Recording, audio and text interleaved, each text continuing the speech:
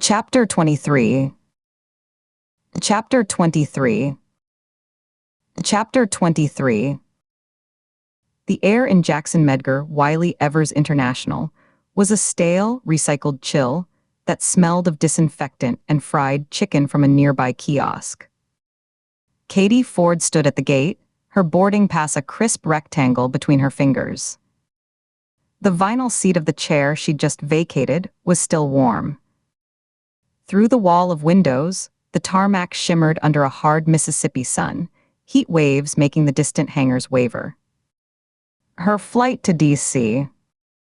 was a metal bird on the asphalt, a United Express jet with ground crew in orange vests loading the last bags into its belly.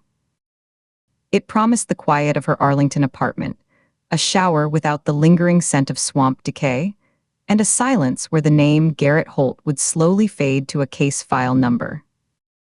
She could almost feel the weight lifting, the specific tension of the delta, the oppressive humidity, the watchful silence of the landscape, beginning to recede. Her phone buzzed in her jacket pocket. She pulled it out. Oh, a text. Marnie's name appeared. Back from the dig. Found a perfect river stone for your collection. It's waiting on your desk. Don't work too hard. A faint, real smile touched her lips.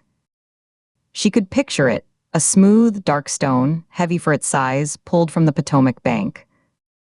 The simple, solid kindness of it, a token from a friend who knew her, who remembered her small rituals, pushed back the constant low hum of Eli's absence for a moment. It was an anchor, a point of calm in the still water of her routine. She typed a quick reply. Thanks. See you soon. She hit send just as the gate agent's voice crackled over the speaker, announcing pre-boarding for first class and military. Her phone vibrated again, not with a text but with a call. The screen lit up with Nina Shaw's name. Katie's thumb hovered over the answer icon. A check-in, maybe. A final procedural note about evidence transfer before she left their jurisdiction. She swiped to accept and raised the phone to her ear. I'm at the gate, she said, turning slightly away from the gathering queue. Don't tell me you forgot your charger in the rental. There was a beat of silence on the line, filled only with a low, static hum of a poor connection. Then Nina's voice, stripped of its usual dry composure, tight as a wire. Don't get on the plane. The words were a physical blow to the sternum. Katie's breath hitched, her free hand came up instinctively, pressing against the center of her chest. The fluorescent lights of the gate area seemed to brighten, bleaching the color from the patterned carpet, the upholstered chairs, the faces of the waiting passengers. The mundane sounds, the rumble of a suitcase, a child's complaint, the distant boarding announcement, receded into a muffled tunnel. What? We've got another body. Mitchell just called it in. Katie's gaze fixed on the plane. A fuel truck was pulling away. Holt is in a cell. He has been for 18 hours. I know where he is, Nina said, the frustration bleeding through, sharp and metallic. This isn't in a park or a private gallery. It's at the old Delta Fairgrounds. Off Parish Road 9, east of Jericho Falls. Mitchell's holding the scene. I'm 15 minutes out from the airport. I'll pick you up at arrivals curbside. Moved. The call died. Katie stood frozen, the boarding pass crumpling in her fist, the stiff paper digging into her palm. The seed of doubt, the one she'd tried to bury under the mountain of evidence against Holt, split open and put down roots deep in her gut. It wasn't surprise. It was a grim, cold recognition, like finding a familiar crack in a wall D just paid to have repaired. The masterpiece wasn't finished. The thought of Eli, of another missing person file that never got solved, Another family trapped in the limbo of not knowing flashed behind her eyes, a personal ghost haunting a professional failure. She turned her back on the gate, on the plane, on the brief warmth of Marnie's text. The motion felt deliberate, almost heavy, as if she were pushing against a current. She stepped out of the line of passengers and shouldered her way into the river of travelers flowing the wrong way, back toward the terminal's heart. A man in a business suit glanced at her, annoyed as she cut across his path. The sound of her own footsteps on the linoleum was oddly loud. Nina's government sedan was a dark slash at the curb, engine idling, a faint plume of exhaust visible in the humid air. Katie threw her duffel bag into the back seat, where it landed atop a crumpled evidence bag and a road atlas. She slid into the passenger seat, the leather hot from the sun. The car smelled of stale coffee, gun oil, and the faint, clean scent of Nina's soap. Nina didn't speak, didn't look at her. She just checked the mirror, signaled, and pulled into the airport traffic, her jaw a hard line, the muscle ticking once beneath her ear. They left the airport sprawl behind, the rental car lots, the long-term parking garages, the chain hotels, turning onto Highway 49, then cutting east on smaller, unmarked roads. The landscape flattened into the endless cotton and soybean fields of the Delta, the earth dark and cracked between rows of green. Stands of pine broke the horizon, and the occasional crumbling shack or rusted irrigation pump slid past the windows. The sky was a vast, cloudless bowl of pale blue, indifferent. No radio played. The only sounds were the hum of the tires on asphalt and the rush of air through the vents. "Tell me," Katie said, her voice flat, breaking the tense silence after 10 miles. Nina's hands flexed on the wheel. "White male. Late 20s. Found before dawn by a couple of kids looking for a place to drink. Strung up on the Ferris wheel at the old fairgrounds. Fully clothed. Mitchell's prelim says ligature strangulation, with a post-mortem incision over the heart. No removal."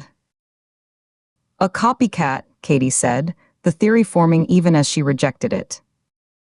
She stared at the heat shimmer rising from the road ahead. Press got enough details.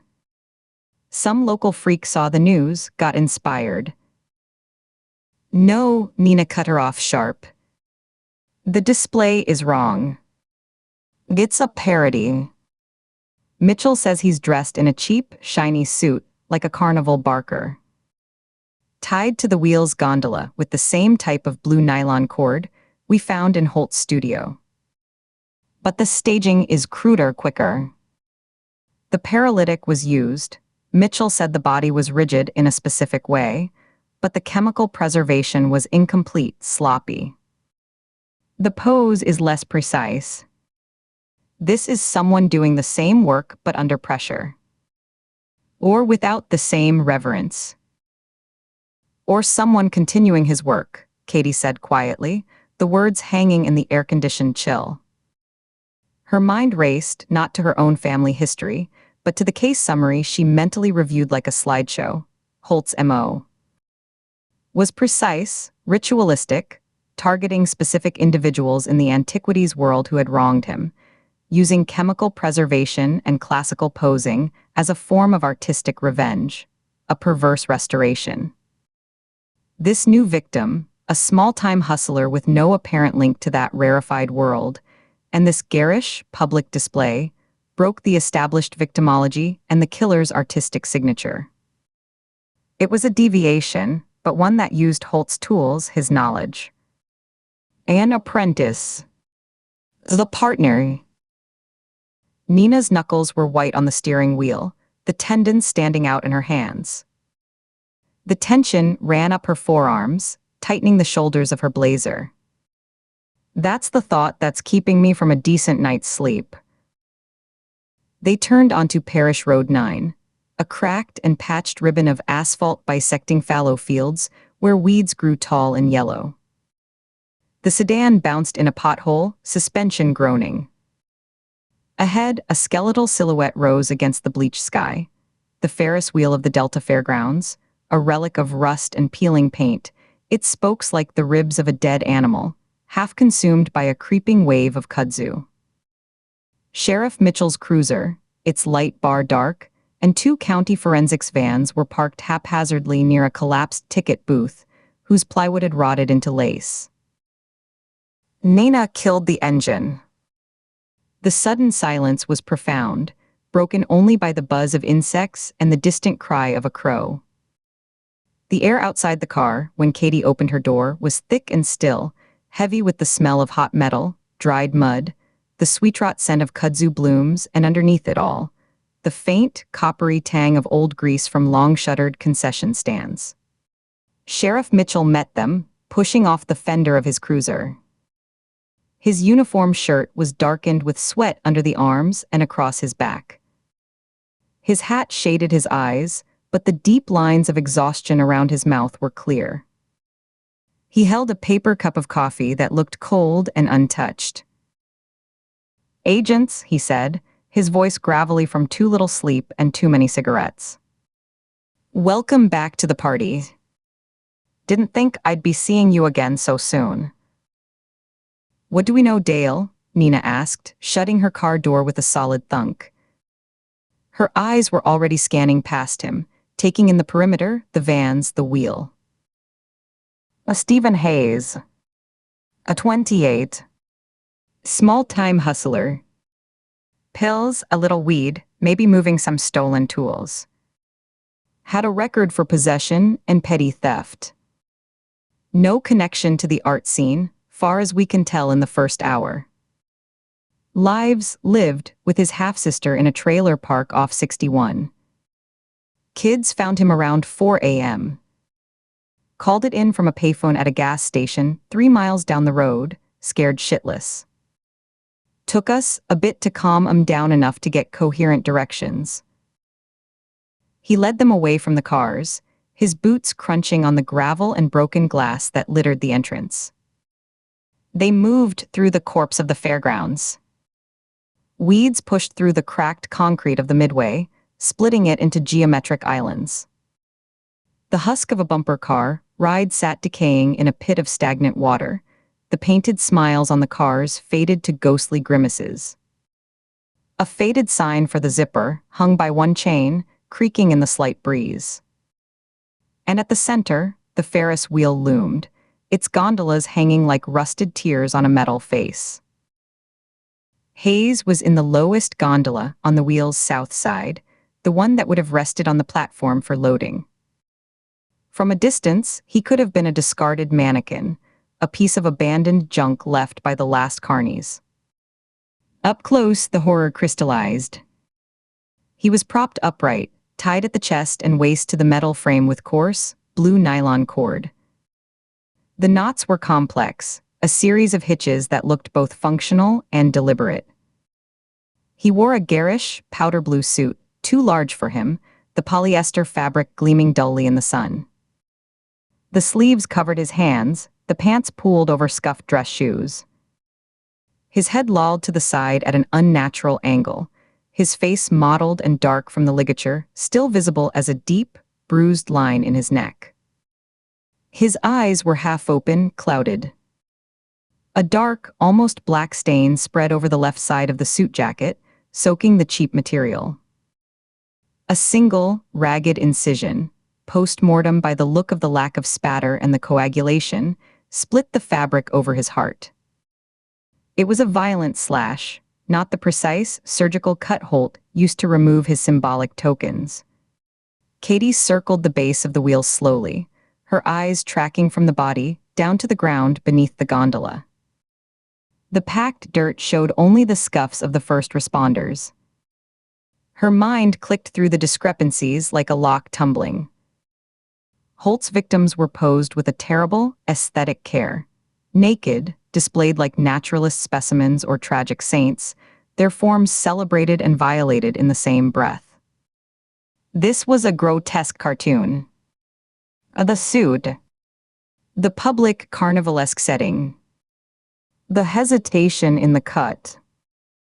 It was messaging, but of a different, angrier kind. He's not an artist, Katie said, more to herself than the others, her voice low. What's that? Mitchell asked, turning from a quiet conversation with one of his deputies. Katie looked up at the body. Holt saw his kills as part of his art.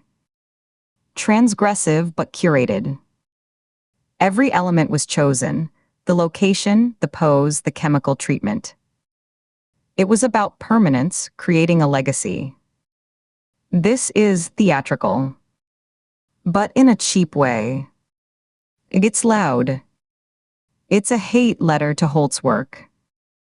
Or a bad tribute by someone who doesn't understand the source material. Nina was staring up at the body, her profile sharp against the bright sky. She hadn't moved from her spot a few yards away. The cut was the target, mimicking Holt's signature act. But they didn't take anything. Why? A lack of skill. A lack of time. Or was the act of marking it, claiming it, enough? Maybe they just wanted him to look like the others, Mitchell offered, skepticism heavy in his tone. He took a sip of the cold coffee and grimaced. We've had the details on the news for days. Some rival dealer, maybe. Wants to make it look like the serial killer got him. Solves a problem and ties up our case with a neat bow. I've seen it before. Hell, I've probably closed cases like that before, when the pieces fit just a little too easy. You're wrong, Nina said, not unkindly, but with an absolute certainty that brooked no argument. She pointed a finger, not at the body, but at the knots securing it. See how the cord is lashed? The same series of double hitches and a slipped finishing, knot we saw on the trees by the swamp where we found the moss woman. The same knot from the close-up photos of the rigging in Holt's studio. This isn't a copycat working from a news report. This is someone who knew his methods intimately, who had access to his materials or his notes. Maybe someone he taught. The implication hung in the thick, still air, more oppressive than the heat. An accomplice. The partner. The architect Holt had hinted at but never named. Someone who hadn't been in the warehouse, who was still out here working. Katie's phone buzzed in her pocket. The vibration felt alarmingly loud. She pulled it out.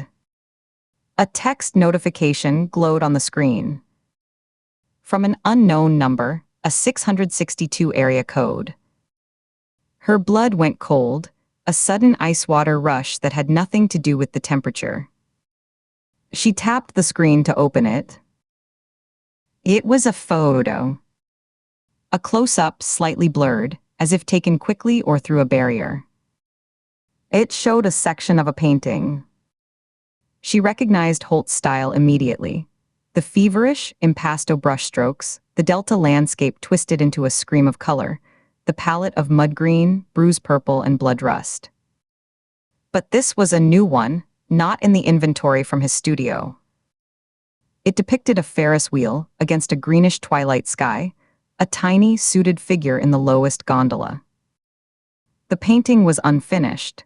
The figure was sketchy, the wheel's details blurred at the edges, as if the artist had lost interest or been interrupted. The text below the image read, "He left the frame empty. I'm just filling it in." A wave of nausea, hot and sour, rose in her throat. She turned the phone and showed the screen to Nina. Nina took the phone, her expression carefully neutral as she studied the image. But Katie saw the moment the recognition hit, a slight tightening around Nina's eyes, a minute flaring of her nostrils. The color seemed to drain from her face, leaving her skin pale and waxy under the Mississippi sun.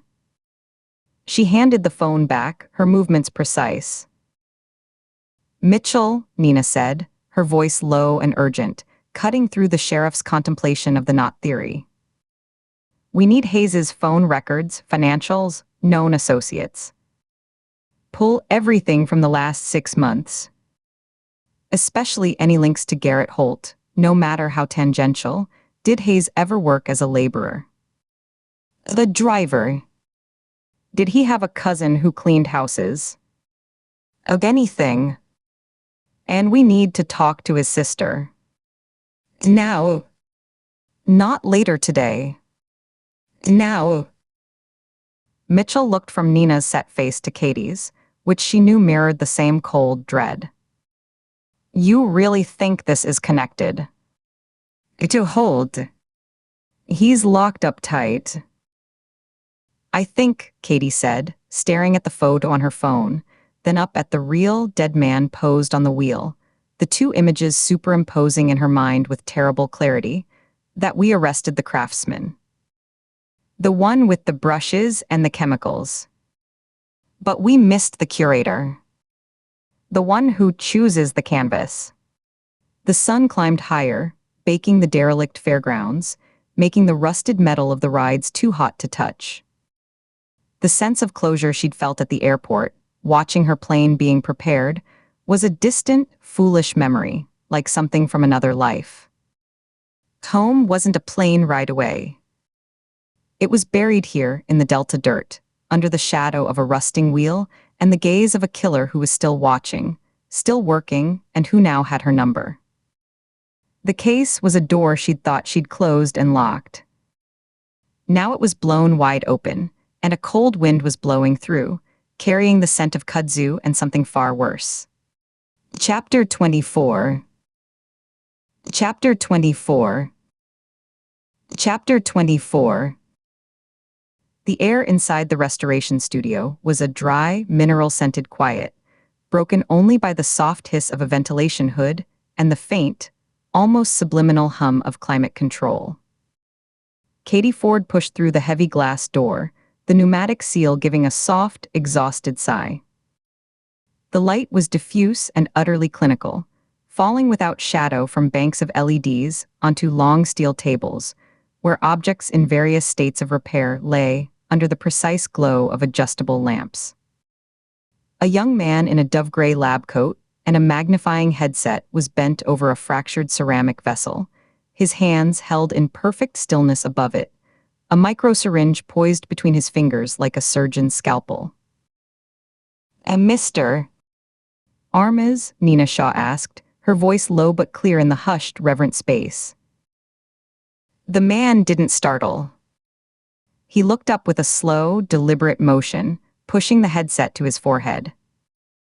He had the careful, patient eyes of someone who spent hours on minute details, the kind of gaze that could trace the path of a single hairline crack through centuries of glaze. Yes, he said. You're the agents, it wasn't a question. He had been waiting. Agents Shaw and Ford. Nina placed her credentials on the clean steel table, well away from his work, the leather wallet making a soft tap on the metal. We're sorry about your cousin. Armas's gaze dropped back to the ceramic shard for a long moment, as if seeking an answer in its crackle glaze. His thumb moved, a bare millimeter, to stroke the edge of the fragment, not the broken side, but the intact, curved lip. It was a touch of familiarity, of grief. Lewis, he said, the name a solid thing in the quiet. He was a good driver. The best. He set the syringe down in its designated cradle on the work tray with deliberate care, aligning it parallel to the table's edge. He didn't talk much about the work.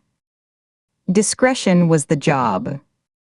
It was the first rule. We understand he worked as a courier, Katie said, stepping closer but keeping a respectful distance from the fragile artifacts. She could smell the sharp, clean scent of acetone and the earthier note of a conservation-grade adhesive. Specialized transport. High-value items. For the last 5 years, Armas confirmed, removing his headset entirely and placing it beside the syringe. It revealed a tired, intelligent face, lines of concentration etched at the corners of his eyes. Before that, he drove armored cash trucks for Brinks. He liked the rules. The procedure. The manifest, the seals, the two-key system. This work, it has rules too, but they are quieter. They are about trust and silence. He turned his hands over, examining them as if they were tools he was responsible for. He transported pieces for several galleries and private clients in the region. The Morton Group, Chastain Fine Arts, a few discreet individuals in the Garden District. He never asked what was in the crates. His job was the condition report upon receipt and upon delivery. Temperature, humidity, shock. Nothing was ever damaged. Not on his watch. He said it with a quiet, fierce pride that was already curdling into loss.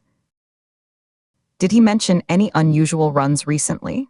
Nina asked, leaning slightly against a table leg, making herself part of the environment rather than an intrusion. Any clients who made him nervous? Anyone who pressed him on the rules? Armas considered this, his eyes scanning his orderly workspace as if it were a calendar, each project a bookmark in time. His fingers found a soft cloth and began, absently, to clean a smudge of dust from the steel. 3 weeks ago, he said, the memory settling. He came here after a run. He was agitated. Not scared, but professionally annoyed. He said a client had changed the terms at the last minute. A handoff at a neutral location instead of a proper door-to-door delivery. He didn't like deviations. He said it compromised the chain of custody. Armas looked up, his eyes meeting Katie's. For him, that was a sacred thing. The chain was everything. It was the proof that history was handled correctly. Katie leaned a hip against an empty table, feeling the cool metal through her slacks. Do you know which client? He didn't say names. Client confidentiality was another rule.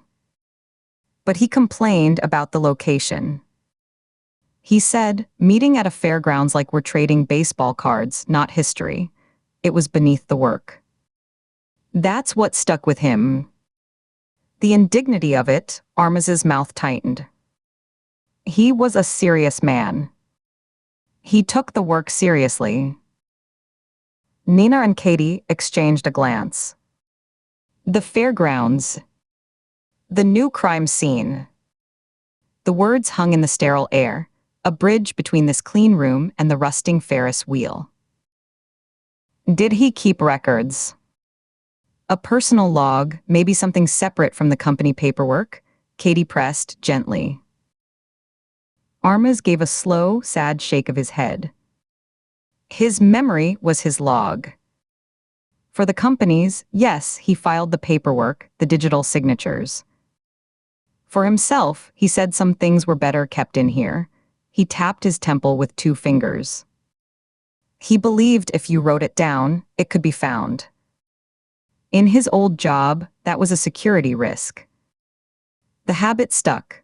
He paused, his gaze drifting to the locked cabinet at the rear of the studio, a tall, gray metal unit. But he turned and walked to it, his steps soft on the epoxy floor. Using a small key from a ring on his belt, he slotted it into the lock. The click was loud in the silence. He opened the door, revealing shelves of supplies, boxes of gloves, bottles of solvent, rolls of acid-free tissue. From a top shelf, behind a box of microbrushes, he retrieved a small, zippered leather folio, the color of old saddle. He handled it with the same care he gave the ceramic, cradling it in both hands as he brought it back. This was in his locker at the depot. His personal effects. They released them to me. He held it out to Katie, not to Nina. A transfer of trust, or perhaps a burden. Katie took it. The leather was worn smooth at the corners but was of fine, supple quality, the kind meant to last decades. It had weight. She unzipped it slowly. Inside were the mundane artifacts of a professional life. A commercial driver's license in a clear plastic sleeve, looking newer than the folio, certifications for hazardous materials and secure transport, a laminated card with emergency contact numbers, Armaz's name and the studio's address. Tucked behind this sleeve, not filed with it, was a single slip of heavy, cream-colored paper. It was not a formal document. It was a handwritten note, folded once. She lifted it out, careful to touch only the edges. Nina moved to stand at her shoulder, her presence a solid warmth. Katie unfolded the paper. The handwriting was an elegant, practiced cursive, the ink a deep blue-black, likely from a fountain pen. The lines were straight and confident, the flourishes on the capitals deliberate. Zbel. Final confirmation. The Bellini fragment requires your specific care. The principal is adamant on the location for the exchange, the Old Jericho Falls Fairgrounds, the music pavilion. Midnight. He will inspect there. Payment upon his satisfaction. Do not be late. G. Katie read it twice, feeling the cold click of comprehension in her chest. The paper felt expensive, a slight texture under her thumb. The principal, Nina said, her voice close to Katie's ear. Meaning the buyer. Or the seller. The one with the money and the demand. And G, Katie said, looking up at Armaz. Did Lewis ever mention anyone with that initial? A gallery contact, a middleman, a fixer. Armaz frowned, his eyes losing focus as he looked inward. He walked back to his worktable, his hand automatically reaching for the ceramic shard, his thumb finding its curve again. The tactile memory seemed to guide his thoughts. There was a man, Lewis called him the ghost, not because he was unseen, but because he was always between things. Between the dig and the museum. Between the collector and the auction house. He smoothed the way. Made the impossible logistics possible. Armaz's frown deepened. I believe his name was Garrett. Garrett something. Lewis said he was unusual. Cultured, but in a way that felt old. He said the man spoke about objects as if they were sleeping, and his job was to wake them up for the right people. To find them the proper home. Katie felt the pieces click, cold and hard and final. Garrett. Not a patron or a copycat. The middleman himself. I hold. The ghost. A man who woke things up. Did Lewis say what this ghost was arranging lately? Specifically, in the weeks before he died. No. Only that the last few jobs felt different. He said, the ghost is dreaming bigger lately. More theatrical. Armaz took a slow, controlled breath, but a fine tremor had appeared in the hand resting on the table. His composure was beginning to fracture at the edges, the professional veneer cracking to show the raw grief beneath. He was a courier. He believed he was moving history, safely, from one responsible party to another. He thought he was part of a preservation chain. His voice dropped to a whisper. He didn't know he was delivering to the show. To the stage. Nina's voice was gentle but firm, a lifeline back to the procedure. Mr. Armaz, this note and the folio. We need to take them as evidence. They're crucial. Of course, Armaz nodded, a short, sharp movement. He didn't look at the folio again. His hands returned fully to the ceramic shard on the table, his fingers tracing its lines, a need to anchor himself in a break that could be restored, glued, made whole again. "You think this ghost killed him?" The question was flat, drained of hope. Katie carefully, using the edges of the paper, slid the note into a clear evidence sleeve she pulled from her jacket pocket. She sealed it, the sound of the adhesive strip loud. "We think your cousin was meeting someone connected to a man we have in custody," she said, choosing her words with care. "A man who stages scenes. Who creates installations. The fairgrounds wasn't a deviation for him. It was the stage. The chosen venue." She looked at Armas, holding his gaze, making him hear it. "Your cousin wasn't just a courier that night. He was meant to be a witness. You're a prop." The color drained from Armas's face, not all at once, but in a slow, waxy retreat, leaving his skin pale and tight across his cheekbones. His lips parted slightly, a silent intake of breath that didn't seem to reach his lungs. He understood the language of composition, of placement, of curation. The horror of it translated perfectly, viciously, into the grammar of his own world. His eyes dropped to the shard in his hands, then to the reconstructed vessels on shelves around the room, objects made whole, given back their purpose. The idea of a human being used as a prop, as an element in a sinister design, was a profanity in this temple of repair. "A prop," he echoed, the word vile and heavy in the clean, scholarly air. His hand closed gently around the ceramic, a protective, futile gesture. The interview was over. The silence that followed was thick, filled with the things they couldn't fix. Nina gave a slight nod to Katie, and they moved toward the door. As they reached it, Armas spoke again, his voice rough. "He called me the night before. He said, 'Miguel, this one feels like a finale.' I told him he was being dramatic. That it was just another job." He didn't look up from his work table. "I told him to stop worrying and get some sleep." Katie paused, her hand on the cool metal of the door push bar. There was nothing to say to that. She pushed, and the door sighed open. Outside, the late afternoon sun was a dull bronze coin behind a veil of river haze, the light thick and languid. They walked in silence to their unmarked sedan, parked in the alley behind the row of discreet art service businesses. The alley was a world apart from the restored facades of the French Quarter, a few blocks over. Here, the backs of buildings were plain cinderblock or sealed loading docks painted a uniform gray. Dumpsters were labeled not for trash but for specific waste, acid-free packing materials only, broken glass ceramic. The quiet was the quiet of money and secrecy, a hushed, efficient desolation that smelled of diesel exhaust and faintly of the river. It was a different flavor of emptiness than the boarded-up storefronts of Jericho Falls, but desolation all the same. Katie slid into the passenger seat, the weight of the leather folio solid on her lap. She placed the evidence-sleeved note on top of it.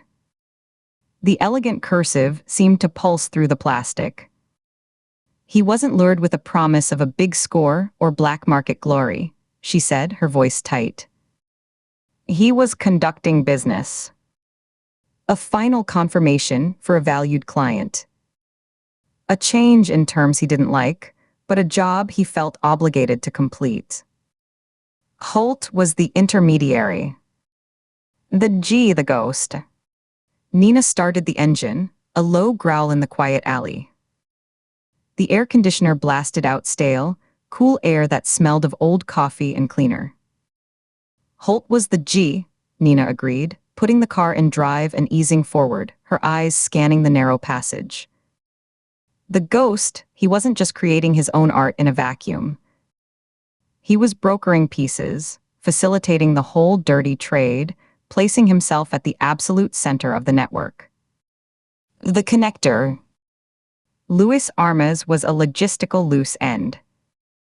A professional who could describe him, the meeting, the principal, a man with a flawless memory for detail.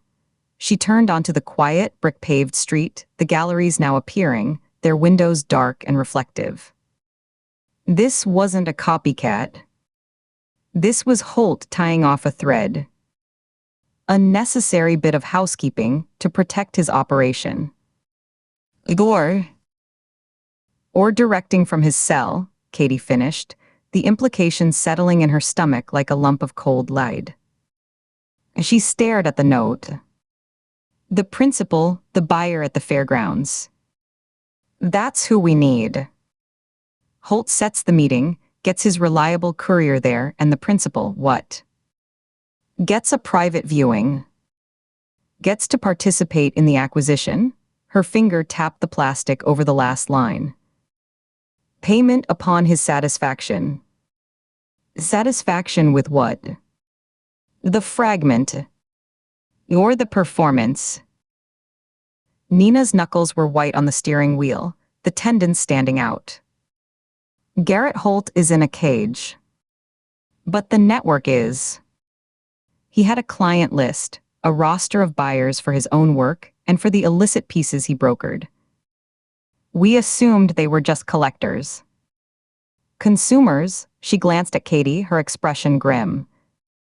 Someone on that list doesn't just want to own the art. They want the experience. The curation of the crime itself.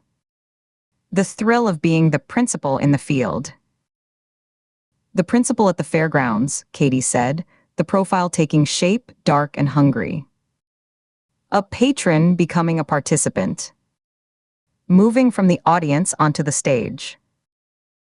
It's a thread, Nina conceded, her voice low. But it's a live wire, Katie. And it's your task. Cross-reference every name from Holt's client list, his brokerage contacts, his known associates, with anyone who had the means, the access, and the psychological obsession to move from collector to collaborator. Look for the bridge. The person who wouldn't just buy a painting, but would want to be there when it was unveiled.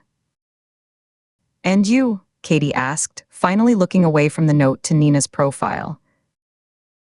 I'm going back to the county lockup in Jericho Falls. I want another conversation with Mr. Holt. Nina's expression was carved from stone, her eyes fixed on the road ahead. He wanted an audience for his work. He craved appreciation. I need to know if he sold tickets. And if he did, who has the front row seat? The sedan moved through the gathering dusk, past the sleek, silent galleries with their hidden alarms, past the fortified warehouses with their blank, windowless faces. Katie stared at the note in its plastic tomb, the elegant script holding the last, professional instructions for a man who believed he was safeguarding history, not walking into its dark, hungry theater. The killer they had in custody was a meticulous artist and a cunning broker. This new death was not a work of passion, but a piece of business, coldly executed to protect the larger, ongoing enterprise.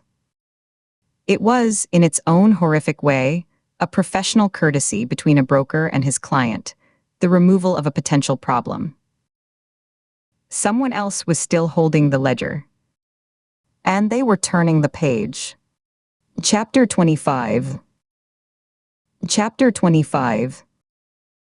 Chapter 25. The interrogation room in the Jericho Falls County lockup smelled of industrial cleaner and something else, something organic and sharp that Nina Shaw couldn't quite place. It wasn't the suspect. It was the walls themselves, the porous concrete holding decades of sweat, fear, and cheap soap. The air was cold, a mechanical chill from an overworked AC unit that rattled in the ceiling vent, but the light was a sickly, buzzing yellow from twin fluorescent tubes. One of them flickered at a slow, arrhythmic pulse, making the shadows in the corners of the small, windowless room seem to breathe. Garrett Holt wasn't sitting at the metal table bolted to the floor. He was standing beside the far wall, his back to her, one hand moving in slow, deliberate arcs. His orange county-issue jumpsuit was too large, the fabric pooling at his wrists and ankles. A uniformed deputy, a young man named Peters who thought he was being kind to a misunderstood artist, had given him a contraband charcoal pencil. It had been smuggled in by a guard who'd been fired an hour ago, after Mitchell found a $20 bill in his locker, and a sketch of a rose on a napkin in Holt's cell.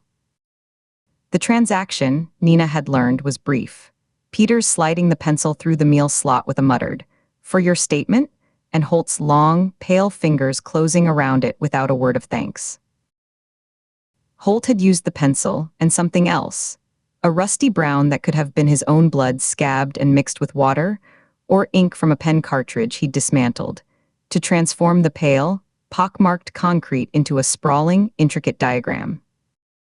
It was a catalog, a registry. Delicate lines sketched shelves that stretched into impossible perspective, each holding a meticulously rendered object. A Grecian urn with a hairline crack, a tribal mask with empty eye sockets, a fossilized leaf, a human heart preserved in glass. In the center, a figure with careful, elongated hands gently placed a final item, a single, staring eye with lashes like rays of sun, onto an empty plinth. The whole composition was framed by ornate, Baroque scrollwork that resembled an old museum's accession ledger, complete with phantom catalog numbers and Latin phrases. "They told me you stopped talking," Nina said, leaning her shoulder against the cold metal doorframe. She didn't enter. The space felt charged, like the air before a delta storm, thick and waiting for a strike. Holt's hand paused, the nub of charcoal hovering an inch from the wall. He didn't turn. His head was tilted, studying a line as if judging its purity. "The speech is transient. Cataloging is a higher form of communication. I am compiling the permanent record. The noise of questions is irrelevant to the fact of the archive." His voice was softer than she'd remembered from his arrest in the warehouse chaos, drained of its earlier feverish pitch. It was the calm, measured tone of an archivist in a silent hall, a man who believed he was doing holy work. The lack of affect was more unsettling than any rage. Nina let her eyes travel over the mural. The detail was obsessive. She could see the cross-hatching on the urn, the grain of the wood on the mask. "We found another one," she said, keeping her own voice flat, a neutral report. "Last night, a man named Louis Armas left in the Jericho Falls Fairgrounds Pavilion. His throat was cut. The work was rushed. Sloppy. Not like yours." Now Holt turned. The movement was slow, a pivot on the balls of his feet. The chains on his ankles clinked softly. His eyes, sunken in the harsh fluorescent light, didn't go to her first. They went to the wall, to the shelves of his curated objects. He scanned them, his gaze lingering on each rendered artifact as if taking inventory. Then his pale blue eyes shifted to Nina. A faint, critical frown touched his thin lips, the expression of a scholar finding an error in a trusted text. "An accession without provenance," he said quietly, each word precise. "A donation with no donor form, no history, no context. It's clutter. It's contamination of the collection. Not preservation." The response was all wrong. There was no confusion, no feigned ignorance, no bluster of innocence. There was only the cold, professional disdain of a curator discovering a cheap forgery had been slipped into the vault. "So it's not yours," Nina stated, making it a fact, not a question. He let out a sigh, a whisper of air that smelled of stale bread and prison toothpaste. "I am a preservationist, Agent Shaw. I identify what is culturally significant and I save it from decay, from the dust of neglect. I stabilize the context. What is preserved in a slashed throat? What context is stabilized in a pool of blood on a concrete floor? He shook his head, a small, dismissive motion, and turned back to his mural. His fingers reached out to trace a sketched shelf, a lover's caress. It's vandalism. It's the defacement of a carefully arranged exhibit. It introduces chaos into a system of order. Maybe you weren't working alone, Nina pressed, taking a single step into the room. The temperature seemed to drop another degree. Maybe there was someone else. An architect. The director. Someone who provided the vision, and you provided the hand. Holt's shoulders stiffened almost imperceptibly beneath the loose orange fabric. He let out a dry, papery laugh that held no humor. He touched the wall again, his fingertip black with charcoal. You think I would cede the vision to another? Curation is a solitary sacrament. The vision must be singular, the hand steady, the eye uncompromising. This, he gestured vaguely with the charcoal nub, as if to the world beyond the jail's thick walls. This new thing you describe is an object thrown into the gallery by a tourist. It doesn't belong in my catalog.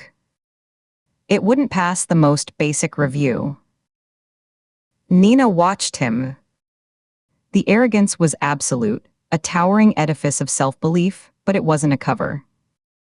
His micro-expressions, the slight flaring of his nostrils at the word director, the way his eyes returned to his own artwork as a source of truth, told her he genuinely didn't know. The cold stone of frustration that settled in her gut was familiar, its edges worn smooth by time. It was the same heavy, sick weight she'd carried for 7 years after the gavel fell on Michael Ridley. The memory didn't come as a thought, but as a sensory flashback, vivid and punishing. She was in a different interrogation room, in Baltimore, the air thick with the smell of burnt coffee and desperation. Michael Ridley, a quiet schoolteacher with ink-stained fingers, sat across from her, his eyes wide and pleading behind wire-rimmed glasses.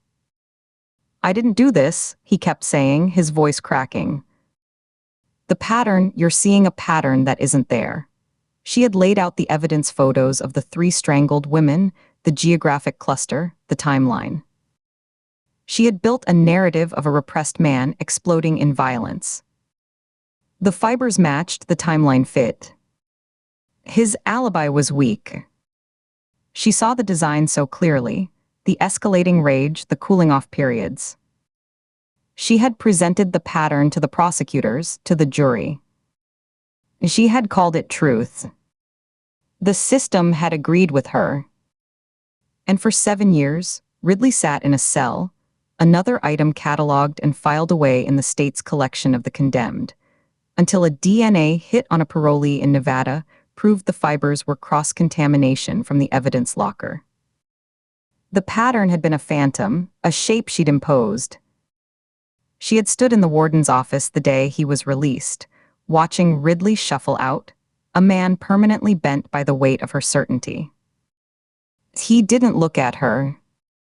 He just looked at the ground, as if searching for a pattern in the linoleum he could trust. The terror that licked up her spine now was the old fear, resurrected and sharpened. The fear of doing it again. Of seeing a design, Holt's design, so clearly it blinded her to the stray mark that didn't fit. Holt's serene certainty was a mirror, and the reflection was her own past failure staring back, gaunt and accusatory. The old fear mutated, took on a new, sharper shape in the cold room. What if they had the craftsman, but not the architect? What if they were convicting the instrument, and missing the hand that guided it? It was the same catastrophic error, dressed in new, macabre clothes. But a deeper, more personal dread coiled beneath it, a snake in her belly. The antiquities underworld they were pulling at, the thorns, the looted artifacts, the blind auctions, the whispered provenance. It was the same shadowy network Marcus Fell had moved in like a shark in dark water. Pulling this thread could unravel everything. It could expose the rot she'd helped cover up after the Evers disaster, the back-channel deals and buried reports she'd authorized in the name of containing a scandal that would have shattered the Bureau's credibility. Fell was gone, but his contacts, his protectors, the men in quiet rooms who traded favors and secrets, they were still out there. They would be watching a case like this, watching her. The thought was a cold hand around her throat. She felt her breath shorten, her larynx tighten. She forced a slow inhale through her nose, the smell of cleaner and concrete filling her lungs. "Who would want to add to your collection, Garrett?"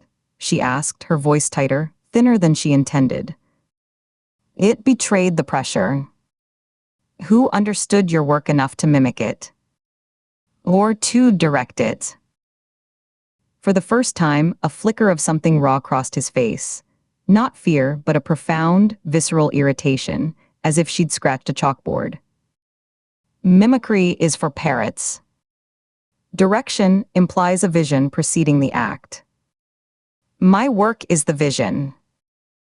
It emerges from the material, from the historical moment.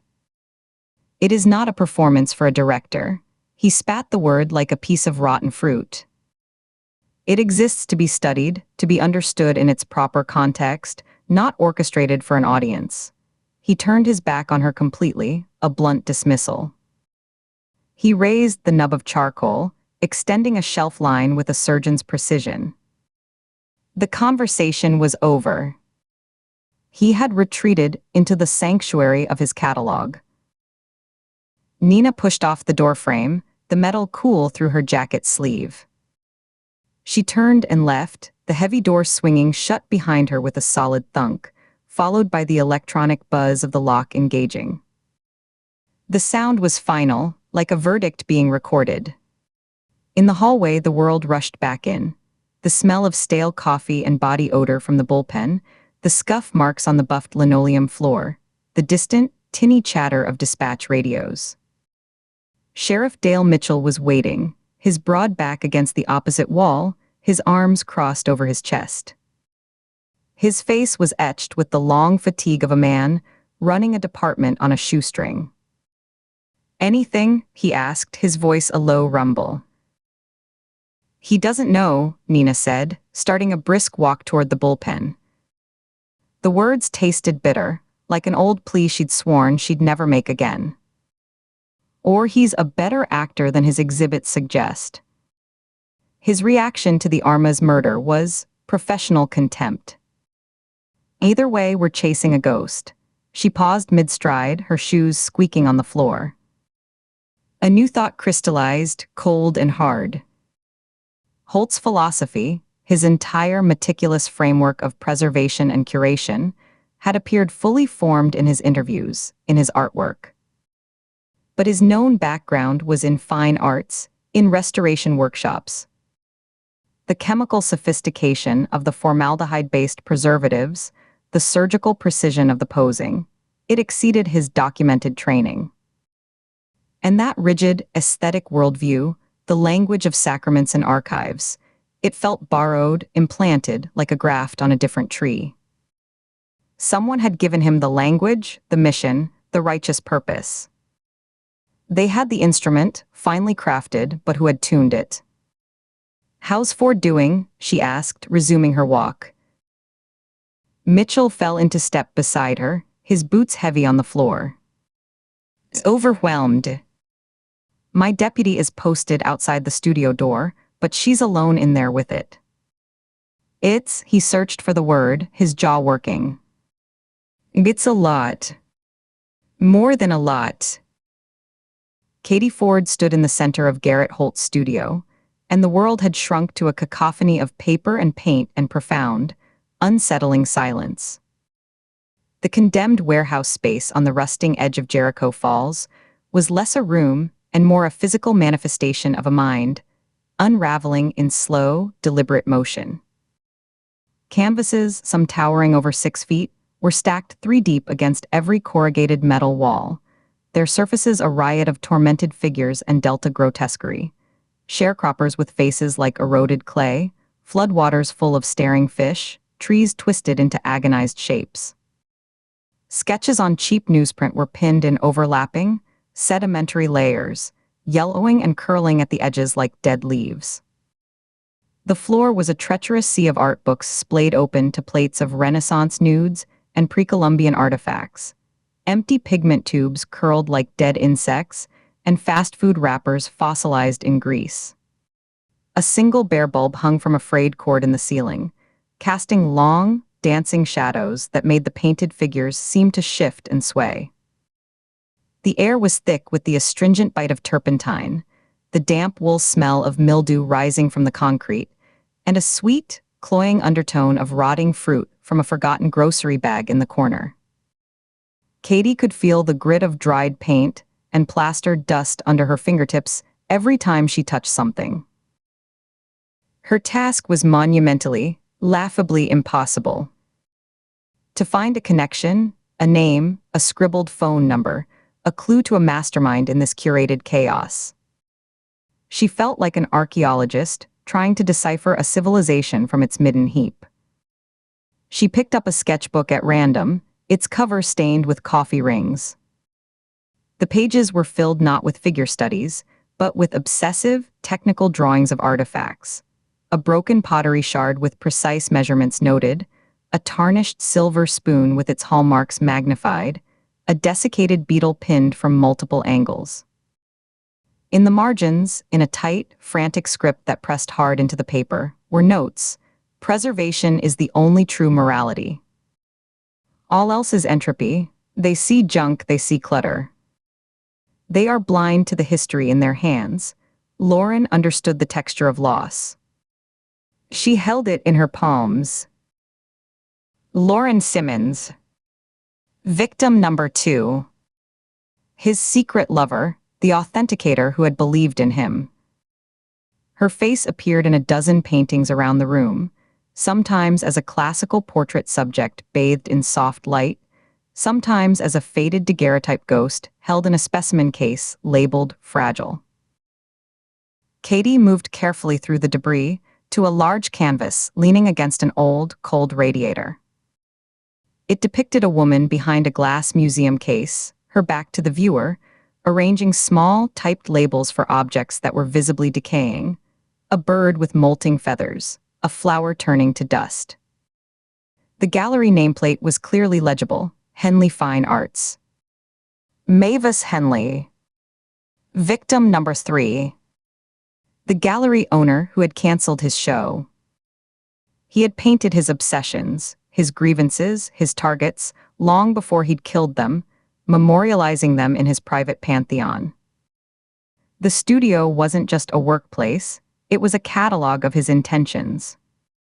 But where was the entry for Louis Armas? Where was the angry, sloppy addition, the rushed sketch, or the painting thick with impulsive brushstrokes? There was only order, a terrible, meticulous order. She heard a heavy sigh from the doorway. Sheriff Mitchell had returned, leaning against the jamb, his hat in his hands. He looked every bit as defeated as she felt. "My one free deputy just got called to a tractor trailer, jackknifed on the 61. 3 cars involved. I'm your guard now, Agent Ford. County budget doesn't run to overtime for art appreciation." He said it without malice, a simple statement of a broken system. Katie nodded, wiping a thick layer of dust from her hands onto the thighs of her jeans. It left gray streaks on the denim. "We need to digitize all of this. Photograph every piece, scan every note, index every book he's dog-eared. We need a team of analysts to cross-reference names, places, symbols. And I need a new roof on the substation and a second patrol car that doesn't overheat when the AC is on," Mitchell said, not unkindly. He looked around the overwhelming space, his eyes weary. "You've got me, and you've got the 2 deputies I can rotate in for 4-hour shifts. The FBI's resources are elsewhere. He let the word hang. Elsewhere. The unspoken hierarchy of violence, where a series of art-world murders in the impoverished Mississippi Delta ranked below gang shootings in Chicago or terrorism threats on the coasts. The silence that followed was thick, with the dust motes dancing in the bulb's harsh light. The static crackle of the sheriff's shoulder radio split the silence, loud and jarring. A dispatcher's voice, tinny and distant, said, "Base to Sheriff Mitchell." There was a pause, then another voice, deeper and unmistakable, came through the interference. "For Sheriff Mitchell or Agent Shaw?" "We have a patch-through from FBI Washington, Director Vance's office." "Do you copy?" Mitchell's eyes met Katie's, a flicker of apprehension in them. He unhooked the radio from his epaulette, the plastic crackling in his grip. He keyed the mic. "Mitchell here." "Go ahead, Director." The voice that filled the cluttered, dusty studio was Vance's, but stripped of its usual oak-paneled office acoustics, rendered flat and public by the compression of radio waves. "Sheriff, is Agent Shaw with you?" Nina's voice came from behind Mitchell in the warehouse's vast main space, slightly breathless as if she'd been hurrying. She must have just arrived from the jail. She stepped into the pool of light from the studio door. "Shaw here, Director." "Status update," Vance's voice commanded. "And I need a candid one. The Holt arrest is getting traction on the news wires. Is it solid? Is he our man for all of it?" Nina took the radio from Mitchell. Her knuckles were white around the black plastic casing. She lifted it to her mouth. "The arrest for the first 3 homicides is solid as granite, sir. Physical trophies in his possession, clear motive rooted in professional rejection, confirmed opportunity, the whole 9. But we have a confirmed 4th homicide last night. Luis Armas. It's a pattern break in methodology and victimology. Holt has no knowledge of it and displays genuine disdain for it. We are operating on the assumption of a separate unsub, possibly connected, possibly exploiting the situation. We are currently processing a massive volume of the suspect's personal effects for leads." She delivered it cleanly, the perfect bureaucratic summary. There was a long pause filled with empty, hissing static. Katie could picture Vance in his DC office, the flags behind his desk, his fingers steepled as he weighed political capital against investigative reality, the pressure from Mississippi senators wanting a closed case against the messy truth of an ongoing threat. "Understood," Vance's voice finally returned, clipped. "Double time the analysis.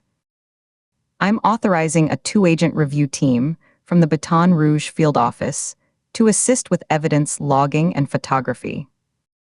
They'll be there by 1800 hours. "Thank you, sir," Nina said, her voice tight with controlled relief. "One more thing, Shaw." The director's tone shifted, a fraction cooler, a note of warning entering the flat transmission. "Keep me personally apprised of any external contacts regarding this case. Any inquiries from other agencies, any interest from journalists or from historical parties." "Is that clear?" Katie saw Nina's spine stiffen, her shoulders squaring as if bracing for a blow. "Historical parties, sir?" Nina asked, her eyes fixed on a point on the dusty floor. "You know exactly what I mean. People with long memories and old files." Vance out. The radio went dead with a final squelch. The silence in the studio was heavier, more profound than before. The deputy by the main warehouse door shuffled his feet, looking confused. Mitchell's brow was furrowed deeply, his gaze shifting from the radio to Nina's carefully composed face. Katie's mind raced, the phrase echoing. Historical parties. It wasn't bureaucratic jargon. It was a code, a warning flare. Nina handed the radio back to the sheriff, her face a careful, neutral mask, but a tiny muscle twitched near her jawline. The cavalry's coming from Baton Rouge, she said, her voice devoid of all inflection, a recording. She turned to Katie, her professional mask snapping fully into place. What have you found? Nothing on Armas yet, Katie said, watching her partner's eyes for any crack. It's all about the first three. Their faces, their professions, their perceived betrayals. It's a catalog of them. Of a shrine. Nina nodded, her eyes scanning the overwhelming room without really seeing it. They were distant, focused on some internal horizon. Keep looking. The answer to the new one is here. It has to be. The statement felt less like conviction and more like a prayer. She turned abruptly and walked out into the warehouse's vast, echoing main space, a cavernous area filled with rusting machinery skeletons. She pulled her cell phone from her pocket as she went. Katie gave it a 30-second count, listening to Nina's footsteps fade. Then she followed, picking her way through the studio debris and out into the cooler, darker expanse of the main warehouse floor. She found Nina standing by a grime-caked window, a sliver of late afternoon sun cutting through the dirt and painting a dull gold bar on the concrete floor. The phone was to her ear, but Nina wasn't speaking. She was just listening, her head bowed slightly. After a long moment, she lowered it, staring at the dark screen as if it held a verdict. What did Vance mean? Katie asked, her voice low, almost lost in the vast space. Historical parties. Nina didn't jump. She'd known Katie was there. She continued to look out the window, her profile tense, the line of her neck rigid. The antiquities trade we're digging into, it's not just backroom thieves and wealthy collectors. It's a network. A protected one. It has tendrils into museums, universities, government agencies. It has connections too, she hesitated, and the name was a ghost between them, palpable in the dusty air. To Marcus Fell's old world. The people who moved information and artifacts in the shadows, who turned provenance into a fiction for the highest bidder. Cases that touch that world, that threaten to expose its plumbing, draw attention from people who keep score. People who track institutional failures, who collect vulnerabilities for leverage. What kind of people? Katie pressed, taking a step closer. Get the director of the FBI to issue a warning over an open radio channel. That wasn't just for you. That was for the sheriff's frequency. That was a performance. Nina finally looked at her. The trepidation Katie had glimpsed in the bullpen, in the hallway outside Holt's cell, was back, fully formed and unconcealed. It was the look of someone walking a cliff edge in the dark, knowing the ground had given way beneath her before. The kind with long memories, old money, and friends in places that don't have official letterhead. The kind with a vested interest in certain stories staying buried. Her voice dropped, almost to a whisper, forcing Katie to lean in. If we pull this thread, Katie, if we follow where Holt, Chemicals and Thorne's money and Armas's delivery route really lied, it doesn't just lead to a killer. It leads straight back to the Evers disaster. To the deals that were cut, the evidence that was misplaced, the decisions I made to contain a scandal that would have shattered the Bureau. Fell's network, his protectors, they would love nothing more than to see that unravel. To see the official narrative crack. To see me unravel with it. She pocketed her phone, the movement abrupt, decisive. Forget it. It's noise. Background radiation. We have a killer to find. one who's probably looking at Holt's picture on the news right now and feeling excluded from the exhibit. That's a dangerous feeling. She turned and walked back toward the lit doorway of the studio, her stride assuming its usual confident rhythm, all business, the moment of vulnerability sealed shut. But Katie stood by the grimy window, the humid afternoon light painting her face in stripes of gold and gray. The case had just fractured, splitting along a fault line she hadn't known was there. They weren't just hunting a killer anymore. They were waiting for a shadow from Nina's past to fall across the investigation, a shadow with connections and agendas of its own. And Nina Shaw, for the first time since Katie had known her, looked like she was afraid, not of the dark they were chasing, but of the blinding, revealing light it would take to see it clearly. Chapter 26. Chapter 26. Chapter 26. The air in the Jericho Falls County Sheriff's Department was a stale soup of burnt coffee, sweat, and old paper. Katie stood by the window in Sheriff Mitchell's cramped office, watching a thunderhead bruise the sky over the delta. The case files on the desk behind her felt less like a puzzle and more like an accusation. The office was a small, square room that smelled of pine-scented disinfectant and the sheriff's aftershave. A dusty air conditioner rattled in the window frame, fighting a losing battle against the humidity.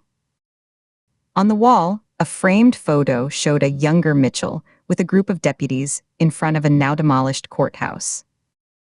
A ceramic mug from his daughter, painted with lopsided hearts, held a collection of chewed pencils. Katie's own reflection was a pale ghost in the darkening window glass, superimposed over the gathering storm. Mitchell had been called away to a fender bender on the highway, his chair left pushed back from the desk. A deputy, a young man with a nervous Adam's apple and a too-tight collar, appeared in the doorway. "Video call for you, Agent Ford," he said, his voice respectful but edged with curiosity. He carried a heavy, government-issue laptop, its black casing scuffed at the corners. "Director Vance," he says now. He set it carefully on the cleared corner of Mitchell's desk, plugging the power cord into a surge protector already crowded with other plugs. "Thank you," Katie said, her voice neutral. The deputy lingered for a second, as if hoping for some hint of the drama unfolding, then nodded and retreated, pulling the door mostly closed behind him. The click of the latch was loud in the quiet room. Katie sat in Mitchell's worn leather chair, the seat still warm from his body. She opened the laptop, the screen glowing to life. She logged in through the secure portal, her fingers moving automatically.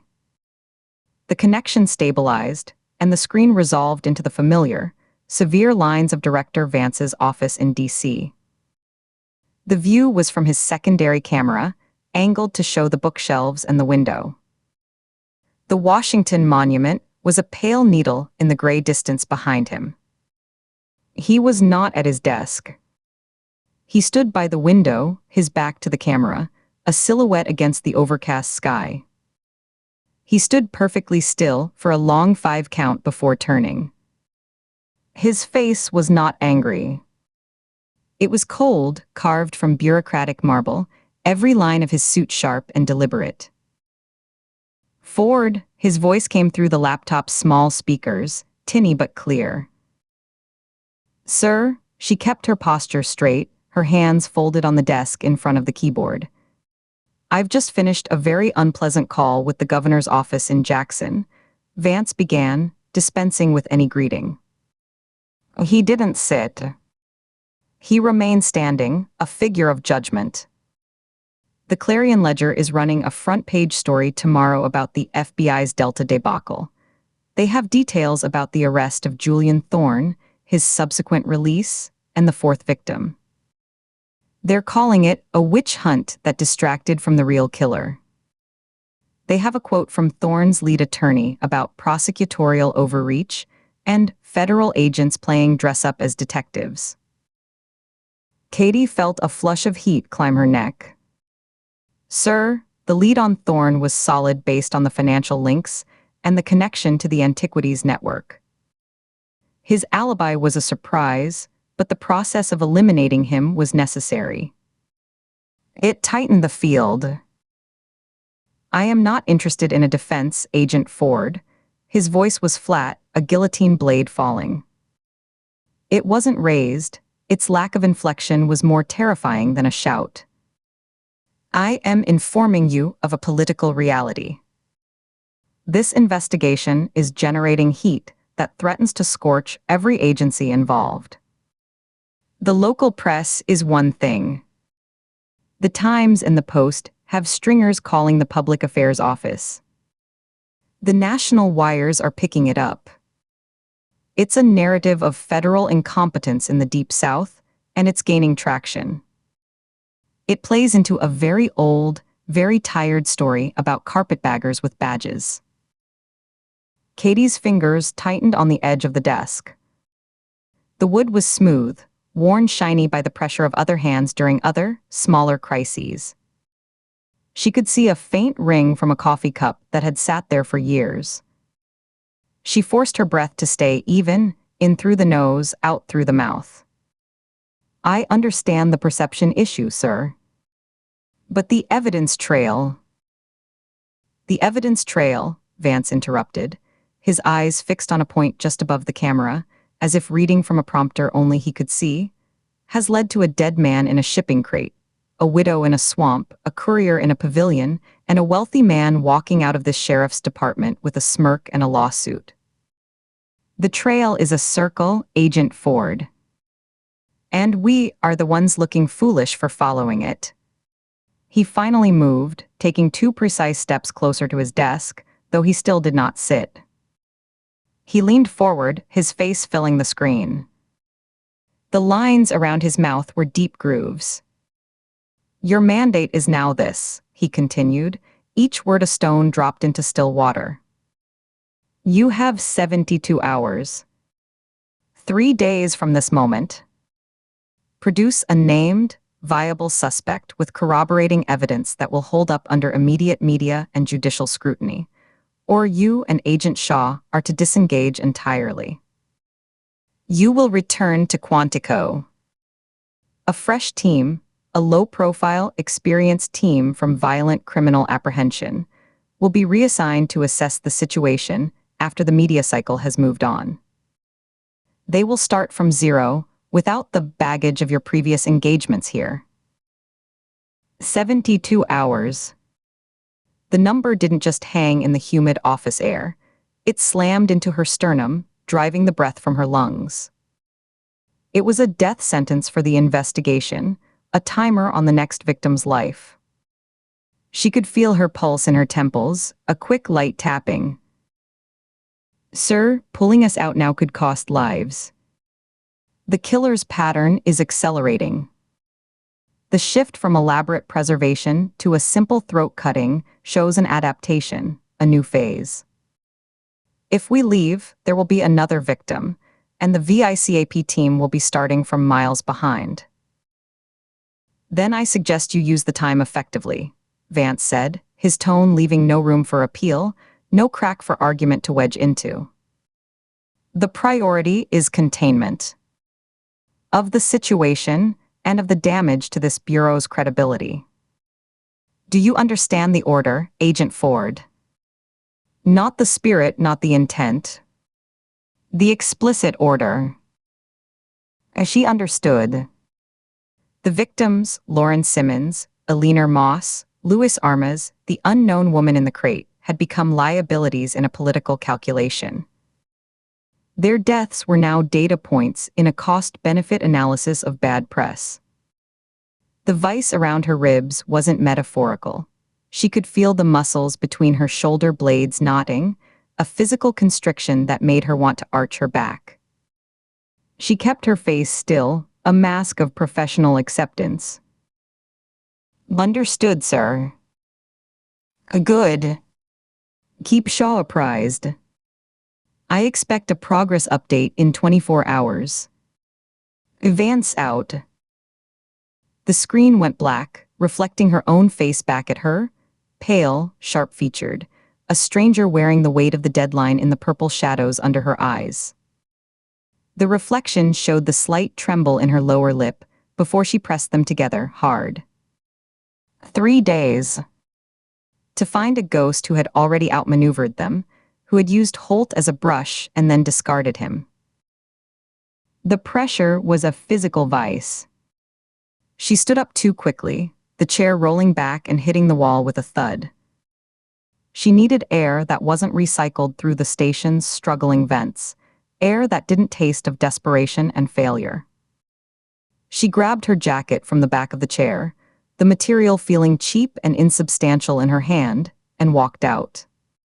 She passed the bullpen, where Nina was deep in conversation with Dr. LeBlanc, their heads bent over a tablet showing a microscopic cross-section of something Katie didn't want to identify. Nina glanced up, caught Katie's eye, and read everything in her face in a half-second. Her own expression tightened, a silent question. Katie gave a minute, grim shake of her head, later, and kept walking. She felt the curious glances of the deputies like physical touches, the young one who'd brought the laptop, an older woman at the dispatch console, a pair of them leaning over a map. She was the federal agent who had brought the storm, and now they were all waiting to see if she would sink or swim. She pushed through the heavy glass front door and into the thick, late afternoon heat. The air outside was no fresher, just heavier, saturated with the smell of hot asphalt and distant rain. She got into her rental car, a bland sedan that smelled of citrus cleaner and old cigarettes. She started the engine but didn't have a destination. She just drove, turning away from the town square, away from the station, letting the flat delta landscape blur past her windows. Endless fields, some fallow and choked with weeds, others a vibrant, almost painful green. Tin-roofed shacks sat back from the road, surrounded by skeletal cars on blocks. A lone hawk circled on a thermal. The sky to the west was the color of a fresh bruise, purpling and green at the edges.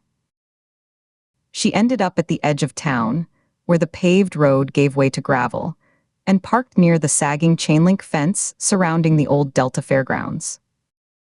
The fence was 8 feet tall, topped with rusty barbed wire, but decades of neglect had pulled it away from its posts in places. The place was a ghost of itself, the grandstand sagging like a tired mouth, the Ferris wheel a rusted skeleton against the purple sky, its gondolas hanging at drunken angles. Kudzu had performed a silent, green avalanche, swallowing ticket booths and game stalls whole, leaving only vague, lumpy shapes beneath. She killed the engine. The silence was immediate and profound, broken only by the ticking of the cooling metal. She got out, the gravel crunching loudly under her shoes. She walked to a spot where the fence had been peeled back, creating a gap just wide enough for a person to slip through. The metal links were cold and gritty with rust. She turned sideways, sucking in her breath, and edged through. A snag on her jacket made her pause, and she had to carefully work the fabric free from a twisted wire, feeling a small tear give way. Then she was through, standing on the cracked asphalt of the service road inside. The silence here was deeper, absorbing. It was the silence of abandonment, broken only by the whisper of wind through the tall, dry grass that grew through every fissure and the intermittent creak of decaying wood. A protest from the Ferris wheel as a gust caught it, the groan of a loose piece of siding on the grandstand. The air smelled of wet rust, rotting wood, and the ozone promise of the approaching storm. She walked slowly down the cracked midway, her footsteps echoing slightly. She passed the silent ring-toss stalls, their countertops warped and splintered, the faded milk bottles still lined up. She passed the boarded-up funhouse, its entrance a dark mouth sealed with plywood, a mural of a laughing clown on the side wall blistered and peeling, one eye dribbling paint like a tear. This was where joy had come to die, season after season, until it just stopped coming at all. A perfect monument to failure. To promises that couldn't be kept. Vance's words echoed in the hollow space. 72 hours. The case was a knot she couldn't untangle, a snarl of threads: art, obsession, money, death. Garrett Holt was in a cell, a broken artist muttering about permanence, but the killing had continued, cleaner and more brutal. The accomplice, the puppeteer, the phantom who had controlled him, who had maybe even made him, was still out there, moving in the shadows. And they had nothing. No name, no face. Just a psychological theory about shared obsession that felt flimsy and academic against the clock's relentless, metallic tick. Her father's face surfaced in her mind, not as a photograph but as a memory of sensation. The rough wool of his sheriff's jacket against her cheek, the smell of Old Spice and gun oil. Jamie Ford, who had believed in the slow, sure grind of justice in this very county. Who had left behind a storage unit full of ghosts, a dusty hat, a pair of boots, a service revolver, and a case file on her brother Eli that was itself a monument to dead ends, a collection of whereabouts unknown and contact attempted, no response. How could she hope to unravel that old, cold mystery when she couldn't solve the one screaming in the present? She was chasing echoes in both directions, running down corridors of time, and catching nothing but the sound of her own breath, her own heartbeat, growing more frantic. Her phone vibrated in her pocket, a jarring buzz against her thigh.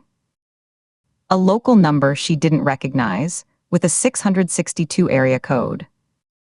She let it go to voicemail, watching a piece of newspaper skitter across the cracked concrete like a tumbleweed. A moment later, the phone buzzed again with the notification. She lifted it, the screen bright in the gathering gloom. She pressed play and held it to her ear. "Hi, Katie, it's Marnie from the Property Management Office in Arlington." The voice was cheerful, professionally friendly. "Just calling about the leak under the kitchen sink you reported before you left. The super says he fixed it last week, but we're getting a complaint from the tenant below about a new stain on their ceiling. Could you give us a call back to authorize entry for a plumber? Hopefully it's just a loose washer. Thanks so much, talk soon." The message ended. The beep sounded absurdly loud. The mundane, distant problem of a dripping pipe in an apartment she barely lived in, a space that contained a bed, a few changes of clothes, and the sealed box of her father's effects, felt like it was from another universe. It underscored the utter dislocation of this moment, standing in a derelict fairground in Mississippi, responsible for catching a sophisticated killer before a political timer ran out, while a pleasant stranger in Virginia worried about water damage and loose washers. A hollow, humorless laugh escaped her throat, the sound swallowed by the vast, empty space around her. A profound exhaustion settled into her bones, a leaden fatigue that started in her lower back and seeped into her limbs. It was the fatigue of certainty, the cold, sinking certainty that she was not equal to this. She had wanted this job, had fought for it, to prove she could understand the darkness that had taken her father, that had swallowed her brother. To master it.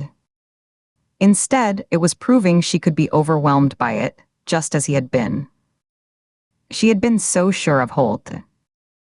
That certainty had been a beacon, and it had blinded her to the other shape moving in the dark, and a man named Louis Armas had died for it.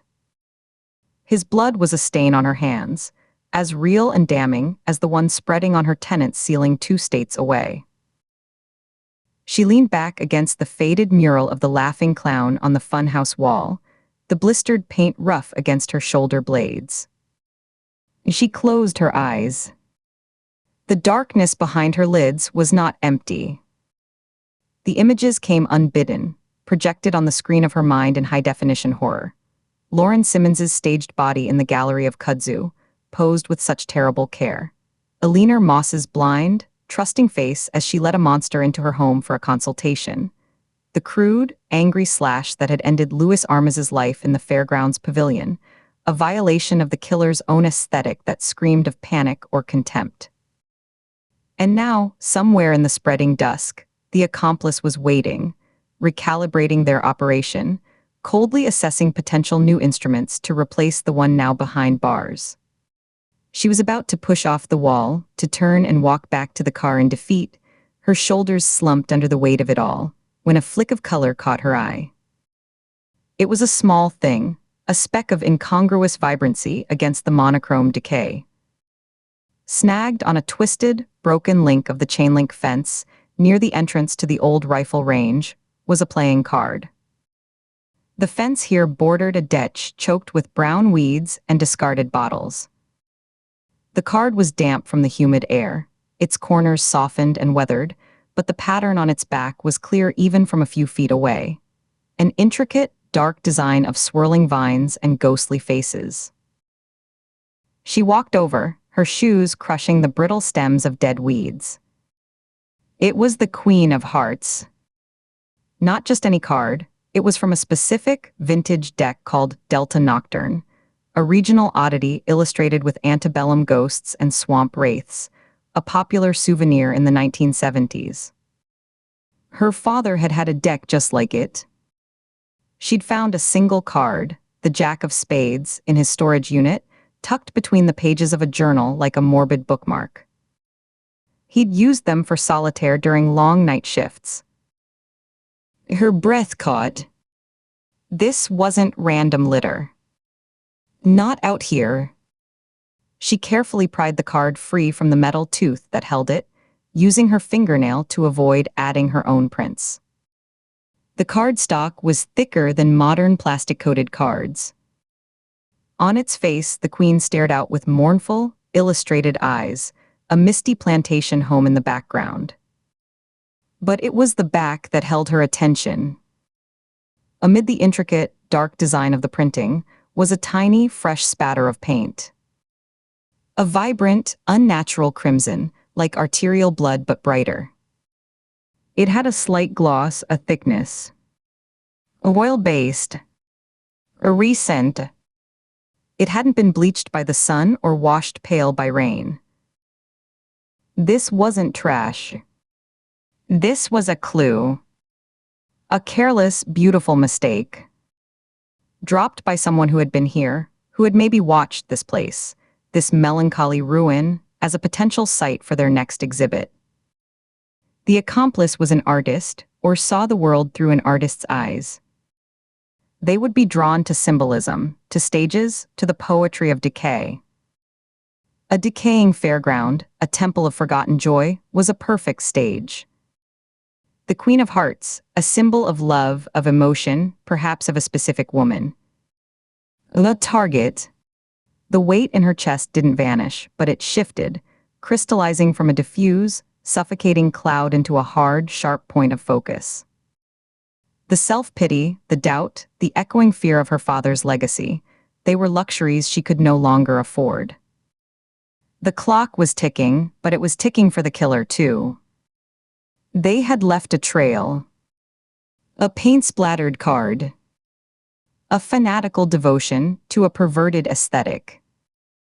A need to complete Holt's work, to perfect it, to put on a show that would not be interrupted this time. She had resources.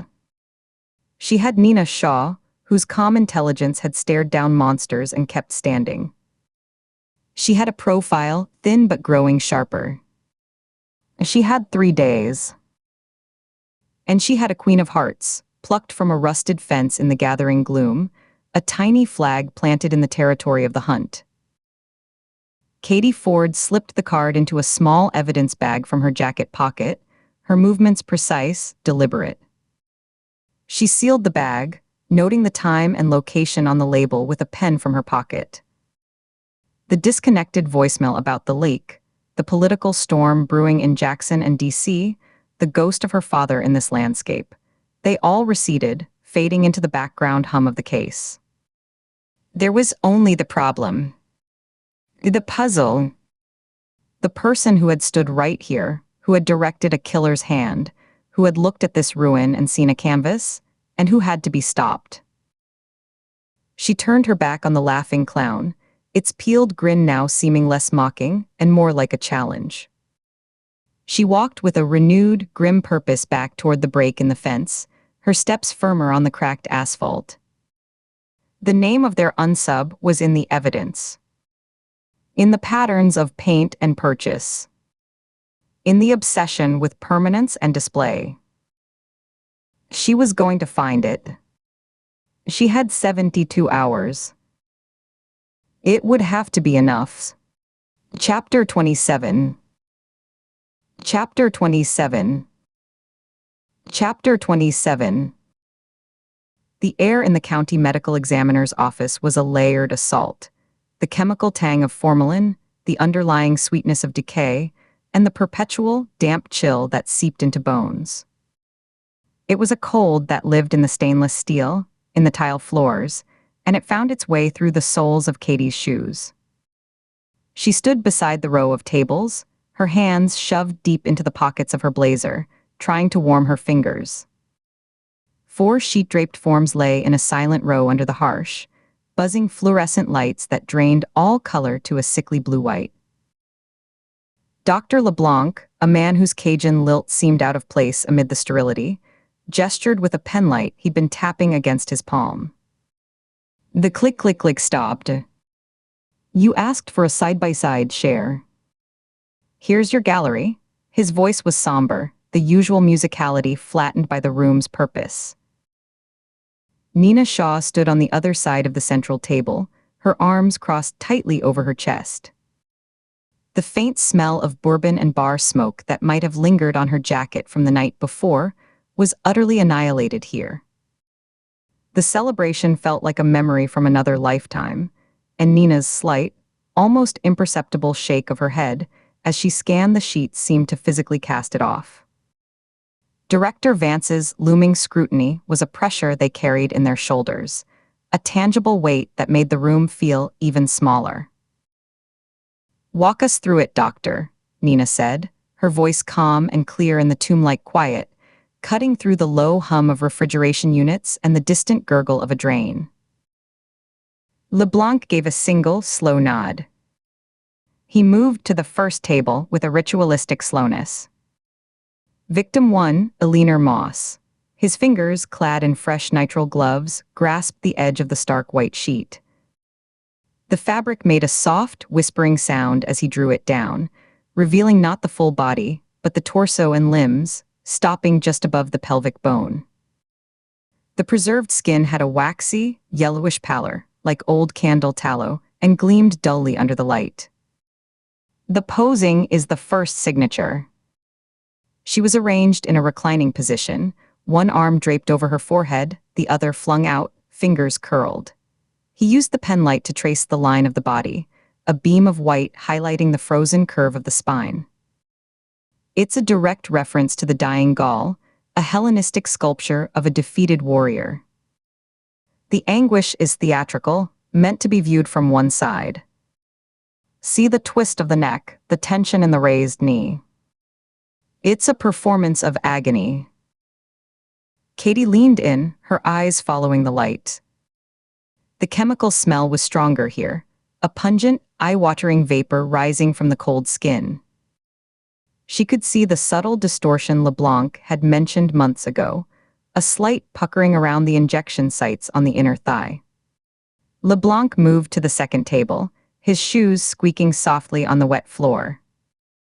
Victim 2, Lauren Simmons. The sheet rustled again, a sound that seemed obscenely loud. This body was seated upright, propped by some invisible support, head bowed as if in prayer. One hand rested in its lap, the other lay palm up on the thigh. The pose shifts. She's the penitent Magdalene by Donatello. A figure in contemplation, consumed by grief or remorse. The killer is moving through art history, selecting poses that comment on the victim's perceived role in his narrative. Here, the penitent. The one who must atone. The narrative being their professional sin, Nina stated, not asking. Away. Their work in the trade, their authentication, their brokering, to him it was a sacrilege. This is the punishment that fits the crime. LeBlanc's penlight hovered over the woman's peacefully composed face. And note the improvement. Less tissue distortion. A smoother preservation. He was getting better. The third table. LeBlanc's demeanor grew even more grave. Victim 3, Mavis Henley. This is the most complex. He pulled the sheet back further, revealing a body frozen in a dynamic, tortured spiral. Muscles were carved in rigid relief, the mouth open in a silent scream, arms raised and twisted as if fending off an invisible attack. It's the Laocoon and his sons, a figure locked in a futile struggle against divine serpents. The tension in the musculature is meticulously replicated, even in death. Every tendon in the neck is standing. The abdominal muscles are clenched in a rigor that is not natural rigor mortis. It was achieved through positioning and chemical fixation.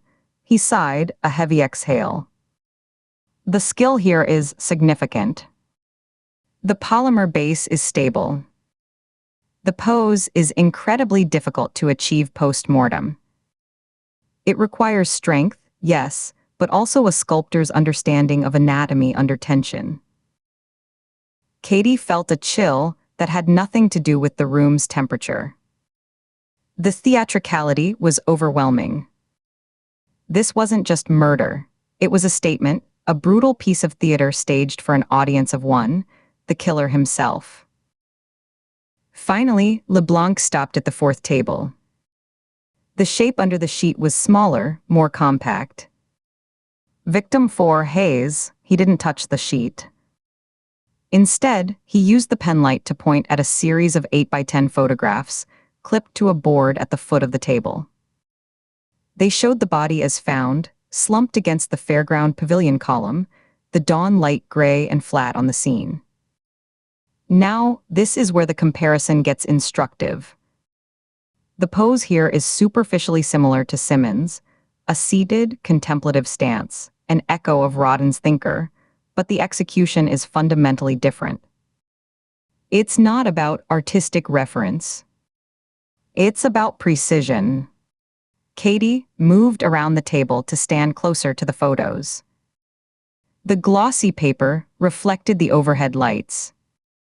She leaned in, her eyes tracing the lines of the body, the set of the shoulders, the angle of the head. "How so?" she asked, her voice low. "Walk us through the differences. Don't just tell us.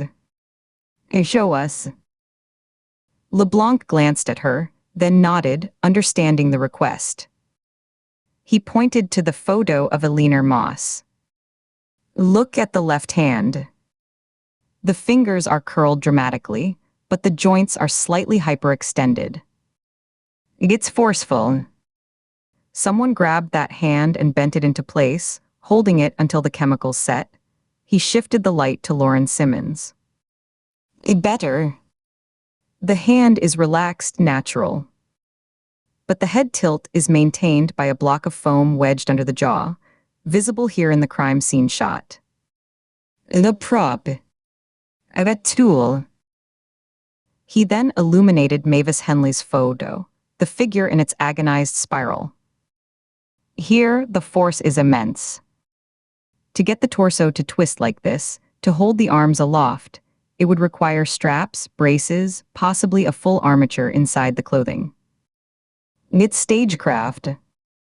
It's about the final, dramatic image.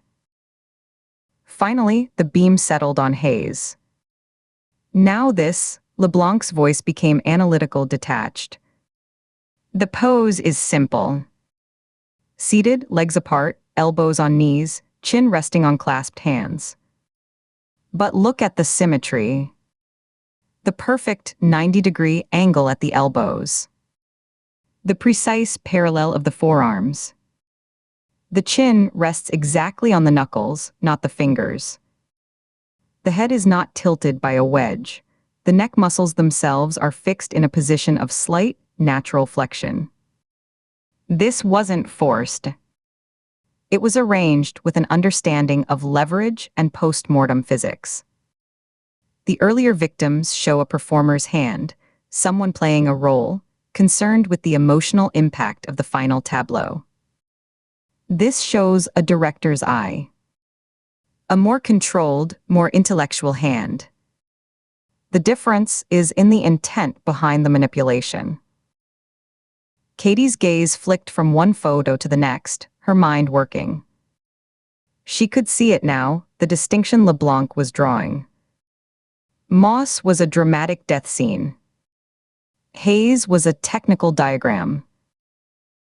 The chemical treatment tells the same story, LeBlanc continued, shifting to another set of close-up photos pinned beside the others. Cross-sections of tissue, microscopic analyses. With the first three, we see a clear progression in skill. Moss's preservation was basic, a formalin phenol solution. It caused tissue distortion, some cellular collapse. Here in the dermal layer, he tapped a blurry photo. Simmons's was more refined, a buffered glutaraldehyde mix. Better penetration, less distortion, but it leaves the skin brittle. Henley's was near professional grade, a custom polymer base I've only seen in high-end museum conservation labs. Flexible, stable, incredibly lifelike in its suppleness. The killer was learning, improving with each victim. Building a better product. He pointed back to a spectral image of Hayes's tissue sample. This is not a progression. It's a different league. The formula used on Hayes is a refined, hyper-efficient variant of that polymer base. Perfect superficial fixation, zero distortion, near total cellular penetration. The quality is superior. It's not a copy.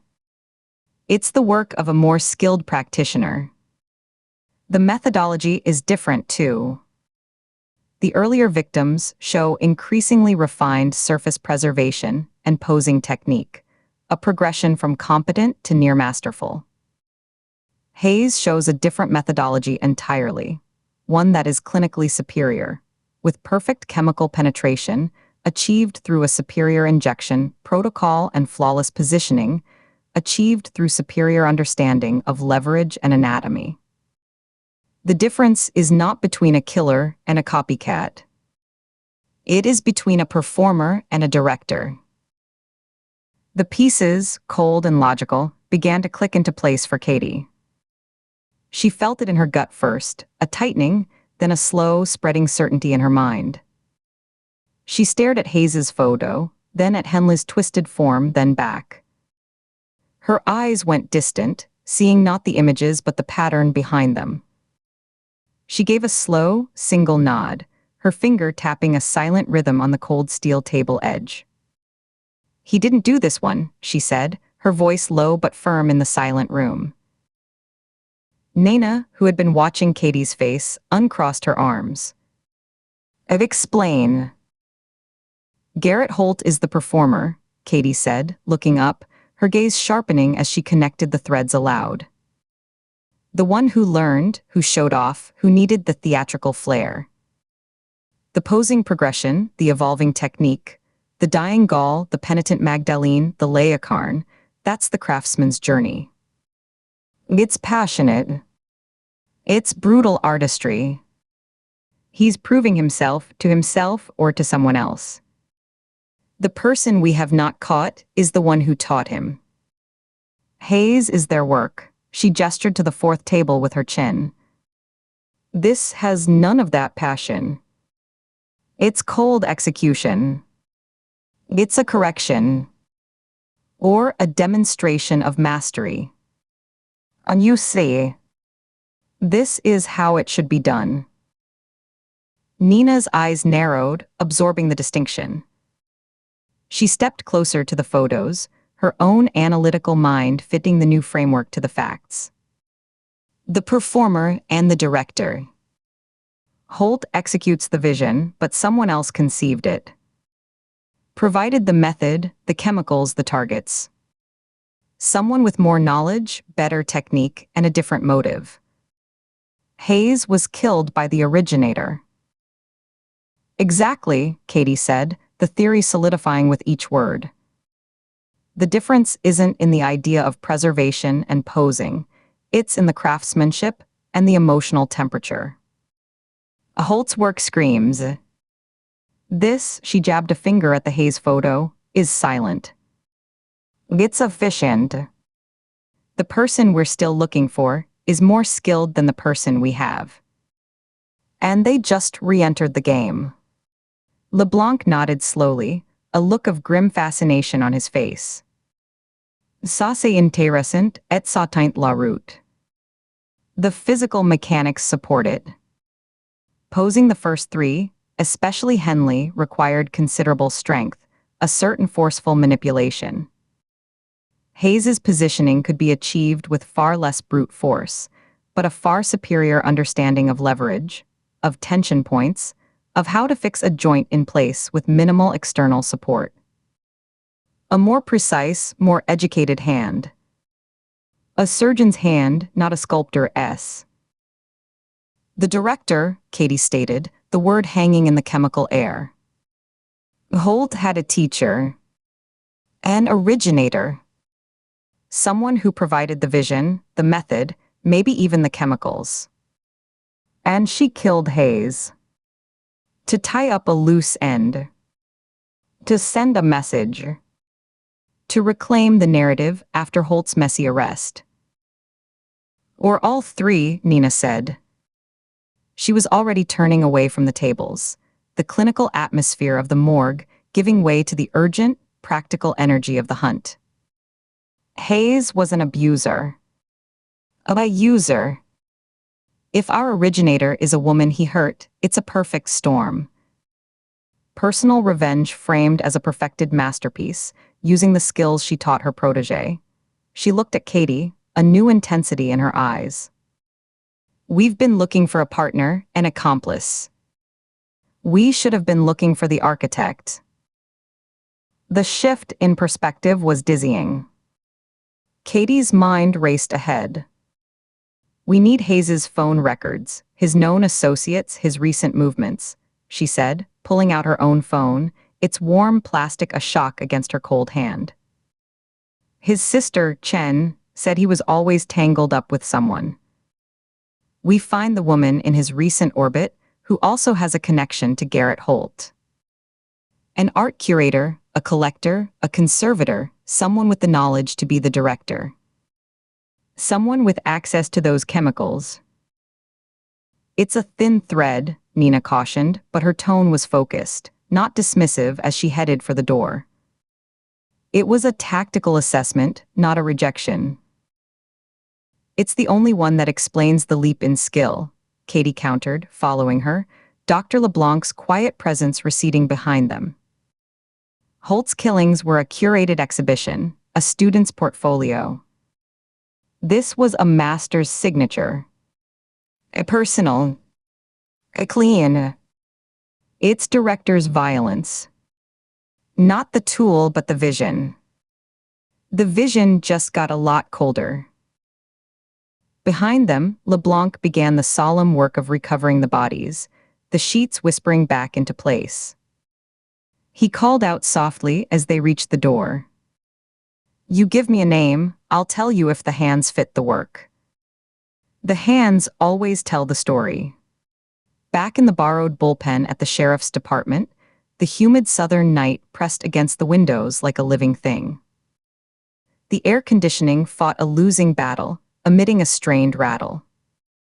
The case files and photos were spread across two pushed-together desks, a landscape of violence under the greenish glow of a banker's lamp. Katie called Chen. The phone rang 5 times before it was answered, the woman's voice thick with sleep and residual grief. Who's this? Chen mumbled, suspicion overriding grogginess. Agent Ford. We spoke at the fairgrounds. A long, weary sigh crackled down the line. It's the middle of the night. I know.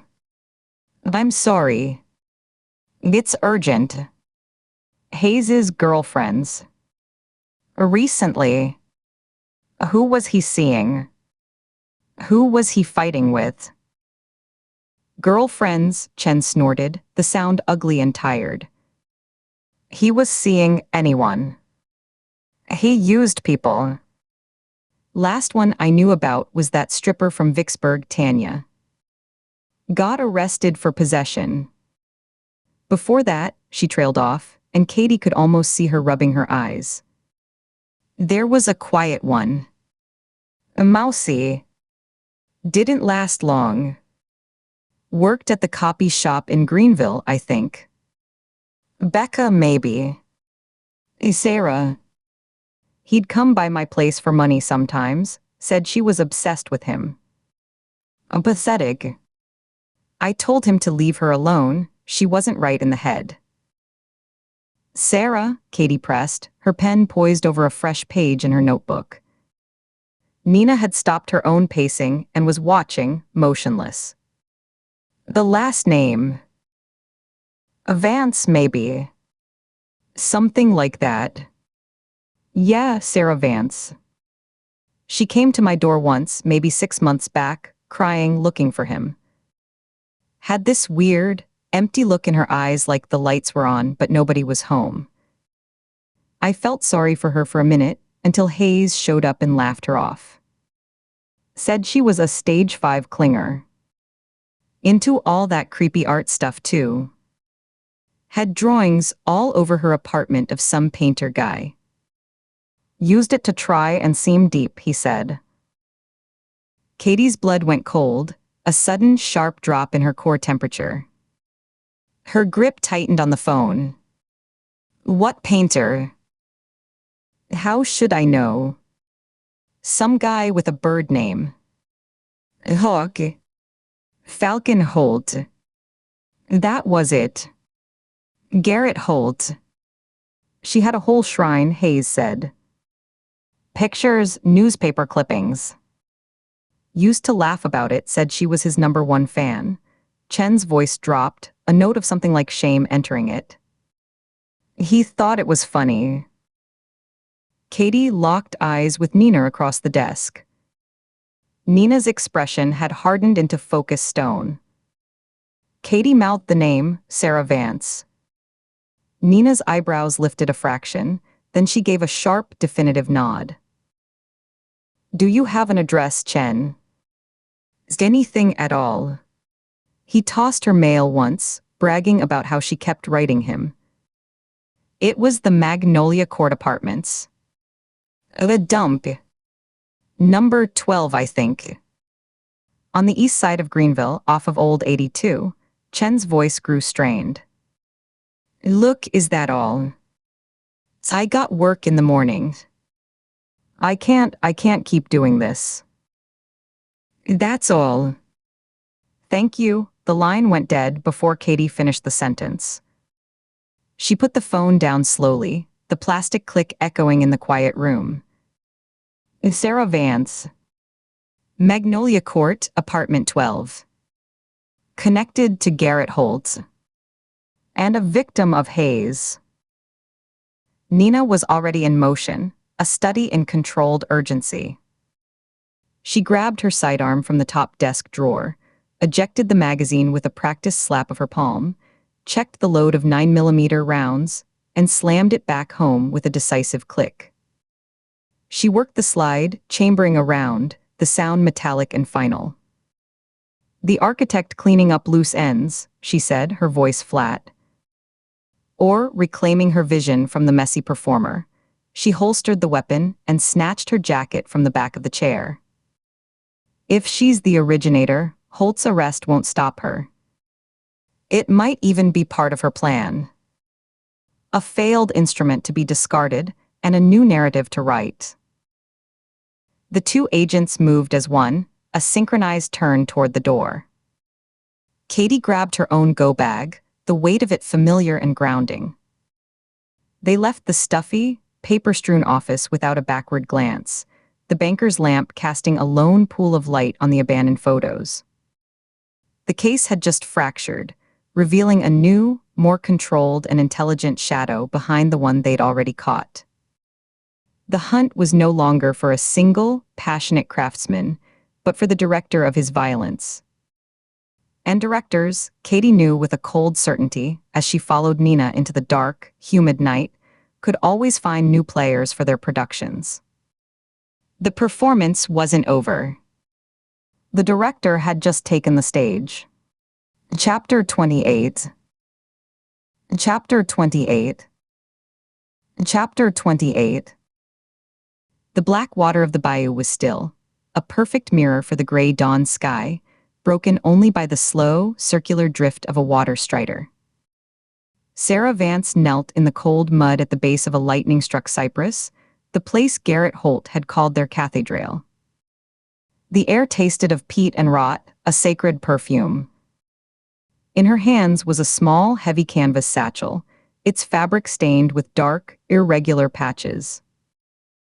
Watching Garrett work had been a form of study. She remembered standing in the shadowed corner of his rented garage 2 years ago, her notebook open, her pen moving silently. He'd been preparing a fox, his hands steady as he injected the formalin-based cocktail into the major muscle groups. She asked, her voice soft, "Does the needle placement affect the rigidity of the final pose?" He'd glanced up, surprised she'd noticed, and explained about tendon tension and skeletal articulation. She'd written it down. Doing it herself on Hayes had been a calibration. A necessary one. The theory was sound, but the practice required adjustment. She dug with her bare hands, the cool, thick mud oozing between her fingers under her nails. It made a soft, sucking sound with each handful she lifted. This wasn't about hiding evidence.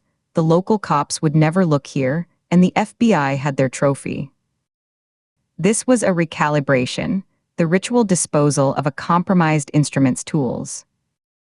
From the satchel, she removed the items one by one, laying them in the shallow, rectangular hole as if on an examination table. First, the glass vial, emptied of the paralytic she'd synthesized from online chemistry tutorials and stolen veterinary supplies. She held it up to the weak light. A few crystalline droplets still clung to the inside. Imperfect purification. Next, a set of 5 fine-gauge stainless steel suturing needles, their points still sharp, their eyes threaded with remnants of wax thread. A roll of monofilament fishing line, a few crimson strands stubbornly clinging to its surface. She unspooled a 6-inch length, testing its tensile strength between her hands before letting it coil into the pit. Then, the cheap synthetic paintbrush, its bristles stiff and clumped with a milky residue. The commercial-grade polyurethane resin she'd used as a final sealant, not the custom botanical mix she'd specified for Holt. It had bubbled slightly on Hayes's skin around the incision sites, leaving a faint, pebbled texture. A contractor's error. One she would not repeat. She placed each item with deliberate care, a director striking a flawed prop from the stage. They were relics of a necessary but imperfect performance, executed under duress by a captured asset. The act had been rushed, a contingency measure after Holt's arrest forced her hand. The consequence, however, had been pure. The message was sent. She covered the hole, pushing the mud back with the sides of her hands, patting it down until the surface was smooth and featureless. The bayou accepted her offering without judgment. From the muck beside her, she scooped a handful of wet, iron-rich clay, its cool way to comfort. Turning to the cypress's gnarled knee, she used her index finger to carefully smear 2 capital letters into the rough bark, SV. The clay filled the grooves, a stark red-brown against the gray. Not a craftsman's mark, but a curator's seal. Of acclaim. The apartment in Greenville was a hollow shell now, picked clean by the FBI's evidence technicians. Dee watched from a rented car, parked down the block as they carried out cardboard boxes.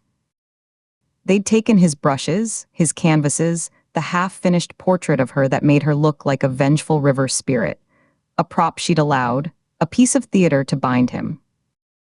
They'd taken the workshop of a craftsman. Coming here, to the source of the vision, was the only way to reconnect with the work's foundational power. It was still here, thrumming in the hum of cicadas, in the distant, prehistoric cry of a heron, in the way the mist curled over the black water like a shroud. It had always been hers.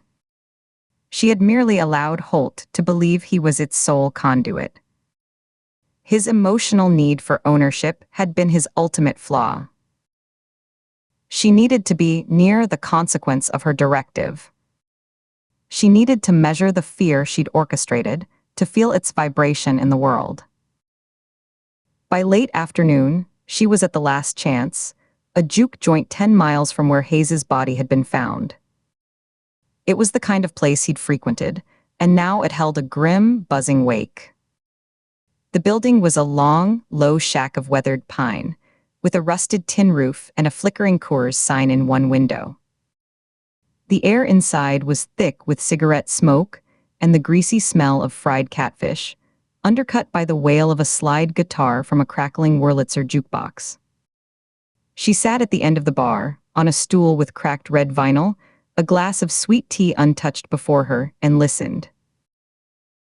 The bartender, a large man with a faded tattoo on his forearm, had glanced at her once, registered her plain face and faded denim jacket, and dismissed her.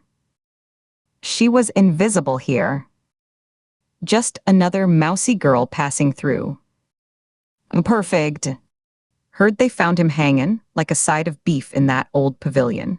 A man in stained overalls muttered to his companion, his voice low but carrying in a lull between songs.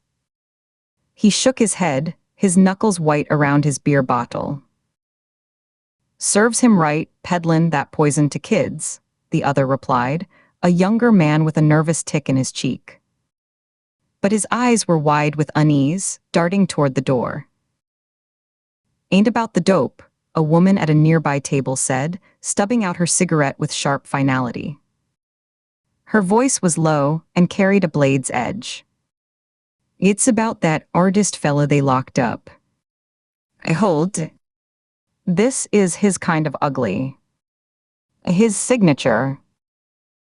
Sarah let the words wash over her, a cool, analytical stream.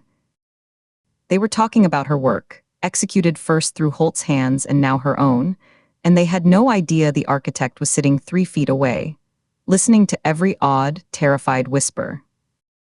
The confirmation was satisfying. It was data. She had written a story in consequence, and now the whole county was reading it. She had maintained the vision's integrity, while her primary instrument sat in a cell, compromised by his own sentimentality. She took a small, deliberate sip of the too-sweet tea, the cold liquid a contrast to the warmth of the room. A faint, private smile touched her lips, gone before anyone could see. Her gaze drifted across the room, assessing, cataloging the human material. An old man slept in a corner booth.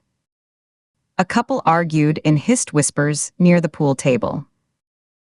Then she heard the loud, grating voice rise above the jukebox's next song, a mournful blues number about a lost love.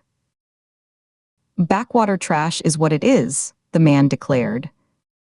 He was in his late 40s, wearing a cheap, shiny sports coat over a polo shirt, a traveling salesman type.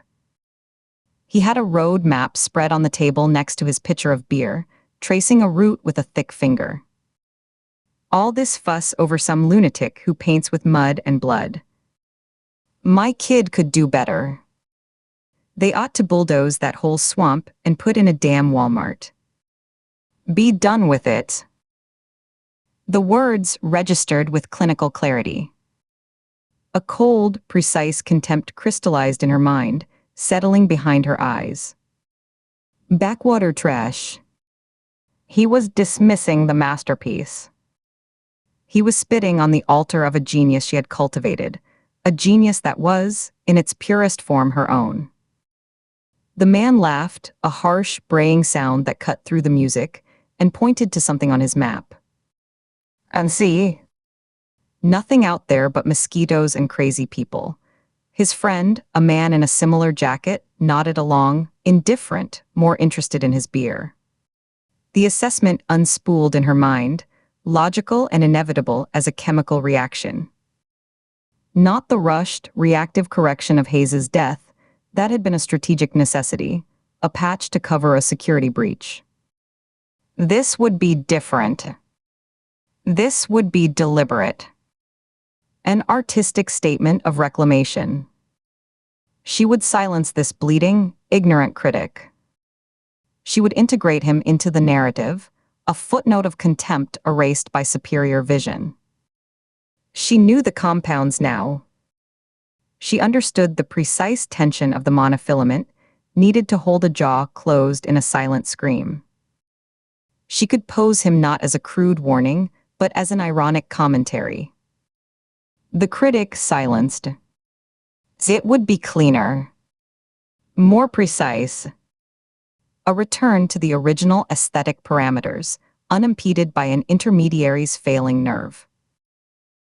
She had always been the quiet one, the director in the wings. In high school, drawn to the rough boys, the angry men smoking behind the gym, seeing in their chaos a raw, pliable material she could shape. She'd buy the bottle for the alcoholic, find the dealer for the addict, whisper the justification for the stolen car. They have insurance, they'll never miss it. Their chaos was her clay, their sins her medium. She had directed the consequences before, from a distance, feeling the ripple of events she'd set in motion like a physicist observing a successful experiment.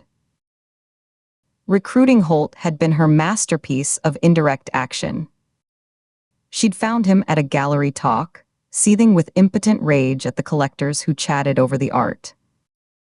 She'd approached him afterward, spoken of stewardship versus possession, of art as a living truth that needed protectors, not owners. She'd given him a philosophy, a purpose. She'd directed his initial targets, the authenticator who'd dismissed his work, the gallery owner who'd laughed at his prices. She had ended loose ends when necessary, always through intermediaries, always with a buffer of plausible deniability. Hayes was just the latest, and the first she'd handled personally out of urgent necessity. Directing Hayes's end had simply confirmed the efficiency of a more direct method. She didn't need to work through an intermediary's trembling hands. She could be the sculptor herself. She could execute the vision directly, with a clarity Holt had lost in his final, emotional months. The salesman, Miller, according the embroidered logo on his computer bag, finished his beer and stood, gathering his map with a rustle. He said something to his friend about a motel and a long drive tomorrow to some dealership in Tupelo. Sarah watched him leave, noting the slight stumble in his step from the beer, the weary, slumped set of his shoulders. He pushed through the screen door, letting it slap shut behind him. Her decision was calm, crystalline. It wasn't about random thrill. It was about curation. The exhibition was not over. Holt was in a cell, his utility ended, his final piece. The rushed, reactive killing of the courier, a regressive failure born of his own panic and emotional interference. But she was free. She could continue the series. She could correct its course. She could achieve the purity the vision demanded, unfiltered. She left a $1 bill on the sticky bar for the tea she never drank and slid off the stool. She stepped out into the purple twilight. The humid air clung to her skin like a second shirt.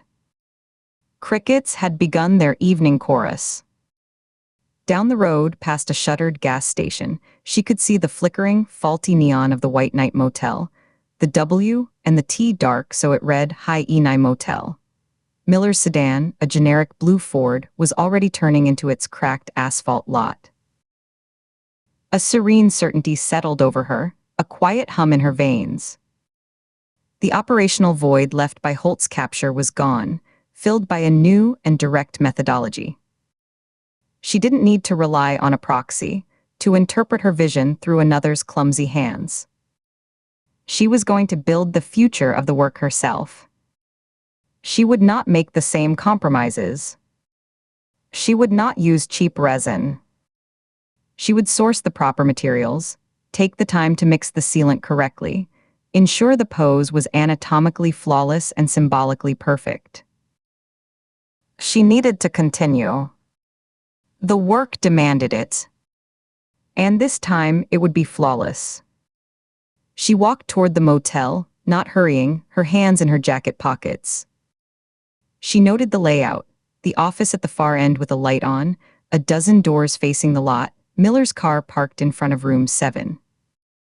She noted the lack of security cameras, the overgrown shrubs at the edge of the property, the deep shadows between the streetlights. Data.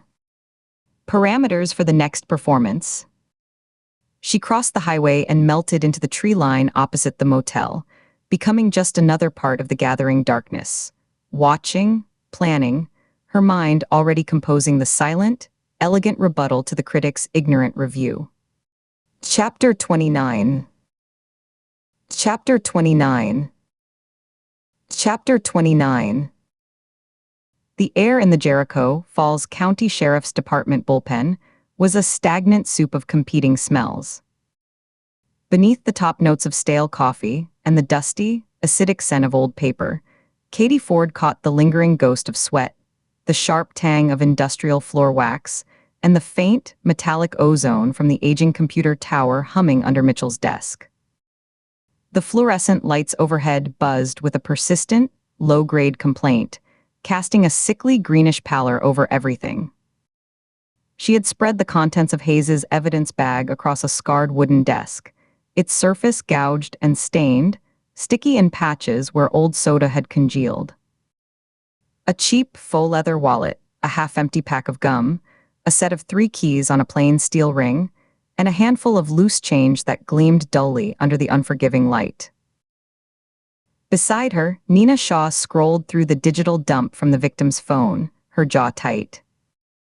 Her right foot tapped a rapid, staccato rhythm against the leg of her chair, and every few seconds she let out a short, sharp sigh through her nose. The click of her mouse was aggressive, definitive. "Focus on the art world," she said, not looking up from her screen. Her voice was flat, a blade honed by frustration.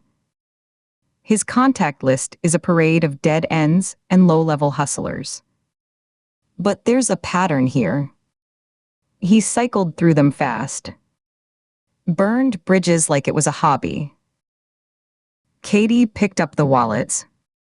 The black material was worn shiny at the corners, the grain softened by years of handling. It felt flimsy, insubstantial. She thumbed it open, the cheap stitching straining. Inside, the plastic sleeves were clouded. She slid out a Louisiana driver's license for Terrence Hayes, the photo showing a man with narrow, watchful eyes. A few faded receipts, crumpled and soft, rustled as she extracted them. A gas station in Vicksburg, a diner in Greenville. Then her fingers brushed against a thicker cardstock. She pulled out a matchbook. It was from a place called the Grotto. The cover was a deep, matte black with a smudged, embossed design of a classical urn, the details raised under her thumb. She ran her fingertip over it, feeling the contours. A private club in Memphis she'd heard of in passing, a name that floated in the periphery of moneyed discretion. She set it aside on the desk, the black a stark void against the battered oak. "I've got a Lacey," Katie said, her eyes scanning a printed call log. The paper was warm from the printer, the ink slightly smeared. Texts from last week are all about meeting up, but the tone turned sour. She calls him a leech and tells him to lose her number. She looked up at Nina. The language is venomous. Nina finally glanced away from her screen, her eyes tired but sharp. Ex-girlfriend, probably, she murmured, rubbing at the bridge of her nose. Put her on the list.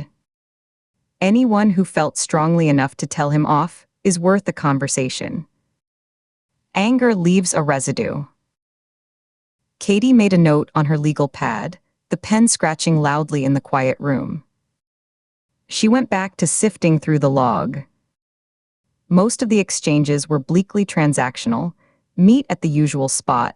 Bring the package. How much for the lithograph? The grim shorthand of a small-time courier's life, a man who existed in the margins of other people's transactions. Then her eyes caught on a cluster of messages from a number saved simply as Medici. Her breath hitched. She leaned closer, tracking the timeline. The messages started polite, almost flirtatious months ago.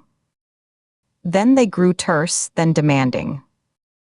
The last message from that number, sent 3 days before Hayes's body was found at the fairgrounds, read, "You think you can just ghost me? I know where you sleep." The words sat on the page, simple and ugly. Not a business threat. Something intimate and vicious. Nina, Katie said, her voice low but cutting through the hum of the electronics. Nina was already pushing back from her terminal, the chair wheels squeaking on the linoleum. She came around the desk, her movements efficient, and leaned over Katie's shoulder. Katie felt the warmth of her presence, caught a hint of her shampoo, something clean like mint. Nina read the message, her lips pressing into a thin, bloodless line. She didn't speak for a 3 count, her eyes scanning up through the previous texts. "That's not a business dispute," she said finally, her voice a quiet rasp. "That's personal." Who's Medici? No idea. Not in his contacts otherwise. Just this number, Katie tapped the printout. The contact list has a M. Varga but no Medici. Could be the same person. Or a separate identity. Sheriff Dale Mitchell walked over, the soles of his boots making a soft, gritty sound on the floor. He carried a steaming mug of coffee that smelled bitter, overbrewed. He'd been reviewing witness statements at a nearby desk, his reading glasses perched on the end of his nose. He set the mug down with a soft clack. "Find something?" he asked, his gaze moving from Katie's face to the papers in her hands. Katie picked up the matchbook, holding it between her thumb and forefinger. This was in his pocket. The grotto. No, it. Mitchell took it, his calloused fingers brushing hers. He turned it over, studying the embossed urn. He snorted, a dry, humorless sound. "I know of it. High-dollar private club in Memphis. The kind of place where the whiskey costs more than my mortgage, and the conversations are about things most folks can't afford." He flipped it open. The matches inside were pristine, white-tipped. Membership by invitation only. Not a place our Mr. Hayes would be a member. But he could have been a guest. Or he could have lifted it from a table. He closed it with a snap. Then he frowned, his bushy eyebrows drawing together. "Medici, you said." "That's the contact name for the number that threatened him," Katie confirmed, watching his face. A slow recognition dawned on Mitchell's face. His eyes, a faded blue, lost their focus for a second, looking inward at some memory. He set his coffee down carefully, as if it were fragile. "Like the art patrons." "The Florentine family?" Nina asked, skepticism sharpening her tone. She crossed her arms, her blazer pulling taut across her shoulders. "Not the ones from the history books," Mitchell said, already turning and walking back to his own terminal. The old office chair groaned as he sank into it. His fingers hovered over the keyboard for a moment, then began to fly, the clacking loud in the hushed room. A local nickname. There's a woman who works the high-end art scene around here. Memphis, sometimes Little Rock, even dips down into New Orleans. Real name something plain, but everyone in certain circles calls her Medici. Earned the name about 5-6 years back. He paused, squinting at his screen as he typed. Had a very public, very nasty falling out with a gallery owner boyfriend. Smashed a pre-Columbian pot, worth 6 figures over his head, in the middle of a charity auction. Claimed he was selling fakes, but the story that stuck was she went at him for cheating. Cops were called. Charges were filed, then dropped. He refused to press. Has a reputation for being volatile. Especially with men she thinks have crossed her. A temper that's part of her legend. Katie moved to stand behind him, looking over his shoulder at the glowing monitor. Nina remained by the desk, a still, watchful presence. The screen flickered, pulling up a database. Mitchell's typing was sure practiced. Here we go, he muttered. Maria Medici Varga. Age 38. Arrest record for assault, criminal mischief. No convictions. Last known address, a condo in the Overton Square area, but that was 2 years ago. He leaned closer, the light from the screen etching the lines of his face in blue and shadow. There's a note here from a Memphis PD detective. Supplemental from 18 months ago, he read aloud, his voice a low rumble. Subject was seen arguing violently with a small-time courier, an occasional art handler, named Terrence Hayes at the Grotto. Management intervened. Subject stated Hayes had stolen from her. Hayes denied. No property was reported stolen to MPD. Subject advised to seek civil remedy. Mitchell looked back at Katie. That's our victim. They had an on-again, off-again thing, from the sound of it. Mostly off-again. He'd show up, sweet-talk her, get access to something or someone, and disappear. She never filed formal charges, but the arguments were public enough to get noticed. The detective called it a toxic orbit. Katie held up the matchbook. And the Grotto is her usual spot. It's one of them, Mitchell nodded, swiveling in his chair to face them. She tends bar there some nights for the high-roller clientele. Other nights, she's a patron. Either way, she's a fixture in that scene. Knows everyone. Sees everything. And has a fuse shorter than a birthday candle. Nina was already pulling on her blazer, the motion crisp and final. A woman with a documented violent history, publicly entangled with the victim, who felt scorned enough to threaten him days before his death. She buttoned the blazer, her fingers precise. That's more than a coincidence. It's a direct line. A personal motive in a case that's been all about impersonal, artistic ritual. You think she's good for it? Mitchell asked, grabbing his wide-brimmed hat from a rack by the door. He settled it on his head, the gesture automatic. I think she knows something, Katie said, standing.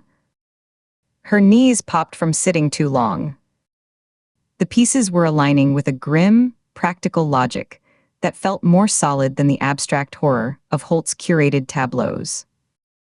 The fourth murder had been different, rushed, necessary, visceral. It didn't fit the cold, artistic curation of Garrett Holt's kills. This was a crime of passion, or vengeance, or panicked cleanup. A crime someone with a nickname like Medici and a history of smashing priceless artifacts in a rage might commit. The threat in the text isn't a figure of speech. I know where you sleep, that's specific. That's actionable. It implies proximity, knowledge, and intent. Her last known address is old, Mitchell said, rising to his feet. But if she's still working, the grotto is our best bet. It's early, but the day manager might know her schedule. Or where she's laying her head now. Let's go, Nina said. Her tone was a door sliding shut, leaving no room for discussion. She gathered her notebook and pen, tucking them into her inner pockets. We'll talk to the manager. If she's there, we bring her in for a conversation. If not, we find her. Today. Mitchell hesitated for a fraction of a second, his hand on the doorknob. The unspoken question of his inclusion hung in the humid air between them. This was a federal investigation spiraling into a different city, his jurisdiction thinning with every mile. Nina solved it for him with a glance that was neither warm nor cold, purely tactical. You drive, Sheriff, she said, slipping her phone into her pocket. You know the way, and you know the players. We'll follow in our car. Your presence might smooth the initial approach. It wasn't an invitation to the interview itself, but it was an acknowledgement of his utility, his local knowledge as a kind of currency. Mitchell gave a tight, professional nod, his face unreadable under the brim of his hat. I'll pull my cruiser around front. Give me 2 minutes. As he left, the heavy door sighing shut behind him, Nina turned to Katie. The buzzing fluorescence highlighted the fine tension lines around her mouth. A copycat inspired by Holt's work is one thing, she said quietly, her voice barely above a whisper. A disturbed individual trying to replicate an aesthetic. We could profile that. We could anticipate it. She paused, her dark eyes holding Katie's. But a separate killer, motivated by a purely personal grudge, using the chaos and the signature as a convenient cover? She shook her head once. That's a different kind of dangerous. It's messy. It's unpredictable. Their next move isn't about completing a collection. It's about anger or fear or silencing a problem. There's no pattern to follow, just human emotion at its worst. Katie looked at the matchbook still lying on the desk, the classical urn seeming to gleam faintly in the cheap light. A tangible clue, not mined from a database or a psychological profile, but from a dead man's pocket, pointed to by a local sheriff's memory of gossip and old police reports. It felt solid. Real. A thread she could pull. Then let's go be predictable, she said, picking up her own jacket. The material was light, but it felt like donning armor. Let's go ask her why she threatened him and where she was 2 nights ago. Let's see if her anger has an alibi. The drive to Memphis was a quiet one, the landscape shifting gradually outside the car windows. The flat, endless delta, with its fallow fields and lonely stands of trees, gave way to the first hints of suburban sprawl, then to the denser, older infrastructure of the city itself. The air conditioning in the sedan fought a losing battle against the late afternoon sun. Katie drove, her hands steady at 10 and 2, while Nina stared out the passenger window, her profile pensive.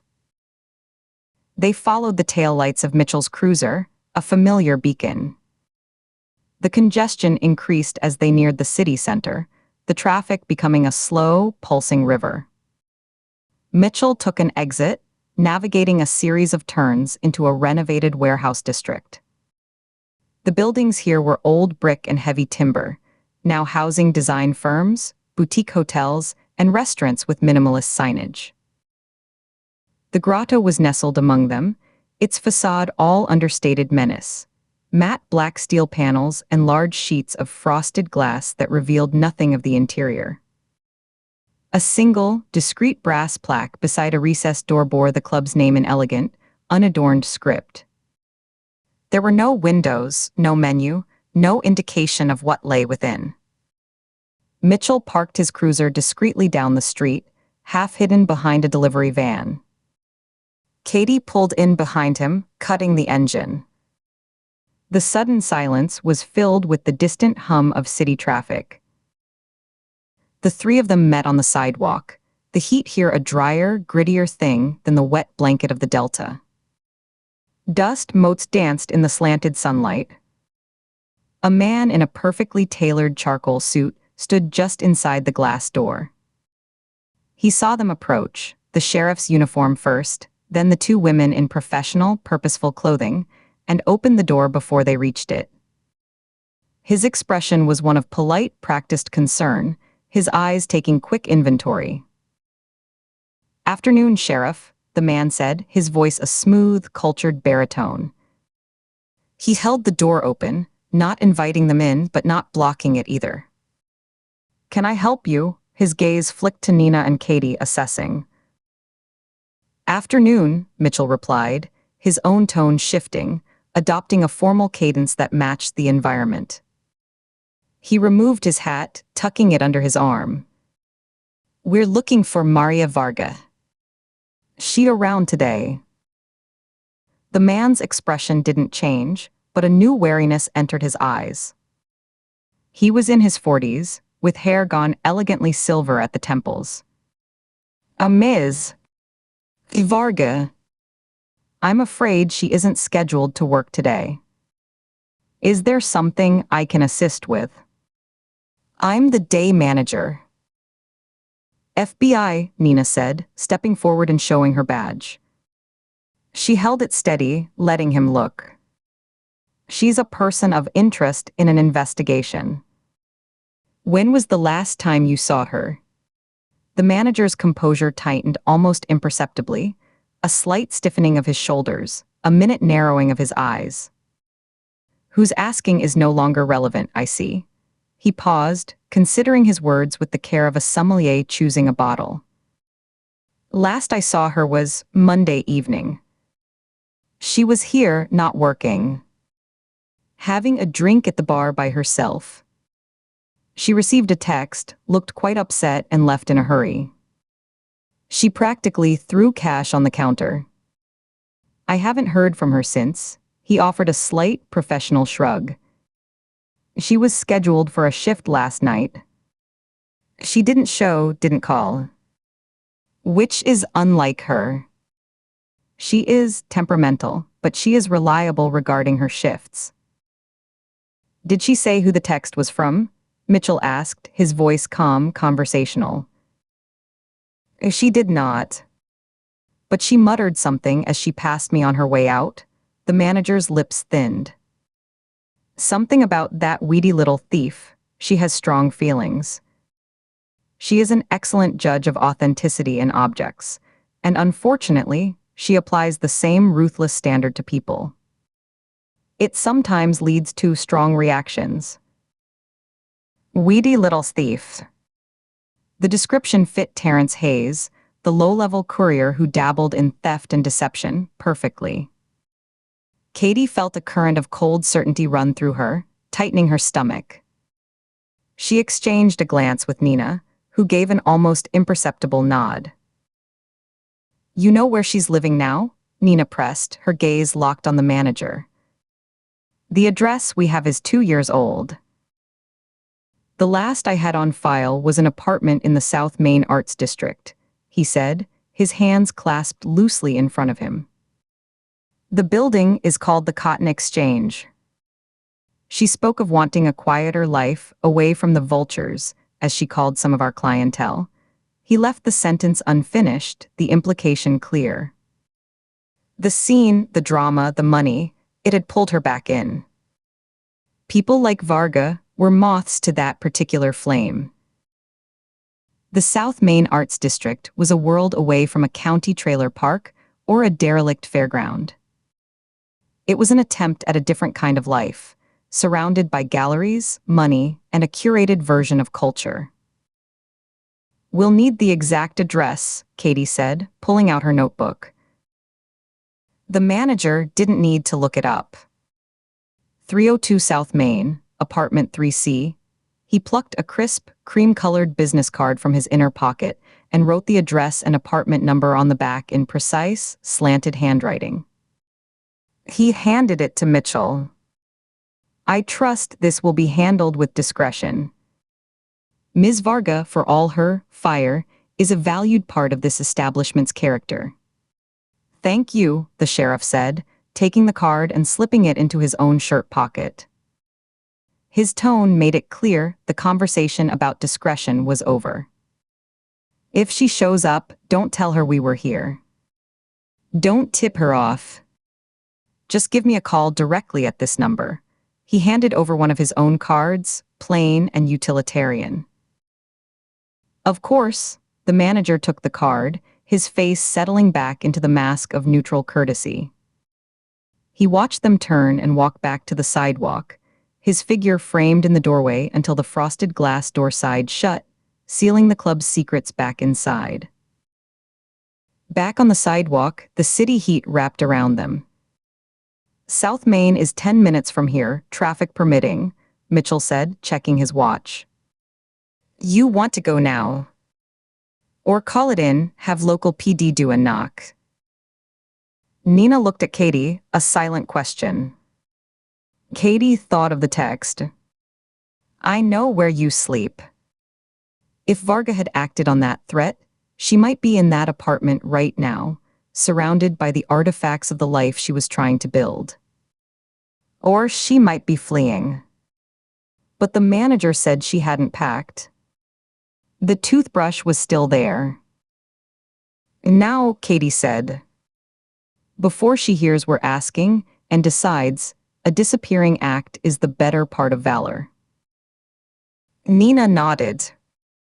"And now, let's go."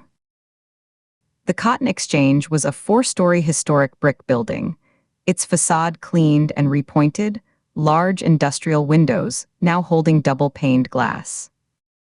They found the building manager in a small, modern office just off the lobby, a young man with a tablet who looked up with polite curiosity that quickly morphed into wary compliance when Mitchell showed his badge. "Yes, Maria Varga rented Unit 3C. Month-to-month lease. Paid on time, always in cashier's check. A quiet tenant." He hadn't seen her in 2 days, but that wasn't unusual. She kept odd hours. With a master key and the manager's nervous permission, he insisted on coming with them, a thin buffer of civilian oversight. They took the elevator up. The elevator was small, mirrored, and silent. It opened onto a third-floor hallway of polished concrete, exposed brick, and muted track lighting. Apartment 3C was at the end of the hall, a single, heavy-looking door painted a dark slate gray. Mitchell knocked firmly, the sound echoing in the minimalist space. "Maria Varga. Sheriff's Department. Open up, please." A silence. They waited. Katie could hear the faint thrum of music from another apartment, a bass line vibrating through the floor.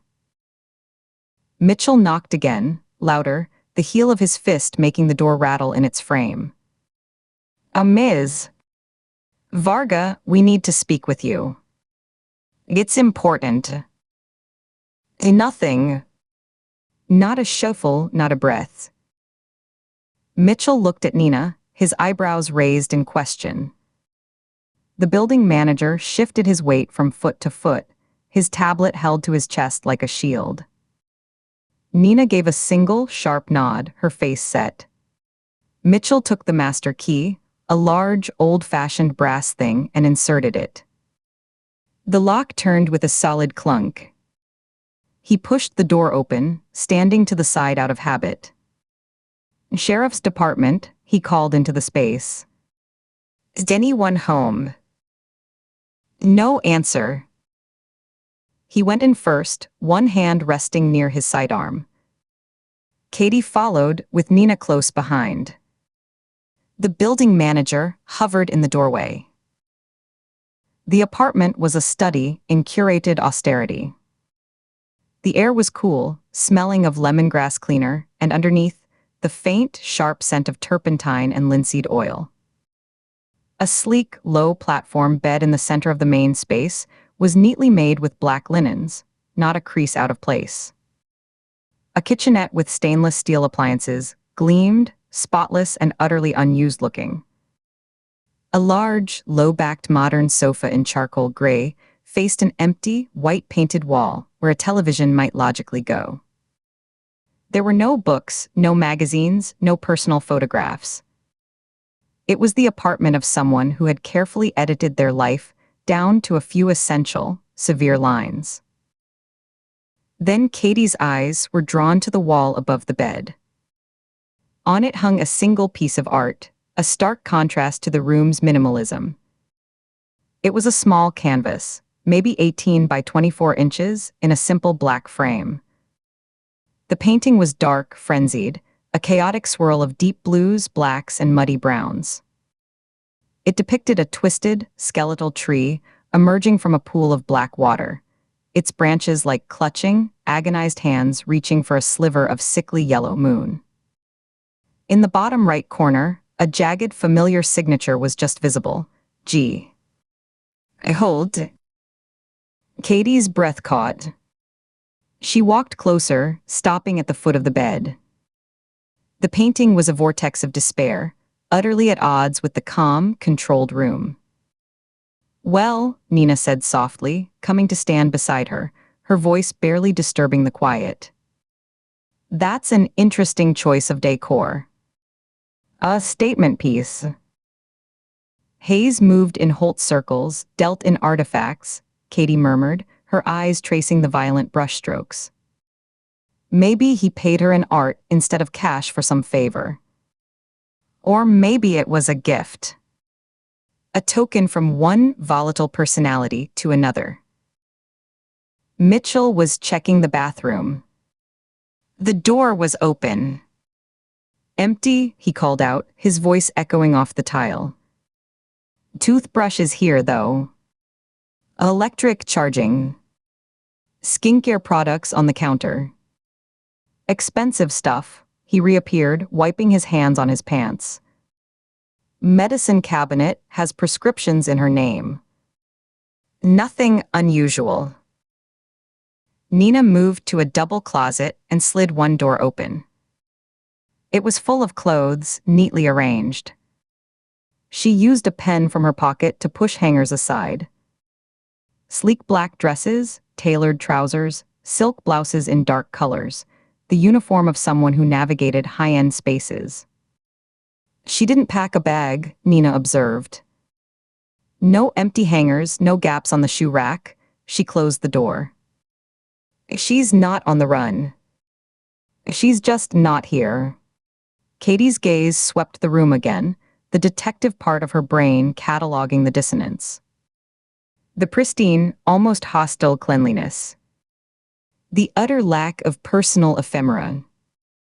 And then this one screaming, violent artifact from the heart of their nightmare, given pride of place. A woman with a violent past, publicly entangled with the copycat victim, connected tangentially to the original killer's world through this very object. A woman who had threatened Hayes and then vanished after receiving a text that enraged her. The building manager cleared his throat from the doorway. Is everything all right? Is Ms. Varga in some kind of trouble? We just need to talk to her, Mitchell said, his tone placating but firm. We'll be going now. Thank you for your cooperation. He herded the man gently back into the hall. Nina turned to Katie in the empty, silent loft. The Holt painting seemed to pulse on the wall between them. She's our best lead, Katie said, the conviction solidifying in her chest into something hard and certain. Whether she killed him or not, she knows something. She was in contact with him days before he died. She was angry enough to threaten him. She owns a piece of the killer's soul hanging on her wall.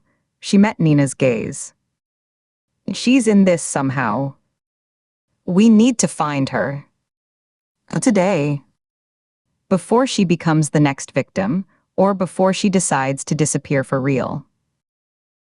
Nina gave a slow nod, her eyes dark and unreadable. She took one last look around the sterile apartment, her gaze lingering on the chaotic tree in its black frame. Then we find her, she said quietly. We pull every thread. We talk to every ex, every coworker, every bartender at the grotto. We flood her known haunts. A woman with a nickname like Medici doesn't just fade into the wallpaper. The hunt for Maria Medici Varga had just become the only thing that mattered. The quiet of the loft was broken by the sound of the door closing behind them, leaving the painting to watch over the empty, curated space. Chapter 30. Chapter 30. Chapter 30. The neon sign for the Paradise Palms RV park buzzed and flickered, a sickly pink glow cutting through the Mississippi dusk. It wasn't a park so much as a gravel lot carved out of the pine scrub off Parish Road 14, home to a handful of trailers in various states of decay. Katie Ford killed the engine of the unmarked sedan, the sudden silence filled by the hum of cicadas, and the distant, tinny thump of a radio from somewhere deeper in the lot. The air coming through the vents had been cool. Now the delta humidity seeped in, carrying the smell of hot gravel, diesel, and the sweet-rot scent of garbage from an overflowing bin near the entrance. Charming, Nina Shaw said, her gaze sweeping over the scene. She let the word hang, her eyes tracking the slow drip of rust-colored water from the air conditioner unit of a nearby mobile home. Our girls come down in the world. Or this is where she prefers to land. According to the file, Jolene Dowsett had last been processed for aggravated assault 2 years prior, listing a P.O. box in Vicksburg.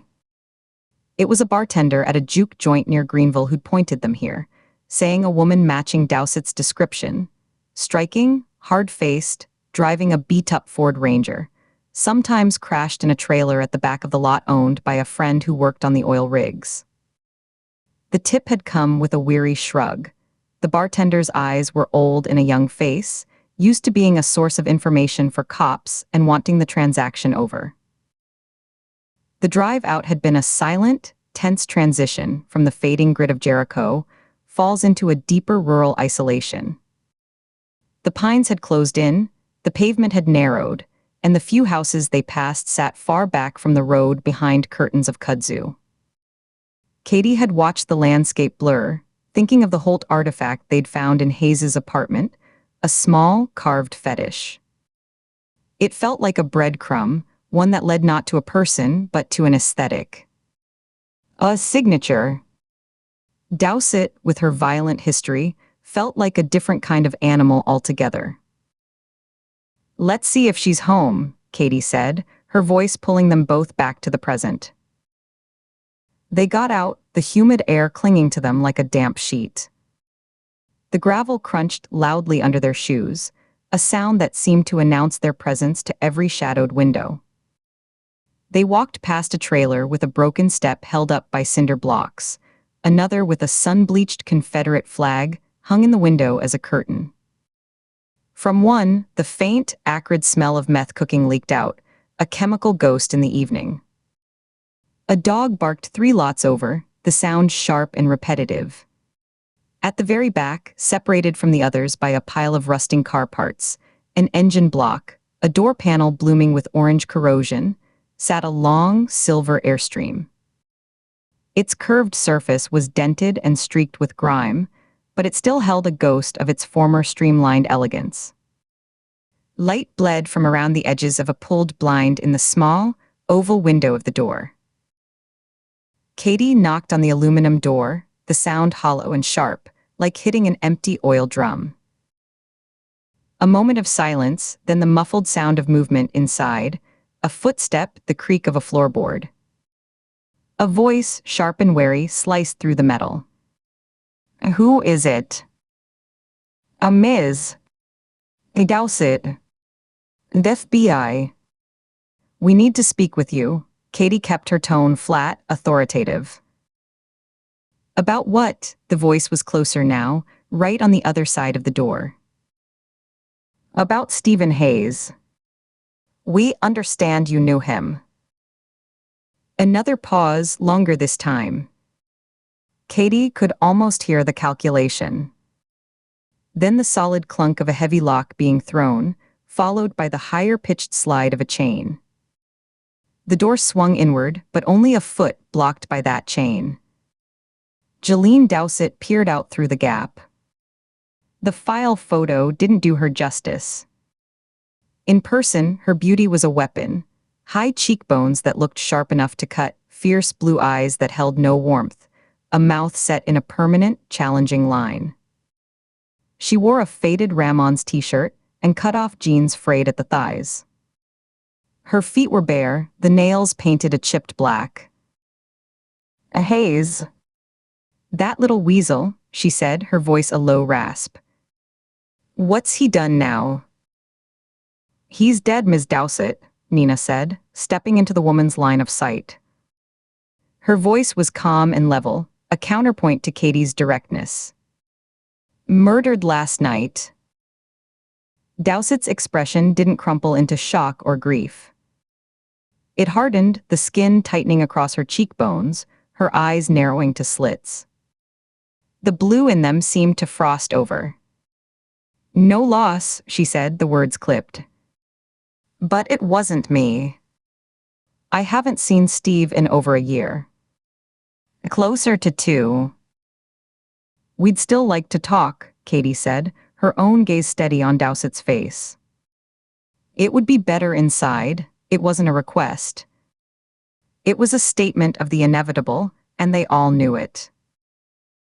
Dowsett stared at them, her eyes flicking from Katie's face to Nina's, assessing threat, authority, nuisance. Her jaw worked slightly, a muscle twitching near her temple.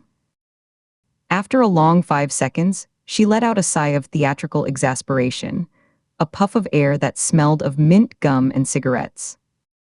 Fine. But wipe your feet. Place is a mess. She unhooked the chain with a quick, practiced motion.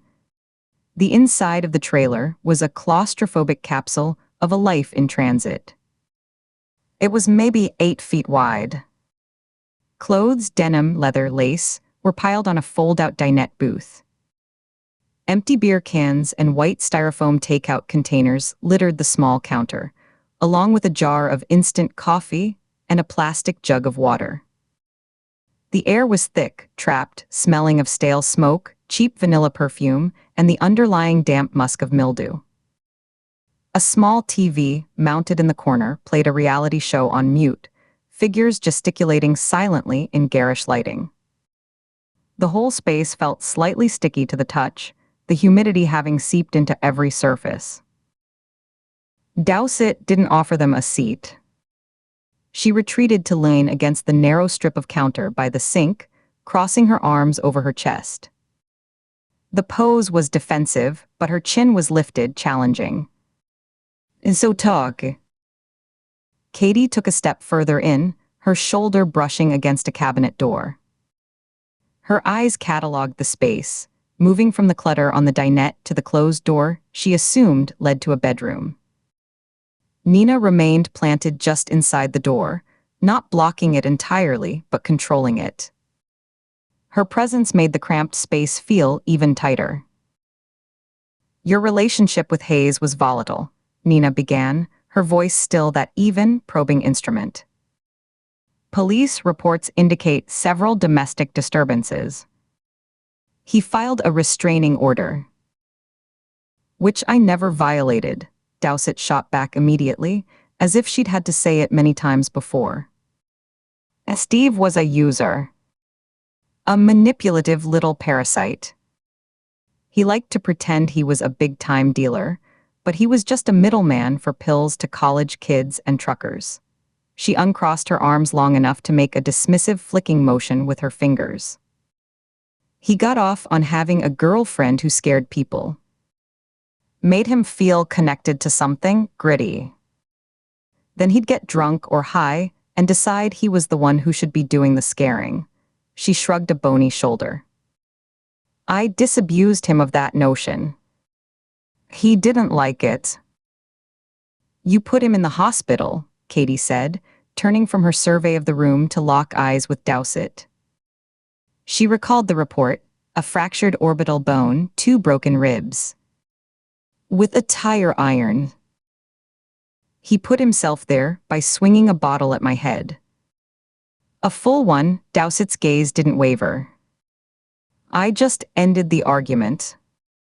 Permanently. And after that, you just went your separate ways, Nina asked. What, you think we stayed pen pals? He got the message. I got a record. We were done. Katie's attention drifted from Dowsett's defiant face. The trailer was a study in transience, but one corner, near the foot of what might be a fold-down bed, seemed to serve as a more deliberate makeshift storage area. A guitar case with a broken latch lay on its side. A stack of old Penthouse magazines was neatly squared, a contrast to the surrounding chaos. And leaning against the wall, half covered by a greasy, olive-drab moving blanket, was a large, rectangular object, about the size of a small coffee table. Katie took a casual step toward it, trying to make her movements seem like idle curiosity. You move around a lot, Ms. Dowsett. When the mood strikes. Or when the work dries up. Or when people get annoying. Her eyes tracked Katie's progress. What kind of work are you in now? Bartending. Waitressing. Whatever pays cash and doesn't ask for a resume. A note of weary bitterness crept into her voice. You gonna tell me that's a crime too? Katie didn't answer. She was close enough now to see the shape under the blanket wasn't soft like a canvas. It had a hard, unyielding edge. The blanket itself was coarse under her fingertips, slick in places with old grease. She could smell its dusty, mechanical odor over the trailer's perfume. Without asking, without looking back at Dowsett, she hooked a finger into the rough fabric and pulled it aside, letting it slide to the floor with a soft whump. Beneath it wasn't a painting. It was a framed artifact, a heavy piece of antiquity. It was a carved stone relief about 2 feet by 3, the pale limestone stained with age and something darker, earth or something else, in the deep-cut grooves. The scene was chaotic, violent. A grotesque, almost human figure seemed to be emerging from, or being consumed by, a thick, stylized morass of swirling lines that might have been roots or tentacles or veins. The craftsmanship was crude but frenzied, powerful in its ugly anguish. It was the kind of piece that felt old not in a museum sense, but in a primal, disturbing way. Mounted on the frame's lower edge was a small, discreet brass plaque, polished to a dull shine against the rough stone. Katie leaned closer, her breath catching in her throat. The engraved script was clean, professional. From the curated collection of G. I hold. Katie's pulse quickened, a sudden hard drumbeat in her ears. Her mouth went dry. She looked from the relief to Dowsett, her own face a careful mask. Where did you get this? Dowsett followed her gaze. A flicker of something, annoyance, impatience crossed her face. Her lips pressed into a thinner line. That old thing. Won it in a poker game a few months back. In Biloxi. Some arty-farty guy lost his shirt and used it to cover his bet. She waved a hand at it. Bugly as sin. I was going to toss it, but it's heavy. A pain in the ass to move. Do you know the collector? Garrett Holt, Katie pressed, taking a half step to the side to get a better view of Dowsett's whole body, not just her face. I never heard of him. Like I said, I won it. The guy at the table said it was from some local nutjob's horde. Means nothing to me. She shifted her weight, her bare foot scraping on the linoleum. You gonna tell me collecting ugly rocks is a federal offense now? Nina had moved now, coming to stand beside Katie, her eyes fixed on Dowsett. The calm in her voice was now a focused, gentle pressure. The poker game.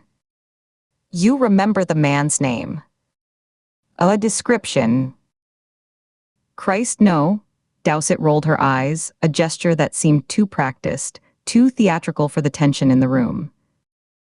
It was a poker game in a back room off a casino. You don't exchange life stories. You watch hands, you count tells. He was white, late 40s maybe. Wore a stupid hat. That's it. It's quite a coincidence, Katie said, her voice low, letting the words hang in the stale air. We're investigating a series of murders connected to this collector. To artifacts like this. And here you are, connected to one of the victims, with a piece from his curated collection in your possession. She let the implication settle. Stephen Hayes also had a piece. A smaller one. Dowsett's posture changed. The defiant lean against the counter was gone. She straightened up, her shoulders squaring. She was coiled now, her weight subtly shifting to the balls of her feet. Her arms uncrossed and hung loosely at her sides, her fingers flexing once, twice. Coincidences happen, she said, but her voice had lost its bored rasp. It was tighter, higher. Or maybe you're just looking to pin something on the easy target. The ex-stripper with a record. Saves you doing any real work. Her eyes darted to the door, then back to Nina, calculating the distance, the obstacle. We're just following the evidence, Nina said. Her tone was still calm, but Katie heard the subtle shift in it, the professional assessment clicking into place. Nina's eyes were scanning the trailer again, not the clutter but the sightlines, the potential weapons. A heavy glass ashtray on the dinette, a small fire extinguisher mounted by the door, the way the dinette drawer faced Dowsett. The evidence, Dowsett snorted, a harsh, humorless sound. A chunk of rock I told you I won, and a dead ex I hated. That's your case. That's what you're gonna take to a jury. It's a connection we can't ignore, Katie said, taking a firm step forward, closing the space between them. The trailer felt like it was shrinking, the walls pressing in. We're going to need you to come with us to the sheriff's office for further questioning. Now. Dowsett's eyes darted past Katie, down the narrow hallway that led to the trailer's bedroom. It was a fleeting glance, less than a second, but loaded with a sudden, electric calculation. Of escape. The weapon. I'm not going anywhere, she said, her voice dropping to a near whisper that was more threatening than a shout. I answered your questions. Get a warrant if you want more. Get out of my house. Ms. Dowsett, Nina said, taking a deliberate, smooth step forward. Her right hand moved subtly toward the small of her back, where her cuffs were clipped. Her left hand came up, palm out, a placating but firm gesture. Don't make this difficult. You're not under arrest yet. This is for questioning. It's in your interest to cooperate. Yet, Dowsett spat, the word like a drop of acid. Her own right hand twitched, then moved, not toward the hallway, but toward the drawer of the dinette table beside her. It was a small, natural-looking movement, as if she were just bracing herself. But in the confined, silent space, where every breath was audible, it was as loud as a shout. Don't, Nina commanded, her voice cracking through the trailer like a whip. It was no longer calm. It was pure, unambiguous authority. Dowsett froze for a fraction of a second, her fingers inches from the drawer pull. Her head turned slowly, and her eyes met Nina's. In them, Katie saw not fear, but a furious, reckless resolve. The cornered animal look, yes, but mixed with a blazing, indignant pride. "It's just my damn cigarettes," Dowsett hissed through clenched teeth. "Step away from the table." "Now," Nina said. She had her hand on the grip of her sidearm, though she hadn't cleared it from the holster. Her posture was a textbook-ready stance, balanced, poised. The standoff stretched, thick enough to taste. The only sounds were the muffled thump of the distant radio and the frantic, silent drama playing out on the TV screen, a cheap parody of the real one unfolding in the trailer. Katie could feel her own heartbeat in her throat. She was closer to Dowsett than Nina was. Her mind raced through options, angles. With a sudden sound of disgust, a guttural Dowsett yanked the drawer open. Nina moved.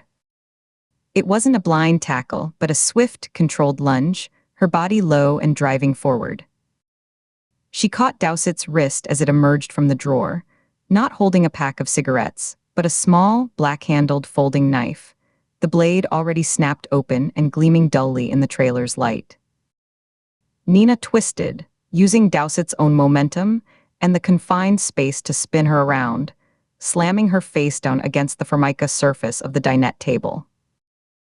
Empty cans and a plastic lighter clattered and skittered across the floor. "I was just gonna cut a thread," Dowsett yelled, her voice muffled against the table. She bucked and struggled, but Nina had her arm secured in an expert hold, her knee pressed into the back of Dowsett's thigh for leverage. "Katie, cuffs," Nina said, her breath only slightly elevated, a testament to her control. Katie snapped the handcuffs on Dowsett's wrists, the cold metal clicking tight. The knife lay on the linoleum where Nina had kicked it, a sad, cheap thing next to a crushed beer can. "You have the right to remain silent," Nina began, reciting the Miranda rights into Dowsett's ear as she hauled her upright. Dowsett's body was rigid, resisting every inch of movement. "Anything you say can and will be used against you in a court of law." "This is bullshit," Dowsett screamed, her face flushed a deep, mottled red with rage. She didn't cry. She fought, throwing her weight backward against Nina as they maneuvered toward the narrow door. Her bare feet scrambled for purchase on the smooth floor. "You're framing me." "That rock means nothing." "I didn't touch that little creep." "You know I did." They shuffled out into the cooling night air, the transition from the trailer's stifling interior feeling like stepping into a cold bath. The buzzing neon of the paradise palms cast their struggling, elongated shadows across the gravel, painting a grotesque puppet show. From a nearby trailer, a curtain twitched, a pale face appearing and then vanishing, falling back into place. No one came out. No one called out. Katie helped Nina guide the still protesting, writhing Dowsett toward the car. The woman's strength was surprising, fueled by pure adrenaline and fury. As Nina folded her into the back seat of the sedan, securing the seatbelt around her cuffed form, Katie looked back at the silver Airstream. Its door hung open, a rectangle of sickly yellow light spilling out onto the gravel, illuminating the discarded moving blanket just inside. The stone relief was still in there, that crude, dark figure lurking in the corner. Dowsett's story was tissue-thin, her possession of the Holt artifact glaring under the circumstances. The arrest was logical, necessary procedure after she'd reached for a weapon. It was the move the manual dictated. But as she slid into the passenger seat, the scent of mildew, perfume, and desperation still clinging to her clothes and hair, Katie felt a cold knot of doubt tighten in her gut. Dowsett's fury in the trailer had the raw, unvarnished ring of the cornered and the unjustly accused. It was the rage of someone who believed, truly, that the system was screwing her over again. It lacked the cold, calculated cunning of the killer they were hunting, the one who curated scenes, who thought in terms of artifacts and permanence. Dowsett was a violent woman, yes. A piece of the puzzle, perhaps, a pawn, a connection, a source. But as Nina started the car, and the headlights cut through the pink neon haze, Katie couldn't shake the feeling that they had just forced a piece into a space where it didn't quite fit. The edges were jagged. The picture it was forming felt rushed, and in her bones, Katie felt a deep professional dread that it was wrong. Chapter 31. Chapter 31. Chapter 31. The holding cell block in the Jericho Falls County Sheriff's Department was a tomb of concrete and steel, perpetually chilled by overworked air conditioning that couldn't mask the underlying smells. The scent of industrial lemon cleaner fought a losing battle against the older, deeper odors of stale sweat, despair, and the faint, metallic tang of blood that had seeped into the grout a decade ago and never left. Echoes lived here, the distant clang of a door, the murmur of a radio, the scrape of a chair, all amplified by the hard surfaces. Maria Varga sat on the metal bench bolted to the wall, her posture a studied mix of defiance and exhaustion. The initial performative tears were gone. Now she just looked profoundly irritated, as if detained for a parking ticket. She examined her hands, picking meticulously at a chip in her burgundy nail polish. The overhead fluorescent light buzzed, casting a sickly pallor on her sharp features. Through the bars, Katie watched her, holding 2 paper cups of lukewarm station coffee that smelled of burnt beans and chemical creamer. Nina leaned against the cinderblock wall opposite the cell, arms crossed over her chest. Her eyes were fixed on Varga, reading her like a ledger. "History of volatile business dealings," Nina said, her voice low and flat in the quiet corridor. "A documented taste for ruthless leverage. And a Holt original, a significant one, hanging in her gallery office. Gift, my ass." "The painting's the key," Katie said quietly, her own breath visible for a second in the chill. "But this story feels off. Too neat. Too convenient." "Convenient is exactly how people like her get caught," Nina replied, pushing off the wall. She turned her head toward Katie, her expression unreadable. "Go on. See if she'll talk to someone closer to her age. Just remember, her entire profession is pretending to be someone she's not. The tears, the anger, the wounded pride, it's all product. Look for the seam where the performance ends." Katie nodded, the key cold and heavy in her hand. She slid it into the cell door lock. The metallic clunk and subsequent screech of the hinges echoed sharply in the narrow corridor, a sound that made Varga flinch minutely before she mastered herself. Katie stepped inside, the space feeling suddenly smaller, the air closer. She set 1 cup on the bench beside Varga, not within easy reach, but close enough to be a gesture. "Brought you coffee," Katie said, her tone neutral. "Black. That's how you took it last time you were processed here, according to the intake report from your fraud inquiry 2 years back." A faint smirk touched Varga's lips, not reaching her eyes. She slowly reached for the cup, her movements deliberate. "Aren't you the thoughtful fed? Cross-referencing my caffeine preferences. What do you want?" "To understand. You told the deputy the painting was a gift." "From who?" "I told him. An anonymous donor. It showed up at the gallery one morning, delivered by a bonded courier. A note of admiration for my curatorial eye." She took a small sip of the coffee, and her face contorted in genuine distaste. She set the cup down on the bench with a soft tap. This is terrible. I don't interrogate benefactors. In my world, discretion is the currency. Where were you last night, between midnight and 3 a.m.? Varga sighed, a theatrical exhalation of boredom. In my apartment. Reviewing Sotheby's and Christie's preview catalogs on my tablet. Alone, she shrugged, the fabric of her silk blouse rustling. Not much of an alibi, I know. Check the device activity logs. Check the building's security camera logs. It'll all show I was there. It'll show your tablet was active and your heat signature was in the apartment, Katie corrected gently, watching her eyes. It doesn't definitively prove you were the one holding the device or that you never left. Varga let out a short, humorless laugh that bounced off the cell walls. She leaned forward, elbows on her knees, and looked up at Katie. You think I drove out to some derelict roadside motel in the middle of the night to slash a two-bit, small-time hustler like Terrence Hayes? Please. He was a pathetic little leech. The barnacle.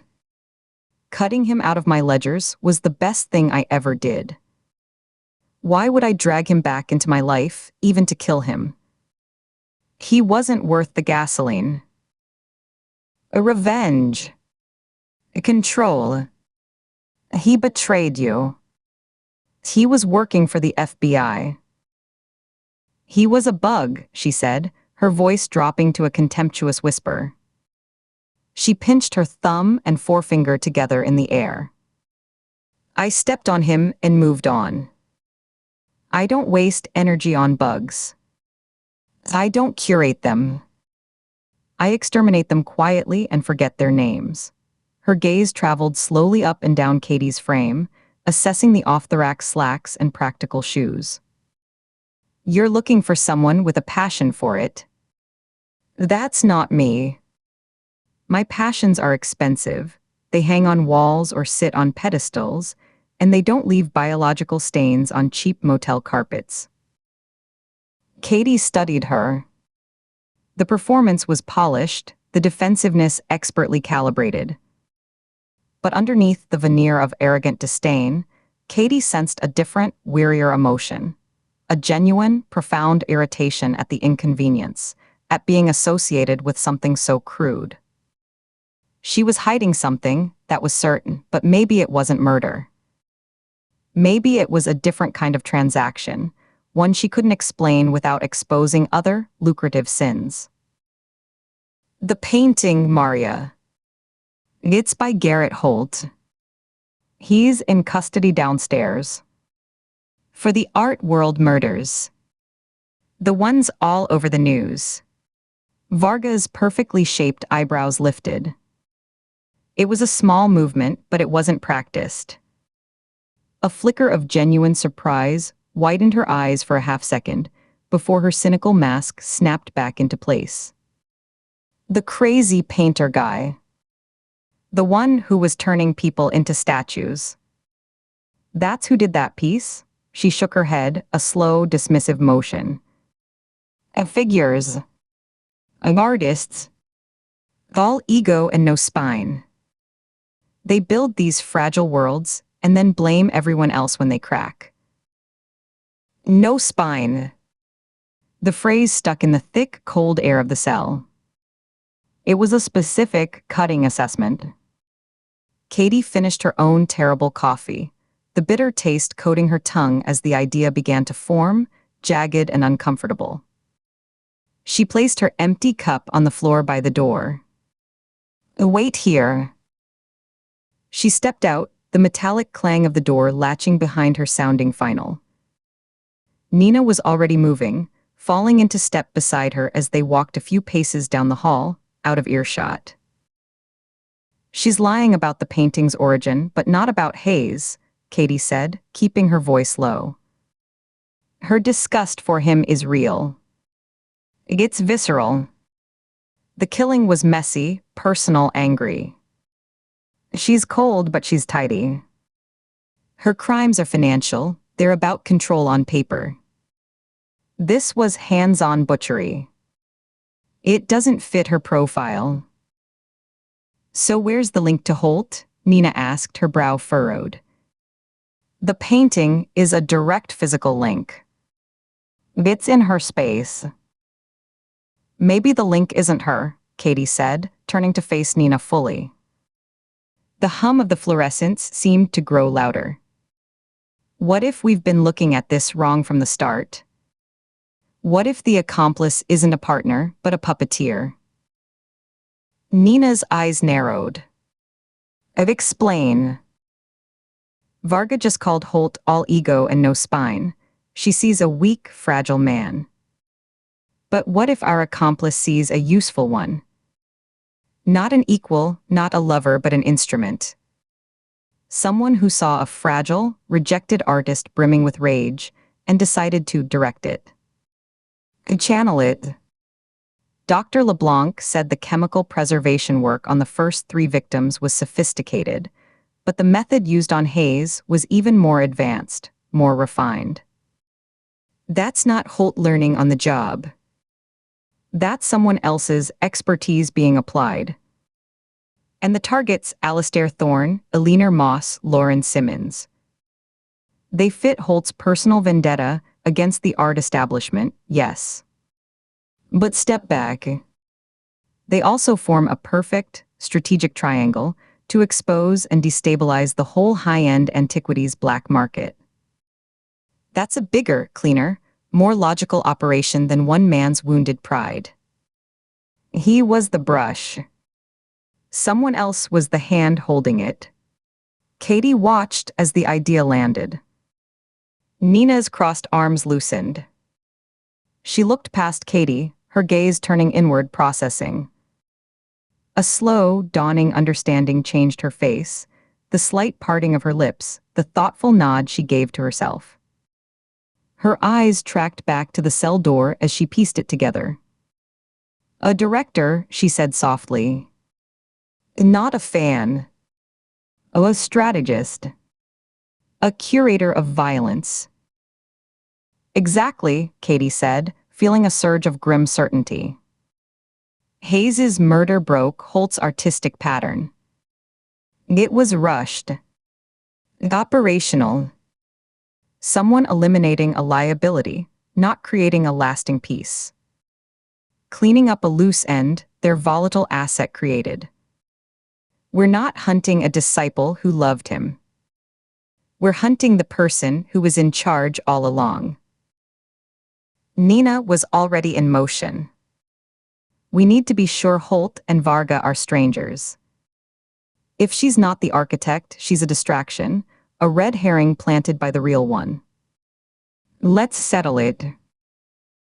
She waved over Deputy Chen, who was leaning against a filing cabinet at the end of the hall, scrolling through his phone. He snapped to attention and walked over, his boots squeaking on the polished concrete. We're transferring Holt to the county lockup in Greenville in an hour, Nina said. He's in the processing room now, getting his paperwork finalized. I need you to take Ms. Varga to the restroom down the hall. Take her right past the processing room window. The one that looks into the corridor. Chen nodded, his young face serious. What am I looking for, Agent Shaw? A signal. A code. Nothing, Katie answered. Just walk her. Natural pace. Don't prompt her, don't slow down. We'll be watching. They moved quickly. Katie and Nina positioned themselves in a shallow service, alcove 20 feet down the hall from the processing room door. It housed a janitor's sink and mop bucket, offering a narrow sightline. From here, they could see both the hallway and, at an angle, the large interior window of the processing room that looked out onto the corridor. The glass was reinforced with wire, slightly distorting the view. The wait was a study in tense silence. Katie could hear the drip of a leaky faucet in the sink behind her, the steady plink of water hitting metal. She focused on her breathing, on the cold seep of the cinderblock wall through her shirt. Nina stood perfectly still beside her, a statue of focused anticipation. A few minutes later, Chen appeared from the direction of the cells, escorting a handcuffed Maria Varga. The cuffs were in front of her, a small concession. Varga walked with a bored, resigned slouch, her eyes scanning the ceiling tiles as if calculating their cost. As they neared the processing room window, Katie's pulse quickened, a dull thud in her ears. She leaned forward slightly, every sense acute. Inside the processing room, Garrett Holt sat at a formica-top table, dressed in bright orange county scrubs that hung loosely on his thin frame. He wasn't staring blankly at the wall or rocking in distress. He was hunched over, his spine a tense curve, sketching furiously on a paper napkin with a stub of pencil. His hand moved in frantic, precise lines, his entire being consumed by the act of creation. The deputy assigned to watch him stood a few feet away, arms crossed, his expression one of profound boredom, occasionally checking his watch. The scene was a bizarre diorama. Intense, fragile artistry under the glare of sterile fluorescent light, guarded by institutional indifference. Chen guided Varga past the window. Her head turned, a casual, almost automatic glance at the man in orange behind the glass. Her steps didn't falter. Her expression didn't change into recognition, or fear, or secret communication. It twisted. Her upper lip curled in a flash of pure, unadulterated scorn. It was the look someone gives a mangy dog, or a broken appliance cluttering a sidewalk. She leaned her head toward Deputy Chen, just an inch, and muttered something. The microphones embedded in the hallway ceiling picked up her voice, crisp and clear in the monitoring room they'd checked earlier. "Christ," Varga said, her tone dripping with contempt. "Looks like a stiff breeze would break him in half." Pathetic. Chen, to his credit, gave no reaction. He simply guided her on, past the window and toward the restroom door. Holt, inside his bubble of manic focus, never looked up. His pencil continued its frantic scratching, a soft, persistent sound just at the edge of hearing. Katie felt the click in her mind, clean and decisive as a lock turning. She let out a breath she hadn't realized she was holding. Nina exhaled beside her, a long, slow stream of air. "No connection," Nina stated flatly. The observation was clinical, final. She sees a weak, contemptible man. Our architect sees a tool. A flawed but useful instrument. A tool they used, and then had to repair or adjust when it malfunctioned, Katie said, the theory crystallizing into a hard, cold shape. The director doesn't feel contempt for Holt. They feel ownership. Investment. They've curated him. His art, his violence, it all served a larger purpose. Varga wants to control people for profit. This person wanted to control a narrative, to stage a grand, brutal exposure of a corrupt system. Hayes was a cleanup. A cold, clinical correction. The director's own signature contribution, made necessary after their primary asset was captured. They walked quickly back toward the main bullpen, the humid, stale air of the station feeling suddenly charged, as if before a storm. The worn linoleum squeaked under their shoes. "So we're not looking for a lover or a crime partner," Nina summarized, thinking aloud as they moved. "We're looking for a director. A producer. Someone with the specific chemical and anatomical knowledge to refine Holt's methods, and the strategic, patient mind to pick targets that maximize the scandal and the exposure. They'd be in his orbit but hidden. A patron. A correspondent. A critic he respected. Someone he might have seen as a mentor, a fellow visionary, who instead was guiding him toward a specific, violent end. Someone who felt the work was tragically unfinished when he was caught, Katie added, the pieces locking together into a terrible, coherent shape. And who decided to finish it properly. To eliminate the informant Holt so carelessly created.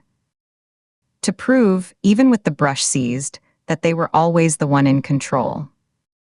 That the vision was theirs. They pushed through the heavy door into the noisy, cramped bullpen. The shift change was happening, adding to the chaos. Deputies coming on duty, others heading out, the clatter of keyboards, the static hiss of the police scanner. Sheriff Mitchell looked up from his cluttered desk, his eyes tracking them immediately, reading their faces. Katie stopped in the center of the room, the theory too urgent to wait. Varga is a dead end, she announced, her voice cutting through the room's low chatter. A few deputies turned to look. But she just helped us see the real shape of this. Mitchell stood up slowly, his chair rolling back. What shape is that, Agent Ford? Katie met his gaze. We're not hunting a partner or a disciple. We're hunting the person who was in charge all along. The architect. The director. The one who let Garrett Holt take the credit for the art and the fall for the murder. And they're still out there working.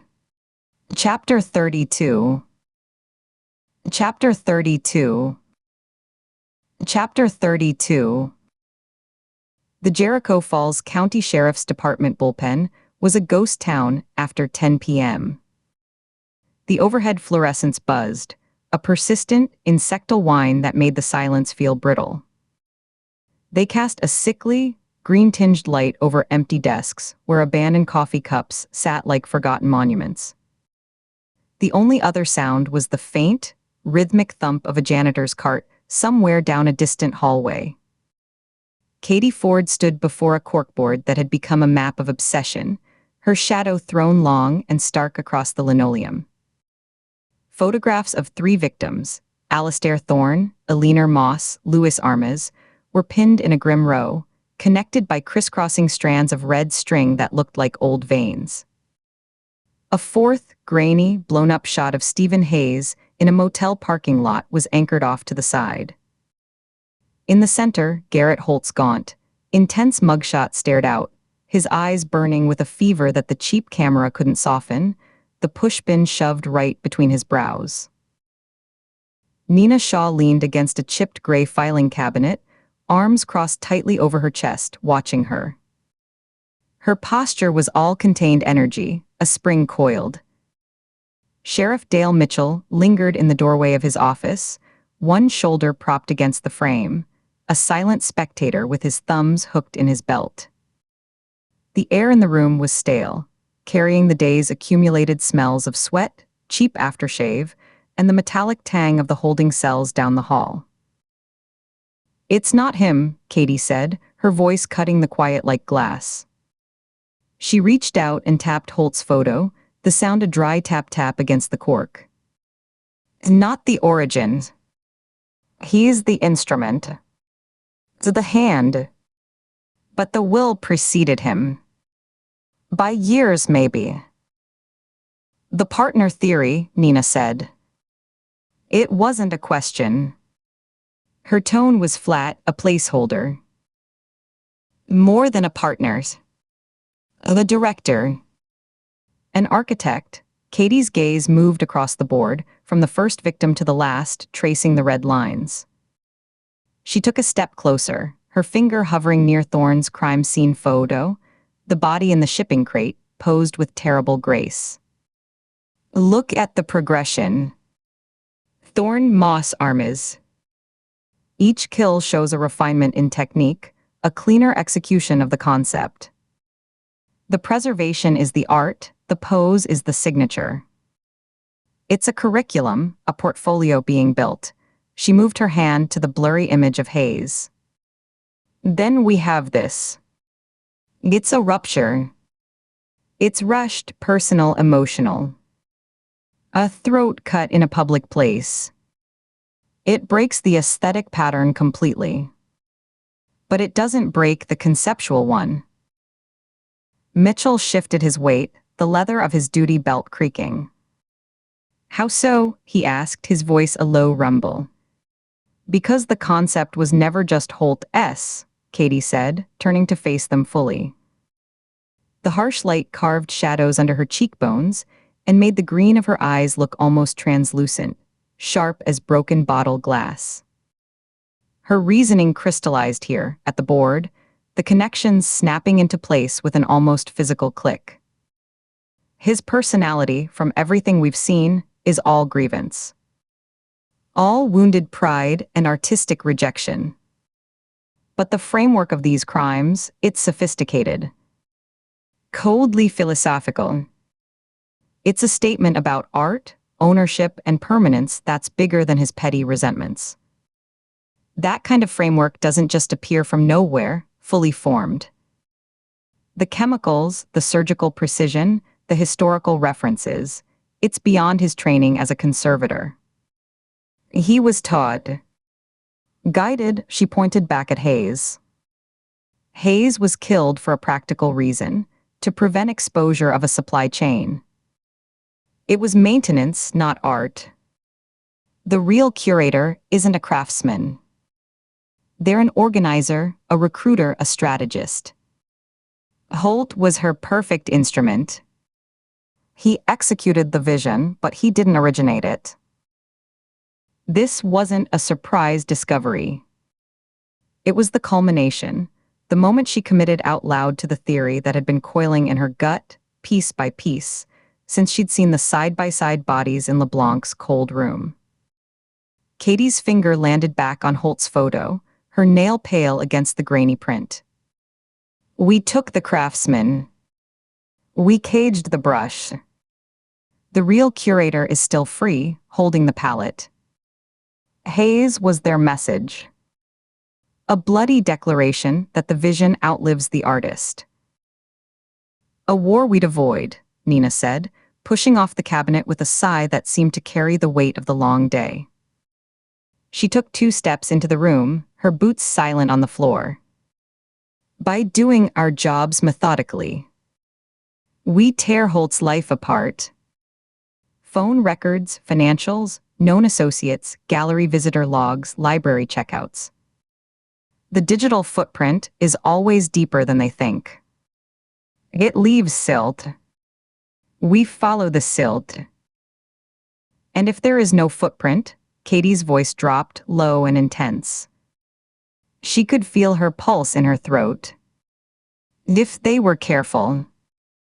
Met in person only, used burners bought with cash, communicated through coded art world gossip or notes left in library books. We could chase shadows for months. Meanwhile, they're out there. Right now.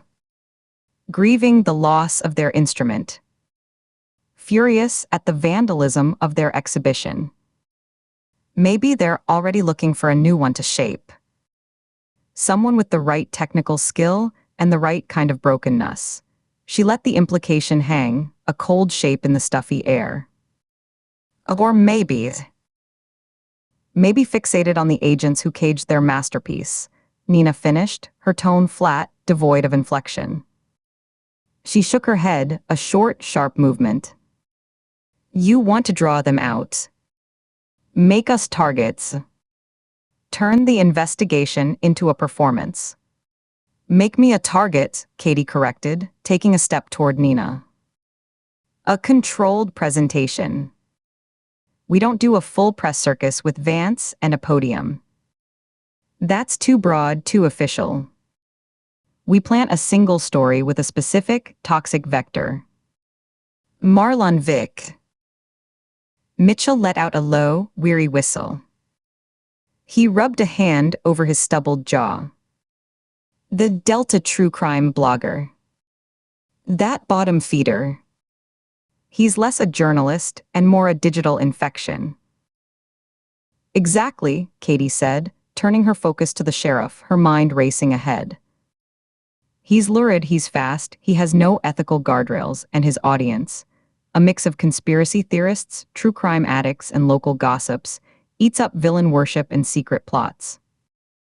We feed him a narrative, off the record, from a concerned source. The story is, FBI agent Katie Ford's relentless, solo pursuit breaks the Delta artist killer case, but her controversial theory suggests the mysterious architect remains free. My name. My picture. The explicit suggestion that I'm the one who unraveled the genius, who identified the missing hand behind it all, who seized the puppet master Holt refused to name. She spread her hands. It doesn't go to the mainstream press. It goes straight into their ecosystem, their underworld. If the curator is the originator, I think they are, obsessed with legacy, with being the unseen author, they won't be able to resist. I become the ultimate critic in their story. The one who needs to be corrected. Silenced. Or curated. No, the word was final, carved from stone. Nina took a full step forward, closing the distance between them. Her dark eyes were hard. You are not bait, Katie. This isn't an academic theory to test with your carotid artery on the line. It's insanity. It's the fastest path to a predator who leaves no trail, Katie shot back, her own voice rising a fraction. She could feel a flush of heat on her neck. It's a shortcut off a cliff. I've seen this play before. Years ago, in Baton Rouge, we had an informant deep inside a syndicate run by the Ridgway brothers. Nina's words came out clipped, each one a stone dropped into the quiet. A good kid. Scared but trying to do right. A young agent, smart, ambitious, thought he understood pressure points, got clever. He thought he could force a power struggle, speed things up, by anonymously leaking the informant's value to a rival faction. He called it applied pressure, I called it a death sentence. She paused, her jaw working. The informant was found in a Louisiana bayou 3 days later, his mouth and eyes sewn shut with fishing line, weighted down with his own secrets. The agent quit the bureau 6 months after that. I hear he still wakes up screaming some nights. Nina's gaze was unwavering, pinning Katie in place. You do not provoke the darkness to come find you. You hunt it on your terms in the light, with backup and procedure, and every advantage you can stack. And if it slips away into the dark forever? Katie's hands clenched at her sides, her nails biting into her palms. The frustration was a live wire in her chest. This case goes officially cold. Holt claims solitary madness, and the person who orchestrated 3 murders, who turned people into artifacts, walks free to find a new Holt, to start again with a cleaner slate. Is that hunting on your terms? Is that justice for Thorne, Moss, and Armiz? It's the job, Nina's control slipped, her voice rising to match Katie's. Of its patience. It's grinding, tedious, unglamorous work. It is not playing Russian roulette with a fanatic who preserves people for art. You are not disposable. I'm not trying to be disposable. I'm trying to be effective, Katie fired back. The grinding work isn't working fast enough. They're ahead of us. They killed Hayes right under our noses while we were, methodically, chasing Holt, old gallery receipts. The silence that followed was thick, charged with exhaustion and clashing wills. The hum of the lights seemed to grow louder, vibrating in Katie's teeth. She could see the muscle feathering in Nina's jaw, the tight line of her mouth. Sheriff Mitchell had gone perfectly still in the doorway, his eyes moving between them like he was watching a tennis match that had caught fire. Katie looked from Nina's rigid, protective disapproval to Mitchell's cautious, weathered neutrality. She felt the plan, so clear and logical in her mind, hardening into something illicit, something solitary. The warmth of the argument drained away, leaving a cold resolve. She forced her shoulders to relax, dropping them from where they'd hunched near her ears. She unclenched her hands, flexing her fingers slowly. When she spoke again, her voice was deliberately even, drained of its earlier heat. Fine. You're right. It's too volatile. An unnecessary risk. The tension in the room didn't dissipate. It changed texture, becoming something wary and brittle, like thin ice over black water. Nina studied her for a long, silent moment, her eyes searching Katie's face for any sign of deception, for the telltale tension around the mouth or a flicker in the gaze. After a beat that stretched too long, she gave a single, slow nod, though the frown of concern didn't leave her face. "We start fresh at 8 a.m., she said, her own tone returning to professional neutrality.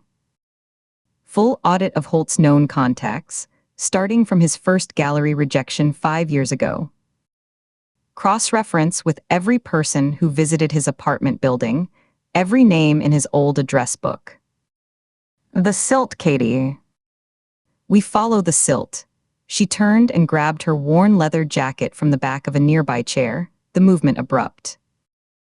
"Get some sleep. A real sleep. Not just staring at the ceiling in a motel room." She didn't look back as she left, the heavy bullpen door sighing shut behind her with a soft thump that echoed in the empty room. Katie didn't move. She stared at the board, at Holt's accusing eyes. "Someone used you. Shaped you. Who was it? Who gave you permission?" The scrape of a chair leg on linoleum made her turn. Sheriff Mitchell had emerged fully from his office doorway. He wasn't looking at her. He was looking down at the worn, speckled floor, as if reading a history in the scuff marks and ground in dirt. He looked older under the fluorescent glare, the lines around his eyes etched deep. "Marlon Vick," he said, his voice so quiet it was almost lost in the buzz. "He's a parasite. Oh, a tick. He'd sell his mama's ghost for a click and a handful of ad revenue. You feed him that story, even whispered, it'll be all over the Delta by sunrise. Headline, photo, your whole theory spun into conspiracy gold.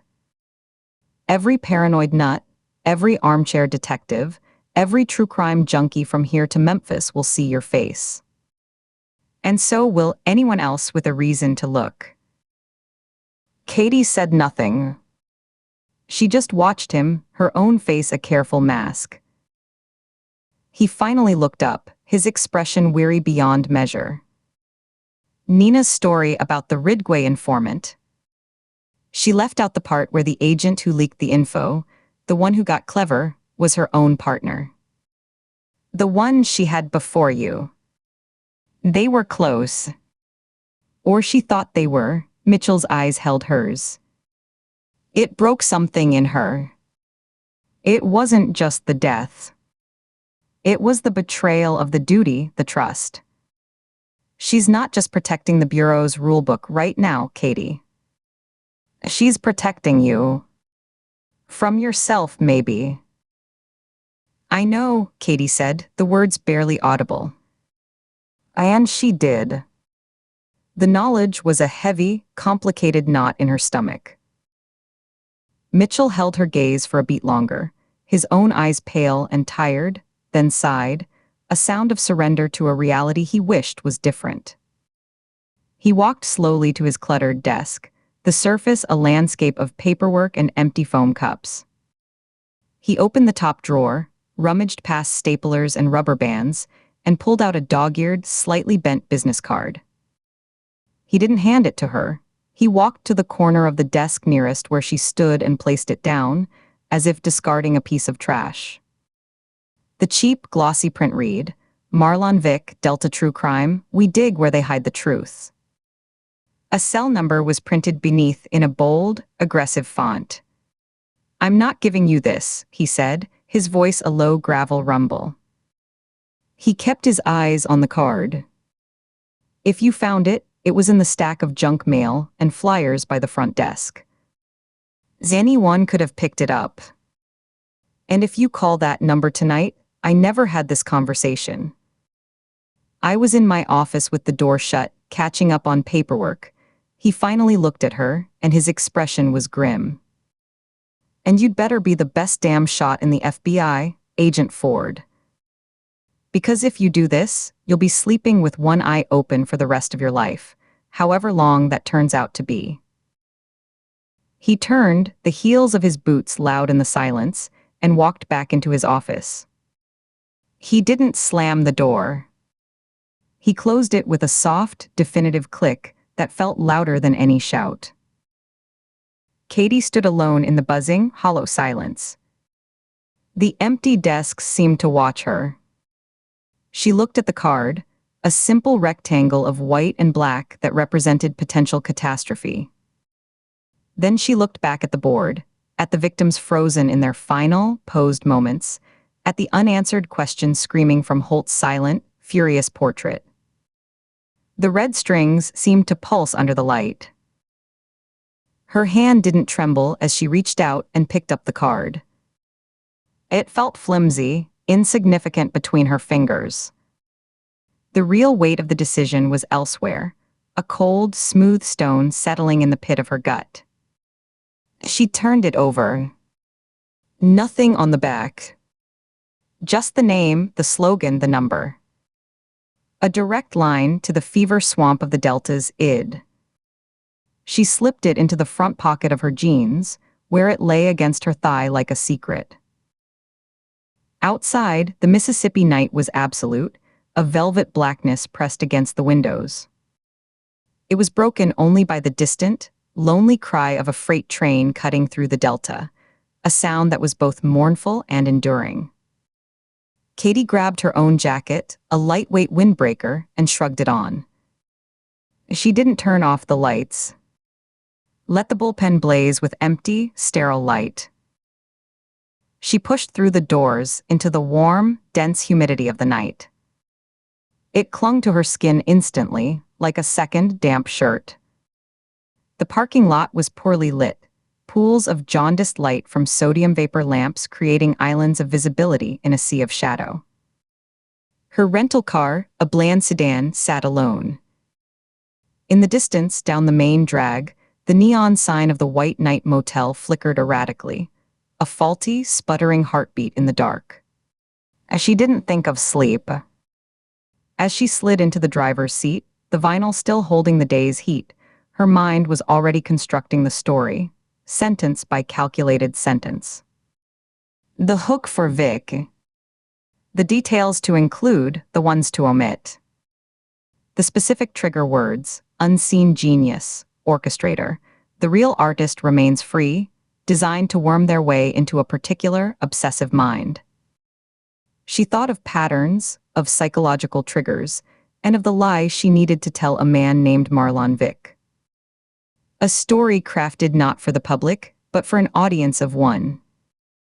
A story meant to be a lure, set in the digital waters where a certain kind of predator liked to swim. She started the car. The engine turned over with a compliant purr. She sat for a moment, the card a palpable presence in her pocket, the weight of Mitchell's warning and Nina's fear a counterweight in her chest. Then she put the car in drive, pulled out of the lot, and turned not toward the flickering motel sign, but toward the darker, quieter roads at the edge of town, where she could talk in absolute privacy. The Mississippi night swallowed the taillights whole. Chapter 33. Chapter 33. Chapter 33. The bullpen of the Jericho Falls County Sheriff's Department was a hive of low-grade panic, the kind that smelled of burnt coffee, stale sweat, and the faint, sweet-sour tang of old takeout. The air conditioning fought a losing battle against the Mississippi afternoon, the unit groaning in the ceiling vents, and pushing around the thick, humid air rather than cooling it. Katie Ford stood by the map-covered wall, her shoulder blades pressed against the cool cinder block, watching the clock. The second hand on the institutional white face jerked forward with agonizing slowness. Nina had gone to Beaumont's diner 20 minutes ago for what she called a strategic resupply of pie and caffeine, a ritual to break the monotony of staring at the same corkboard for 8 hours straight. She'd be gone at least another 20, maybe 30 if the lunch rush was lingering. That was the window. Katie had seen the news van pull up outside 10 minutes earlier.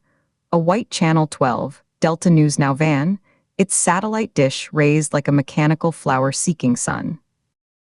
It had parked at a haphazard angle in the gravel lot, kicking up a small cloud of dust that hung in the still air. They were here for a scheduled, bland update from Sheriff Mitchell about the Bayou murders, a piece of filler before the evening weather. Mitchell was in his office with the blinds drawn, likely rehearsing his lines, choosing his words to say nothing with folksy charm. She didn't need a stage. She needed a spark, something to cut through the bureaucratic fog and the killer's calculated silence. Smoothing her dark hair back into its tight ponytail, Katie pushed off from the wall. She walked past the deputies' desks, a landscape of scattered paperwork, half-empty foam coffee cups, and the green glow of aging computer monitors. Her boots were silent on the scuffed linoleum, a path worn to a dull gray by decades of weary footsteps. She pushed through the double doors into the wall of humid afternoon. The heat hit her like a damp towel slapped across the face. Cicadas sawed in the pine trees across the road, a relentless, vibrating buzz that felt like pressure in her teeth. The reporter, a young man with overly gelled hair that looked shellacked under the sun and a too bright blue tie, was checking his microphone, tapping it and listening to the feedback in his earpiece. The camerawoman, a woman in her 40s with a practical ponytail and tired eyes, leaned against the van's shaded side, smoking a cigarette with the focused appreciation of someone stealing a moment of peace. "You here for the sheriff?" Katie asked, her voice flat and clear, cutting through the lazy atmospheric buzz. The reporter turned, a practiced, neutral smile already sliding into place. "Yes, ma'am." "Scheduled for 3?" He glanced at his watch, a chunky silver thing. "He's expecting us." "I'm Special Agent Katie Ford, FBI. I'm lead investigator on the case he's briefing you about." The change was instantaneous. The reporter's pleasant mask dissolved, his eyes sharpening with a pure professional hunger. His posture straightened, his grip tightening on the mic. The camerawoman took a final, deep drag and stubbed the cigarette out against the van's tire, tucking the butt into her pocket. She hefted the camera onto her shoulder in one smooth motion, her finger hovering near the power switch.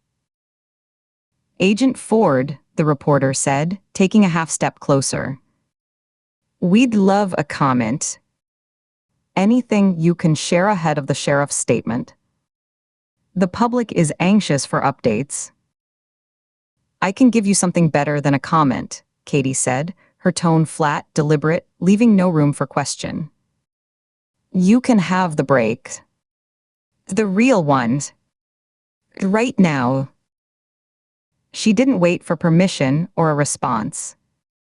She turned on her heel, the gravel crunching under her boots, and walked back toward the glass doors. She pushed one open and let it swing shut behind her, not looking back. She knew they'd follow. The click of the camerawoman's equipment, the rapid shuffle of dress shoes on gravel, and the hissed whisper of "Are we rolling?" Get it now," confirmed it. They trailed her into the chaotic heart of the bullpen like pilot fish drawn into a sudden current.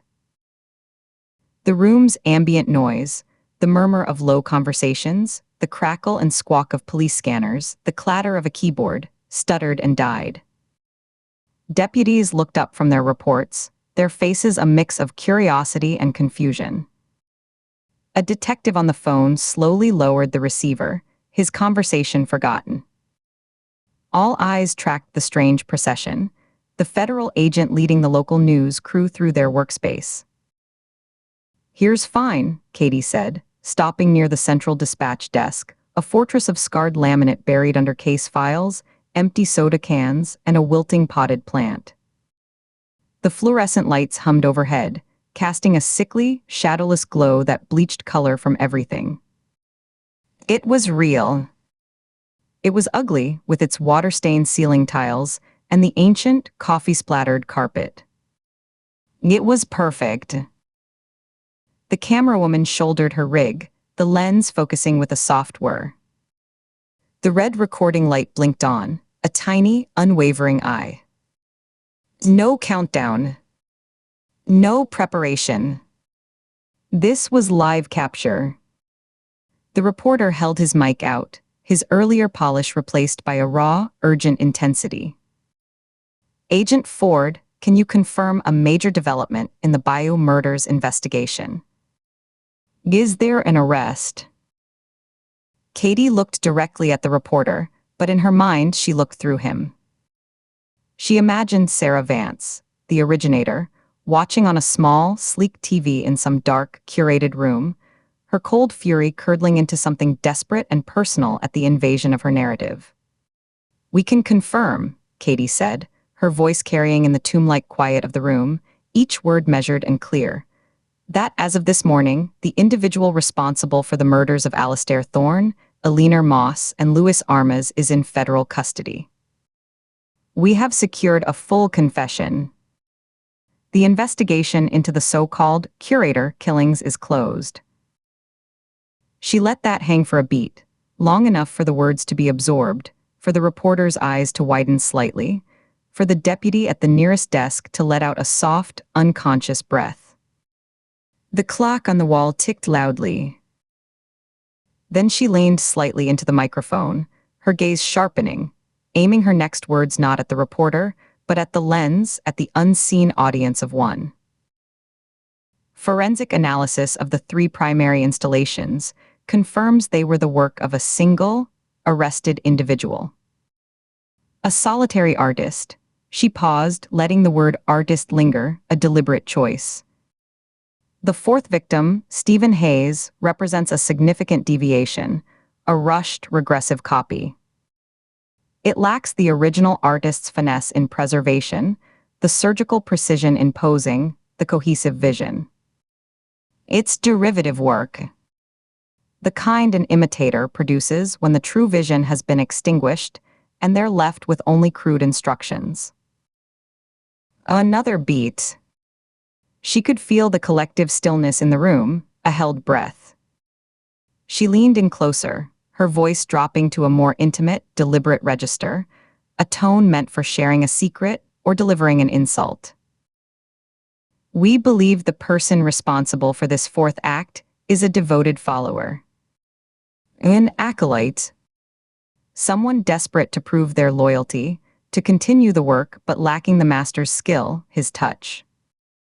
They saw the artistry and tried to replicate it, but all they managed was a hollow echo. A clumsy tribute." The words hung in the air, toxic and deliberate. Devoted follower. Acolyte. Hollow echo. She knew the real curator would hear those labels as the profound insults they were meant to be. To be called a follower, a mere student, a clumsy copier when she was the architect, the director, it would be an unbearable provocation. The rage would be immediate, personal, a violation of her self-concept. It would demand a public, corrective response. Privately, Katie believed the opposite. This was no follower. This was a puppeteer, a strategist who saw Holt as a brilliant, flawed tool.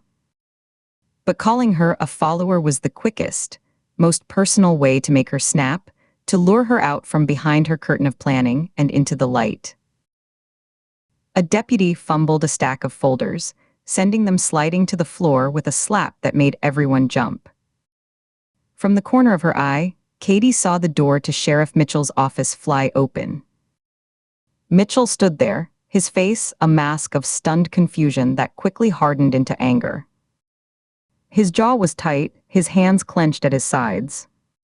The reporter jumped in, his voice rising with excitement, almost tripping over his words.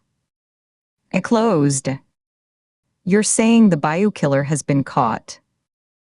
And you're calling the last murder a copycat by a follower.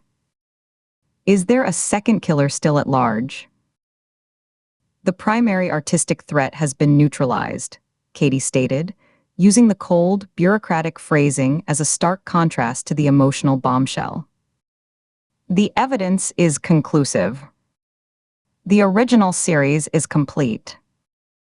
Anyone with remaining information, including about the inferior copy, is urged to come forward. They can reach the federal task force at our temporary command post, the White Knight Motel on State Route 61, just south of the Jericho Falls town limit." "That is all." She gave a curt, definitive nod, the universal signal for "I'm done." But as the reporter opened his mouth, scrambling for a follow-up question, the bullpen's side door, the one that led to the parking lot and Beaumont's diner, burst open. Nina Shaw stood frozen in the doorway, backlit by the harsh afternoon sun, a white paper bag from Beaumont's clutched in one hand. Her shrewd, dark eyes took in the scene, the camera's blinking red eye, the reporter's eager posture, the ring of silent, watching deputies, Katie standing at the epicenter like a prosecutor giving a closing argument, in a single, comprehensive nanosecond.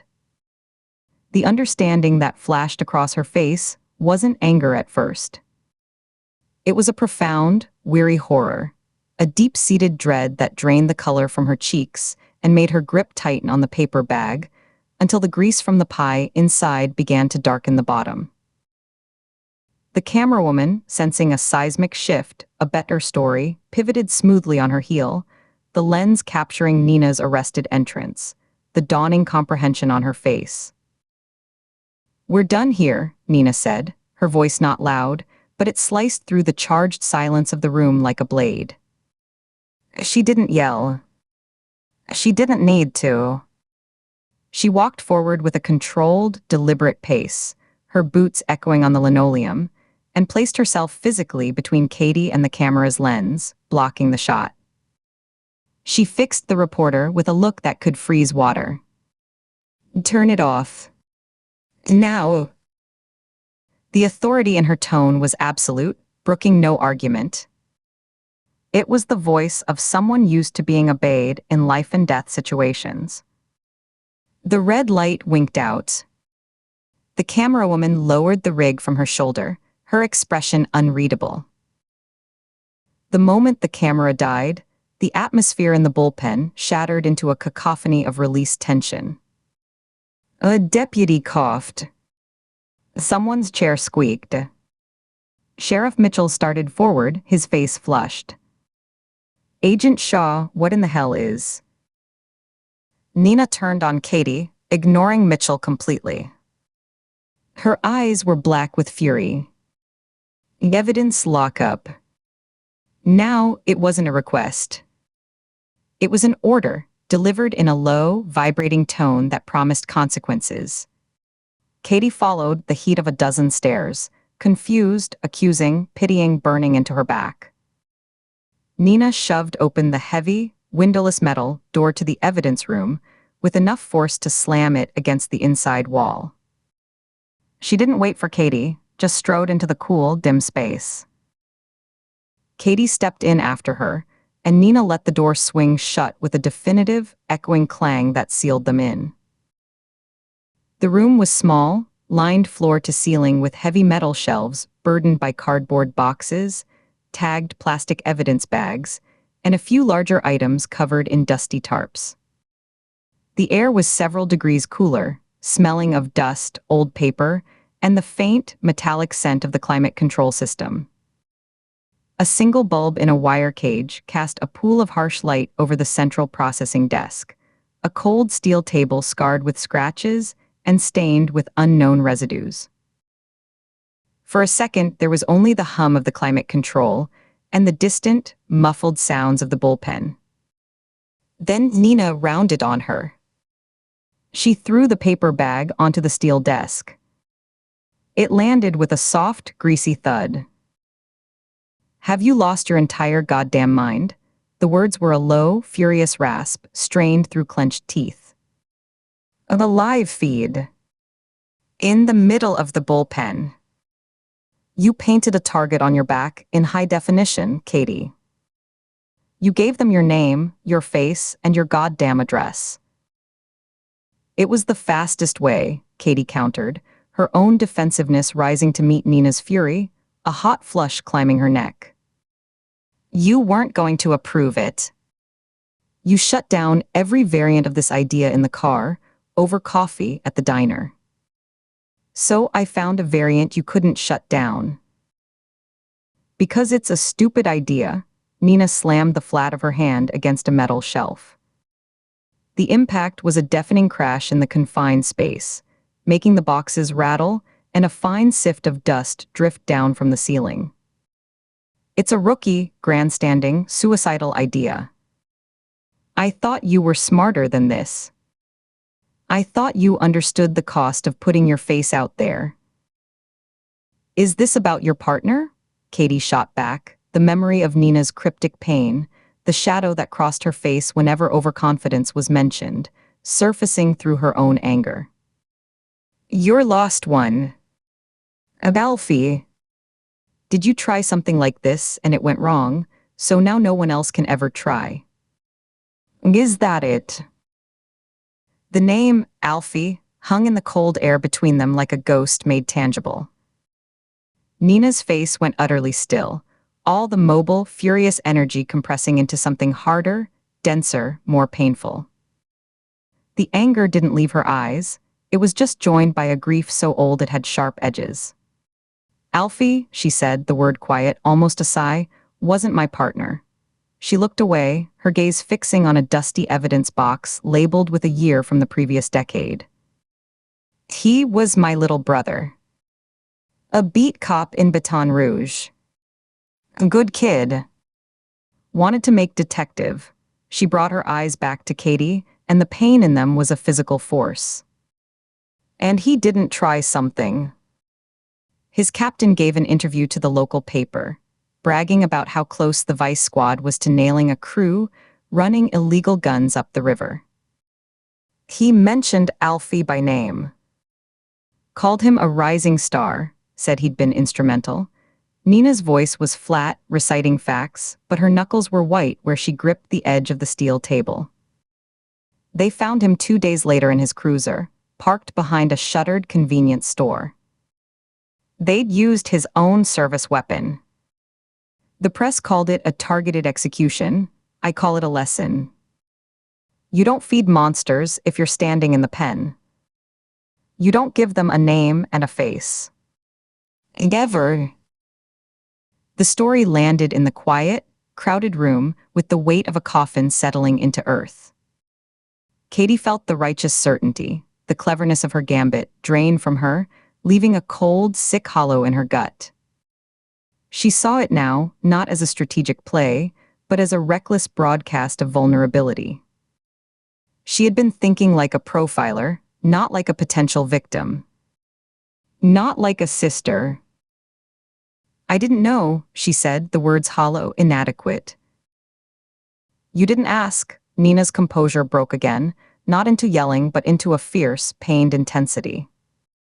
She pushed away from the table and began snatching evidence boxes from a wheeled cart, shoving them onto shelves with violent, punctuating thuds. You assumed. You decided your cleverness outweighed my experience. That your gut was smarter than my scars. Vance warned me about your lone wolf shit when he paired us. I defended you. I said you were just driven, that you had a missing piece you were trying to solve. But this, she threw another box, the sound echoing.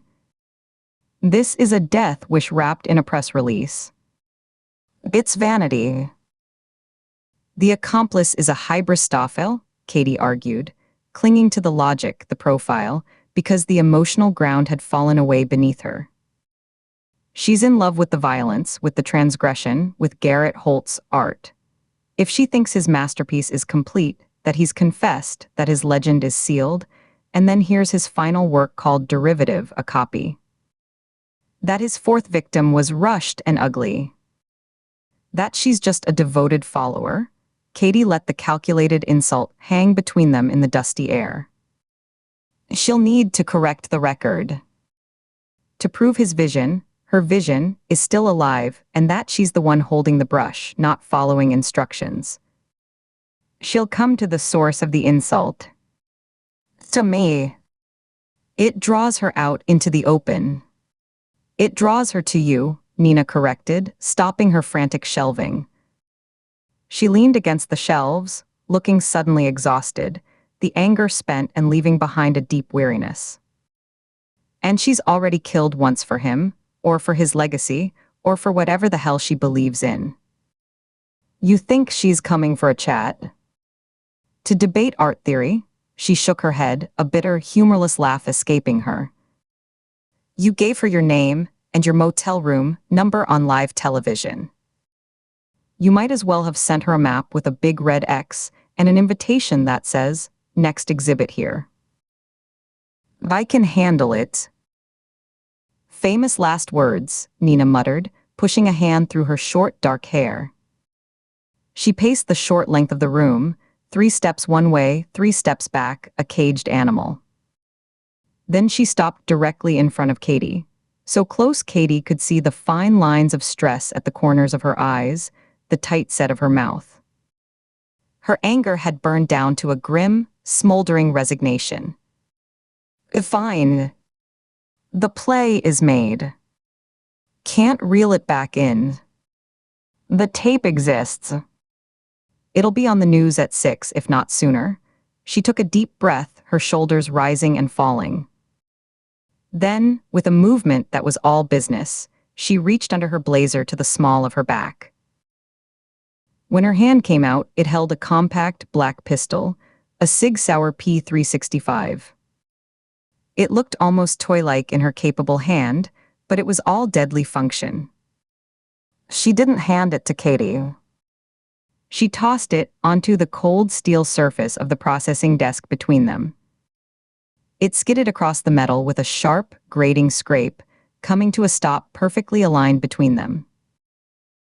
Katie stared at it. I'm not certified for a secondary. My service weapon is in the lockbox at the motel. I don't give a single damn about certification right now, Nina said, her voice flat, final. That's my backup. It's clean. Untraceable to you. It's loaded with a full mag plus 1 in the chamber. The safety is right there. She pointed a blunt finger at the lever. Figure it out. If you're going to play bait, you don't go into the water without a hook. And you don't stand there with your hands empty when the shark shows up. She turned toward the door, then paused, her back to Katie, her hand on the cold metal handle. Go back to the motel. Stay there. Don't order pizza. Don't answer the door for anyone but me. Don't even open it for Mitchell unless I'm with him. I have to go smooth things over with a sheriff who's probably ready to have us both arrested for trespassing, and pray to God that Channel 12 has some shred of journalistic ethics and doesn't run your little performance as their screaming lead story. Nina, Katie said, the word stopping her. Nina didn't turn around. What? I'm sorry. I'm about Alfie. Truly. Nina's shoulders tightened almost imperceptibly, a flinch she couldn't suppress. Sorry doesn't keep you alive. That does, she nodded toward the gun on the desk without looking at it. Remember the lesson. It cost me my brother. Don't let it cost me my partner. Then she pushed the door open and was gone, the heavy metal swinging shut and leaving Katie alone in the silent, crowded room. The silence was immense. Katie looked at the pistol. It was an artifact of pure function, a tool for one purpose. She picked it up. The polymer grip was cool, the weight both foreign and unsettlingly familiar in her hand. She checked the chamber with a practiced, automatic motion. A round was seated. She engaged the safety, the click loud in the quiet. Then she lifted the back of her shirt and slipped the gun into the waistband of her jeans at the small of her back, the metal cold against her skin. Her shirt tail fell back, covering it completely.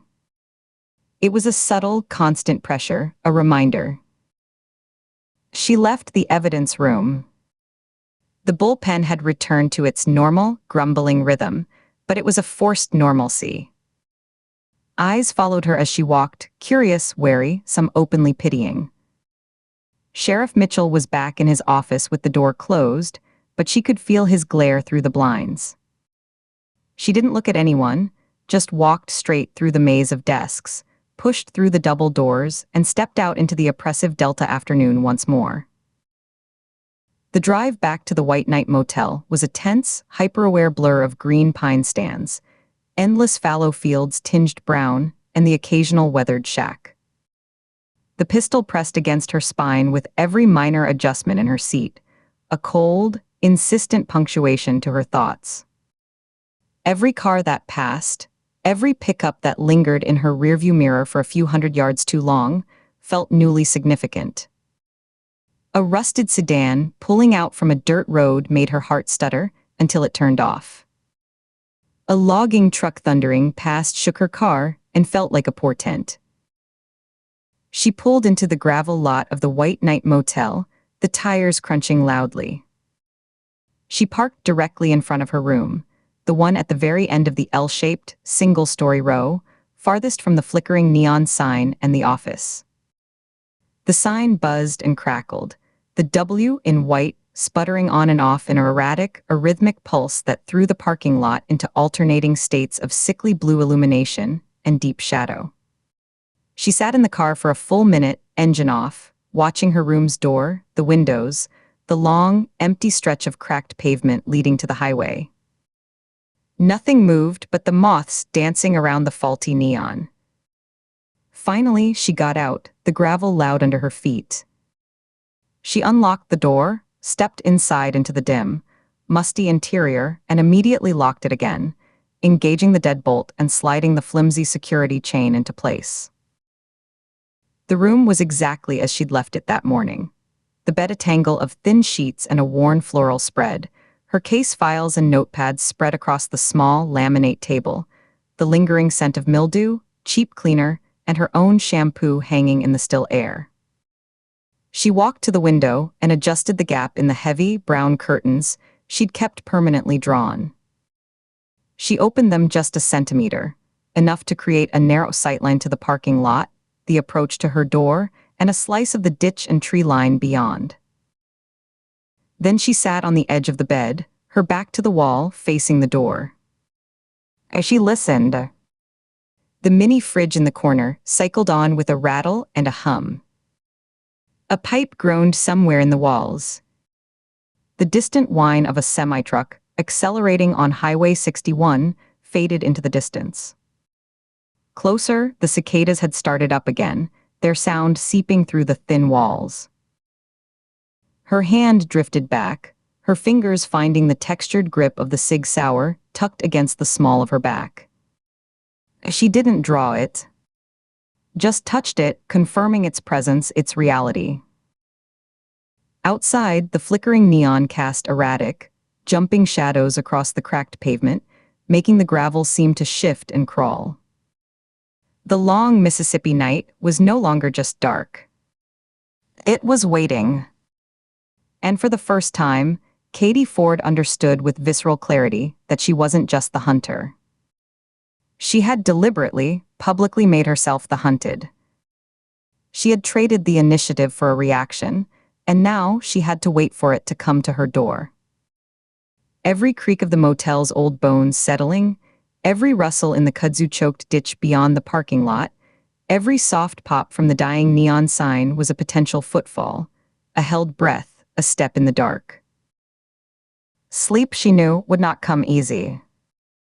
It would be a tense, watchful negotiation with the dark, measured in the slow, painful crawl of hours on the glowing digital clock, and the steady, silent weight of the unfamiliar gun against her skin. The room, which had been a temporary base, now felt like a trap she had baited herself. The air was thick with anticipation, and every minute that passed without a knock on the door felt like both a reprieve and a tightening of the spring. Chapter 34. Chapter 34. Chapter 34. The room was a box of held breaths. Katie Ford sat on the edge of the stiff motel bed, the cheap floral spread scratchy under her palms. The air conditioner under the window rattled on a low setting, pushing out a stream of damp, cold air that did little to cut the pervasive humidity. It smelled of mildew and industrial cleaner, with an underlying note of old cigarette smoke embedded in the curtains. A borrowed Sig Sauer P320 lay cold and heavy in her lap. The Glock was with Nina. This one felt different, a fraction lighter, the grip texture unfamiliar, the balance a millimeter off. She de-checked it twice already, the ritual of inspection a thin substitute for calm. A memory surfaced, unbidden and sharp. Eli at 9, holding a rusted pocket knife he'd found by the railroad tracks behind their old house in Metairie. The afternoon sun had been heavy, buzzing with cicadas. His small face was a mask of fierce, misplaced pride, his fingers dirty around the cracked bone handle. She'd taken it from him, not with anger but with a calm she didn't feel, her own 12-year-old hands prying his fingers open gently. "You keep the sharp side away from you, Eli." Always, she demonstrated, showing him how to fold the blade safely, her thumb pressing the catch.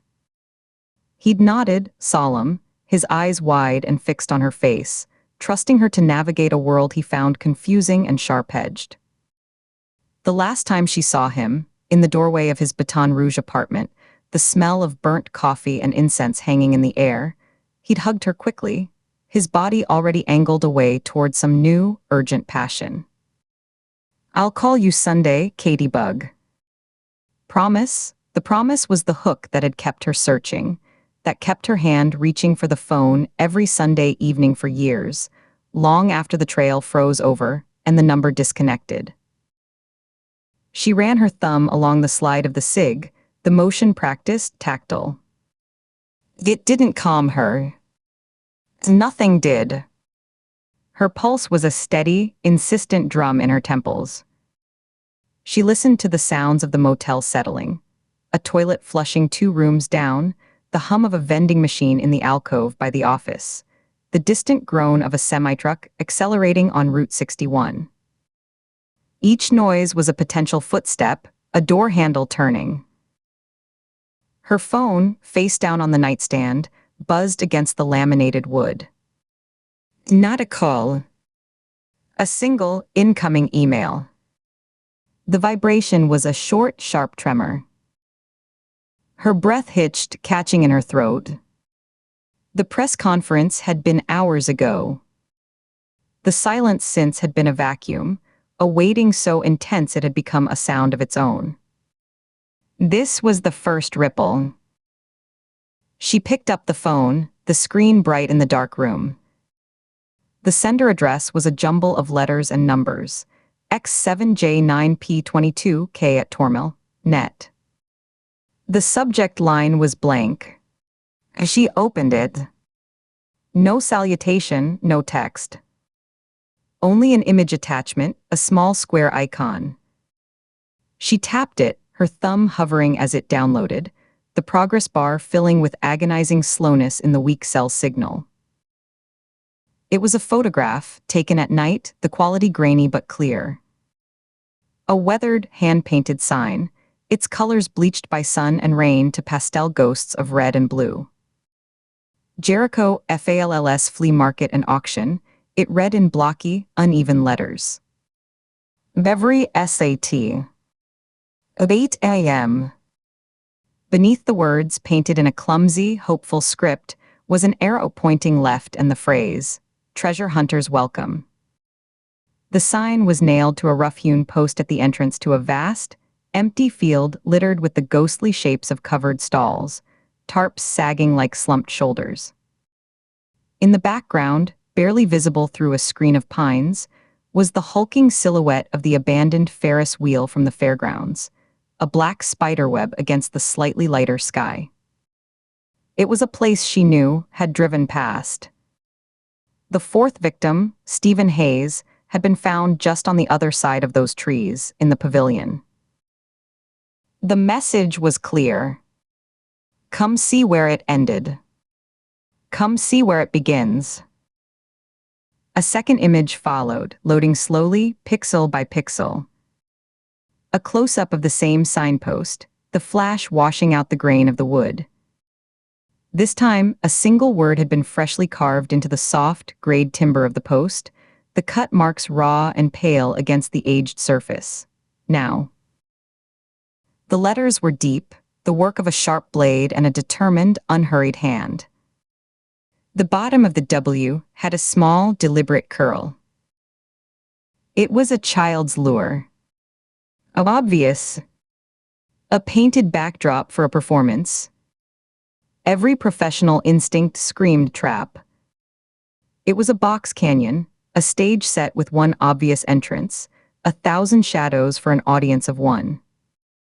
The killer, the curator, the originator, wasn't just inviting her, she was directing her. Framing the shot. Choosing the lighting. This was the first exhibit in a private showing. Katie stood, her joints stiff from hours of stillness, and paced the 10 steps from the bed to the bathroom door and back. The thin carpet was gritty under her socks. She'd already repositioned the room's lone armchair to face the entrance, angled the cheap, particle board dresser to create a slight bottleneck in front of the bathroom door. She de-checked the window latch, the flimsy deadbolt. Prepared for a siege that was coming from the wrong direction. The threat wasn't a breach, it was an invitation. She stopped pacing by the window, peeling back the edge of the curtain with 2 fingers. The parking lot was a pool of jaundiced light from a single sodium vapor lamp. Her rental car, a gray sedan, sat at the far end. Nothing moved. The decision was already made, had been made the moment she stepped in front of those cameras and hijacked the narrative. You don't bait a hook without expecting to be pulled into the deep. She wouldn't call Nina. Nina would try to stop her, her voice tight with controlled anger. Or worse, she'd insist on coming, mobilizing the sheriff's deputies, turning a clandestine provocation into a full tactical breach. Flashing lights, radio chatter, the crunch of boots on gravel. That would spook the target back into the weeds, into a deeper silence. This was a creature that worked in intimacy, in the silent, charged space between 2 people. It wanted a private viewing. A curator leading a single, important guest through a gallery after hours. Katie's preparation was methodical, quiet, a ritual of focus. She stripped off her jeans and sweatshirt, the fabric cool. She changed into dark, charcoal gray jeans and a black, long-sleeved t-shirt, the cotton thin and close-fitting. She swapped her heavy boots for a pair of worn, black sneakers with soft, silent soles, tying the laces with double knots. She checked the SIGS magazine for the 3rd time, counting the 15 rounds by touch in the dim light, then chambered around with a soft, metallic snick that was loud in the quiet room. She secured the holster at the small of her back, adjusting the angle until the grip settled just below her right kidney, accessible but concealed by the drape of her shirt. From her go-bag at the foot of the bed, she retrieved a small, high-lumen flashlight, testing its beam against the wall, a bright, focused circle, and a folding knife with a textured grip. She clipped the flashlight to her belt. She considered the body armor folded in the bottom of the bag, the bulky Kevlar vest. It was for a firefight, for a known threat in a contained space. Not for this. This was about speed, mobility, and the illusion of vulnerability. She needed to look like a woman alone, chasing a desperate clue in the middle of the night, not an agent staging an assault. The armor would be a declaration of war. She left it in the bag. She sat at the cheap desk, the wood veneer peeling at the corners, and picked up a pen from a motel-branded notepad. The pen was cheap, the ink blue and faint. She wrote quickly, her handwriting angular and clear. Nina, Jericho Falls Flea Market site. Email lure with coordinates. Gone to confirm assess. Back by 400. Do not call cavalry. You'll spook it. Okay? She read it over. It wasn't asking permission. It was a trail of breadcrumbs, an IOU for a partnership she was currently sidestepping. It was also a lie of omission. She wasn't going just to confirm. She was going to answer. She stood, folded the note once, and slid it silently under the door connecting her room to Nina's. She listened, ear almost to the wood. No sound from the other side. No shift of bed springs. Nina was a still sleeper. As she checked her phone. 1:13 a.m. The killer's hours. The perfect time for a private tour, when the world was asleep and the darkness belonged to the things that moved through it. At the main door, she paused, her hand on the cool metal of the handle. She turned the deadbolt slowly, the click muffled by her palm. The fear was there, a cold, coiled wire in her stomach, tightening her diaphragm. But beneath it was a colder certainty, solid as stone. This was the move. The only move left on the board. Eli had vanished into silence, leaving no signature, no grotesque artwork, just an empty space where a person should be. This thing, this curator, left a trail of loud, horrific signatures. She would follow the noise, because the silence was what truly ate you alive, gnawing at the edges of every thought. She thought of the carved word in the wood, the raw, pale flesh of it. Now. She slipped out into the hallway, pulling the door closed behind her until the latch caught with a soft, final thud. She locked it with the keycard, the green light blinking. The corridor was empty, lit by the sickly green glow of the exit sign at the far end. The carpet was a pattern of swirling browns and oranges, stained in places. She moved past Nina's door without a sound, her sneakers whispering on the pile, down the rear stairs at the end of the hall.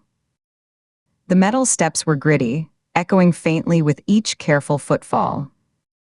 She pushed the bar on the fire door at the bottom, bracing for an alarm, but it opened silently into the humid Mississippi night. The air outside was a physical weight, warm and damp, smelling of wet asphalt, distant pine, and the faint, sweet decay of the delta.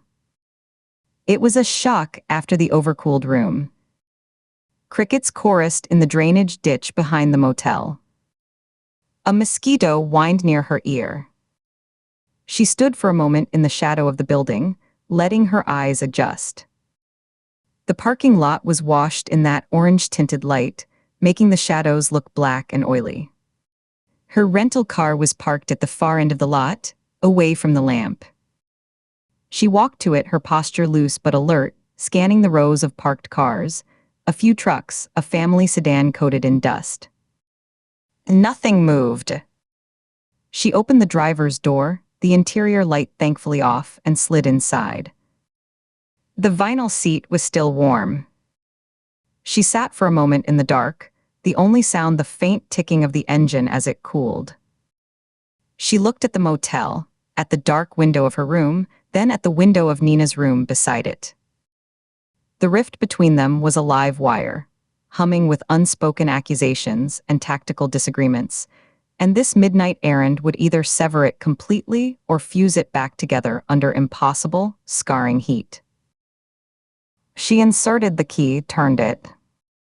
The engine coughed to life, the sound obscenely loud. She killed the interior dome light with a quick tap, shifted into drive, and pulled slowly out of the parking space. She didn't turn on the headlights. She rolled forward, using the ambient glow from the motel sign to navigate the lot, her tires crunching softly on the gravel shoulder. She didn't hit the lights until she was 100 yards down Route 61, the motel, a shrinking cluster of yellow windows in her rearview. Then she flicked them on, becoming just another set of lonely taillights in the vast Delta dark, a tiny moving point in a landscape that swallowed light and sound. The drive took 20 minutes. The two-lane highway was deserted, a black ribbon under a sky dense with stars the city never saw. The fields on either side were dark pools, occasionally broken by the distant, solitary glow of a farmhouse porch light. She passed a closed-down gas station, its sign dark, windows boarded. The flea market was 10 miles south of town, a tract of cleared land that bled into the thicker woods surrounding the old fairgrounds. She almost missed the turn, a gravel service road that branched off sharply, marked only by a rusted mailbox lying on its side. She turned off the highway, her tires spitting gravel. The noise was a cannon shot in the stillness. She drove slowly, the headlights cutting a swaying tunnel through the overhanging trees, illuminating the deep ruts in the road. She drove past the flea market entrance, catching a glimpse of the painted sign in her headlights, a flash of faded color, the arrow, and continued another quarter-mile down the road. She found a pull-off, a slight widening behind a stand of scrub pines and kudzu-choked undergrowth. She parked, nosing the car in until the bumper touched greenery, killing the engine and the lights. Silence rushed in, profound and heavy. She got out, the door closing with a muffled, careful click. The night air was thicker here, away from the road, smelling of damp earth, pine straw, and the faint, fungal scent of rotting wood. The cricket chorus was deafening, a rhythmic sawing that seemed to vibrate in her teeth.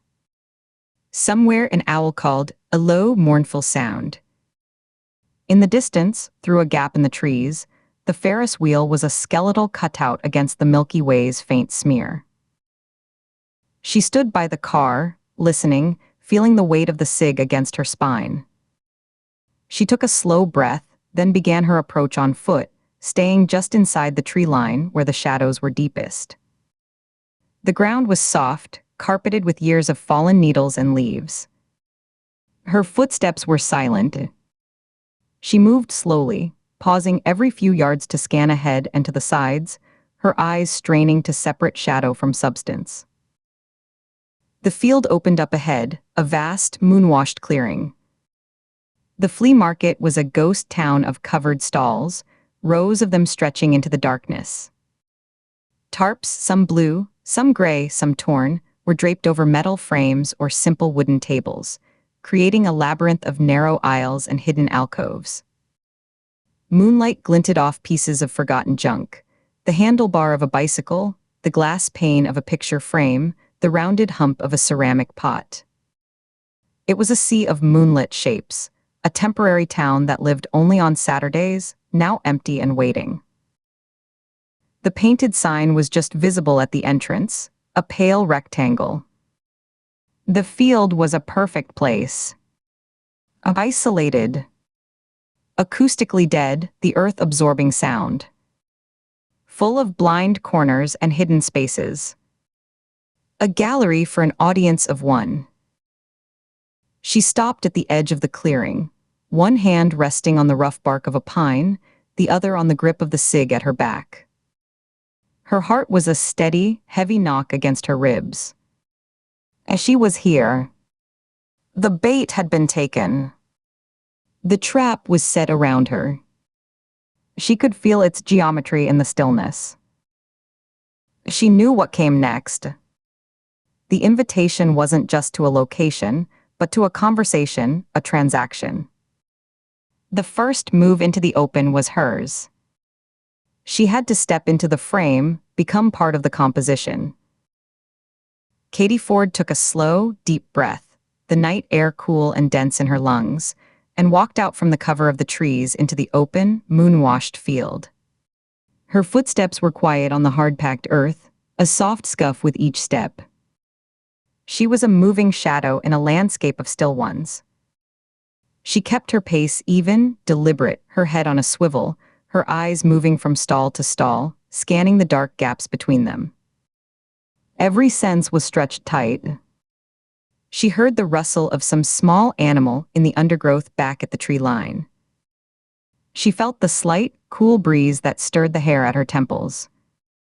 She smelled the dust and the faint, metallic scent of old rain on canvas. She reached the signpost. Up close, in the moonlight, she could see the fresh carving in stark detail. The word now was deep and clean, the edges of the letters sharp. No splinters. A very sharp blade, probably a fixed blade knife, not a folding one. The curl at the bottom of the W was deliberate, a flourish. She reached out and touched the raw wood with her fingertips. It was dry, slightly rough. It hadn't been done tonight, the sap had already hardened. Hours ago, at least. Of a sound. Not from the woods behind her. From within the field of stalls, off to her left. A soft, distinct mechanical click. Metallic. Or precise. The sound of a well-made latch releasing. Or the shutter of a high-end camera. Katie froze, her body coiling into readiness, muscles taut. She didn't draw the gun. Not yet. Drawing was an escalation, an admission of the expected violence. It would break the fragile, unspoken rules of this encounter. She was here for a dialogue, even if it was written in threat and carved in wood. She turned her head slowly toward the source of the sound, her eyes probing the deep blue-black shadow between two covered stalls about 20 yards away. Nothing moved. "I'm here," she said, her voice calm, lower than her usual speaking tone. It carried in the vast, absorbent quiet, sounding both firm and strangely small. "You wanted an audience. You've got one." The silence that followed was absolute, deeper than before. The crickets had stopped as if on cue. The owl was silent. The night itself seemed to be holding its breath, waiting for the curtain to rise on the next act. The breeze died. The only sound was the blood rushing in her own ears. In the deep shadow between the two stalls, something pale shifted. A faint, rectangular glow, then movement. A shape low to the ground. Not a person.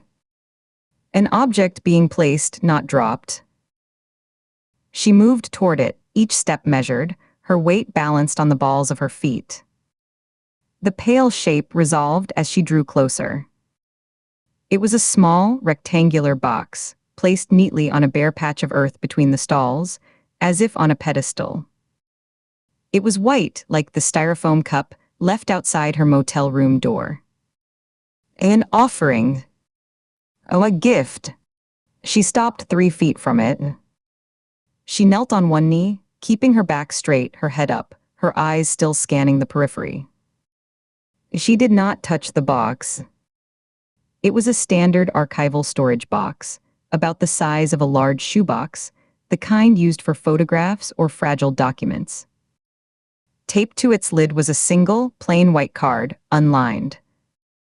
On it, in elegant, meticulous handwritten script using black ink, was a single line. For the connoisseur of lost things. The handwriting was controlled, the letters perfectly spaced, the flourish on the capital C understated but present. It was the hand of someone who took pride in presentation. Katie stared at it. The hook was set deep now. This was the first exchange. The box was a promise and a chain. To open it was to accept the terms, to step fully into the story being written around her. To refuse was to walk away, to let the silence win. Her hand hovered over the lid. The field around her was a cathedral of stillness. She knew with absolute certainty that she was being watched. Not from one direction, but perhaps from several. Every gesture, every micro-expression was being noted, curated, filed away. This was the first test of observation. She thought of Eli's last, quick hug, the smell of his cheap sandalwood soap, the way his shoulder blade felt under her hand. A promise that became an open wound, a search that became her architecture. Her fingers found the edge of the cardboard lid. It was snug. She did not look up, did not search the shadows for the watcher. This moment, the anticipation, the private revelation, was the entire point. She lifted the lid, setting it aside on the ground.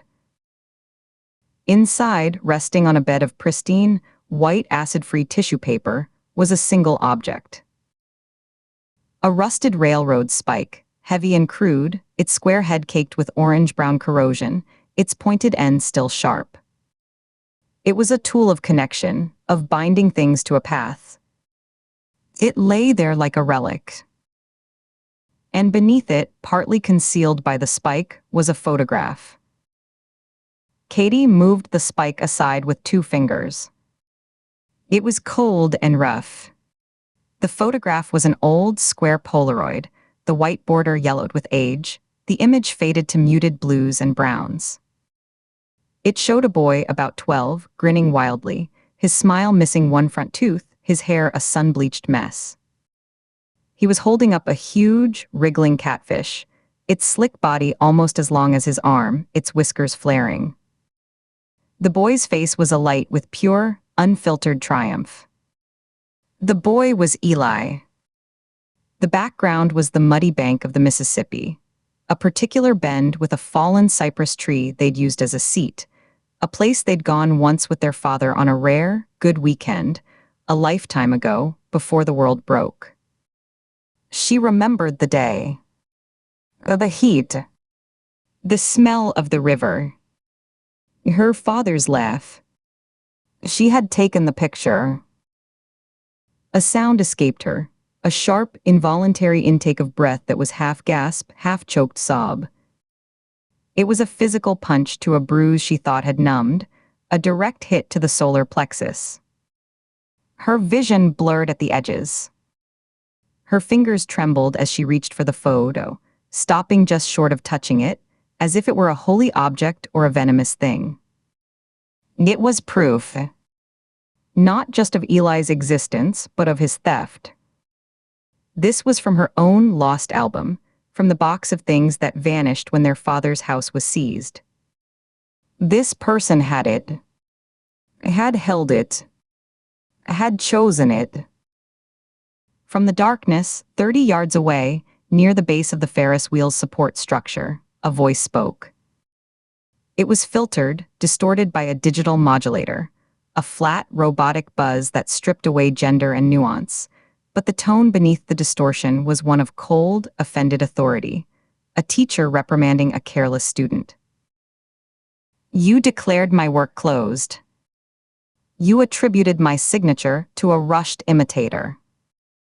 You publicly denied my authorship. The voice paused, letting the weight of the reprimand hang in the thick air. The silence stretched, 5 seconds 10. You will learn to see the artist, Agent Ford. You will learn to appreciate the curation.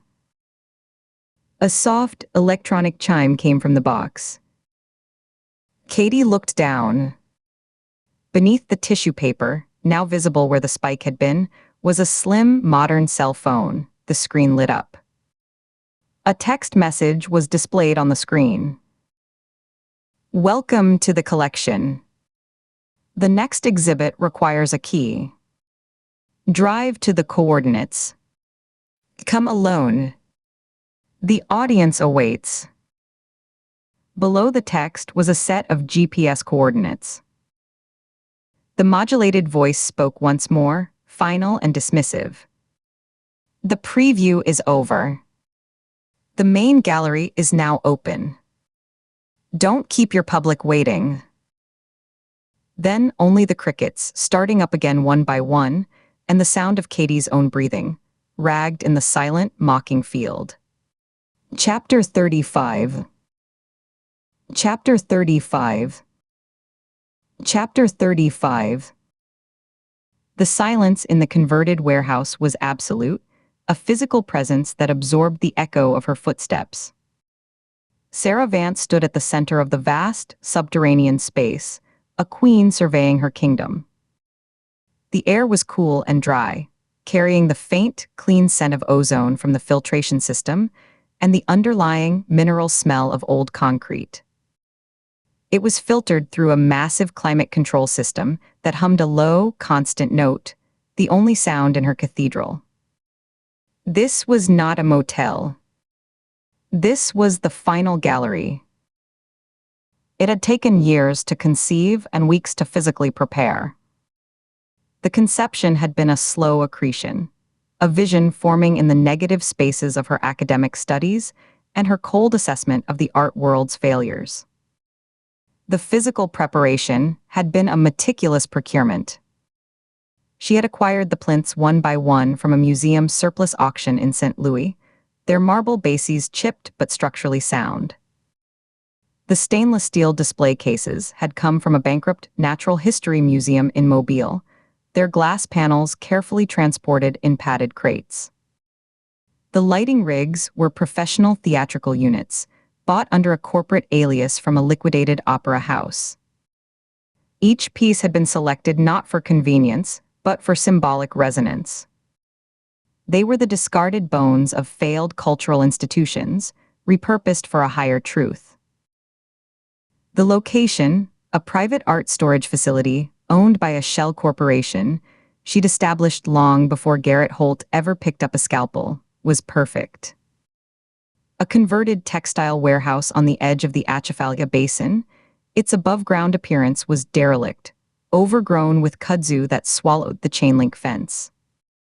But below street level, access through a freight elevator hidden behind a false wall in a rusted-out equipment shed, was a pristine, sterile expanse. A blank canvas she had designed. The elevator descent took 23 seconds. She had timed it. 23 seconds of transition from the decaying world above to the perfected one below. And she was the architect, executing the final phase of her own long-term design. She walked the perimeter, her boots silent on the sealed concrete. Her hand trailed along the cool, smooth wall, feeling the seam where she'd had the contractors install additional soundproofing panels. High above, industrial skylights, blacked out with several layers of paint and thick, light-absorbing velvet, were now fitted with her lighting rigs. She had spent days positioning them, using a laser level to ensure each beam's angle was precise to the degree. Each fixture was a surgical spotlight, its beam a precise, cold white. They weren't for illumination, they were for revelation. They would carve Katie Ford out of the darkness, isolate her, make her the sole subject on the stage she had built. Sarah paused beneath one, feeling the faint residual warmth from her last test on its metal housing. The space was divided not by walls, but by intention. The central area, a clear circle 30 feet in diameter, was the main gallery. This was where Katie would stand. Sarah stepped into the circle now, turning slowly. From here, the sightlines were controlled and perfect. Around it, Sarah had arranged a series of plinths and display cases, scavenged from auction houses and museum liquidations. They were not empty. Upon them stood the posed figures, the core of her collection. They were high-quality artists' mannequins, of course, placeholders for the future, but arranged with exacting care in the postures she had documented in her reference photographs.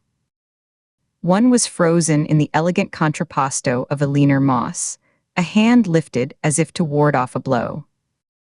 Another was the slumped, penitent curve of Lauren Simmons. A third held the complex, reclining pose of Mavis Henley, one arm draped over the side of its plinth. In the low light, their wooden joints and blank, featureless faces were more chilling than any attempt at realism. They were diagrams of suffering. Pure form. To one side, a long stainless steel table held the preservation equipment. Vacuum chambers with glass lids, fluid pumps with coiled tubes, and filtration units, all polished and waiting. Shelves along another wall were neatly stocked with chemical supplies in amber glass bottles, each labeled in her precise, block-letter handwriting. Rolls of archival silk, the color of old ivory, lay next to spools of fine, transparent monofilament line, the kind used by master jewelers. She moved to her preparation station, a smaller, wheeled surgical cart. Laid out with the care of a neurosurgeon were her immediate tools. Hypodermic needles, their barrels filled with a viscous, amber fluid, a paralytic cocktail she had refined over months of careful research and cautious self-testing. It was a blend of pharmaceutical-grade compounds, more elegant and merciful than the crude, formaldehyde mixtures her craftsmen had used. It induced complete neuromuscular paralysis while leaving cortical function, awareness blazingly intact. The subject became a prisoner in their own still flesh. She picked up a syringe, feeling its balanced weight. The fluid within was clear, not amber. The color was a tint added to the glass for light protection. A thing of terrible beauty. Next to the syringes lay a set of digital calipers, their stainless steel jaws closed. A digital camera on a carbon fiber tripod, its lens aimed at the center of the room, ready to document the process in high-resolution detail. This was not about murder. Not merely. It was about correction and completion. Garrett had been a useful instrument, a talented but limited craftsman. He could execute a technique with fascinating precision, but he could never conceive the overarching vision. He had tried to make art from flesh, but his work was reactive, born of petty grievance and the sting of rejection. Sarah's vision was pure philosophical. A statement on curation itself, the power to select, to arrange, to grant permanence. His arrest was always a possibility she had accounted for, a variable in the design. A tool that breaks is simply replaced. Now, she would complete the work he could only approximate. She would take the agent who had caged her instrument and transform her. Katie Ford would become the curator's final, definitive piece. Proof that the vision was never his to begin with, that he was merely the chisel in the sculptor's hand. She set the syringe down in its foam-lined slot and lifted a small, polished wooden box from the table. It was a vintage specimen case, lined in black velvet. Inside, nestled in its custom-cut hollow, was a single item, a locket. It was cheap, tarnished silver, the kind sold in gas stations, the chain thin and likely to turn a neck green. She had taken it from the pocket of Stephen Hayes's jeans, after the necessary operational act in the fairground pavilion. Inside was a tiny, blurred photo of a woman who was not his wife. A secret. A flaw. It was perfect. The banality of his betrayal, the mundane corruption that made her art necessary, it would be encapsulated in this trinket. This would be the centerpiece. The locket would be placed around the neck of the final installation. A signature. A whisper of the human failing that necessitated the curator's intervening hand. Sarah carried the box to the central space and placed it on a low, black pedestal made of lacquered wood. She opened the lid, positioning the locket so it lay on the velvet, catching the light. She stepped back 5 paces, then 10, judging the sightlines. From the entrance, the freight elevator doors, the pedestal would be the first thing Katie saw, spotlighted, a small, shiny mystery drawing her in. The invitation was not a snare. It was a summons to a private viewing of her own design. A critic invited to review her own exhibit. She moved to the control panel she'd installed near the elevator. A bank of dimmer switches and a single, red-illuminated master button, protected by a clear plastic cover. She flipped the cover up with a thumb. Her breath was even, controlled. She ran through the sequence. A soft, definitive click, and the first bank of lights ignited with a faint pop, bathing the central circle in a stark, clinical glow that made the concrete floor seem to bleach. Another click, and pin lights activated one by one with a sequential thump-thump-thump, making the display cases and their silent occupants gleam like jewels in a vault. The mannequins cast long, distorted shadows against the far wall. The third switch controlled the audio. A faint, almost subliminal drone emanated from hidden speakers, a recording of white noise mixed with the distant, rhythmic drip of water she'd captured in a limestone cavern.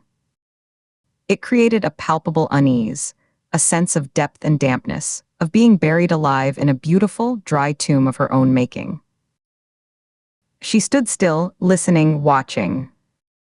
The sequence was perfect.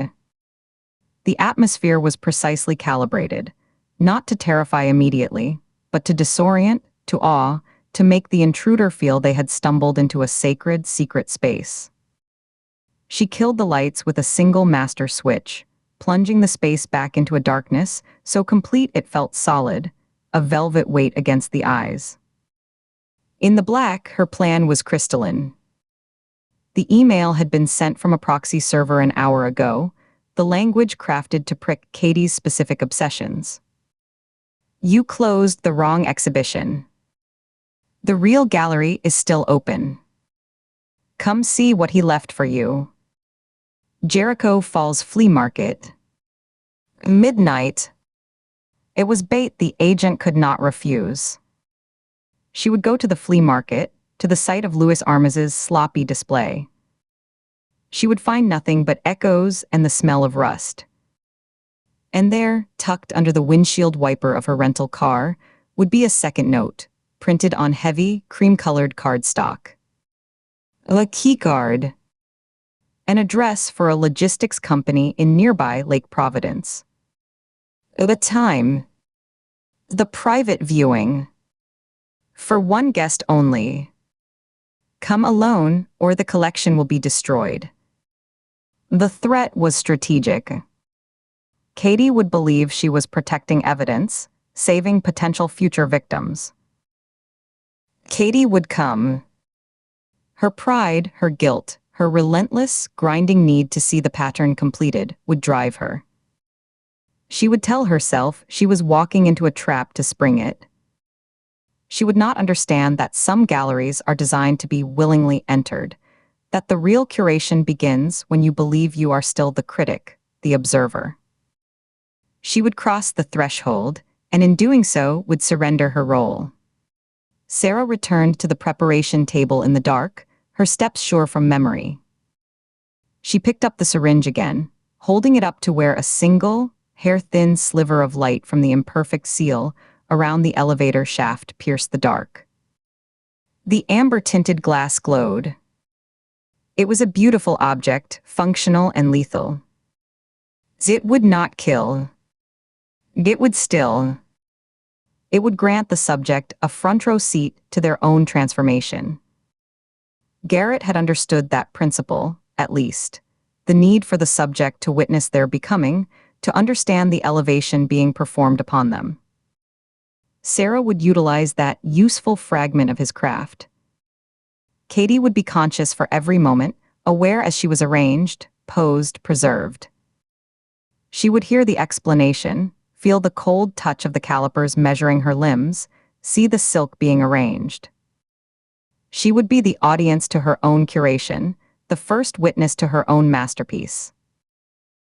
The final touch was the backdrop. Sarah walked to a shrouded object leaning against the wall near the preparation area, a large, framed canvas. She took a corner of the black cloth and pulled it away slowly. It was not a painting. It was a massive, high-resolution print, 3 feet by 4 feet, taken from enhanced security footage the night of the Memphis warehouse raid.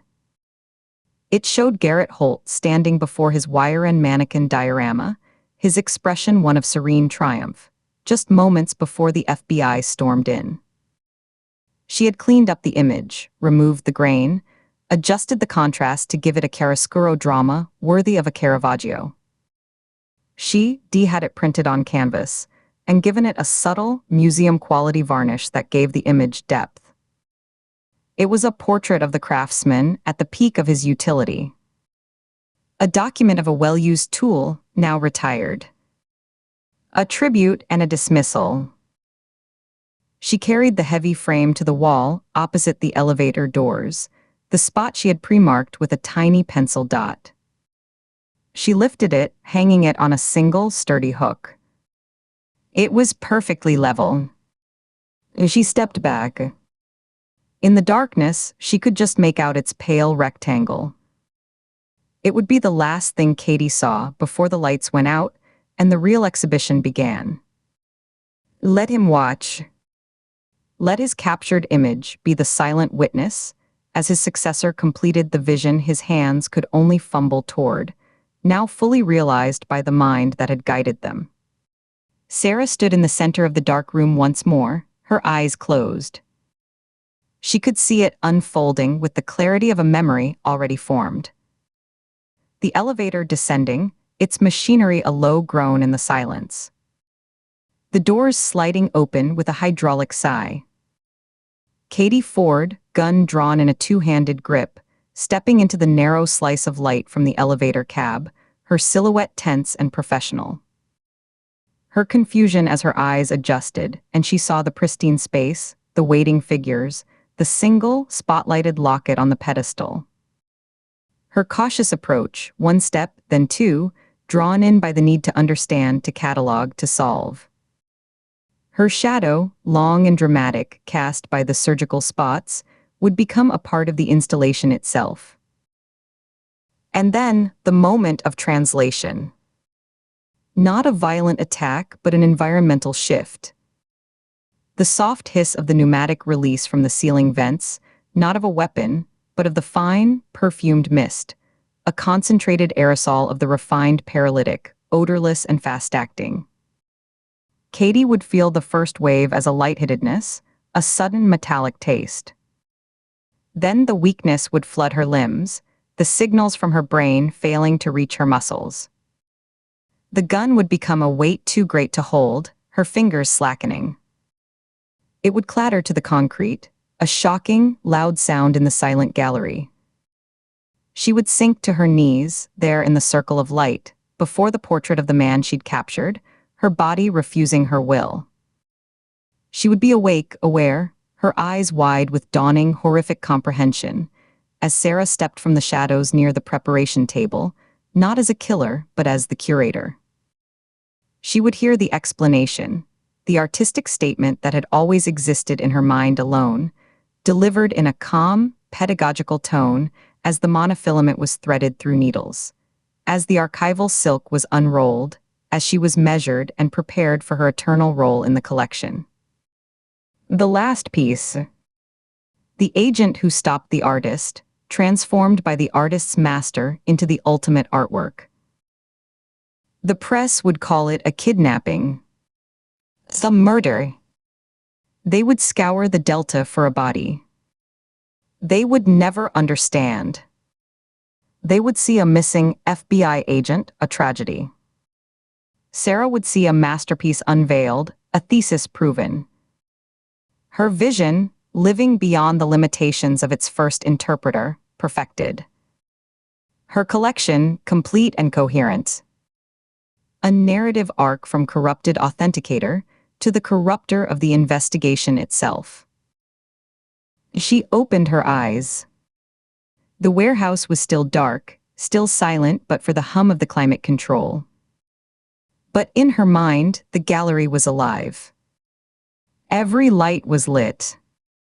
Every display was filled not with mannequins, but with the perfected, preserved work she had conceived. And at its heart, the final installation was perfect, serene, and utterly, forever still. A woman frozen in the moment of understanding, posed not in fear, but in awe of the curation that had claimed her.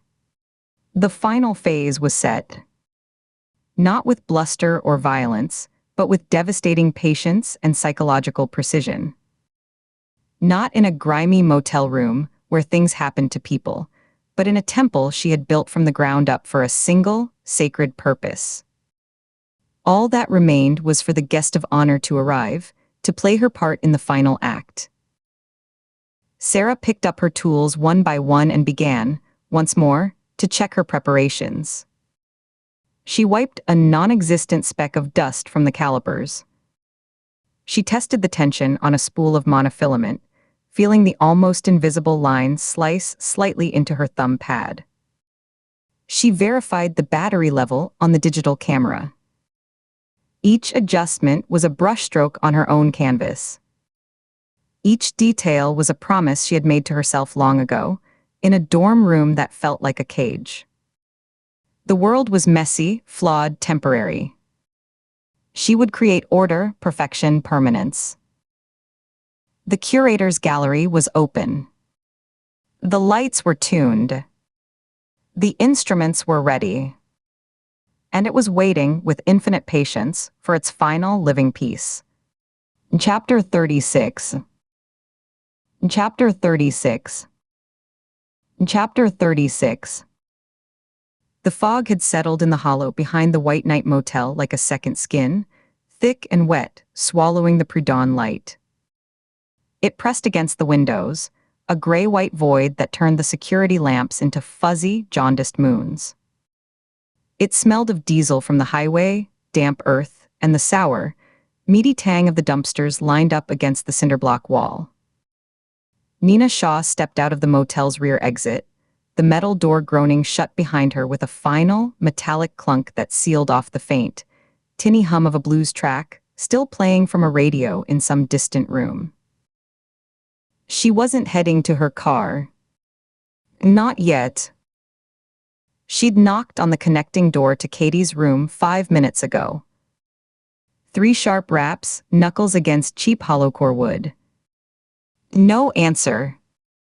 She'd waited, ear close to the flaking paint, listening for the shuffle of movement, the creak of the bed. Nothing but the low thrum of the motel's ancient HVAC unit. A spike of cold irritation tightened her jaw. She's sleeping through it, damn it. Then a deeper, colder fear uncoiled in her gut. She used her master key, the one the night manager had reluctantly forked over. The lock turned with a cheap, tinny click. The room was empty. The bed was made, the thin floral spread pulled taut, the pillows fluffed. Absurdly neat. Katie's black nylon go-bag was gone from the chair by the window. The air was still, cold, and carried only the generic scent of industrial cleaner. The only sign she'd ever been there was a single sheet of paper, printed from a computer, left centered on the cheap laminate desk as if placed for display. Nina held it now, under the jaundiced glow of the sodium vapor light, the paper dampening at the edges from the fog. It was a flyer, rushed and text-heavy, the font a bland Arial. Jericho FALLS Flea Market and Auction, it read in bold caps. Final liquidation. 1 night only. Entrance 4 wholesale buyers via loading dock, BLDGC. An address was listed, one she recognized instantly from the case file, the numbers and street names sparking a cold flare of recognition in her mind. The fairgrounds. The exact site of the 4th victim, Stephen Hayes. Katie hadn't just left. She'd been invited. Lured. And she'd gone alone, bypassing every protocol, every agreement they'd made after the press conference debacle. The fool. The brave, reckless, stubborn fool. Nina's fingers tightened on the paper, crumpling the edge. Paranoia was a tool, but this was a fact. The rhythm of the case had shifted into a dangerous, solitary beat. Nina's right hand went to her hip, a habitual check for the keys to the unmarked sedan, her fingers patting the empty denim. They weren't there. A cold spike shot through her, immediate and childish in its panic. She patted her jacket pockets, the panic tightening her throat, her breathing quickening until her left hand closed over the cold, jagged metal of the key fob deep in the left pocket. She breathed out, a sharp, controlled exhale, the vapor pluming in the chill air. Get it together, Shaw. Find her. She moved to her sedan, the gravel of the lot crunching loudly under her boots in the muffled world. The fog muted everything, turning her car into a vague, dark shape 10 feet away. Age didn't help, the constant ache in her knees from too many concrete floors and bad motel beds. Nor did the ghost of past mistakes, the low-grade fever of a stress that never broke, a constant hum just beneath her sternum. She told Katie to stay put, to let the bait lie dormant. The idea had been tactically sound. So why did every nerve in her body feel like a plucked string, vibrating with a warning she'd failed to heed? She slid into the driver's seat, the vinyl creaking. The flyer was a stark white against the dark upholstery of the passenger seat. She stabbed the key into the ignition, the engine turning over with a reluctant growl. The headlights cut 2 weak cones into the fog, illuminating nothing but swirling gray. She entered the address into the GPS mounted on the dash, her fingers clumsy with urgency. The route calculated, a thin red line leading out of town. Then she grabbed her phone, thumbed it to speaker, and called it in to the local field office as she pulled onto the deserted highway, the tires hissing on the wet asphalt. Her voice was clipped, stripped of all nuance. This is Supervisory Special Agent Shaw. I need immediate backup to a location, possible 1033, officer in distress. Jericho Falls Fairgrounds, Building C. Agent Katie Ford is on scene, unaccompanied, likely walking into a hostile situation. I am en route, ETA 15 minutes. I need a tactical team, EMS on standby, and a full perimeter. Acknowledge. The dispatcher's voice was calm, professional, and felt infinitely distant. Copy that, Agent Shaw. We are mobilizing units from Greenville. ETA to your location, approximately 25 minutes. Advise you to stage and await. Negative, Nina cut in, her voice sharp. I am not staging. My partner is inside. Get them here fast. She ended the call before the dispatcher could argue. The clock was a physical weight in her chest, each tick a hammer blow. Katie had a head start. How much of one? An hour. 2. The flyer was a printed invitation to a slaughter. The Jericho Falls Fairgrounds in the fog was a graveyard of cheap entertainment. The skeletal frames of dormant rides, a tilt-a-whirl, a scrambler, a small Ferris wheel, speared the low, woolly sky like the ribs of dead beasts. Nina killed her headlights a quarter-mile out, navigating by the dull green glow of her dashboard and the occasional security lamp that appeared as a diffuse halo in the gloom. According to the file, the flea market operated out of a long, low exhibition hall built in the 60s, a utilitarian brick and corrugated metal box labeled Building C. She circled the perimeter on a cracked service road, weeds scraping the undercarriage of the sedan, avoiding the main entrance with its promise of a brightly lit, public-facing facade and a ticket booth. That wasn't where the flyer had directed. Loading dock, BLDGC. She found it on the backside, facing a scrubby thicket of pines and a chain-link fence sagging under a shroud of kudzu. The loading dock was a stained concrete apron with two large, corrugated steel roll-up doors, both shut and undoubtedly locked with heavy internal bars. A single, reinforced steel personnel door, painted a grimy industrial green, was set into the brick wall beside them. A weak bulb in a rusted metal cage above it cast a small, hard circle of light onto the concrete, doing little to push back the fog. This was it. The access point for wholesale buyers, the point of ingress for a trap. Nina parked the sedan behind a thicket of pines, far enough away that its shape would be swallowed by the fog. She got out, the damp cold immediately seeping through her jacket. She approached from the shadow of an overflowing dumpster, her Glock 19 held low in a two-handed grip, her finger indexed along the slide. The gravel gave way to silent, damp grass. The personnel door had a modern keycard reader mounted beside it, its red, LED eye glowing like a drop of blood. She tried the handle, putting slow, steady pressure on it. Solidly locked. No give, not even a rattle. She leaned in, her cheek near the cold steel, and peered through a narrow, wire-reinforced window set into the door at eye level. A short corridor lit by the sickly green of emergency lighting strips, ending at another door, this one heavy-looking, industrial gray, with a horizontal push bar. The inner sanctum.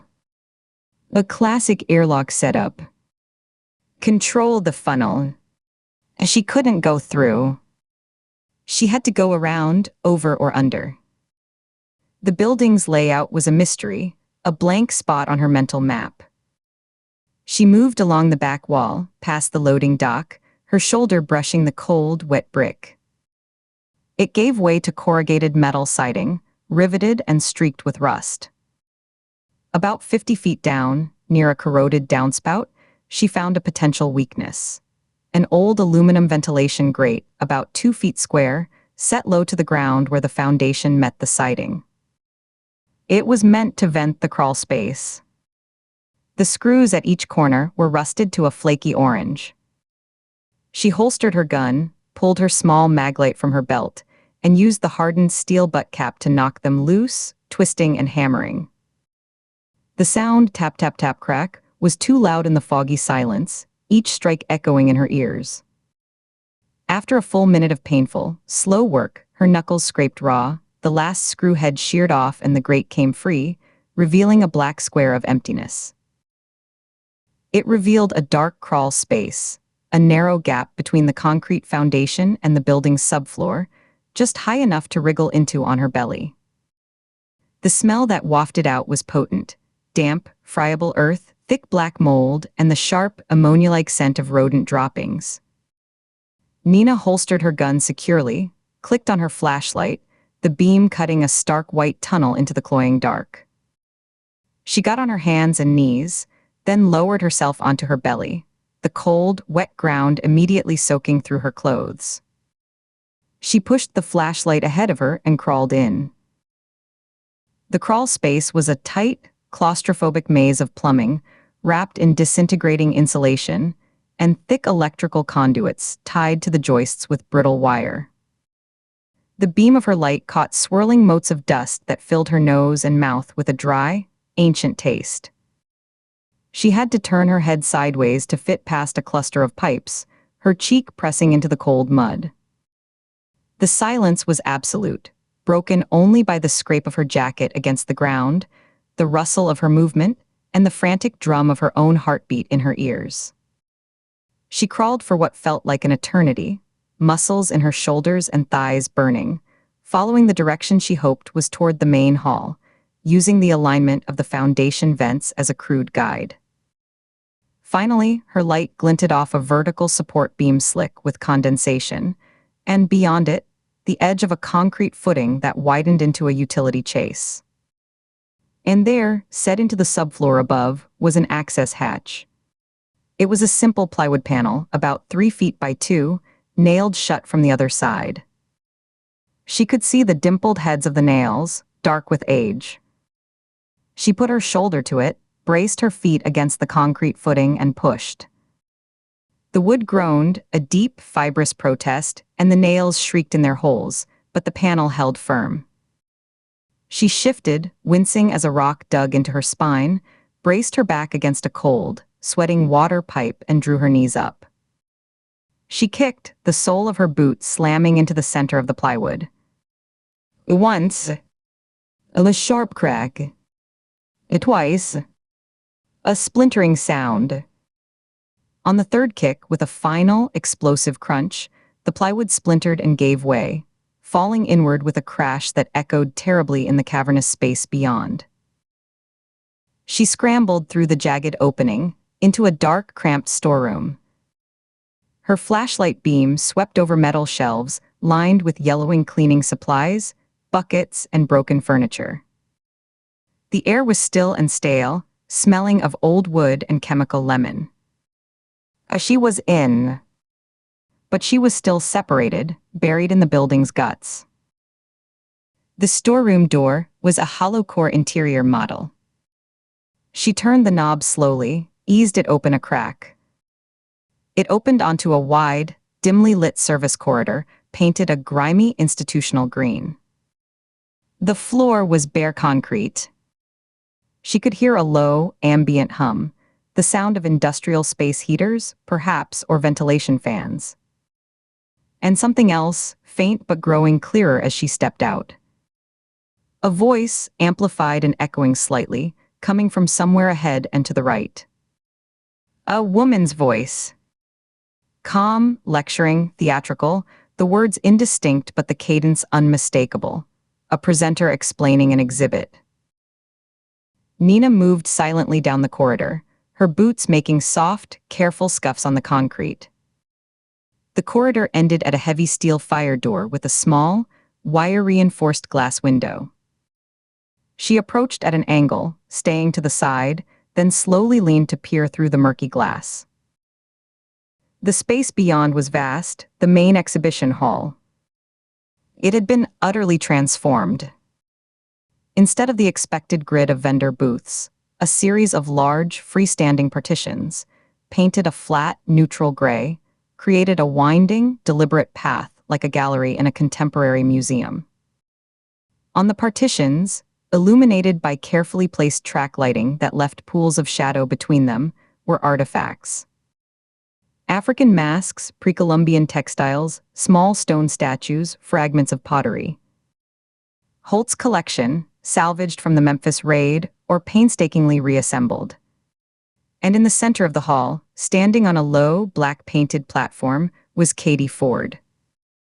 She was still too still, a statue in a field jacket and jeans. Not bound with rope but posed. Her head was tilted slightly, as if listening to a distant sound. Her hands hung loose at her sides, palms open. Even from this distance, through the distorting glass, Nina could see the glazed, unfocused look in her eyes, the slackness in her jaw. Drugged. Paralytic. The same chemical signature as the others, but administered to a living subject. A figure moved into view, circling Katie with a slow, proprietary step. A woman with dyed black hair, cut in a severe, geometric bob, wearing dark, utilitarian clothing. Sarah Vance. She completed her circle and stopped in front of Katie, her head cocked. She reached out, not with a weapon, but with a curator's precision, and used her fingers to adjust a stray strand of Katie's hair, tucking it behind her ear with an intimacy that was more violent than a slap. Nina shoved against the fire door's push bar. It didn't budge. Not even a millimeter. She looked down. A thick, brushed steel crossbar lock, the kind used to secure a door from the other side during events, was engaged across the middle of the door on the gallery side. A deliberate security measure, isolating the service corridor from the main hall. She was looking into the gallery through a barrier, a spectator in a theater of the grotesque. She pounded on the glass with the heel of her hand, the thuds dull and muffled. "The FBI." "Stop." Vance, step away from her. The sound was swallowed by the space, distant and insignificant. Sarah Vance paused, looked toward the door. She didn't seem alarmed. No jump, no startled turn. Her gaze found Nina in the window, and a faint, curious smile touched her lips, as if observing an interesting insect that had landed on the display case. She gave a slow, almost regal shake of her head. Not yet, then turned her attention back to Katie, her hands moving now to straighten the collar of Katie's jacket. Nina backed away from the window, her heart hammering against her ribs, a frantic bird in a cage. She had to find another way in. Now. The service corridor branched just behind her. She took the left fork, running now, her boots slapping the concrete, the sound too loud. It led past a mop sink, a stack of folded tables, and ended at a janitor's closet filled with buckets and mops. A dead end. She retraced her steps, breath coming hard, and took the other branch. This corridor was narrower, lined with pipes. It ended at another heavy door, this one marked electrical HVAC in faded stenciling. She tried the handle. Locked with a solid deadbolt. She was trapped in the service bowels of the building, a rat in a maze, separated from the main hall by layers of security doors and deliberate, thoughtful design. She could see the stage, but she couldn't reach it. The amplified voice continued its calm, monstrous lecture, the words now filtering through as she strained to listen. Not destruction, but translation from the ephemeral to the permanent. Nina pulled her phone from her pocket, thumbed the screen. No signal. Not a single bar. The building was a Faraday cage, a sealed environment, and she was in the wrong compartment. She turned and ran back the way she came, past the fire door window. Another glance showed Sarah now holding a small vial, gesturing with it as she spoke to Katie's motionless form, and back toward the storeroom, toward the shattered access hatch, toward the outside. Her only option was to go around. To find the main entrance on the other side of this vast building and break it down. It would take time. To run the perimeter in the fog, to find the doors, to force entry without tools. Time she didn't have. The ecstatic stillness on Sarah Vance's face, the terrifying, patient focus with which she regarded Katie, promised that the final act was not imminent, it was already in motion. The clock in Nina's chest wasn't just ticking, it was screaming. Chapter 37. Chapter 37. Chapter 37. The air was dead. Not still, not quiet, but dead.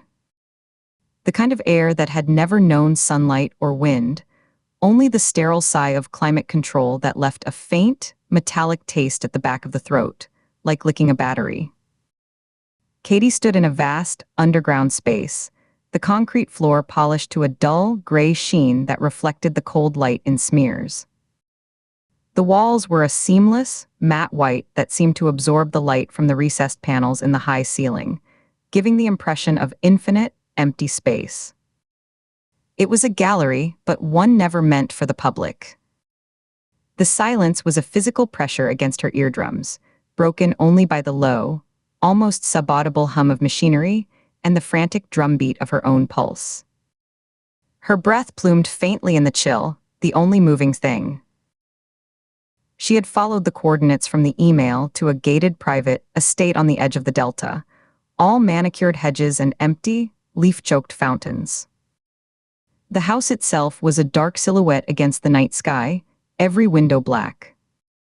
The real entrance had been a service elevator hidden behind a false wall in a garden shed, its door disguised as pegboard stocked with clean, unused tools.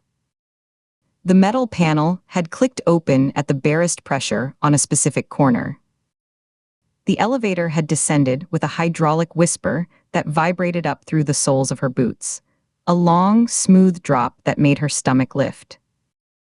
The doors had opened directly into this curated tomb. The transition from the humid, cricket-loud Mississippi night to this antiseptic chill, so abrupt it felt like stepping into a different world, a vacuum-sealed dimension. Her footsteps echoed, a solitary, invasive sound in the perfect quiet, each step a betrayal of the silence. She moved forward, her Glock held in a low-ready position, her finger indexed along the frame, the polymer grip cool and familiar in her palm. The first chamber was a study in terrifying symmetry. On plinths of brushed steel stood 4 figures, each encased in a clear, acrylic cylinder that gleamed under the pinpoint lights.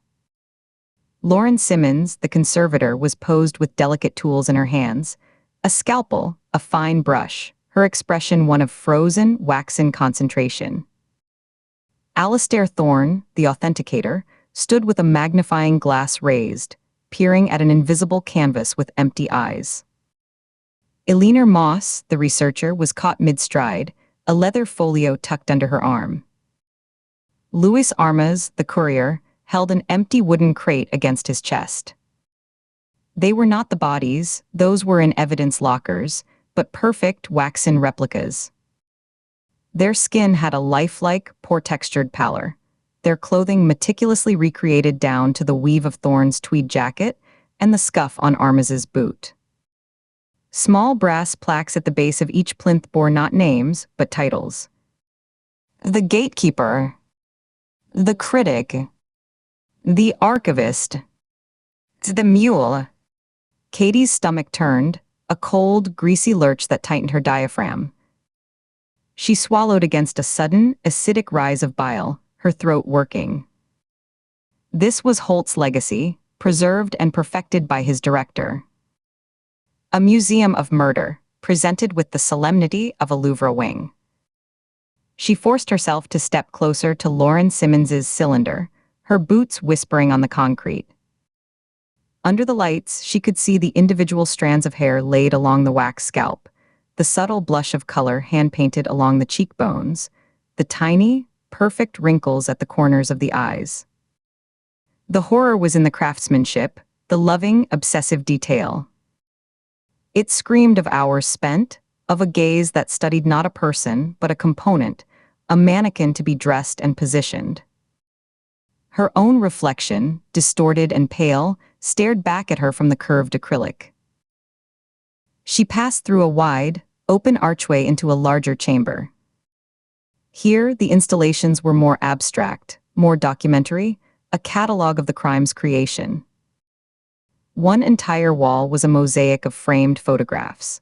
Crime scene shots from the Delta Fields, the Fairground Pavilion, the Vernissage Warehouse, each printed on heavy, matte art paper and mounted with uniform precision. Another wall held floor-to-ceiling shelves of artifacts sealed in individual glass boxes, a rusted scalpel from the bioconservation lab, a length of copper wire from the diorama, a single latex glove, a mud-stained boot. It was a collector's obsessive catalog, a natural history museum of atrocity. The air here was slightly colder, carrying a faint, clean scent of glass cleaner and static. In the center of the room was a long, glass-topped table on a steel frame. Beneath the glass were maps of Louisiana and Mississippi, annotated in a precise, feminine hand. Red lines connected locations: New Orleans, Greenville, Jericho Falls, Memphis. Notes filled the margins in neat block print, subjects pattern predictable.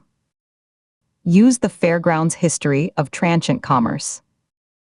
The Ferris wheel is perfect, public yet isolated, a modern carousel. There were sketches of poses, anatomical studies of the effects of paralytic agents on muscle groups, chemical formulas scribbled in the corners. It was Sarah Vance's workshop, the clinical blueprint of her vision. Katie leaned over the table, her breath fogging the glass. One note circled read, "Ford is the key." She closed the narrative. She must open it again. The words were a cold finger tracing her spine. A soft, definitive click echoed from the far end of the chamber, the sound of a latch engaging, clean and deliberate in the silence. Katie spun, her body coiling into the movement, muscles tensing, raising her gun to eye level in a smooth, practiced motion. The front sight settled on empty space, then tracked as a figure stepped from behind a freestanding partition that displayed a series of watercolor studies, beautiful, hauntingly intimate renditions of Garrett Holt's face from various angles. In profile looking down, eyes closed in thought, a three-quarter view with a faint, unreadable smile. Sarah Vance wore dark, practical clothing, black trousers, a gray knit sweater, her hair now its natural mousy brown, pulled into a severe, tight bun at the nape of her neck that stretched the skin at her temples. She held no weapon. Her hands were clasped loosely in front of her, clean and pale, the nails trimmed short and unpolished. She looked like a curator awaiting a private buyer for a dawn viewing, composed and expectant, her posture straight but not rigid. "Agent Ford," she said. Her voice was calm, cultured, without the shrieking fury of the motel lot. It was worse. It was the voice of a docent, measured and informative. "You're earlier than I anticipated." The finishing touches on the lighting rig for the final piece aren't quite complete. She said it as if Katie had arrived for a dinner party before the canapes were ready. "Where's Nina?" Katie's voice cut through the dead air, sharper than she intended, the edge of her fear honing the words. "Your partner," Sarah's head tilted a fraction, a bird-like gesture of assessment. Her eyes, a pale, cool gray, didn't blink. "She's persistent." She found the secondary loading entrance. "The one I used for acquisitions. She's currently dealing with a rather stubborn electromagnetic security door. The override sequence is complex. It will take her a few more minutes." A faint, knowing smile touched Sarah's lips there and gone. "Time enough for us to talk. To achieve some understanding. You've seen the preview. Now let me explain the exhibition." "I understand plenty," Katie said, shifting her stance to square up, her weight balanced on the balls of her feet. The gun was an extension of her will, unwavering. "This ends now. Hands where I can see them. On your head. Now." Sarah ignored the command as if it were a trivial noise, a fly buzzing at a window. She gestured with an open palm to the room around them, a slow, encompassing sweep. "Do you see it? Truly see it? What I built from his raw material. He was a brilliant craftsman, my hands in the world. A natural talent for preservation I merely refined. But this," her own hand closed into a loose fist, not a threat but a gesture of consolidation. "This is the collection. The curated whole." Each subject was chosen for their specific role, in a system that commodifies authenticity and devalues true permanence. Each pose was a commentary on that role. The preservation, that was the signature. To arrest decay. To make the transient eternal. Her eyes held a proprietary satisfaction as they scanned her shelves, lingering on a specific box containing a stained cloth. Garrett's technical talent was exquisite, but he required direction. A philosophical framework. I provided the vision. After his detention, I simply resumed my work. The final statement had to be made.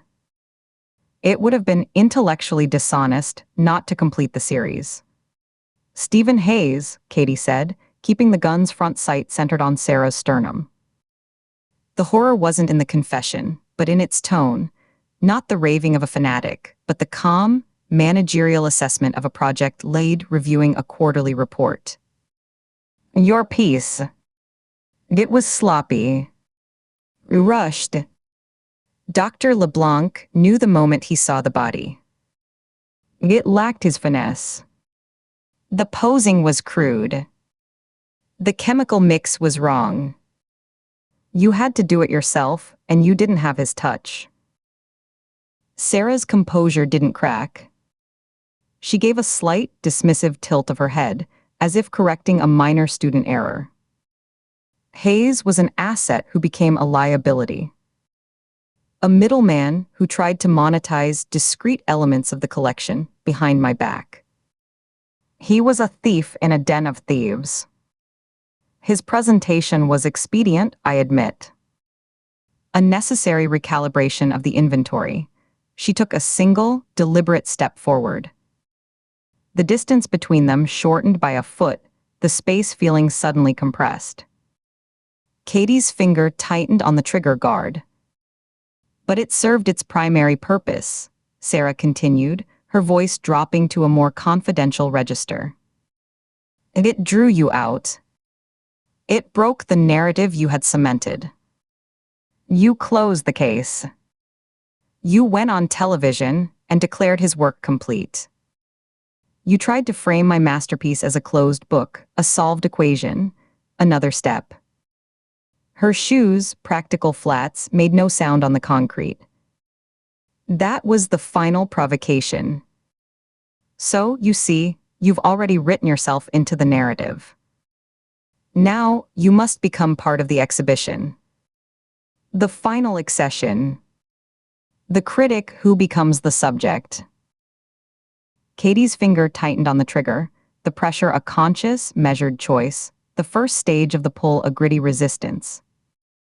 The inverted hierarchy of it all settled over her like a cold, wet sheet, making her skin prickle. Holt wasn't the artist. He was the first, most talented piece in this woman's collection. A found object she had polished and directed. You're the curator, Katie said, the title feeling inadequate, a child's name for a monster. Sarah's smile was thin, almost professorial. She unclasped her hands and brought them behind her back, beginning a slow, deliberate pacing along the edge of the glass table, as if giving a gallery tour. A simplistic title, but functional for your procedural purposes. Let me be precise. I conceived this. Every target, every pose, every chemical formula and procurement vector. I found Garrett Holt 3 years ago, sleeping in his car outside a gallery in Savannah that had rejected his portfolio. I gave him a vision, a technique, and a purpose. He believes he is an artist. He is a brush, she paused, letting the metaphor hang. A very fine, responsive brush. She paused by the watercolor studies of Holt, regarding them with a detached, analytical affection, her head cocked. You caught my brush. I am the hand that guided it. The mind that conceived the painting. The difference is everything. A distant, rhythmic thud echoed through the complex, vibrating faintly through the floor. Metal on metal. A bang. A bang. A bang. Nina. Sarah's eyes flicked toward the sound, a minor irritation crossing her features like a cloud shadow, a slight tightening at the corner of her mouth. She returned her gaze to Katie, recentering her focus with an effort that was visible. Your partner is tenacious. A blunt instrument. Effective in its way, but lacking nuance. It's a pity. This was meant to be a private viewing before the final acquisition. She gestured with her chin to a cleared space at the room's far end, where a single, empty steel plinth stood waiting under a lone, unlit spotlight. The space around it was clear, a stage. A destination. It's over, Sarah. Katie took a step of her own, maintaining the distance, her voice low and firm. The door is coming down. Your collection is about to be entered into evidence. It's done. It is just beginning to be understood, Sarah corrected, her voice gaining a faint, pedagogical edge, the tone of a lecturer losing patience with a dull pupil.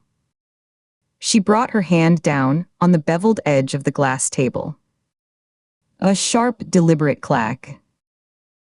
From slots in the polished floor at the room's four corners, hidden panels slid open with a soft hydraulic sigh. With a low, rising hum, four figures rose on cylindrical lifts, lifelike mannequins made of pale fiberglass, posed in familiar, classical stances. The dying gull slumped in agony. The discobolus coiled to throw. The sleeping Ariadne, reclining in vulnerable rest. The boxer at rest, weary and battered. They were empty shells, but their presence was instantly, violently disorienting, breaking up the clean sightlines, creating a forest of silent, watching forms that transformed the open gallery into a maze, a tactical nightmare. Sarah moved laterally, her path instantly shielded by the rising figure of the discobolus. Garrett worked with what he could find: abandoned places, crude materials, constant fear of discovery. Her voice came, moving with her, echoing slightly off the new obstacles. I built him a proper studio. Climate-controlled. Secure. Designed for the work.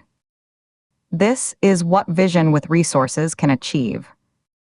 This is permanence. A hiss came from above, a sound like 1,000 whispers. Katie looked up as a fine, glittering mist began to spray from narrow vents in the ceiling tiles.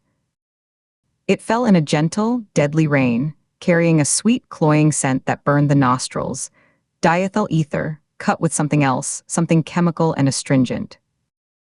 A rapid-onset incapacitant.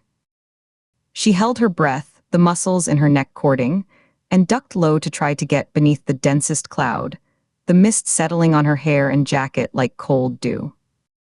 She moved, her boots slipping slightly on the now damp concrete, forcing her to shorten her strides. She couldn't get a clean shot. Sarah was using the mannequins as cover, weaving between them with a practiced, choreographed ease, her gray sweater a blur in the gaps. Katie lunged around the kneeling form of the Gaul, just as Sarah emerged from behind the discobolus. She wasn't holding a gun. She held a long, needle-like tool of polished steel, a pontil, the kind used in glassblowing to hold hot glass, its tip wickedly sharpened to a microscopic point, catching the light. Sarah thrust in a short, efficient jab aimed at Katie's throat. Katie parried with her left forearm, the tip scoring a deep, burning line through the leather of her jacket sleeve and into the skin beneath. She gasped at the sudden, white-hot pain, a line of fire etching itself into her arm, and grabbed Sarah's wrist with her gun hand, forcing the pontil away. But the woman was stronger than she looked, her grip iron, fueled by a cold, focused energy that had nothing to do with panic. Sarah drove a knee up into Katie's thigh, a sharp, numbing blow that broke her grip and sent a jolt of weakness down her leg, and immediately slashed horizontally with the pontil. Katie jerked her head back, feeling the whisper of air as the sharpened steel passed millimeters from her Adam's apple, the breeze of it cool on her skin. And she fired. The shot was deafening in the enclosed, hard-surfaced space, a physical concussion that made her ears ring and filled the air with the acrid smell of cordite. The round punched a clean hole through the fiberglass chest of the sleeping Ariadne mannequin, exploding out the back in a puff of white dust. Fiberglass particles filled the air, glittering in the mist. Sarah flinched at the sound, a full-body jerk but didn't retreat. Instead, she darted sideways to the white wall and slapped her palm flat against a blank panel. The main lights died instantly. For one heartbeat, too, there was utter, absolute blackness, a blindness so complete Katie felt a spike of primal fear lodge in her throat. Then, emergency strips along the baseboards glowed to life, casting a faint, eerie red light that seemed to bleed up from the floor itself, illuminating the lower halves of the mannequins and throwing their upper bodies into grotesque shadow. The mannequins were thrown into long, twisted shadows that stretched and danced against the walls like accusing fingers. The mist continued to fall, now a glittering, crimson curtain in the gloom. Katie's eyes strained, trying to adjust, pupils dilating painfully. She could hear Sarah's breathing, calm and controlled, somewhere to her left near the archival wall. Katie moved silently, placing each foot with care to avoid scuffing, using the dim red glow reflecting off the acrylic cases and glass tabletops to navigate the maze of plinths. Her own breathing was shallow, trying to minimize the intake of the sweet, dizzying vapor. "You can't appreciate it," Sarah's voice floated from the darkness, disembodied, calm, seeming to come from everywhere and nowhere. "Yours law. You see in categories, guilty, innocent, solved, unsolved. I see provenance. I see legacy. I see the story that objects tell when they are arranged with intent. Your categories are temporary. My arrangements are permanent." A shape lunged from behind a plinth to Katie's right. She fired instinctively, the muzzle flash a blinding orange star in the red dark, searing her night vision. The round sparked off steel, a glancing hit on a mannequin's arm, ricocheting with a whine. Of a feint. From her other side, the real attack came.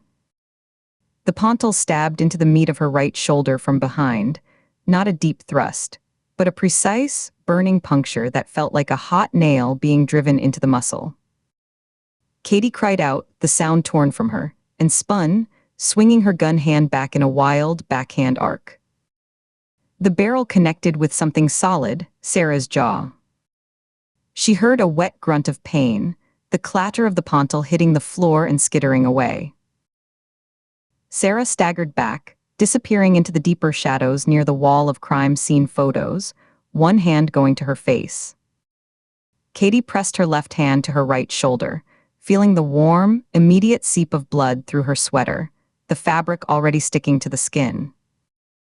The sweet, chemical mist was making her head swim. She'd inhaled too much in the fight. Her thoughts felt thick, syrupy, connections slowing. She blinked hard, trying to clear the fog, seeing dark spots dance at the edges of her vision. The thudding from the loading door was louder now, more insistent. A shudder ran through the floor, a deep vibration she felt in her teeth. A bang! A bang! Sarah's focus broke. Katie saw her silhouette turn, a shift in the red gloom, a prioritization. She rushed not at Katie, but toward the sound, toward the archway leading back to the workshop and the loading area beyond, abandoning the pontal, her earlier composure fractured by the imminent breach. Katie pushed off from the cold steel of a plinth, her vision swimming with dark spots, and followed, stumbling slightly as her numb thigh protested, a hot ache spreading from the knee impact. The next room was a workshop, a stark contrast to the gallery's sterile presentation. Stainless steel tables held complex chemistry equipment, retort stands, beakers, tubing, labeled bottles of clear and amber fluids. Rolls of thick, clear preservation film lay next to surgical tools laid out on green cloth with terrifying, ritualistic neatness. Scalpels, bone saws, trocars, hemostats. The air here smelled sharply of formaldehyde and acetone, undercut by the coppery scent of Katie's own blood. At the far end of the room was a heavy industrial door, its painted metal surface denting inward with each colossal blow from outside. Light bled through the seams around the frame, thin slices of white in the red emergency glow. Sarah, moving fast, snatched a tool from a nearby table, a heavy, rubber-headed mallet used for mechanical tasks. She raised it, not toward the buckling door, but toward a large, glass vessel on a high shelf beside it. Inside, suspended in a clear, viscous fluid, was a perfect, hauntingly detailed wax model of Garrett Holt's head, eyes closed as if in serene repose, every strand of his hair, every line on his forehead captured in obscene perfection. It was a loving portrait and a specimen jar. If the collection is compromised, it will be sanitized, she stated, her voice clipped and final, and swung the mallet in a hard, level arc toward the glass.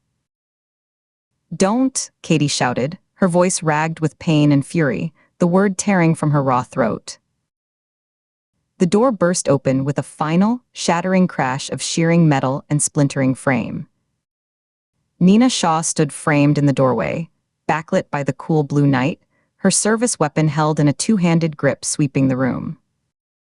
She took in the scene in a microsecond. Katie, bleeding, pale, leaning against a table. Sarah, mallet raised over the grotesque artifact, the nightmare workshop between them. Nina's face was set in hard lines, a fresh, angry bruise blooming on her temple. Sarah hesitated, her swing arrested midair, her proprietary certainty warring with the immediate threat of loss. That frozen second, that split-second calculation of aesthetic value versus personal survival, was all Katie needed. She didn't have a clear shot past the cluttered tables. Her gun felt like a lead weight in her hand, her injured arm weak and burning. Instead, her eyes fell on a stainless steel cart laden with glass beakers and chemical bottles. With a grunt of effort that pulled agonizingly at her shoulder, she shoved it with her good arm and all her remaining strength, sending it careening across the polished concrete floor directly into Sarah's path. Sarah, her focus locked on the vessel, saw the rattling, glittering cart too late. It slammed into her legs just below the knees. She cried out, a sharp, truncated sound of surprise and pain, and stumbled forward off balance. The heavy mallet fell from her grip, clattering and bouncing across the floor. The glass vessel wobbled violently on its shelf, fluid sloshing against the glass, but remained upright, the wax head inside nodding slowly as if in agreement. Katie was on her. She ignored the fire in her shoulder and drove a kick into Sarah's side as she tried to rise, the toe of her boot connecting with ribs, knocking her sprawling onto her back. The vessel teetered again but held. Sarah scrambled on the floor, not for the mallet or another weapon, but toward the shelf, her fingers straining for the jar containing Holt's likeness, her face a mask of desperate need, her eyes wide and fixed on the prize. A freeze. The FBI.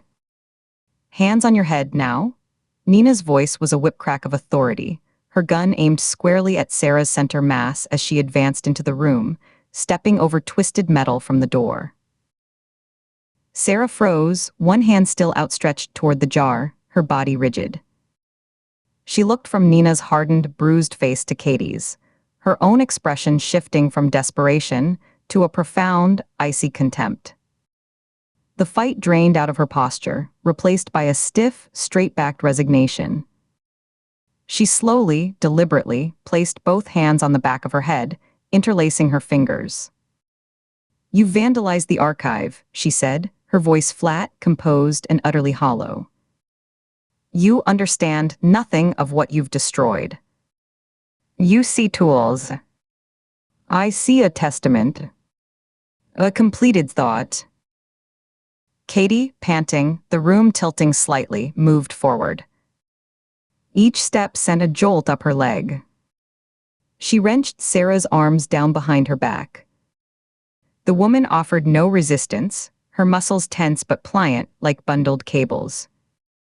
Katie used a length of clear plastic tubing from the worktable to bind her wrists tightly, pulling the knots hard with her teeth and her good hand. The chemical smell from the spilled cart was overwhelming, stinging her eyes and coating her tongue. Nina kept her gun trained as she moved forward, her eyes doing a constant, professional scan of the workshop, the open doorway to the red-lit gallery beyond.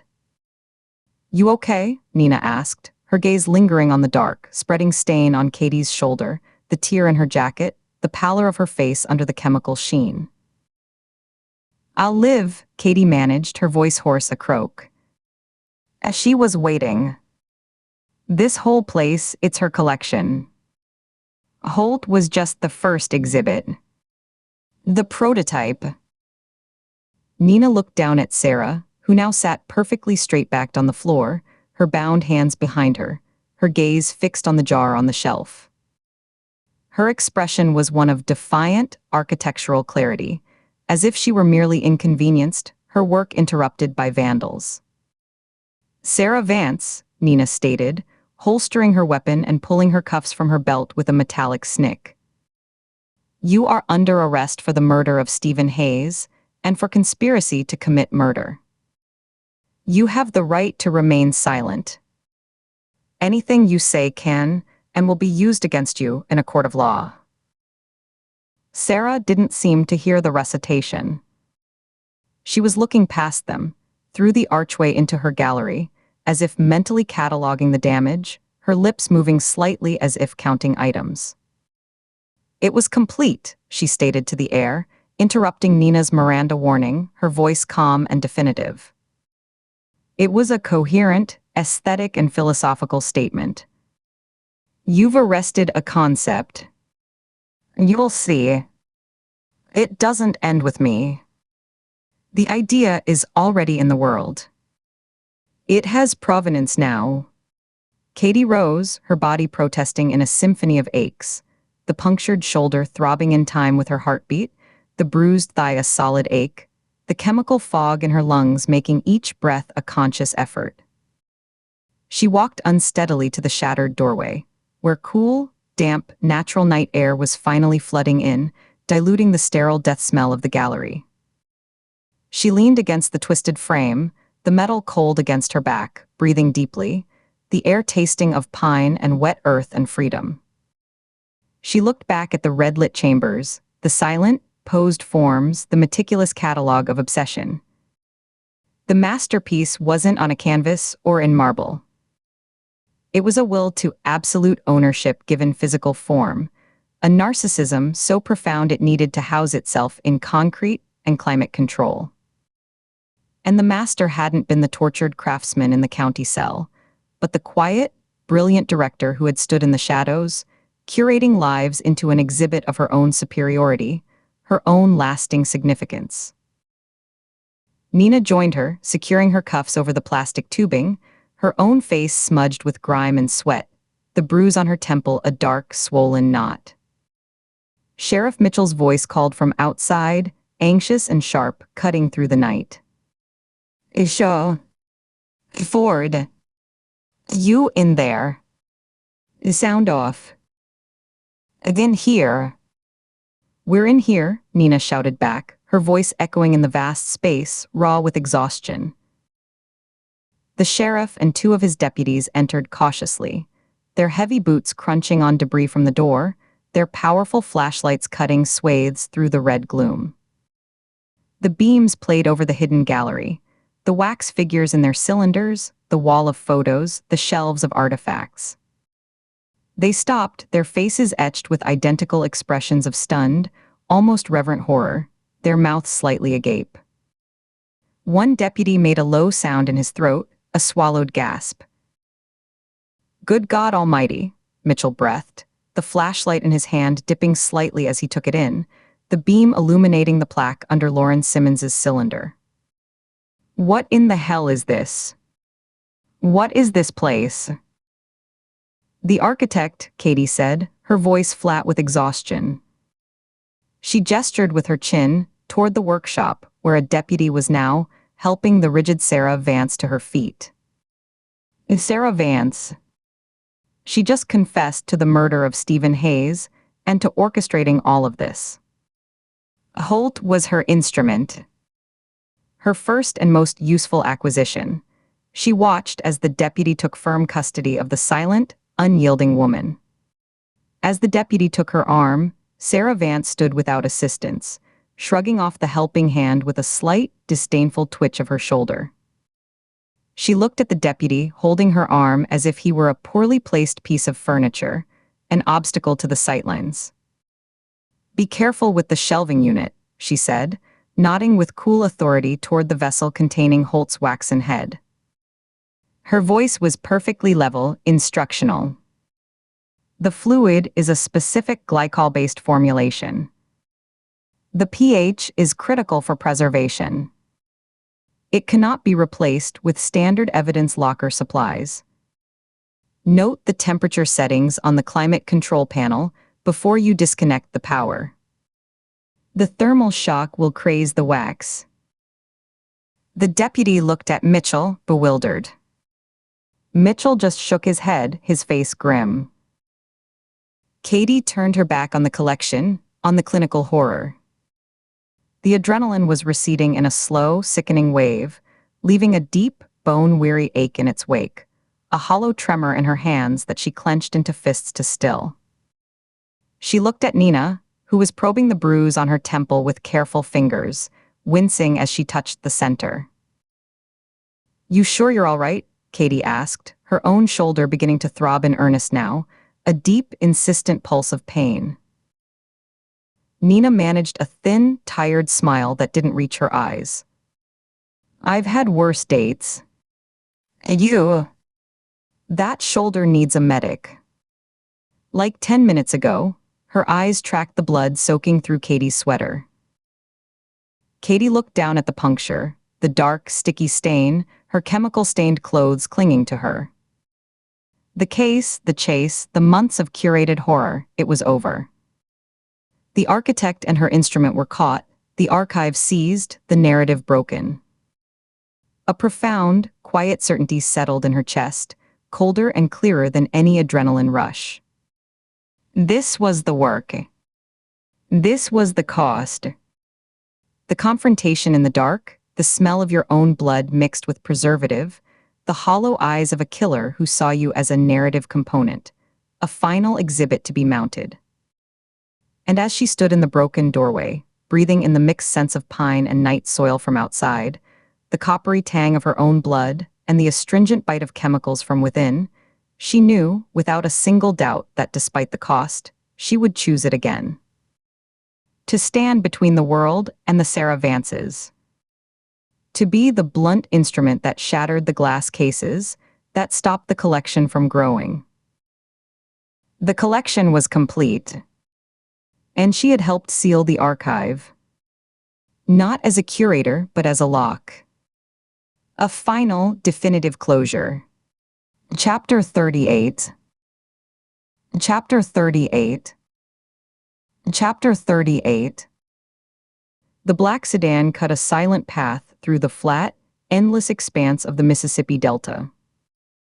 Kudzu swallowed abandoned barns, the vines like thick green veins over bleached wood skeletons. Irrigation arms stood sentinel over fallow fields, casting long, skeletal shadows in the late afternoon light. In the passenger seat, Katie Ford watched the landscape bleed past, a monochrome of brown earth and gray sky. The case was closed, the paperwork signed, but the humid weight of it all still clung to her skin, a film she couldn't scrub off. Nina Shaw drove, one hand resting lightly on the bottom curve of the wheel. The silence between them wasn't empty. It was the dense, comfortable quiet of shared exhaustion, a space where words had been used up. They left the chaos of the Jericho Falls County Sheriff's Department behind an hour ago. The shouts and the ringing, phones fading into the steady rumble of the engine, and the rhythmic thump of tires over seams in the asphalt.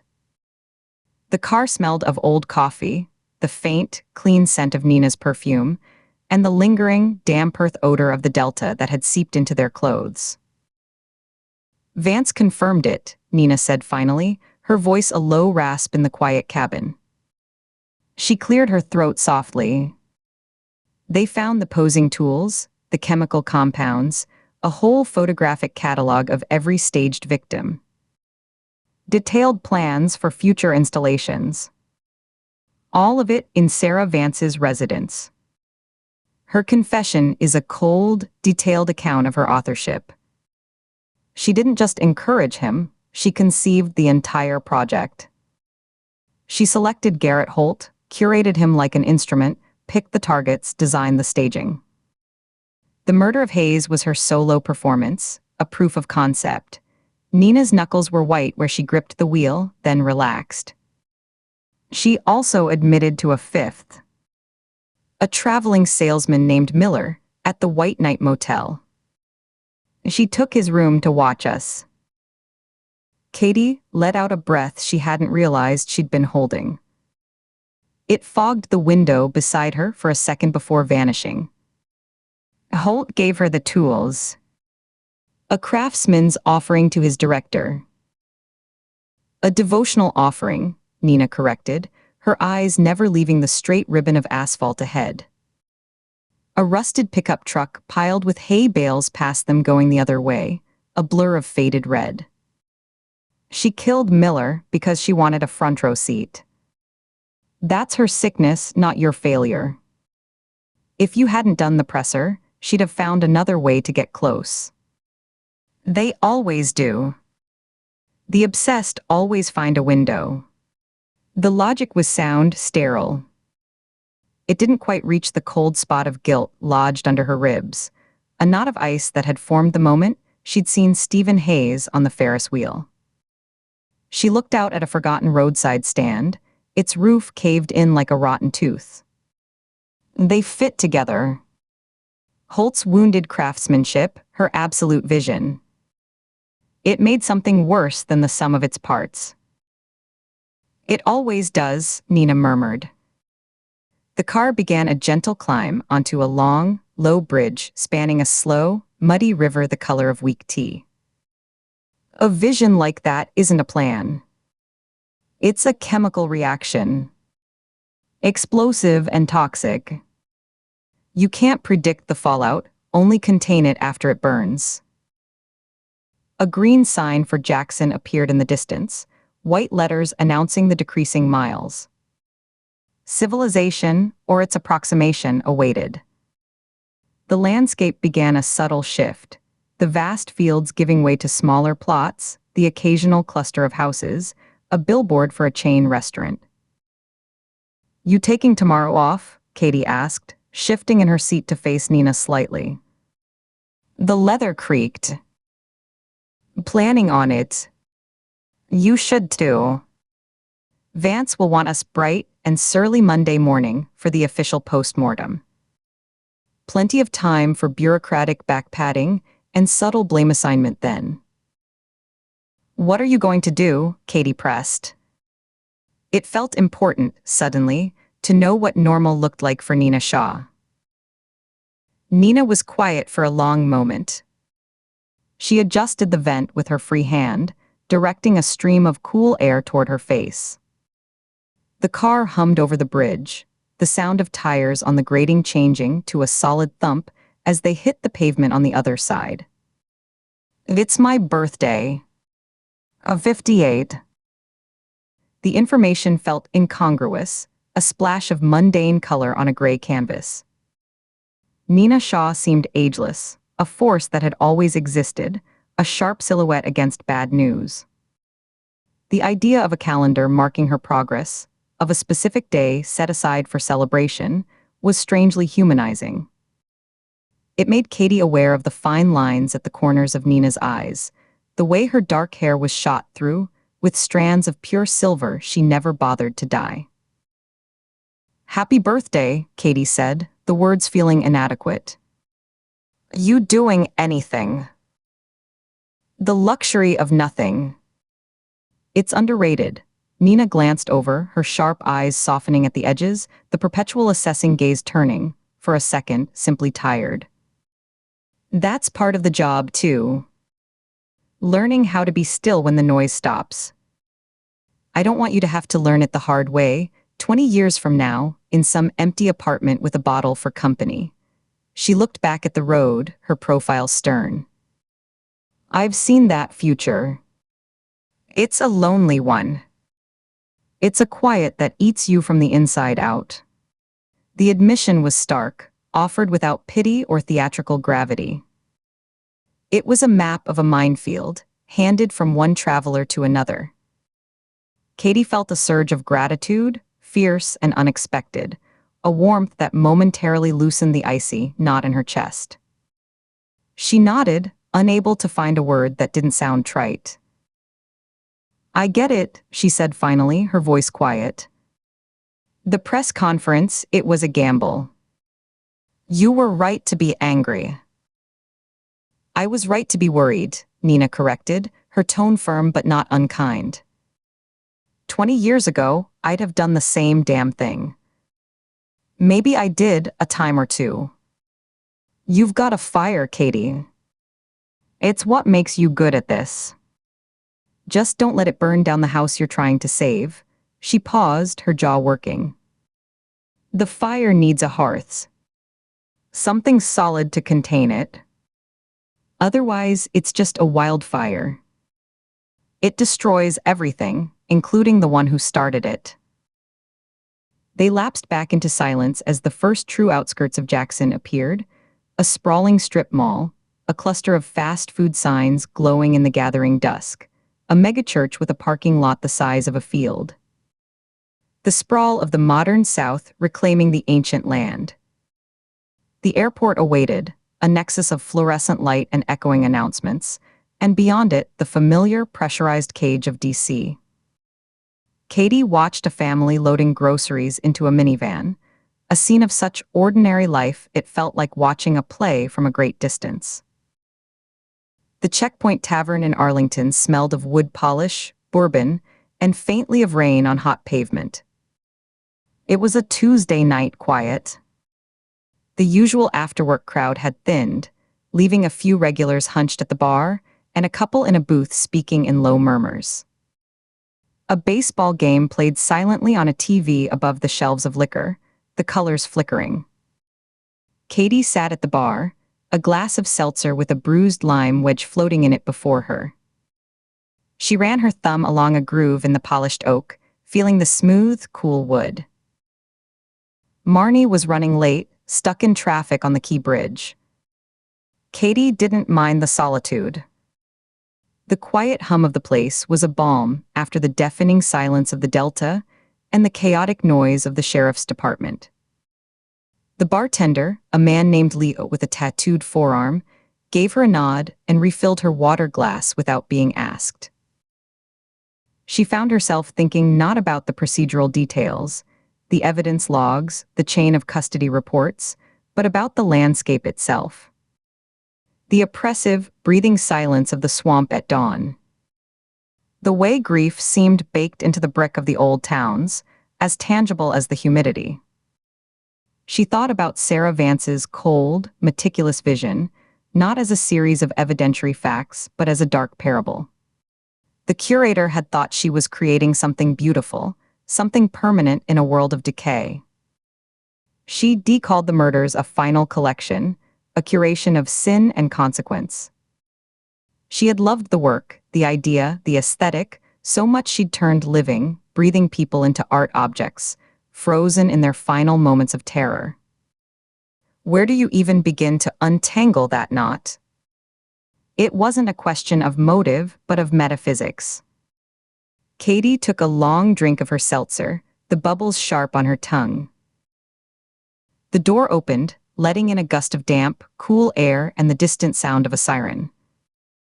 Marnie arrived in a flurry of apologies, shaking droplets from her dark hair, her glasses slightly fogged.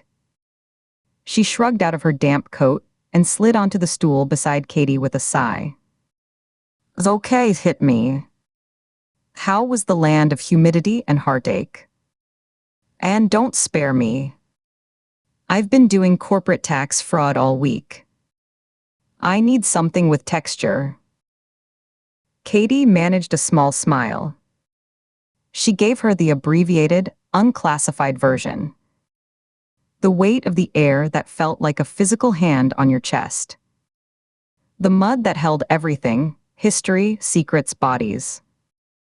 The eerie, curated beauty of the kill site gallery that still haunted the edges of her vision. She spoke of the victims not as names on a board but as echoes, the proud archivist, the weary critic, the stubborn gatekeeper. She didn't mention Eli, but his absence was there, a silent passenger in the conversation.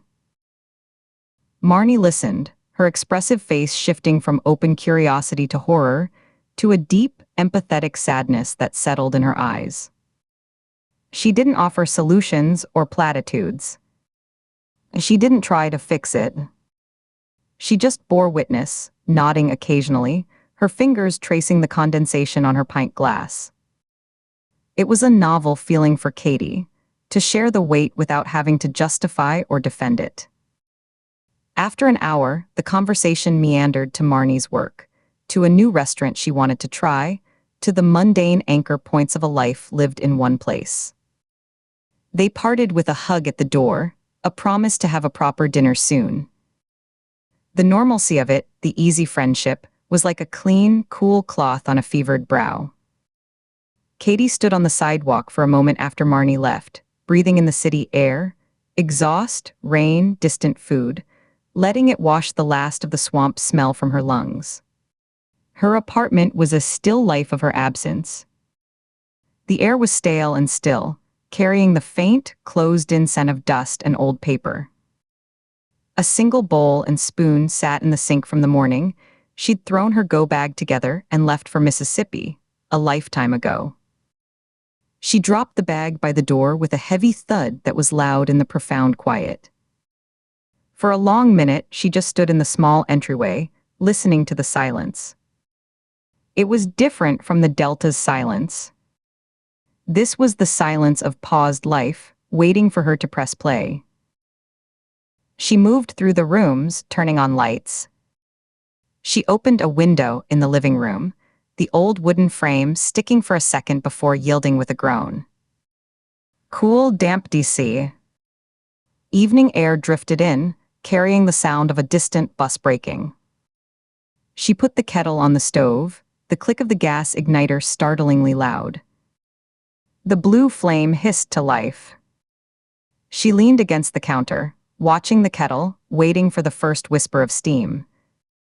Her body ached with a deep, cellular fatigue, but her mind was still turning, scrolling through images. Sarah Vance's composed face in the interrogation room, the waxen figures on their plinths, Nina's profile against the car window. The knock came just as the water began a low, building rumble. Not the sharp, urgent rap of a courier with a package, but a firm, familiar cadence. 2 measured taps, a pause, a third. She knew who it was before she checked the peephole. Nina Shaw stood in the hallway of the aging building, still in her traveling clothes, dark trousers, a simple black sweater. She looked out of place against the faded floral wallpaper, a stark cutout of purpose. A deep weariness was etched around her eyes, in the slight droop of her shoulders, in the way she held her arms crossed tightly over her chest as if holding something in.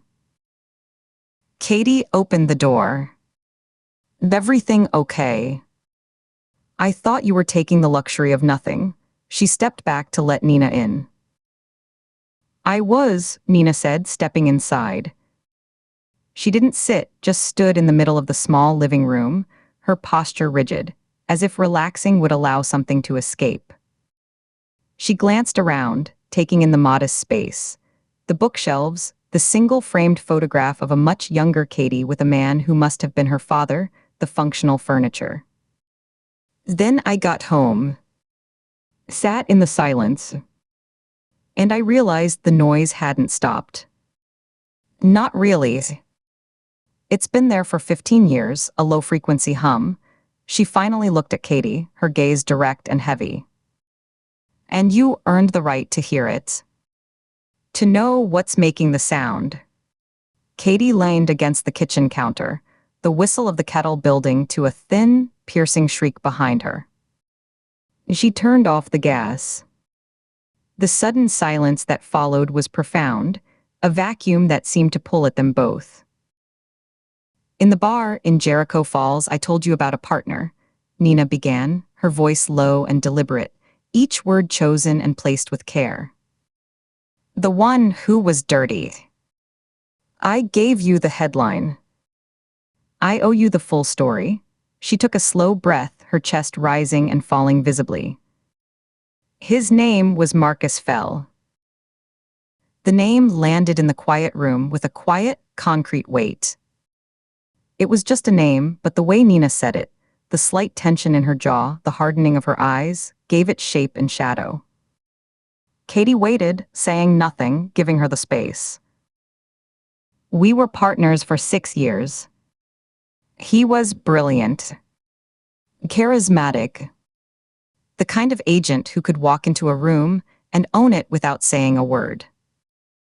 He had a mind for patterns, for seeing the connections everyone else missed. I learned more from him in 2 years than I had in the previous 10. Nina's gaze was fixed on a point somewhere past Katie's shoulder, seeing a different time, a different office, a different version of herself. He was also corrupt. Not in a crude, envelope of cash way. It was elegant. Sophisticated. He was feeding case information, tipping off investigations, to a network of organized crime with deep ties to the antiquities trade. He wasn't just leaking, he was curating the flow. Protecting certain operations, steering us away from others. Making the whole system work for him. He called it gardening, pruning the investigations that threatened the wrong roots. "How did you find out?" Katie asked, her voice barely above a whisper. "A pattern of near misses. Evidence that went cold for no good reason. Witnesses who clammed up or changed their stories after we discussed them in confidence. A suspect who seemed to know exactly what we were going to ask." Nina's lips pressed into a thin line. "It was a feeling at first. A wrongness in the rhythm of things. A note that was off-key. I started keeping my own notes off-book. A separate ledger in my head, then on paper I kept in a safe deposit box. It took me over a year to be sure.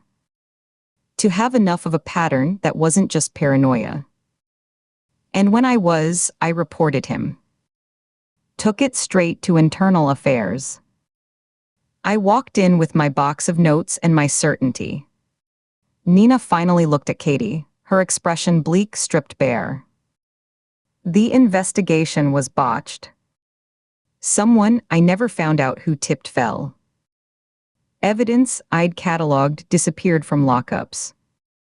Witnesses I'd named suddenly recanted, claimed I'd misunderstood or pressured them. The case against him fell apart like rotten cloth. But they knew. The IA guys, they knew I was right. They could see it. They just couldn't prove it in a courtroom, not with the evidence gone. So they forced him out. A quiet resignation. A generous pension. No prosecution, no public disgrace. He just walked away. Clean. Into the private sector, where his particular skills were even more valuable." Katie felt a cold knot form in her stomach, a precursor to understanding. "And Carl Evers?" she asked, the name feeling strange in her mouth. Nina's jaw tightened, a muscle flickering. She uncrossed her arms, then recrossed them, a rare sign of agitation. "That was the collateral damage. The innocent life crushed under the wheels of my failure. During the IA probe, they re-examined some of our closed cases, looking for other signs of tampering. One was a homicide, a pawnshop owner in Baltimore, killed during a botched robbery. Fell had been the primary. I was his secondary. The evidence was solid, or so we all thought. A partial print on the broken glass case. A witness who picked a guy out of a lineup. We got a conviction. A man named Carl Evers." She paused, the memory a physical weight on her shoulders. She looked down at her hands, then back up, her eyes glistening but dry. When Fell's methods came under the microscope, they took a harder look. The print was a partial match lifted from a public database with a questionable chain of custody. Fell had logged it himself. The witness was shaky, had been shown a single photo before the lineup, which is coaching. The evidence had been planted. The whole case was a house of cards. Fell had framed Evers to close a high-profile case quickly. To look good. To keep the heat off whatever else he was doing, to show he was producing results. Her voice dropped to a raw scrape. By the time the review concluded, Carl Evers had been in prison for 7 years. He died there. Assault by another inmate. A shiv in the yard. I ended an innocent man's life because I trusted my partner. Because I didn't see the rot right next to me. I was so busy looking at the criminals across the street, I missed the one sharing my desk. The confession filled the quiet apartment, thick and suffocating. This was the ghost Nina carried, far more substantial than any annual trinket from a victim's family. This was a tombstone. Fell was never held accountable for that, Nina continued, the words coming faster now, as if a dam had cracked. He resurfaced a few years later as a fixer. A security consultant in the gray market antiquities world. The very underworld he'd been protecting. He has a reputation for making problems disappear, for authenticating the unauthenticatable, for finding buyers for the unbuyable. He's a ghost in the machine. A facilitator. And he's good at it.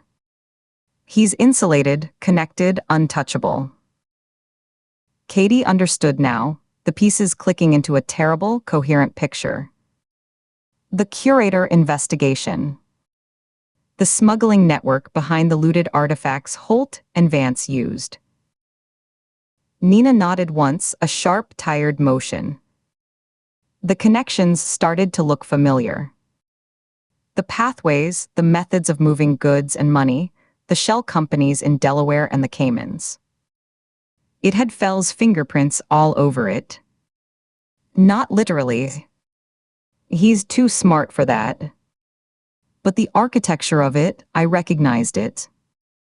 The elegant, ruthless efficiency. This case wasn't just about Holt and Vance and their bloody art project. It was a branch of something older. Something I thought I'd buried. It leads right back to my worst failure and the man who caused it. Why tell me now? Katie asked, the question hanging between them. Because you walked into that gallery alone, Nina said, her voice fierce. Because you saw the pattern of the puppeteer before I let myself admit what it might be. Because you stood in that motel room and decided to be the bait, knowing what it might cost. You earned the truth. Nina's voice dropped, gravelly with fatigue and something like regret. And because the case is closed, but the network is. It's still out there, operating in the shadows, moving art, moving money, ruining lives. And now, you know the name of the ghost behind it. So you can see him, too, if he ever steps into your light. Nina left a short time later, the door clicking shut softly behind her with a sound of finality. The apartment felt different, charged with the new, ugly shape of the past that now lived in it. The air seemed heavier, the shadows in the corners deeper. Katie didn't sleep. She made the tea and let it go cold in its cup, a tan ring forming at the top. She sat at her small kitchen table, the city's nocturnal glow painting the ceiling a faint orange. She thought of Sarah Vance's meticulous, chilling vision, of Garrett Holt's perverted craftsmanship offered up as devotion. She thought of Nina's burden, a weight carried for 15 years in silence, a secret shame that had just been entrusted to her. And she thought of her brother, Eli, his absence the constant, quiet hum beneath everything, the first mystery that had taught her the world was full of hidden rooms, of systems within systems, secrets protecting secrets. As the first gray light of dawn began to bleed into the night sky, turning the orange glow to a pale, watery blue, she went to her laptop on the table. The device was cool under her fingers.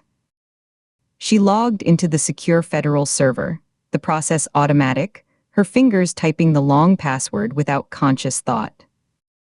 She navigated through the directories, past the main case files for the Curator investigation to the supplemental archives, the labyrinthine financial records that the forensic accountants had untangled.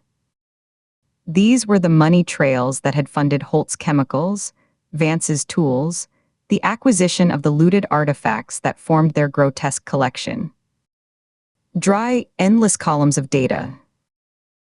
She scrolled, her eyes gritty from lack of sleep. Transaction lists between numbered offshore accounts. Shell company registries in states with lax disclosure laws. Consultant fee disbursements from holding companies with bland, forgettable names. It was a desert of information, and she was looking for a single grain of sand that didn't belong. Then she saw it. It was listed as a preservation consultant fee on 3 separate invoices from a defunct biomedical supply company in Baton Rouge, Delta Med Solutions. The same company that had sold, through a convoluted chain of intermediaries, the specific grades of glycerin and antifungal agents used in the victim's chemical preservation. The invoices were 18 months old. The fee was for logistical and chemical advisory services. The payee was a consulting firm called Ethelred Holdings. And listed as the principal consultant on the service agreement, his name typed in a clean, common font. Marcus Fell. A consultant fee paid 18 months ago. For advice on chemicals used to turn human beings into permanent artifacts. The Curator case was closed. Garrett Holt and Sarah Vance were in custody, their madness catalogued and contained. But behind it, funding the very chemicals that made the horror possible, providing the expertise, was a name from Nina's nightmare. It wasn't a direct link to murder. It was a thread, thin and sharp as a surgical needle, leading from the grotesque art back into the dark, respectable world of gray market consultancy. It was a confirmation, a tiny, explosive piece of truth that screamed this wasn't over. It was a door, just cracked open, revealing a sliver of a room she hadn't known existed. Katie stared at the name on the screen, the letters blurring slightly. Her heart thumped a slow, heavy rhythm against her ribs. She closed the laptop with a soft snap. The room was silent.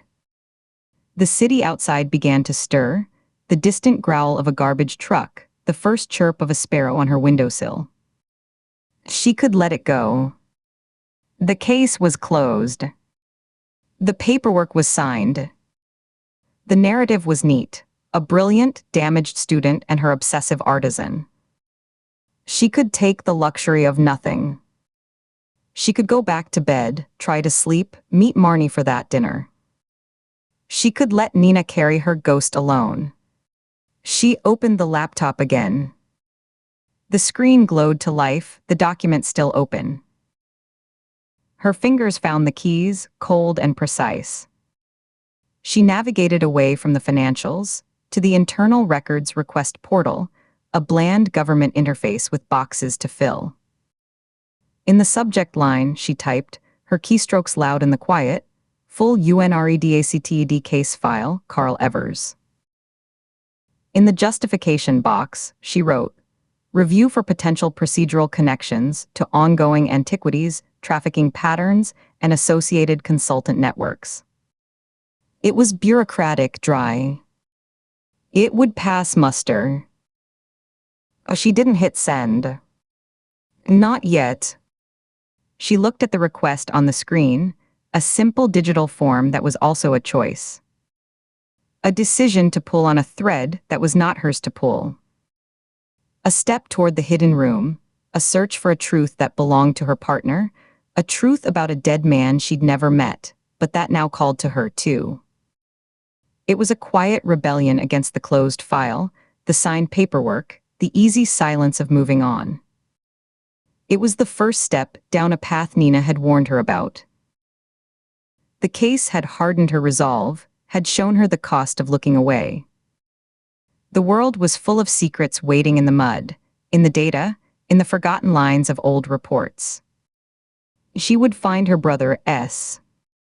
She would follow his thread into the dark. And she would start by following this one, because she had found it herself, and because someone had to. Katie Ford took a slow, deep breath, filling her lungs with the cool dawn air of her apartment, holding it for a 3 count. She exhaled, her finger hovering over the trackpad. As she clicked send. Chapter 39. Chapter 1. Chapter 1. Maya Shun lowered her camera and let out a long, slow exhale. The tension in her shoulders finally eased, a physical unclenching that started at the base of her neck and rolled down her spine. 3 days. 3 days of pre-dawn drives up the winding coast highway with a travel mug of bitter coffee warming her hands. 3 days of patient, silent vigils on the same spongy bed of redwood needles, her neck craned until it ached, searching the high, misty green for a flicker of movement. The marbled murrelet was a ghost, a secretive seabird that nested in these ancient trees, and capturing it had become an obsession. Just an hour ago, the patience had paid off.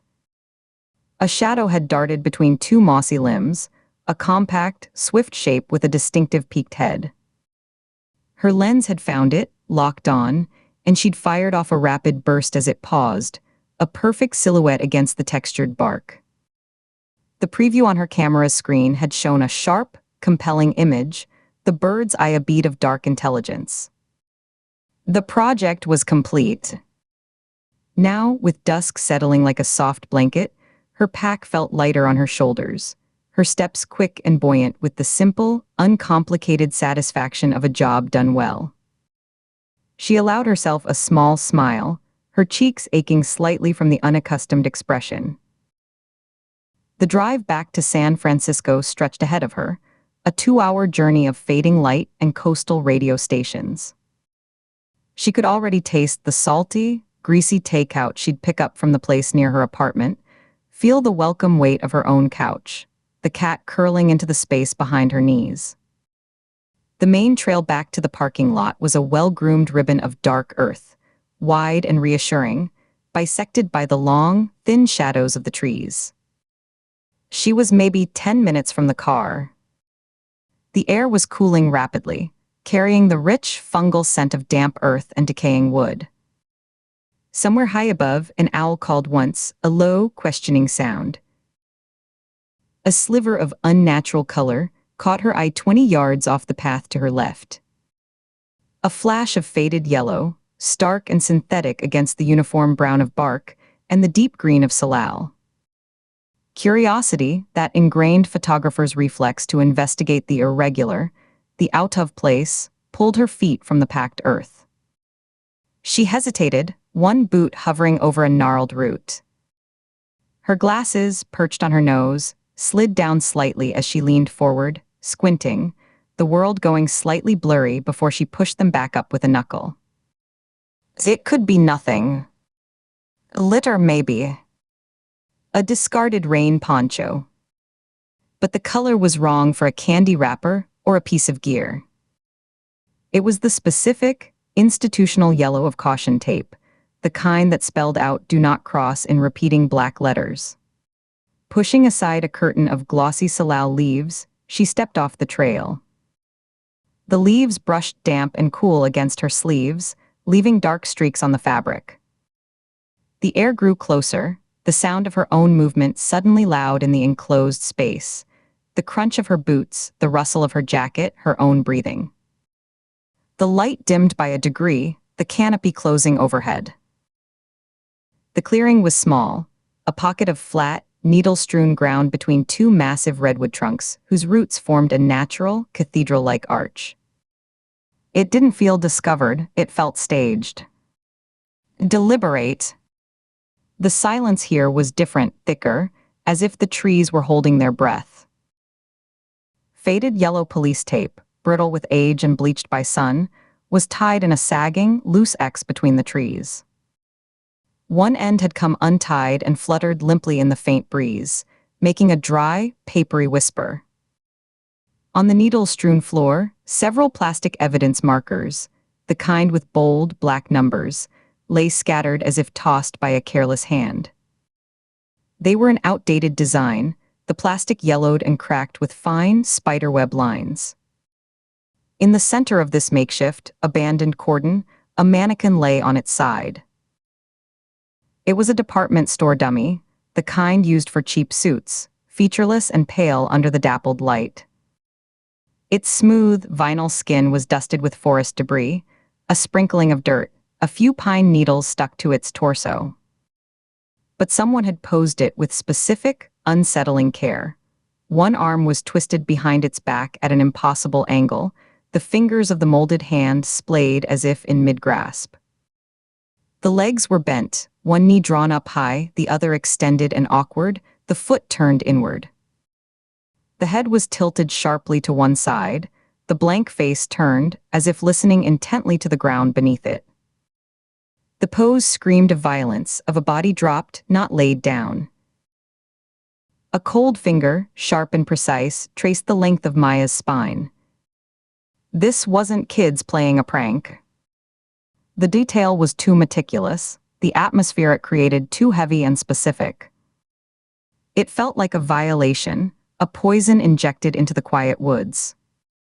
Her eyes scanned the small space, jumping from the tape to the markers, and landed on the trunk of the larger redwood. Pinned there with a simple steel thumbtack was a single sheet of paper, its corners curled from moisture, stained with water spots. She took 2 steps closer, the dry needles crunching softly under her boots, each sound amplified. The paper was a photocopy of a case file page, the copy so poor the text was grainy, a field of gray dots. Thick, impenetrable black bars obscured whole lines, names, dates, locations. What remained were fragments of cold, clinical language. Subject found in a wooded area position indicates possible restraint, pending toxicology. At the top, a case number was partially visible, 74-08-3. The last digit was a smudged mystery, a blob of ink. A faded date stamp, barely legible in the corner, read AUG 1974. The paper felt old. It smelled of mildew and cheap toner. Her photographer's brain engaged, a familiar switch flipping that overrode the prickling dread crawling up her neck like insects. This was a story. A dark, bizarre, and inexplicable one. Who had done this? Why here? Why now? Her hands, acting on trained instinct, raised her camera. The weight of it was a comfort. She framed the pinned page with the mannequin in the blurred foreground, a ghostly witness. She took the shot. The electronic whir of the autofocus locking on was obscenely loud in the hushed clearing. The shutter click sounded like a bone snapping. She took another, leaning in for a close-up of the redacted lines, trying to force the lens to resolve the grainy text. The light was failing fast, the golden honey leaching to a flat, cool gray.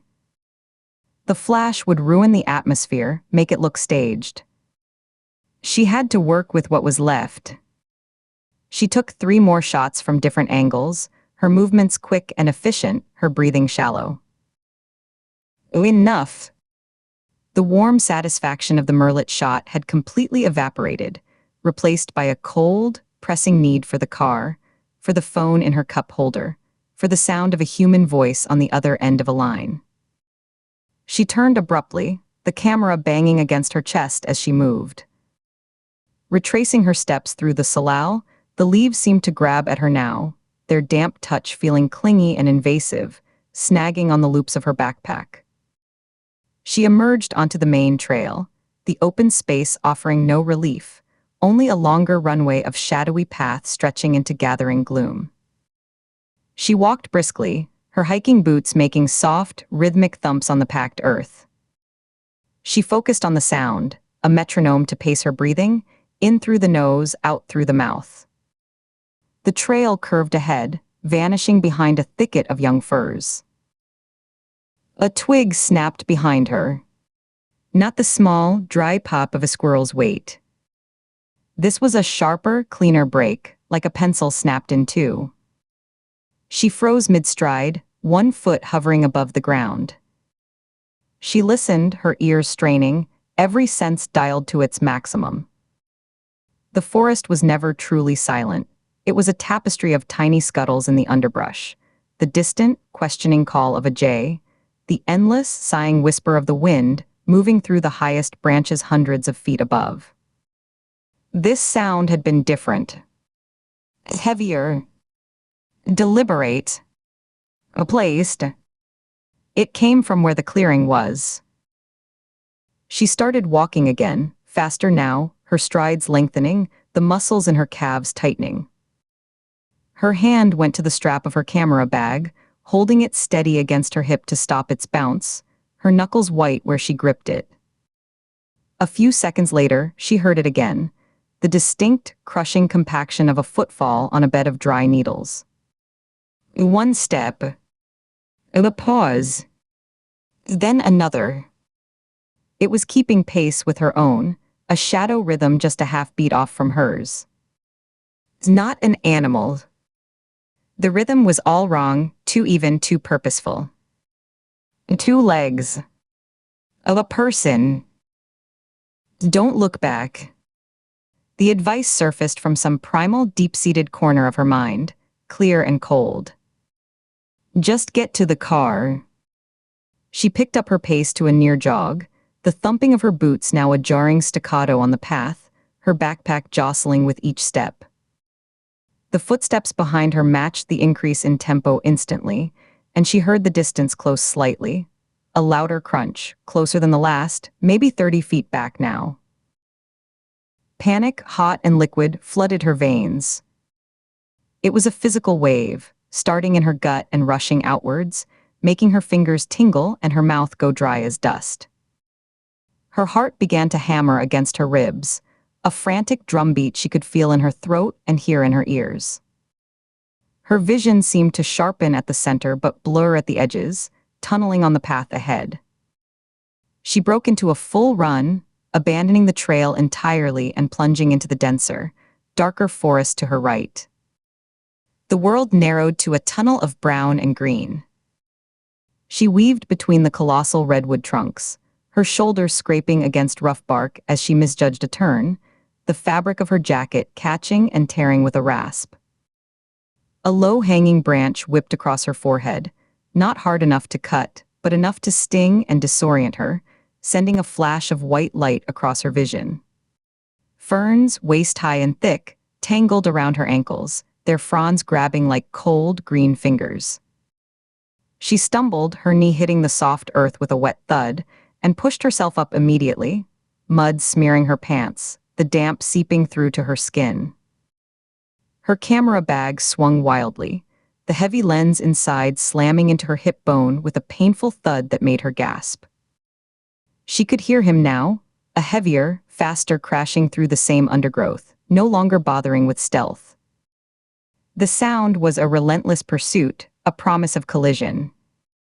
Twigs snapped like gunshots, leaves tore, breath was drawn in ragged gulps that weren't her own, a deep, rhythmic sawing of air. The trees thinned abruptly. She saw the dull gray gleam of asphalt through the last line of ferns, a beacon. With a final, desperate burst that burned in her lungs, she burst out of the tree line and into the gravel parking lot. It was deserted, a lonely oval of graded earth beneath the vast, darkening sky, the only sound the distant, fading hum of a truck on the highway a mile away. Her dusty blue Subaru sat alone in the middle, looking impossibly small and far away, like a toy car. She sprinted for it, gravel skittering and pinging under her boots, each footfall sending a jolt up her legs. Fumbling in the pocket of her hiking pants, her fingers, numb and clumsy with adrenaline, closed around her key fob. She thumbed the unlock button, her thumb slipping on the smooth plastic once, twice, before finding purchase. The car's lights flashed once, a blinding strobe in the twilight, and the chirp of the horn echoed, absurdly cheerful and loud across the empty space. The sound seemed to hang in the air, a beacon announcing her location. She yanked the driver's door open, the metal handle cold and solid in her sweaty palm, her grip almost slipping. She threw herself inside, the familiar scent of old coffee and sun-warmed upholstery hitting her like a memory of safety, undercut now by the sharp, acrid smell of her own fear. She slammed the door shut, the solid thunk a temporary barricade. The sound of the forest was muted, replaced by the hollow sound of her own panting. Her thumb found the lock button on the armrest, pressing it down with frantic, repeated force. A click. A click, click. The solid, mechanical thunks of all 4 doors locking in succession was the sweetest, most definitive sound she'd ever heard. She sat there, gasping, the air in the car already feeling used and thin, too hot. Her chest heaved, her breath fogging the windshield slightly in quick, irregular patches. The keys were still in her hand, the metal teeth biting into her palm. She hadn't started the engine. The dashboard was dark. Move. Just move. Her brain was screaming at her limbs, which felt like they were made of wood, heavy and unresponsive. Her hands trembled violently, a fine, constant vibration that made her knuckles ache and the keys jingle a soft, frantic chime. She reached for her phone in the cup holder, her fingers brushing against a discarded gum wrapper and a cold, half-empty water bottle before closing around the smooth plastic case. She pulled it to her lap, her damp palm leaving a smear on the screen. She swiped it with her thumb. The screen lit up, the glow a cold blue rectangle in the darkening car, illuminating her pale, strained face in its reflection. 1 bar of signal. It flickered, died, then flickered back to life. Git held. Git was enough. She swiped again to unlock, her thumbprint recognized after a heart-stuttering delay. Her mind was already composing the call, rehearsing the flat, calm tone she would force into her voice. 911. My location is the Redwood Creek parking lot. A man in the woods. He chased me. Her thumb hovered over the emergency call shortcut. Her eyes darted to the rearview mirror, scanning the tree line she'd just erupted from, a jagged black tear in the lesser gray of the sky. Nothing moved. No shape emerged. The ferns were still. A soft, metallic click came from the passenger side. The sound was small, precise. A clean, engineered sound. It was the sound of a lock disengaging. Her mind, fogged with adrenaline, tried to reject it. She'd just locked them. She heard the thunks, felt the button depress under her thumb. She stared at the lock pin on her own door. It was still down. Before the thought could fully form, the passenger door swung open. It moved smoothly, without resistance, without the groan of hinges she knew it had. The interior dome light didn't come on. It should have, a warm yellow glow to illuminate the empty seat, the crumbs, the folded map. It remained dark. Someone had disabled it, or known how to open the door without triggering it. The open doorway was filled by a broad, dark silhouette, blotting out the last faint smear of twilight from the forest beyond. He was just a shape, a cutout of deeper black against the gloom, but he was large, his head nearly brushing the roof of the car, and he was here, inside the space she had just locked. Maya's breath caught in her throat, a sharp, painful hitch that offered no air, locking her diaphragm. Her phone slipped from her paralyzed fingers, clattering against the floor mat and sliding with a whisper under the passenger seat, its glow extinguished. She stared, frozen, her eyes wide, her pupils dilated so far the world seemed made of shadows and faint outlines. She could see the shape of him, the bulk of shoulders filling the doorway, the outline of a head held level. The lock. She'd heard it disengage.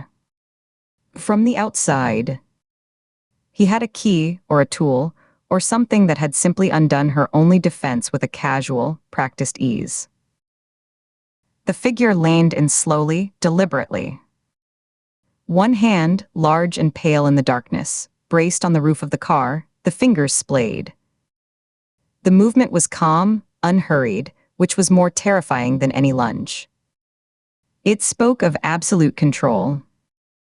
The smell of the forest entered with him, damp earth, crushed fern, the sweet rot of bark, and beneath it something else, a faint, coppery tang like old pennies or wet stone. He was close enough now that she could hear the quiet rasp of his clothing, a heavy jacket, maybe canvas, could see the faint gleam of his eyes in the near-total dark, fixed on her, unblinking. His other hand reached across the center console, not towards her throat, not towards her face, but towards the ignition. His fingers closed around her keys, which were still dangling from her trembling hand where it rested on her knee. His touch was dry and shockingly cold, the skin rough. He didn't wrench them away. He simply took them, his movements economical and sure, prying her numb fingers open with no more effort than one would open a child's hand. He straightened up slightly, pulling the keys with him, and turned them in the ignition. The engine coughed, sputtered, then roared to life, the dashboard blooming with soft green and orange light that illuminated the lower half of his face. A strong, stubbled jaw, a thin, unsmiling mouth set in a straight line, the lower lip chapped. The light did not reach his eyes, which remained in shadow. He dropped the keys into the cup holder where her phone had been. They landed with a plastic rattle. His gaze returned to her, holding hers in the dim, electronic glow. Maya couldn't move, couldn't scream. The panic had crystallized into a sheer, icy block of terror that locked her joints and stilled her lungs. She was a specimen, pinned under a microscope, every twitch, every rapid pulse in her throat observed and catalogued. Her hands were frozen claws in her lap. He leaned in again, his face now only inches from hers. She could feel the warmth of his breath, could see the pores on his skin, a small, pale scar nicking the edge of his eyebrow. He hadn't shaved in a few days. His voice, when it came, was low, gravelly, as if from disuse and utterly devoid of emotion. It was a flat, toneless instrument, a voice meant to be obeyed, not argued with. "Drive," he said. The word hung in the air between them, simple and absolute. It wasn't a request. It was a command that brooked no discussion, no hesitation, a single syllable that carried the weight of a threat. His eyes didn't leave hers, waiting for compliance, watching for the moment her body would obey. The engine idled, a low, waiting hum that vibrated through the seat.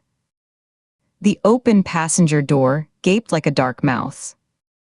The forest beyond was now a wall of blackness, offering no escape. Every option, every instinct to fight or flee, narrowed to this single, impossible point.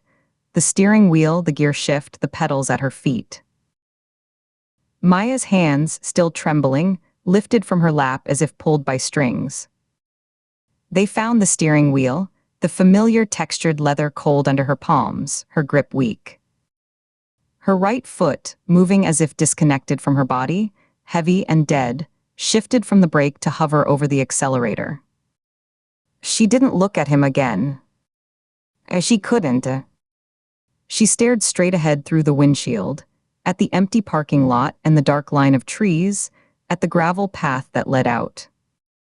With a jerk that was all wrist, she put the car in drive. The gear shift thunked dully. The figure settled fully into the passenger seat, his weight making the car lean slightly, the springs groaning.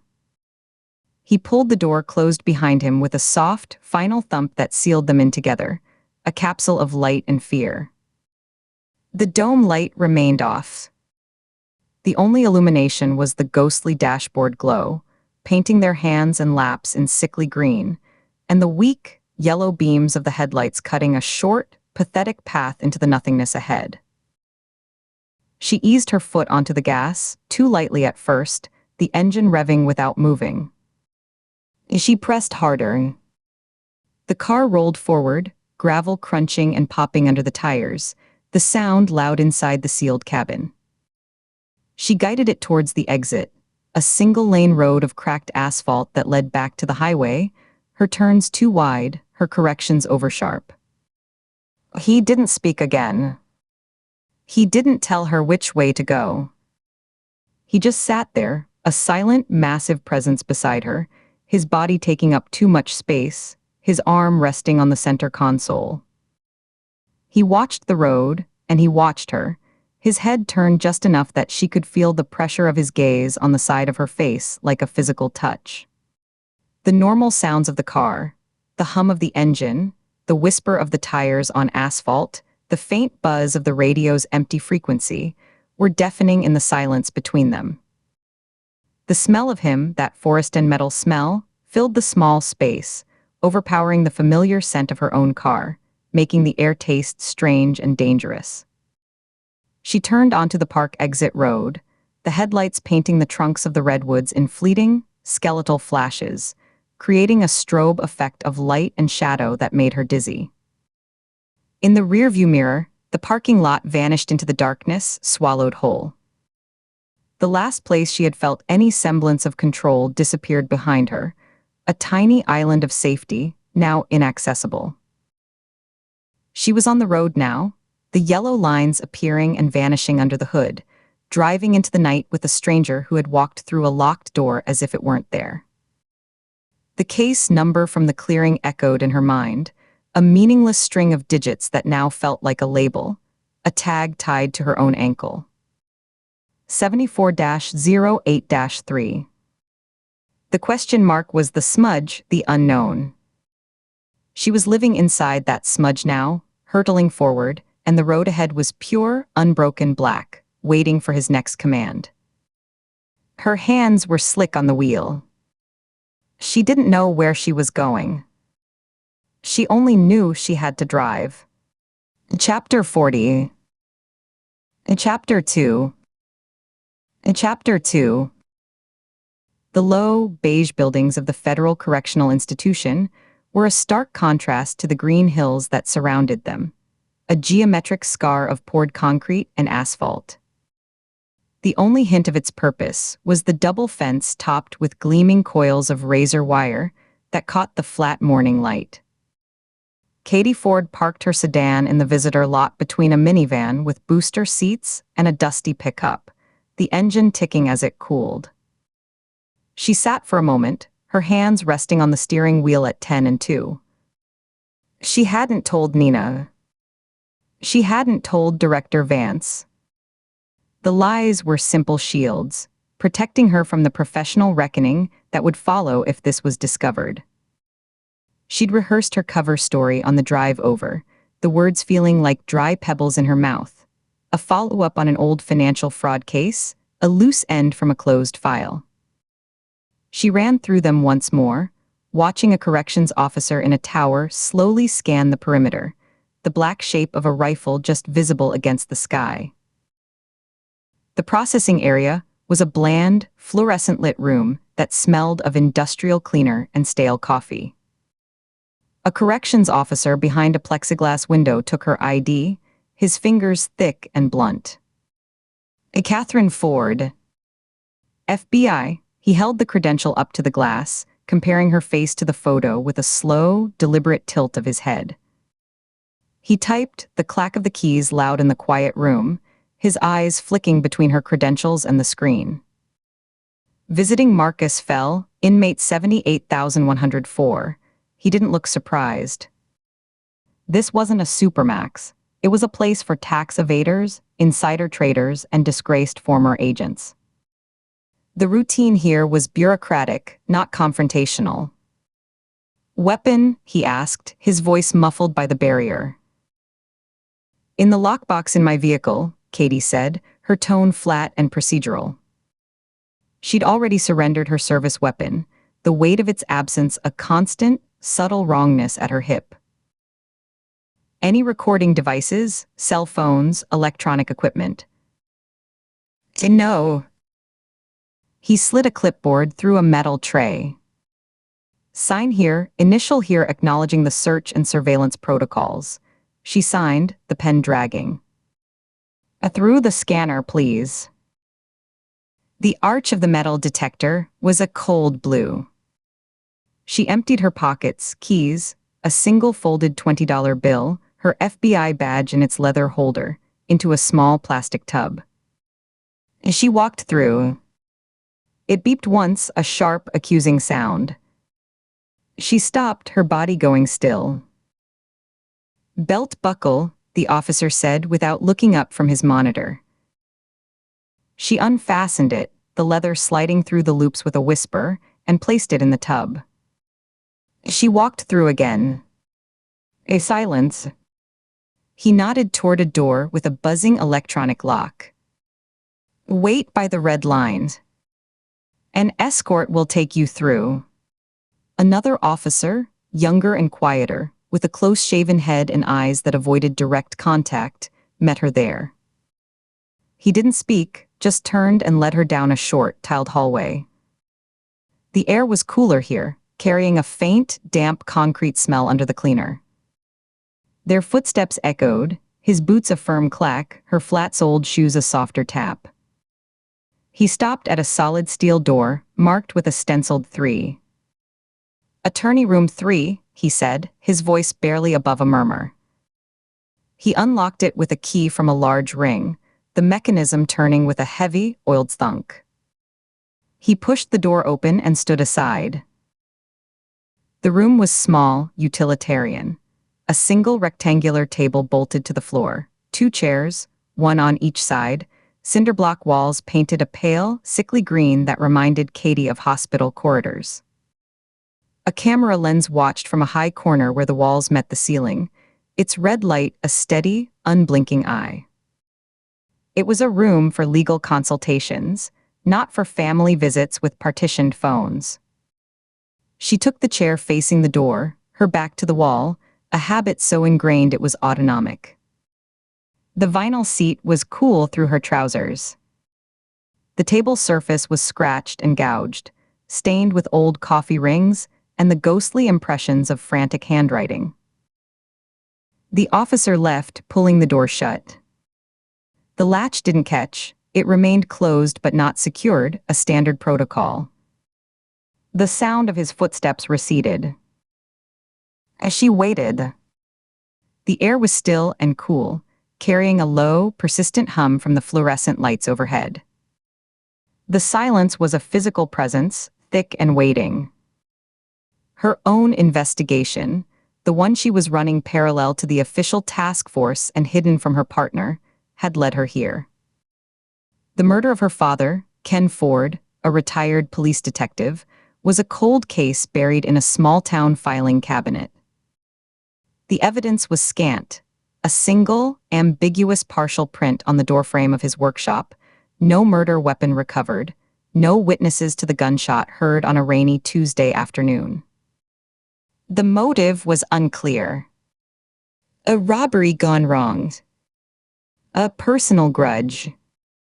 The local PD had settled on the former after 6 months, the case sinking into the mud of other priorities. But in her obsessive review, a pattern of suppressed files and redirected inquiries had emerged, a ghostly fingerprint. A witness statement that vanished from the digital log. A request for ballistics cross-referencing that was marked, completed, but had no attached report. A detective who transferred out of state 2 weeks after the case went cold. It pointed toward a network, one that her father might have stumbled into during his years on the force, something his meticulous nature wouldn't let him ignore. And at the edges of that network, according to the whispers she'd chased down in dark corners of databases, and through cautious conversations with retired cops who remembered Ken Ford fondly, was Marcus Fell. Nina's former partner. The one who'd been caught. Not for violence, but for the paper crimes, evidence tampering, obstruction of justice, making false official statements. A fall from grace so complete, it had barely made the news beyond the law enforcement trade journals. He'd taken a plea, named no names, and vanished into the system. A quiet disposal. Katie believed he knew more. He had to. He was a link, a pressure point. The only one she could reach. A series of sounds broke the silence. A distant metallic clang, the murmur of voices, the scuff of shoes on tile growing closer. Katie straightened slightly, settling her shoulders, arranging her hands flat on the table in front of her. She took a slow breath in through her nose, held it for a 3 count, let it out silently through parted lips. Control was a performance, and every detail mattered. The door clicked and opened. Marcus Fell shuffled in, preceded by the same young guard.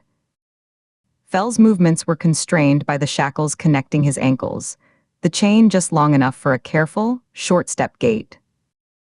The cuffs on his wrists were linked to a chain around his waist. The guard positioned himself just inside the room, hands clasped behind his back, gaze fixed on the far wall, a study in neutral presence.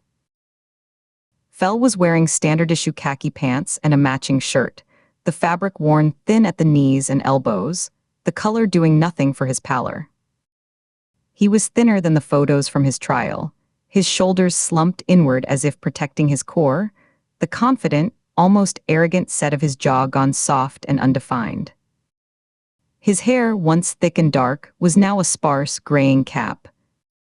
He didn't look at Katie immediately. His eyes, a washed-out blue, darted from the guard to the door to the camera in the corner, then finally, cautiously, to the woman sitting at the table. They held a raw, animal nervousness, the pupils slightly dilated. A faint sheen of sweat glistened at his temples. He sat down slowly, the chains rattling with a dull, musical sound, as if the chair might be wired, his movements careful and small. He placed his cuffed hands on the table, the metal links scraping against the formica. The guard gave a short, sharp nod and stepped back into the hallway, pulling the door shut but not latching it fully. The click of the mechanism was loud in the sealed silence. They were alone, save for the watching camera. Katie looked across the table at the diminished man, the ghost of a federal agent. She let the silence stretch for a 5 count, letting him feel the weight of her observation. She noted the tremor in his left hand, the way his right index finger tapped a frantic, silent rhythm against his thumb. She saw the old scar on his chin, the new lines etched deep around his mouth from tension. This was not a man at peace with his bargain. She kept her voice low, even, a calm pool in the tense room. Marcus Fell. She paused, waiting until his flickering gaze settled on her face. My name is Katie Ford. Another pause, deliberate. She leaned forward an inch, just enough to shift the dynamic. I think you knew my father. Fell's reaction was immediate and physical. His breath hitched, a quick, shallow intake. The tapping finger stopped dead. His eyes, which had been skittering around the room, locked onto hers with a sudden, startling intensity. The raw nervousness was still there, but now it was mixed with something else, recognition, and a deep, wary calculation. Oh, he didn't speak. He just stared, his body rigid, as if waiting for the next sentence to be a blow. Katie held his gaze, her own expression giving nothing away. She didn't blink. She had seen this look before, in interrogation rooms. It was the look of a man accessing a mental file, racing through contingencies, trying to determine if this was a threat, an opportunity, or a trap. The hum of the lights seemed to grow louder.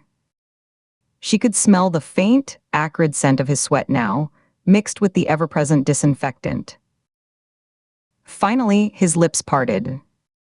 His voice, when it came, was dry and raspy, unused.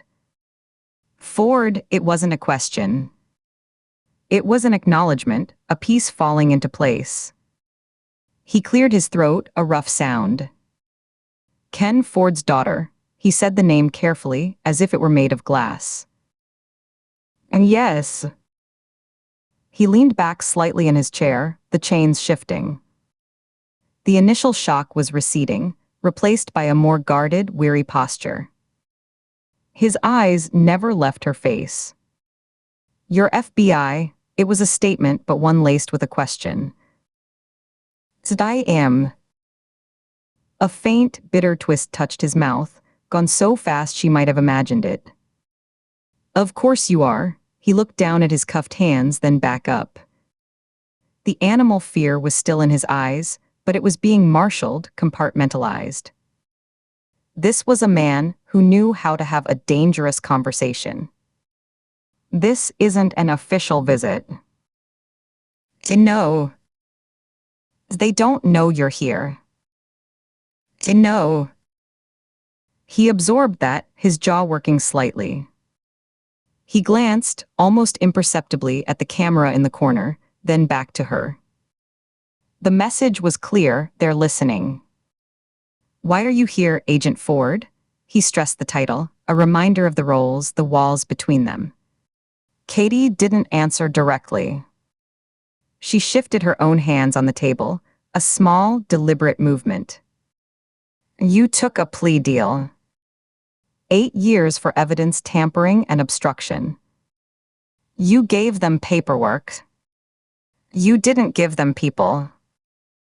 Fell's face closed down. The wary calculation intensified. My case is closed. I did my time.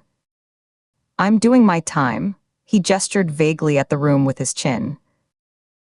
My father's case isn't closed. Katie kept her voice low, but let a thread of steel enter it. Not for me. He was murdered. In his home. 7 years ago. For the first time, Fell looked away. His gaze dropped to the scarred tabletop, focusing on a deep gouge near the edge. His breathing changed, becoming more controlled, shallower. I heard about that, he said, the words barely audible. I'm sorry for your loss. What did you hear? He shook his head, a tight minute movement. Just that he was gone. A break-in. It was a shame. He was a good cop. He was a retired cop, Katie corrected, her eyes boring into the top of his bowed head. Working on his boat in his garage. What kind of network targets a retired cop, Marcus? His head snapped up. The use of his first name was a deliberate needle, an attempt to pierce the formality.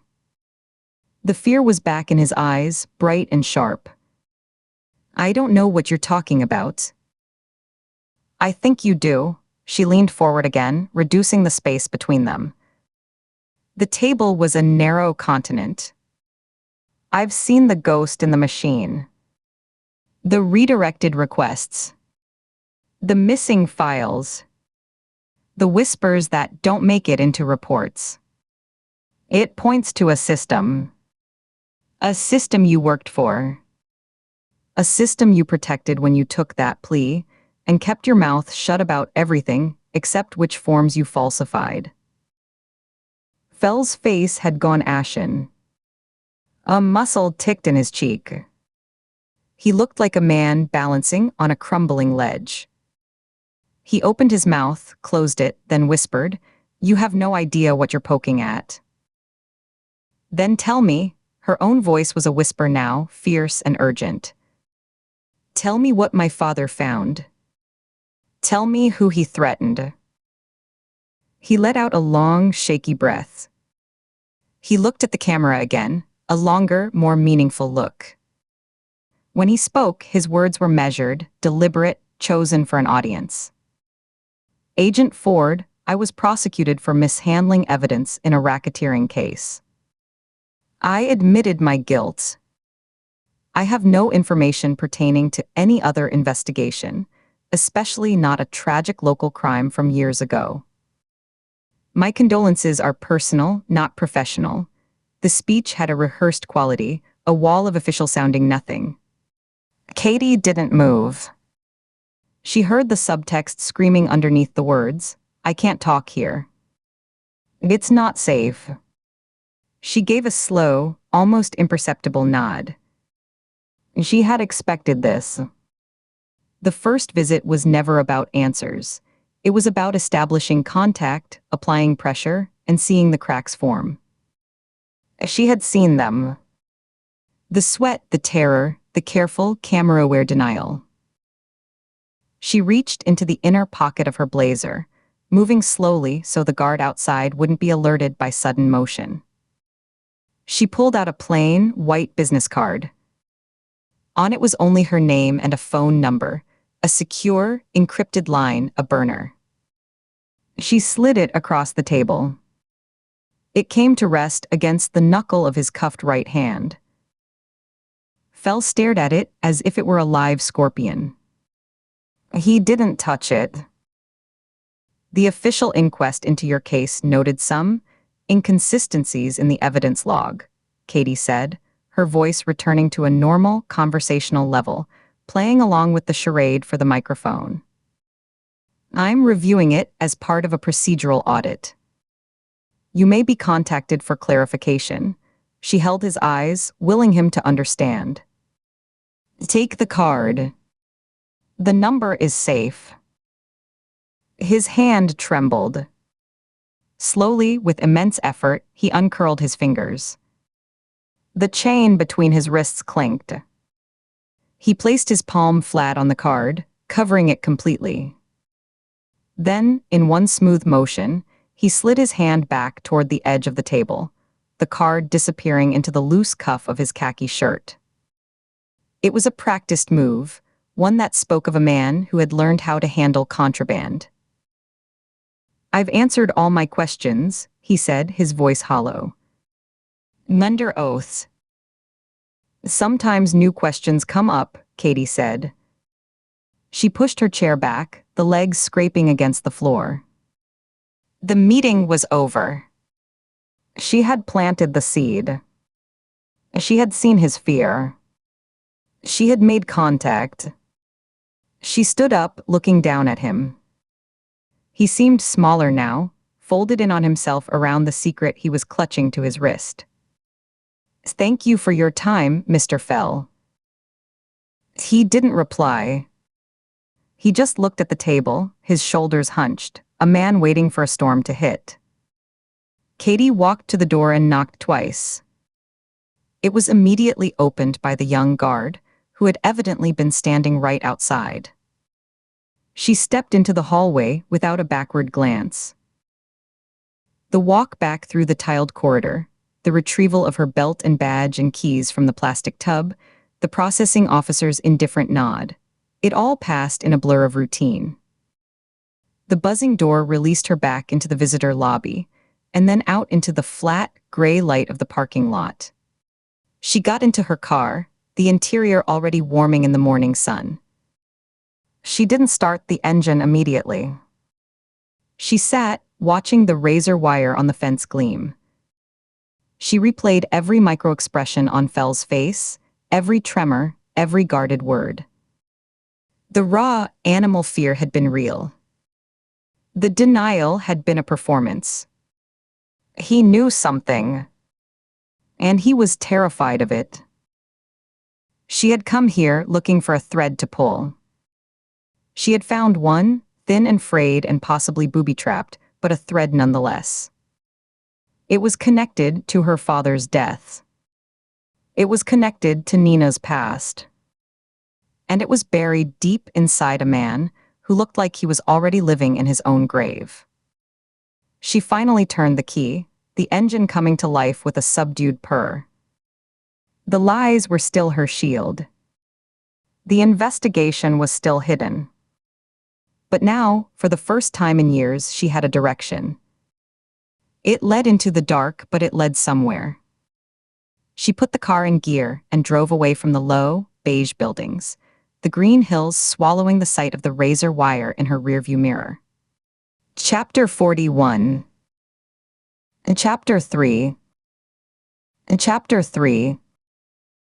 The door to the visitation room clicked shut behind her, sealing her back into the same sterile, fluorescent-lit space. The sound was final, a heavy metallic snick that cut off the murmur of the corridor and left only the low, persistent hum of the lights overhead. It was a sound of finality, of being locked in. Marcus Fell was already there, seated at the same scarred table.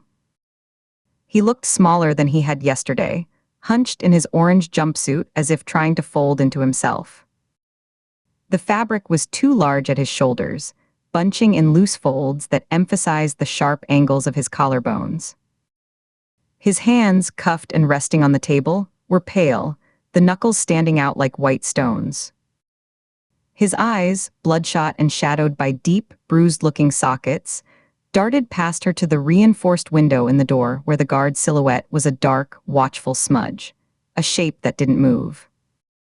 He didn't blink, just stared at that shape as if it were a predator at the mouth of a cave.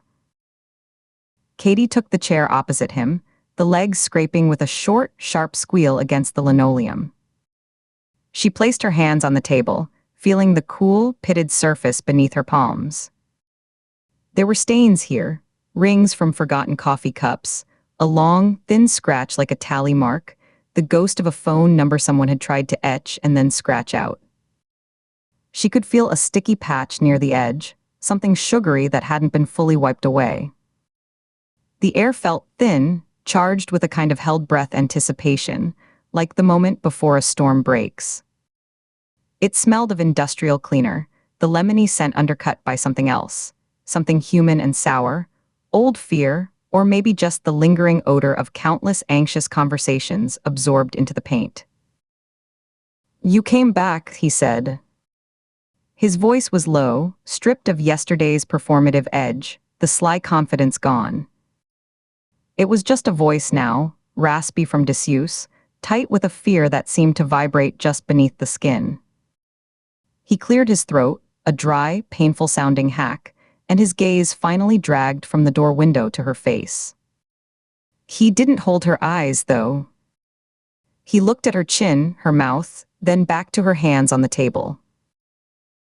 "You said you had something specific," Katie replied, keeping her own tone flat, professional. She didn't lean in. She kept her posture upright, a visitor behind a desk, but her eyes were fixed on him, cataloging the new tremors. The way his thumb rubbed compulsively against the side of his index finger, the constant, minute adjustments of his cuffed wrists on the table, as if the metal was burning him. A muscle in his jaw jumped rhythmically, a tiny, frantic pulse. Fell leaned forward, a slow, careful movement that seemed to cost him effort. The chain between his cuffs clinked softly against the formica, a tiny, sharp sound in the quiet. He didn't look at her eyes, but at a point just over her shoulder, as if monitoring the door, the window, the angles of the room. "Things are happening. On the outside. You hear things in here, even in Seg. Sounds carry. Conversations in the yard, guards talking just a little too loud, new inmates with stories. Whispers. Names." He said the last word as if it were a physical object he was placing on the table between them. "What names?" Katie asked, the question a precise tool. She let a beat of silence hang, forcing him to fill it. She could hear, very faintly, the echo of a shouted command from somewhere deep in the facility, followed by the distant, rolling clang of a metal door. The sounds were muffled, but they were there, a reminder of the world just beyond this quiet box. He swallowed, his Adam's apple bobbing in his thin neck. The sound was dry, audible, like stones grinding together. He licked his lips, which were chapped and peeling. People connected. To the arrangements. The logistics. The network your dad was poking at. He glanced down at his hands, then back to that spot over her shoulder, his eyes widening slightly as if he'd seen a movement there. "They're turning up dead. Not accidents. Not street stuff. Clean jobs. Professional. The kind that look like nothing. A heart attack, a single car wreck, a slip in the bathtub, until you know what to look for and then you see the pattern. A signature. A cold thread pulled taut in Katie's chest, a fine wire of dread. She kept her breathing even, in through the nose, out through the mouth, the way she'd been trained for a firing range. She felt the cool air of the ventilation ducked above wash over the back of her neck. At who? Give me specifics. She kept her voice low, matching his pitch, drawing him into the conspiracy. I don't have police reports, Ford. I have echoes. He leaned in another inch, his voice dropping. A fixer who used to handle transport logistics out of Reno. Gone. A bookkeeper, very discreet, operated a shell game out of a Chicago import-export firm. Vanished. His office cleaned out, landlord said he moved to Florida, but no one's heard from him. Not a postcard, not a forwarded piece of mail. His gaze finally snapped to hers, and the fear in them was raw, unmediated, the pupils wide and dark. It's a pruning. Someone's cutting away loose ends, trimming the branches back to the trunk. And I'm a very loose end sitting in a very accessible box. He gave a short, jerky nod towards the door. This isn't a country club. A shiv, a bag over the head in the shower. A suicide where the note is in handwriting you, never use, it's not hard to arrange if the money's right and the will is there. They have people in here. They have people working in here. You think you're a target, she stated it, watching for the flinch. She saw it, a quick, involuntary twitch at the corner of his left eye, a tightening of the skin around his mouth. A harsh, breathy sound escaped him, not a laugh but a release of tension, almost a sob caught in his throat. Oh, thank you. I know I am. They put me in here to bury me, but stone walls don't stop whispers. I can still talk. I haven't, but I could. Now someone's making sure the people who can talk don't.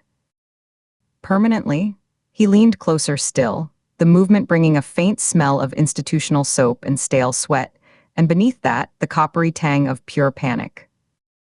His voice dropped to a whisper, so low she had to tilt her head forward, straining to catch the words. Your father, Ken, he wasn't just some random casualty of a botched robbery, Agent Ford.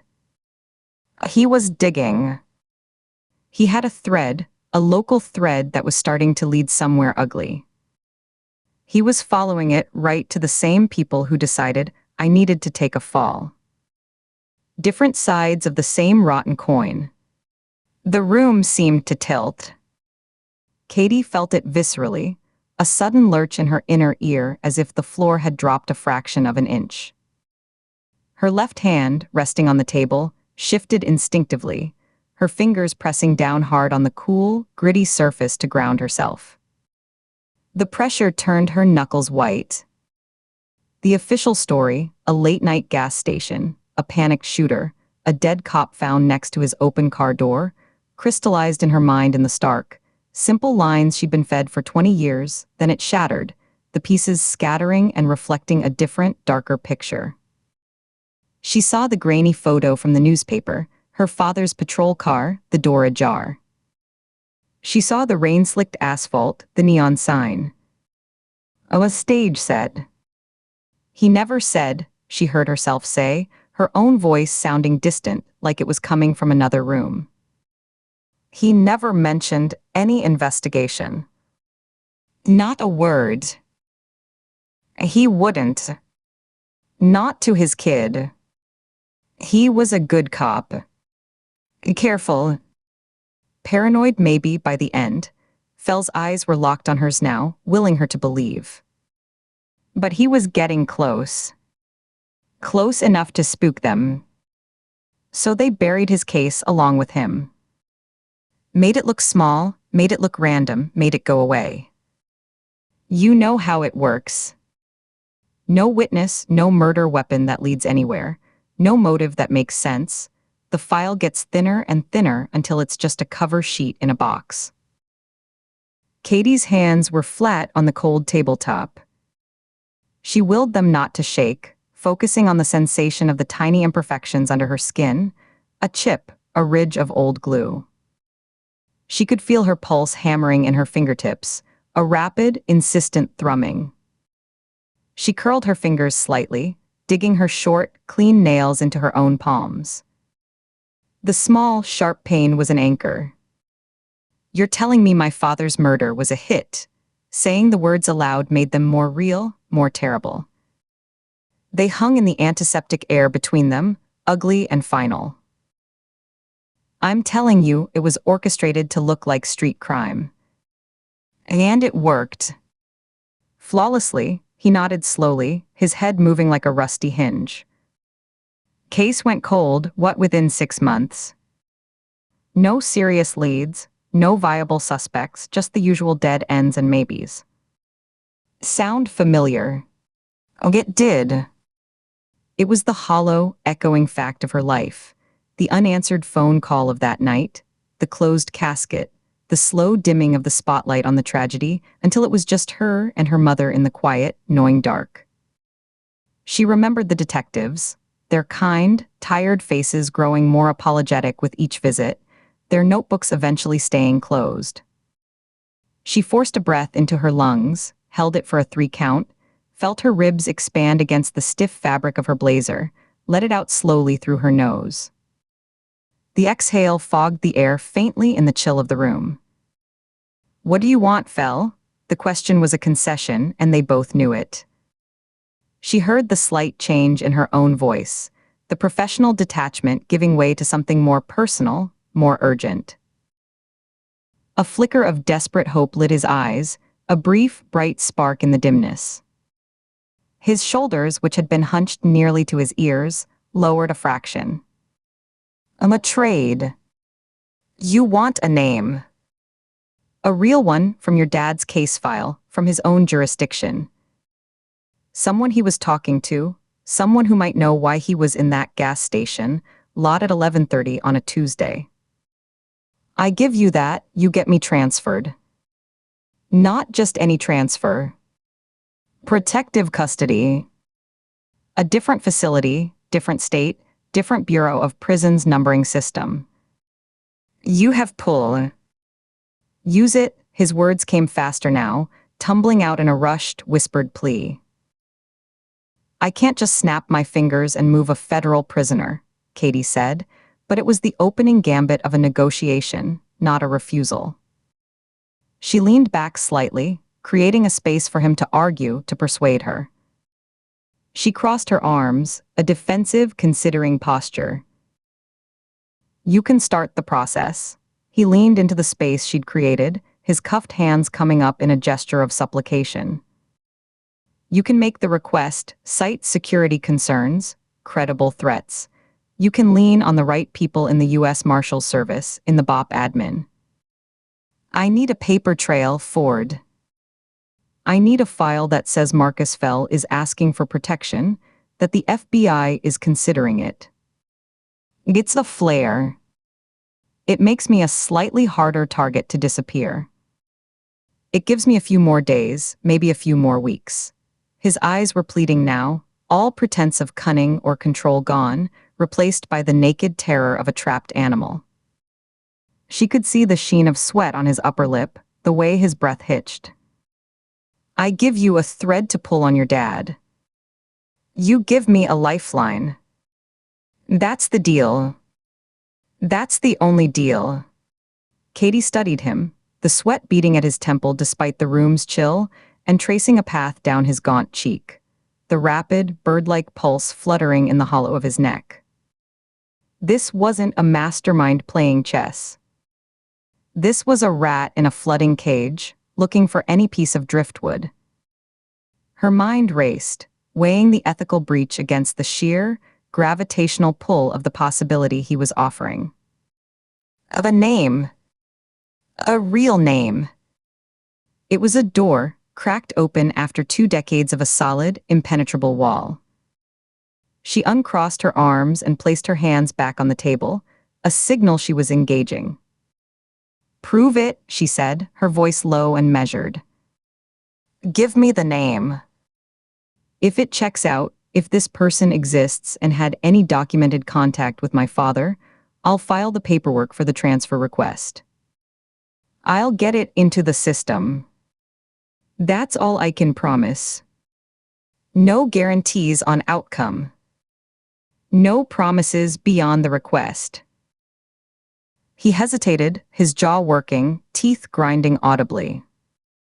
She could see the calculation warring with the panic, the risk of giving up his only leverage against the immediate, suffocating fear. His eyes darted to the door, to the camera in the upper corner, then back to her. "The fear won. It always does." He nodded, a quick, jerky motion that made the cords in his neck stand out like ropes. Okay. Okay, he leaned in again, his whisper barely a breath of sound, so faint she could hear the faint whistle of air through his constricted throat. She mirrored him, closing the distance until she could see the individual pores on his nose, the broken capillary on his cheek, the chapped, cracked skin of his lips. The smell of his fear was overwhelming now. Your dad was working with a retired detective from his old county. A guy who knew the territory, the old players, the places money could hide in plain sight. He was a source, a confidential informant on the pension roll. His name is Arlen Voss. He lives in Cedar Fork. It's a nothing town in the same county your dad worked, maybe an hour's drive from where you grew up. Katie committed it to memory. Arlen Voss. Cedar Fork. She repeated it internally, visualizing the words typed on a case file in crisp courier font, seeing a map of the county in her mind, placing the dot for Cedar Fork somewhere in the wooded, rural eastern part. She saw herself driving those back roads. What did he know? What was his information? She breathed back, her own voice just as quiet. "I don't have the details, not the fine print," Fell whispered, his eyes flicking again to the door, then up to the camera in a quick, guilty glance. "I just know Ken was meeting with him, that Voss had information about money moving through the county, payments that didn't make sense for the businesses they were attached to. Land deals, maybe. Shell corporations buying up parcels no one wanted. It was a local angle on a bigger, uglier picture. After your dad died," Voss clammed up.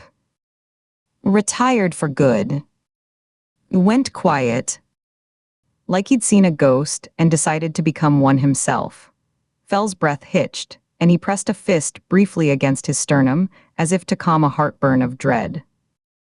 "They buried your father's case for a reason. If you dig it up, if you go knocking on Arlen Voss's door, you become a target too. You understand what I'm saying? This isn't a game. It's not some cold case hobby. They're cleaning house. They started 20 years ago, and they're finishing the job now." Katie let that sit for a moment. She could feel the weight of the name, the location, settling into her consciousness, displacing other things. She straightened up slightly, putting a few more inches of safe, neutral space between them. The fluorescent light buzzed overhead, a sound she suddenly became acutely aware of. "You said old cases are surfacing yesterday. What did you mean by that? And specifically, not echoes. What are the whispers saying?" He sat back slightly, the plastic chair groaning under his slight weight. The movement broke their conspiratorial huddle, and his voice returned to its low, raspy normal pitch, though it still trembled. "Just more rumors. Whispers in the pipe that things from back then, documents, evidence logs, witness statements people thought were lost or buried, are being found. Or are coming to light. I don't know the mechanism. I don't know if it's a leak, a hack, someone with a conscience and a death wish. He rubbed his thumb over his knuckle again, a frantic, polishing motion. But it's got people nervous. When old bones surface, it means the ground is shifting. And when the ground shifts, people on unstable footing, he trailed off, letting the implication hang in the air between them, as tangible as the table. He spread his hands as far as the cuffs would allow, a gesture of empty surrender. The chain rattled. That's it. That's all I have. Garland Voss. Cedar Fork. Now you hold up your end. Start the transfer. Please, the please was cracked, desperate. The clock isn't just ticking, it's in the last 60 seconds. You think I'm paranoid. I haven't slept in 48 hours. Every time that slot in the door opens, I jump. Every footstep outside. Katie stood. The motion felt deliberate, heavy, as if she were pushing up against increased gravity. The weight of the name was solid in her mind. An anchor point dropped into the 20-year fog that had shrouded her father's death. It was something. It was concrete. It was actionable. A destination. Of a person. She looked down at him, at the man swimming in his orange jumpsuit, and felt a complex knot of revulsion and pity. He was a corrupt agent, a man who had betrayed his badge. He was also, right now, just a terrified human being. I'll file the request, she said. The words felt like a vow, heavy with consequence. Today. Relief washed over his face. It was a physical transformation. The tight muscles around his eyes and mouth loosened, his shoulders dropped a full inch, and he released a long, shuddering exhale he seemed to have been holding for days. His head bowed forward for a second, his chin nearly touching his chest. But immediately, as if the relief itself was a threat, the anxiety rushed back in, tightening his expression once more. His head snapped up, eyes wide. Don't wait. And don't tell anyone you got it from me. Not your sack, not your colleagues. Not even your partner. The mention of Nina was a sharp, guilty prick, a needle of betrayal slipped between her ribs. She had just gone behind her back, traded a potential favor with a corrupt ex-agent for personal, off-the-books information. It was a breach of trust, a violation of their partnership's core. It was exactly the kind of compartmentalized, lone wolf secret Nina would despise, would see as a fundamental weakness. Katie's throat tightened. She pictured Nina's direct gaze, the way she'd lean against Katie's desk with a coffee and dissect a case, trusting and open. The guilt was there, instant and cold, a stone settling in her gut. She controlled it, walled it off behind the professional facade. Her face remained a neutral mask, but she felt a heat rise in her cheeks. This was for her father. This was different. This was family. The old, tired justification, but the only one she had. She gave a single, curt nod, a promise she knew was already a lie by omission. I'll be in touch, she said, the words automatic, a line from 100 professional conversations, and turned for the door. Her hand rose to knock, a single firm rap that echoed in the small room. Agent Ford, Fell's voice stopped her, quieter than ever, almost lost in the hum of the lights. She paused, her back to him, her knuckles an inch from the cold steel of the door. She didn't turn. Be smarter than he was. He thought he was just doing his job. He didn't think it was a war. It is. She didn't look back. She knocked again, twice this time, more insistently. The sound was sharp, demanding. A shadow blotted the window. darkening the rectangle of reinforced glass. A key rattled in the lock with a sound like falling teeth, and the door swung open with a sigh of pressurized air.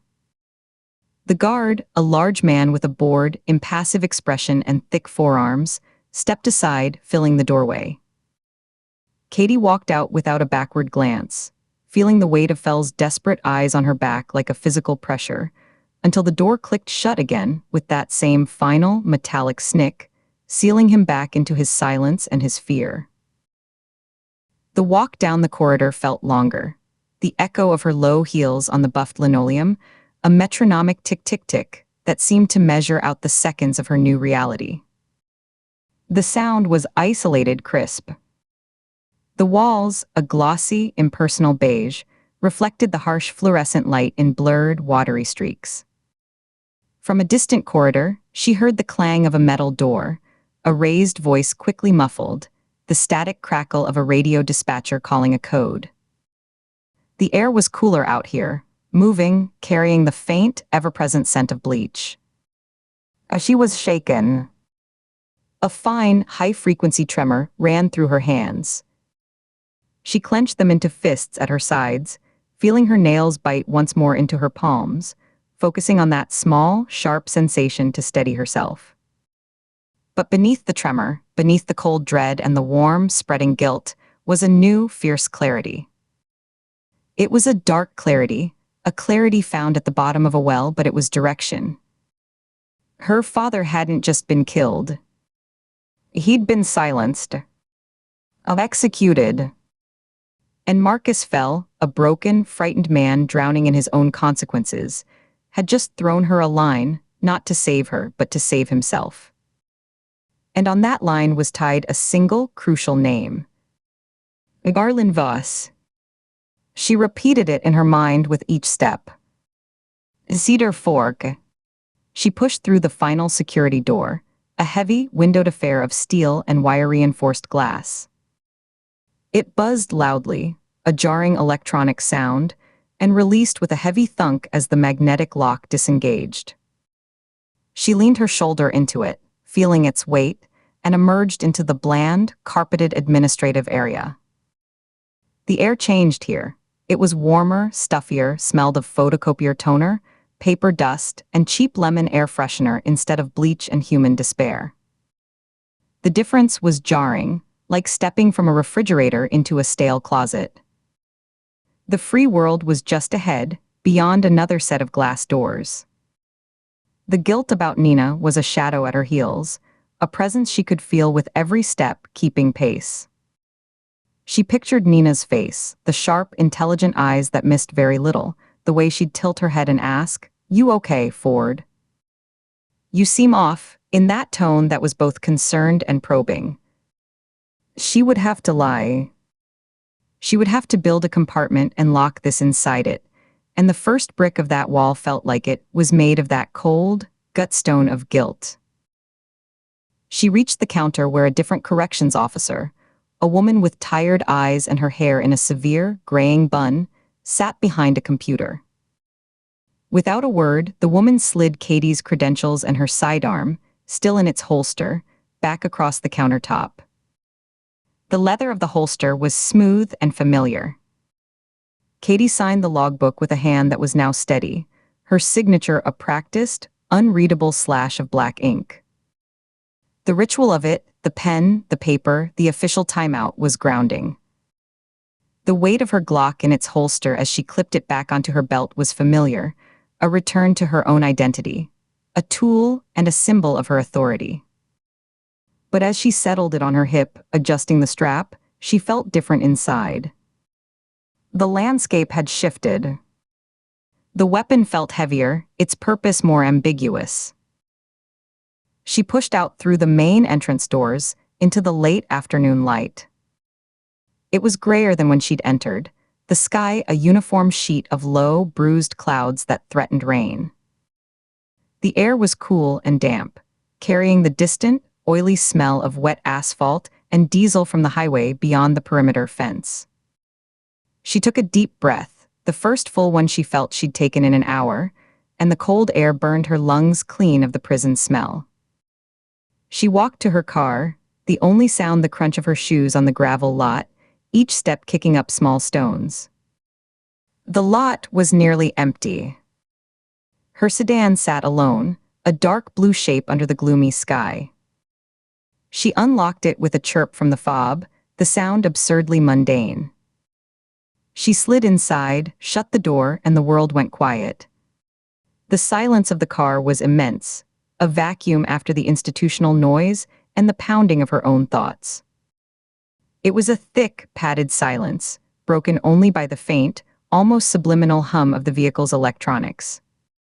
For a full minute she just sat there, hands on the wheel at 10 and 2, staring through the windshield at the stark, razor-wire-topped fence without seeing it. Her knuckles were white. She made herself relax her grip, finger by finger. Garland Voss. Cedar Fork. She said the names aloud, her voice strange and too loud in the quiet cabin. Arlen Voss, the name had a solid, old-fashioned sound to it. A retired detective. A source her father trusted. A man who saw something that made him disappear into a nothing town. What had he seen? What had he told her father in those meetings? Her mind spun with possibilities, each darker than the last. She started the engine, the sound jarringly normal, a purr that vibrated through the seat. The dashboard lights glowed softly in the dim interior. She had a name. She had a town. It was a start. It was the only start she'd ever had. And as she pulled out of the lot, the tires crunching over the gravel, turning away from the grim, concrete geometry of the prison, she knew the first thing she had to do was not go to Cedar Fork. It was to go back to the office, to her cubicle with its government-issue desk and her computer, and open a bureaucratic file. She had to start a paper trail for a terrified man, to uphold her end of a dirty, necessary bargain. The work of the day was just beginning. The real work, the work for her father, was now waiting in the wings, and it would require a different kind of preparation, a different kind of silence. It would require lies of omission to her partner, to her superiors. It would require digging into a case file that was supposed to stay closed.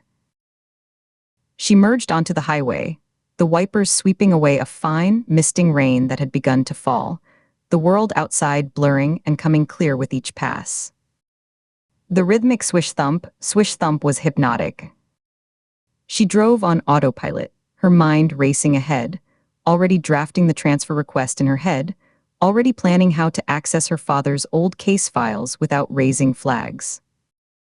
The name echoed in her head with the rhythm of the wipers. Garland Voss. Cedar Fork. A thread. A lifeline. A first step into a war she was only just beginning to understand. Chapter 42. Chapter 4. Chapter 4. The boxes were still stacked against the wall, their flaps taped shut, a silent testament to a life perpetually on hold. Katie sat at her kitchen table, the laptop's glow the only light in the sparse DC. Apartment, carving her face out of the surrounding dimness. The pothos on the windowsill was a splash of green in the monochrome room, the only thing that felt settled, its vines trailing over the edge toward the scuffed floorboards. Her go-bag, zipped and ready, leaned against the doorframe like a silent sentinel, its dark nylon a familiar silhouette against the off-white paint. Outside, a steady November rain streaked the window, distorting the amber streetlights into long, weeping smears. Marcus Fell's voice was a loop in her head, a scratchy, fearful recording. Professional hit. Disguised as a robbery. The words had the cold, hard shape of truth, a shape that fit perfectly into the jagged hole her father's death had left. She could still smell the sterile, antiseptic odor of the visitation room, feel the chill of the bolted table under her palms, the ghost ache of it now under her own fingertips as she rested them on her kitchen table. On her screen, the search results for Arlen Voss scrolled by in a monotonous parade of digital dead ends. She started with the basics, her fingers flying over the keys with a rhythm born of countless late nights. Retired. Sonoma County Sheriff's Office, Cold Case Unit. A few grainy news photos from the late 90s. A man with a thick mustache and tired eyes that looked straight through the camera. She'd run him through every database she could access without tripping internal flags. NCIC, driver's licenses, property records. Each query was a calculated risk, her credentials leaving a faint digital footprint she'd have to obscure later. He'd left California over a decade ago. Current whereabouts unknown. The last address was a P.O. box in Santa Rosa that had closed in 2012. She'd cross-referenced with utility records, voter registration, nothing. The man had evaporated. She'd need to dig deeper, use resources she wasn't supposed to have, call in favors that would leave a trace. It was a problem for the next hour. She pinched the bridge of her nose, her eyes dry and gritty from the screen's blue light, and let her gaze drift to the boxes. One was marked Dad Office in her own sharp handwriting. She hadn't opened it. She didn't need to. She knew the weight of the files inside, the smell of old paper and ink that would whisper of unfinished work. A knock at the door, two sharp, authoritative raps, jerked her from the data stream. Not the super, who shuffled and knocked with an open palm. Too deliberate. Her body reacted before her mind, a coil of tension snapping tight from her shoulders down to her calves. She stood, the chair legs scraping harshly on the bare floorboards, the sound like a gasp in the quiet room. Her hand drifted toward the empty holster on the back of the kitchen chair, her fingers brushing the cool leather, a habit so ingrained it was muscle memory. She moved to the door, her socked feet silent on the wood, and leaned in to peer through the peephole. The distorted fisheye view showed an empty hallway, the worn beige carpet, the facing apartment door shut tight, a flyer for a pizza place still wedged in the handle. Her gaze dropped. On the mat lay a standard manila mailer envelope, legal-sized, pristine, and untouched by the damp hallway air. She listened, her ear almost touching the cool wood of the door, her own breathing loud in her ears. No retreating footsteps, no elevator chime, no rustle of clothing. Just the distant hum of the building's furnace and the patter of rain against the hallway window at the far end. A silence. She flipped the deadbolt, the metallic clunk loud in the quiet apartment, and turned the knob, her grip firm. The door opened inward a cautious 8 inches. She scanned the hall again, left then right, seeing no one, her eyes cataloging the empty space, the scuff mark on the baseboard, the dust motes dancing in the fluorescent light. A quick glance upward, a paranoid check for anything out of place, a camera, a wire. Nothing. She knelt, her knees pressing into the coarse, synthetic fibers of the welcome mat, and picked up the envelope. It was light, barely more than the paper itself, flexing easily between her fingers.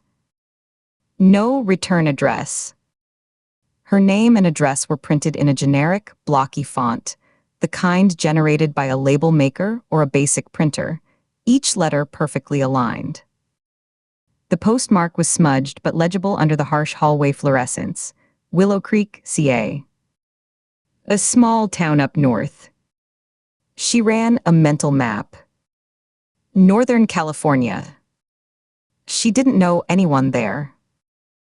The envelope was cool and smooth, except for one corner that was slightly damp, as if it had been carried in a pocket. Back at the table, the envelope felt alien in her hands, a silent intruder. She set it down flat on the clean wood, studying it under the laptop's glow. No lumps, no odd bulges. She ran a fingertip along the sealed flap, It was glued shut, no tape. She retrieved a letter opener from a drawer, a slim, sharp piece of stainless steel her father had given her when she made agent, and slit the top in one clean, deliberate motion. The sound of tearing paper was shockingly loud, a crisp rah rip that seemed to hang in the air. Inside was a single photograph, 5x7, glossy. No note, no card, no slip of paper. She hooked a finger into the opening, feeling the slick interior, and slid the photo out, face down, onto the table. The back was plain white, slightly textured.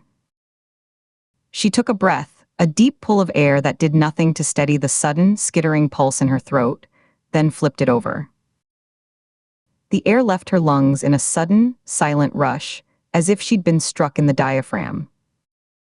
Her body folded, collapsing back into the kitchen chair, the wood catching her weight with a creak.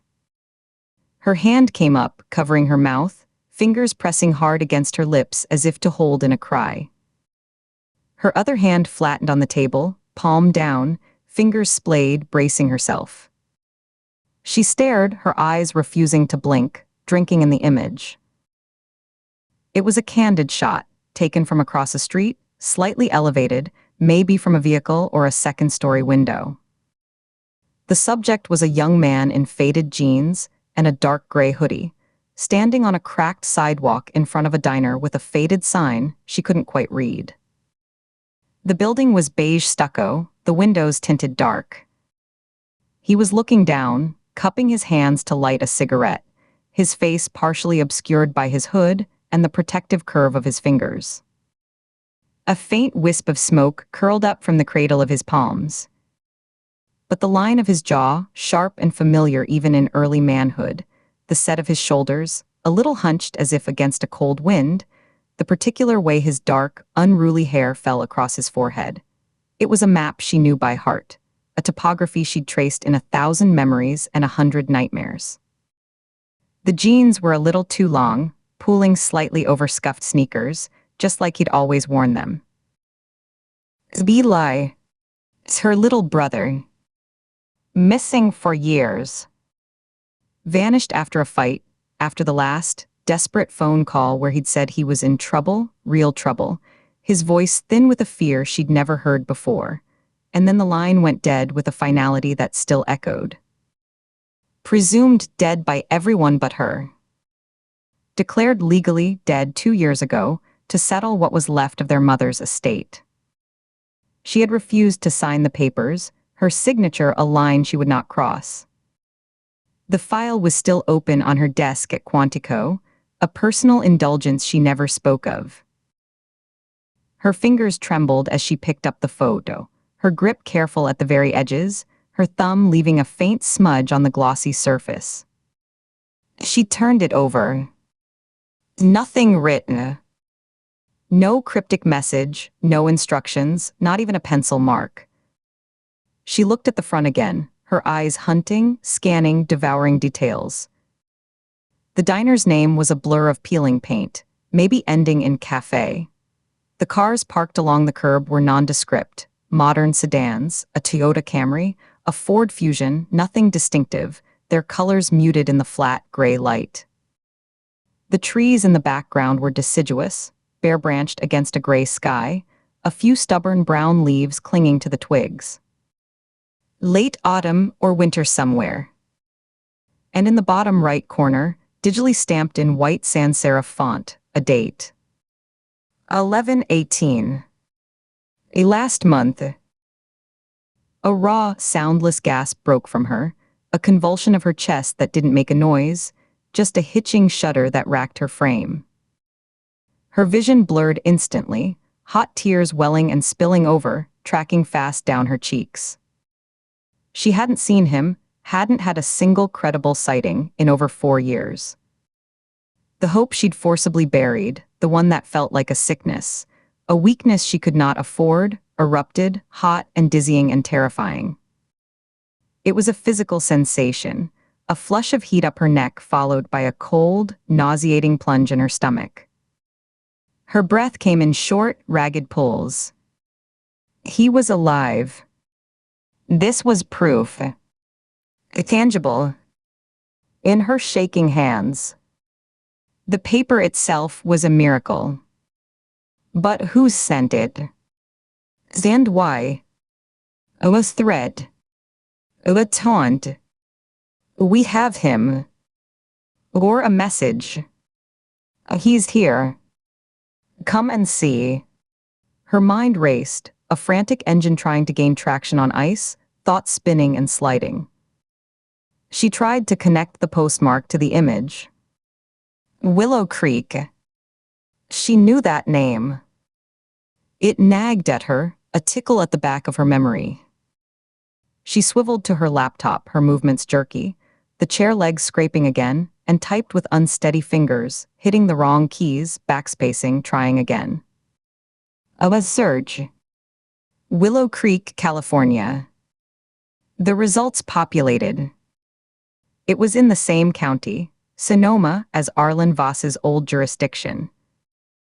A small, unincorporated town in the coastal mountains, population under 1,000. That couldn't be a coincidence. Nothing was. Not in her life. The photograph, Voss, her father's case, Marcus Fell's whispers.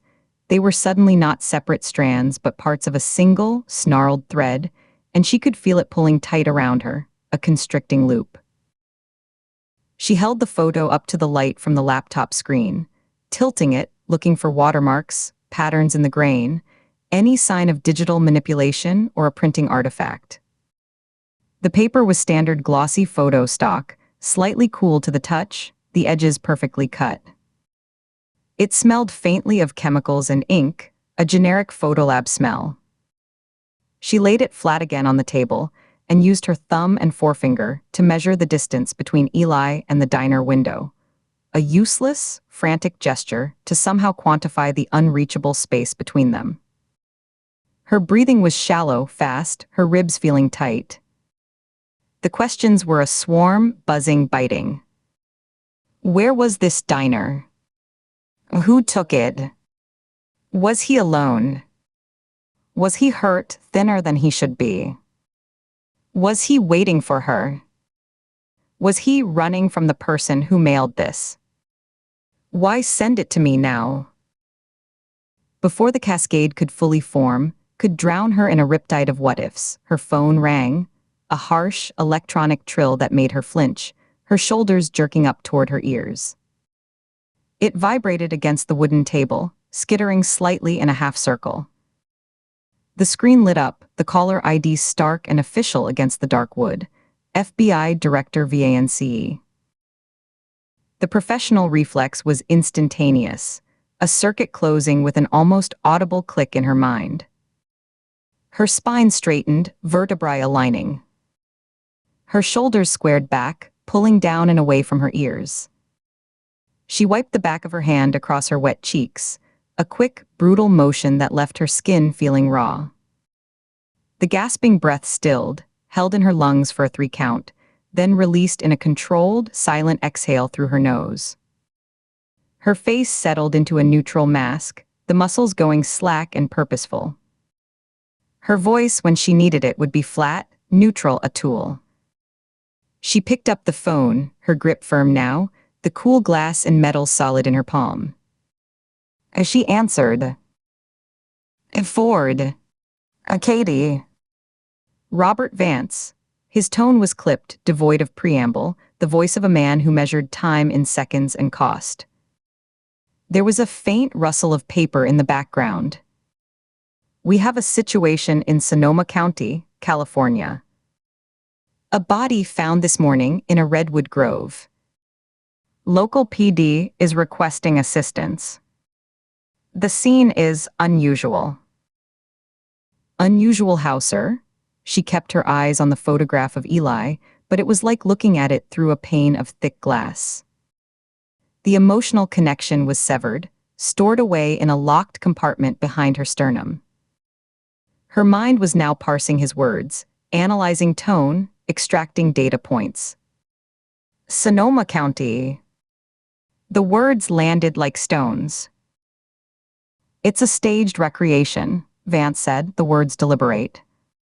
Meticulous. Of a local cold case, homicide from 1974. The victim was a teenage girl, found posed. This new victim is male, but the positioning, the props, the location, it's a mirror. The original detective is deceased. Local authorities are out of their depth and spooked. I need you and Shaw on a plane to San Francisco by tonight. She's been briefed. Your flight details are in your inbox. Coordinate with her. You'll liaise with the Sonoma County Sheriff's Office. A detective, a pause, the sound of paper shuffling, a finger tapping. A Detective Miller is the primary. He's the one who made the request. Understood, her voice was even, a flat line. What's the victim's ID? Her pen was in her hand now, though there was no paper. She wrote the name Miller in the thin dust on her table, the letters clear and sharp. John Doe for now, Vance replied. No wallet, no prints on file so far. The recreation is the signature. Get out there and find the breaks. This has the potential to escalate.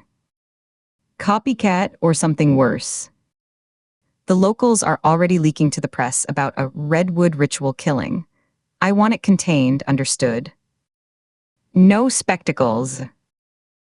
Yes, sir. Her mind was already layering the new geography. A redwood grove. Sonoma County.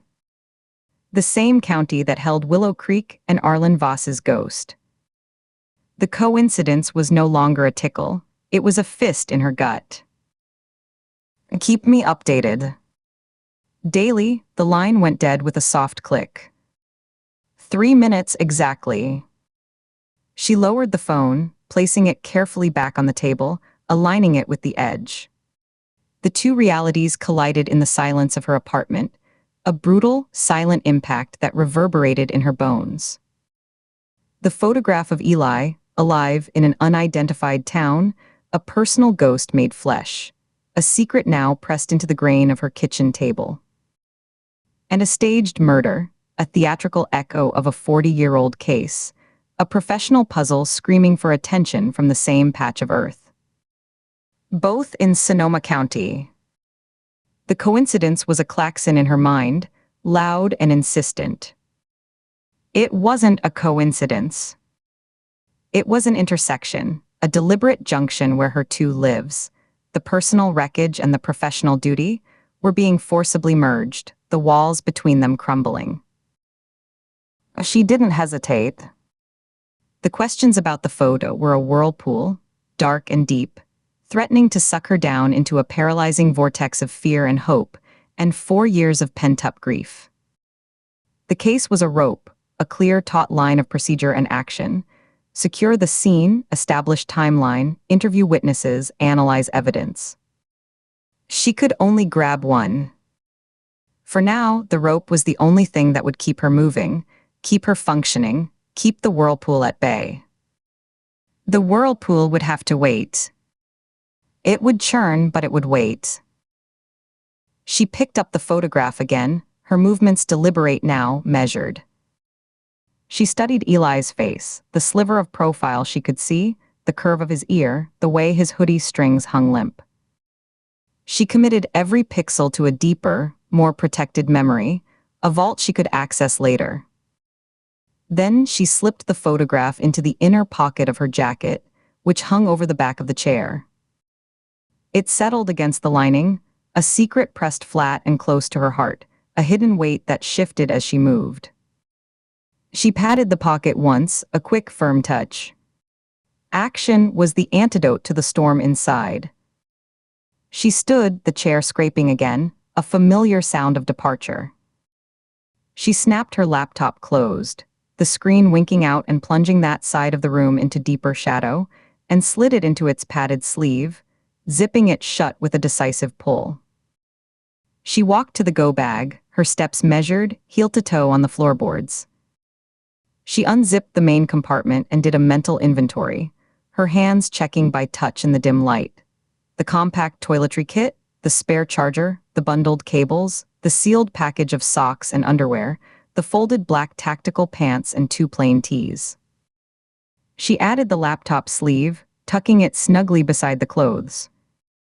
From a drawer by the door, she took her badge wallet, the leather worn smooth at the edges, and her service weapon, a Glock 19.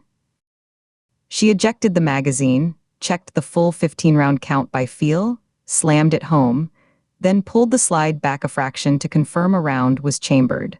The brass gleam of the cartridge a quick flash in the dark, before securing it in its paddle holster. She threaded her belt through the holster loop and fastened it, the weight familiar and anchoring on her right hip. She clipped the badge to her belt on the left. She took one last look at the empty apartment. The unpacked boxes, their contents a mystery even to her. Old college textbooks, her father's case files she couldn't bring herself to sort or discard, the few family photos she hadn't put in storage because she couldn't bear to look at them every day. The lonely plant on the sill, thriving on neglect, its leaves a defiant green.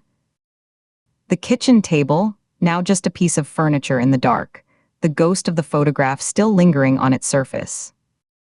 This wasn't a home, it was a way station, a place to sleep and store things, and she was leaving it again as always. She switched off the light, plunging the room into a darkness broken only by the faint orange glow of the city through the rain-streaked blinds. The shapes of the boxes became hulking shadows. She closed the door behind her, the lock engaging with a solid, final thunk. The hallway was bright, sterile, and empty, smelling of lemon disinfectant and wet carpet. She slung the go bag over her shoulder, adjusting the strap, feeling the comfortable, distributed weight.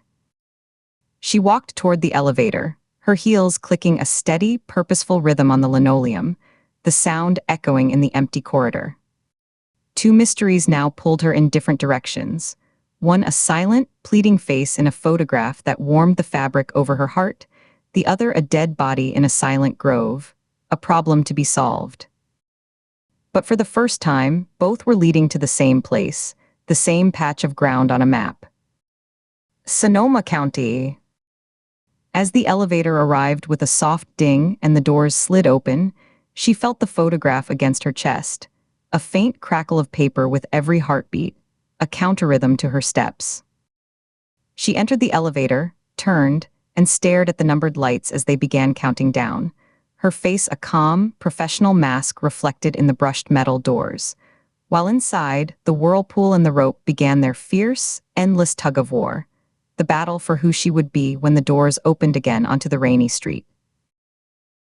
This concludes the audiobook recording of Curator by Sam Barron. Narrated by Virtual Voice Sky. We hope you enjoyed this audiobook. Visit bookempathy.com for free books daily.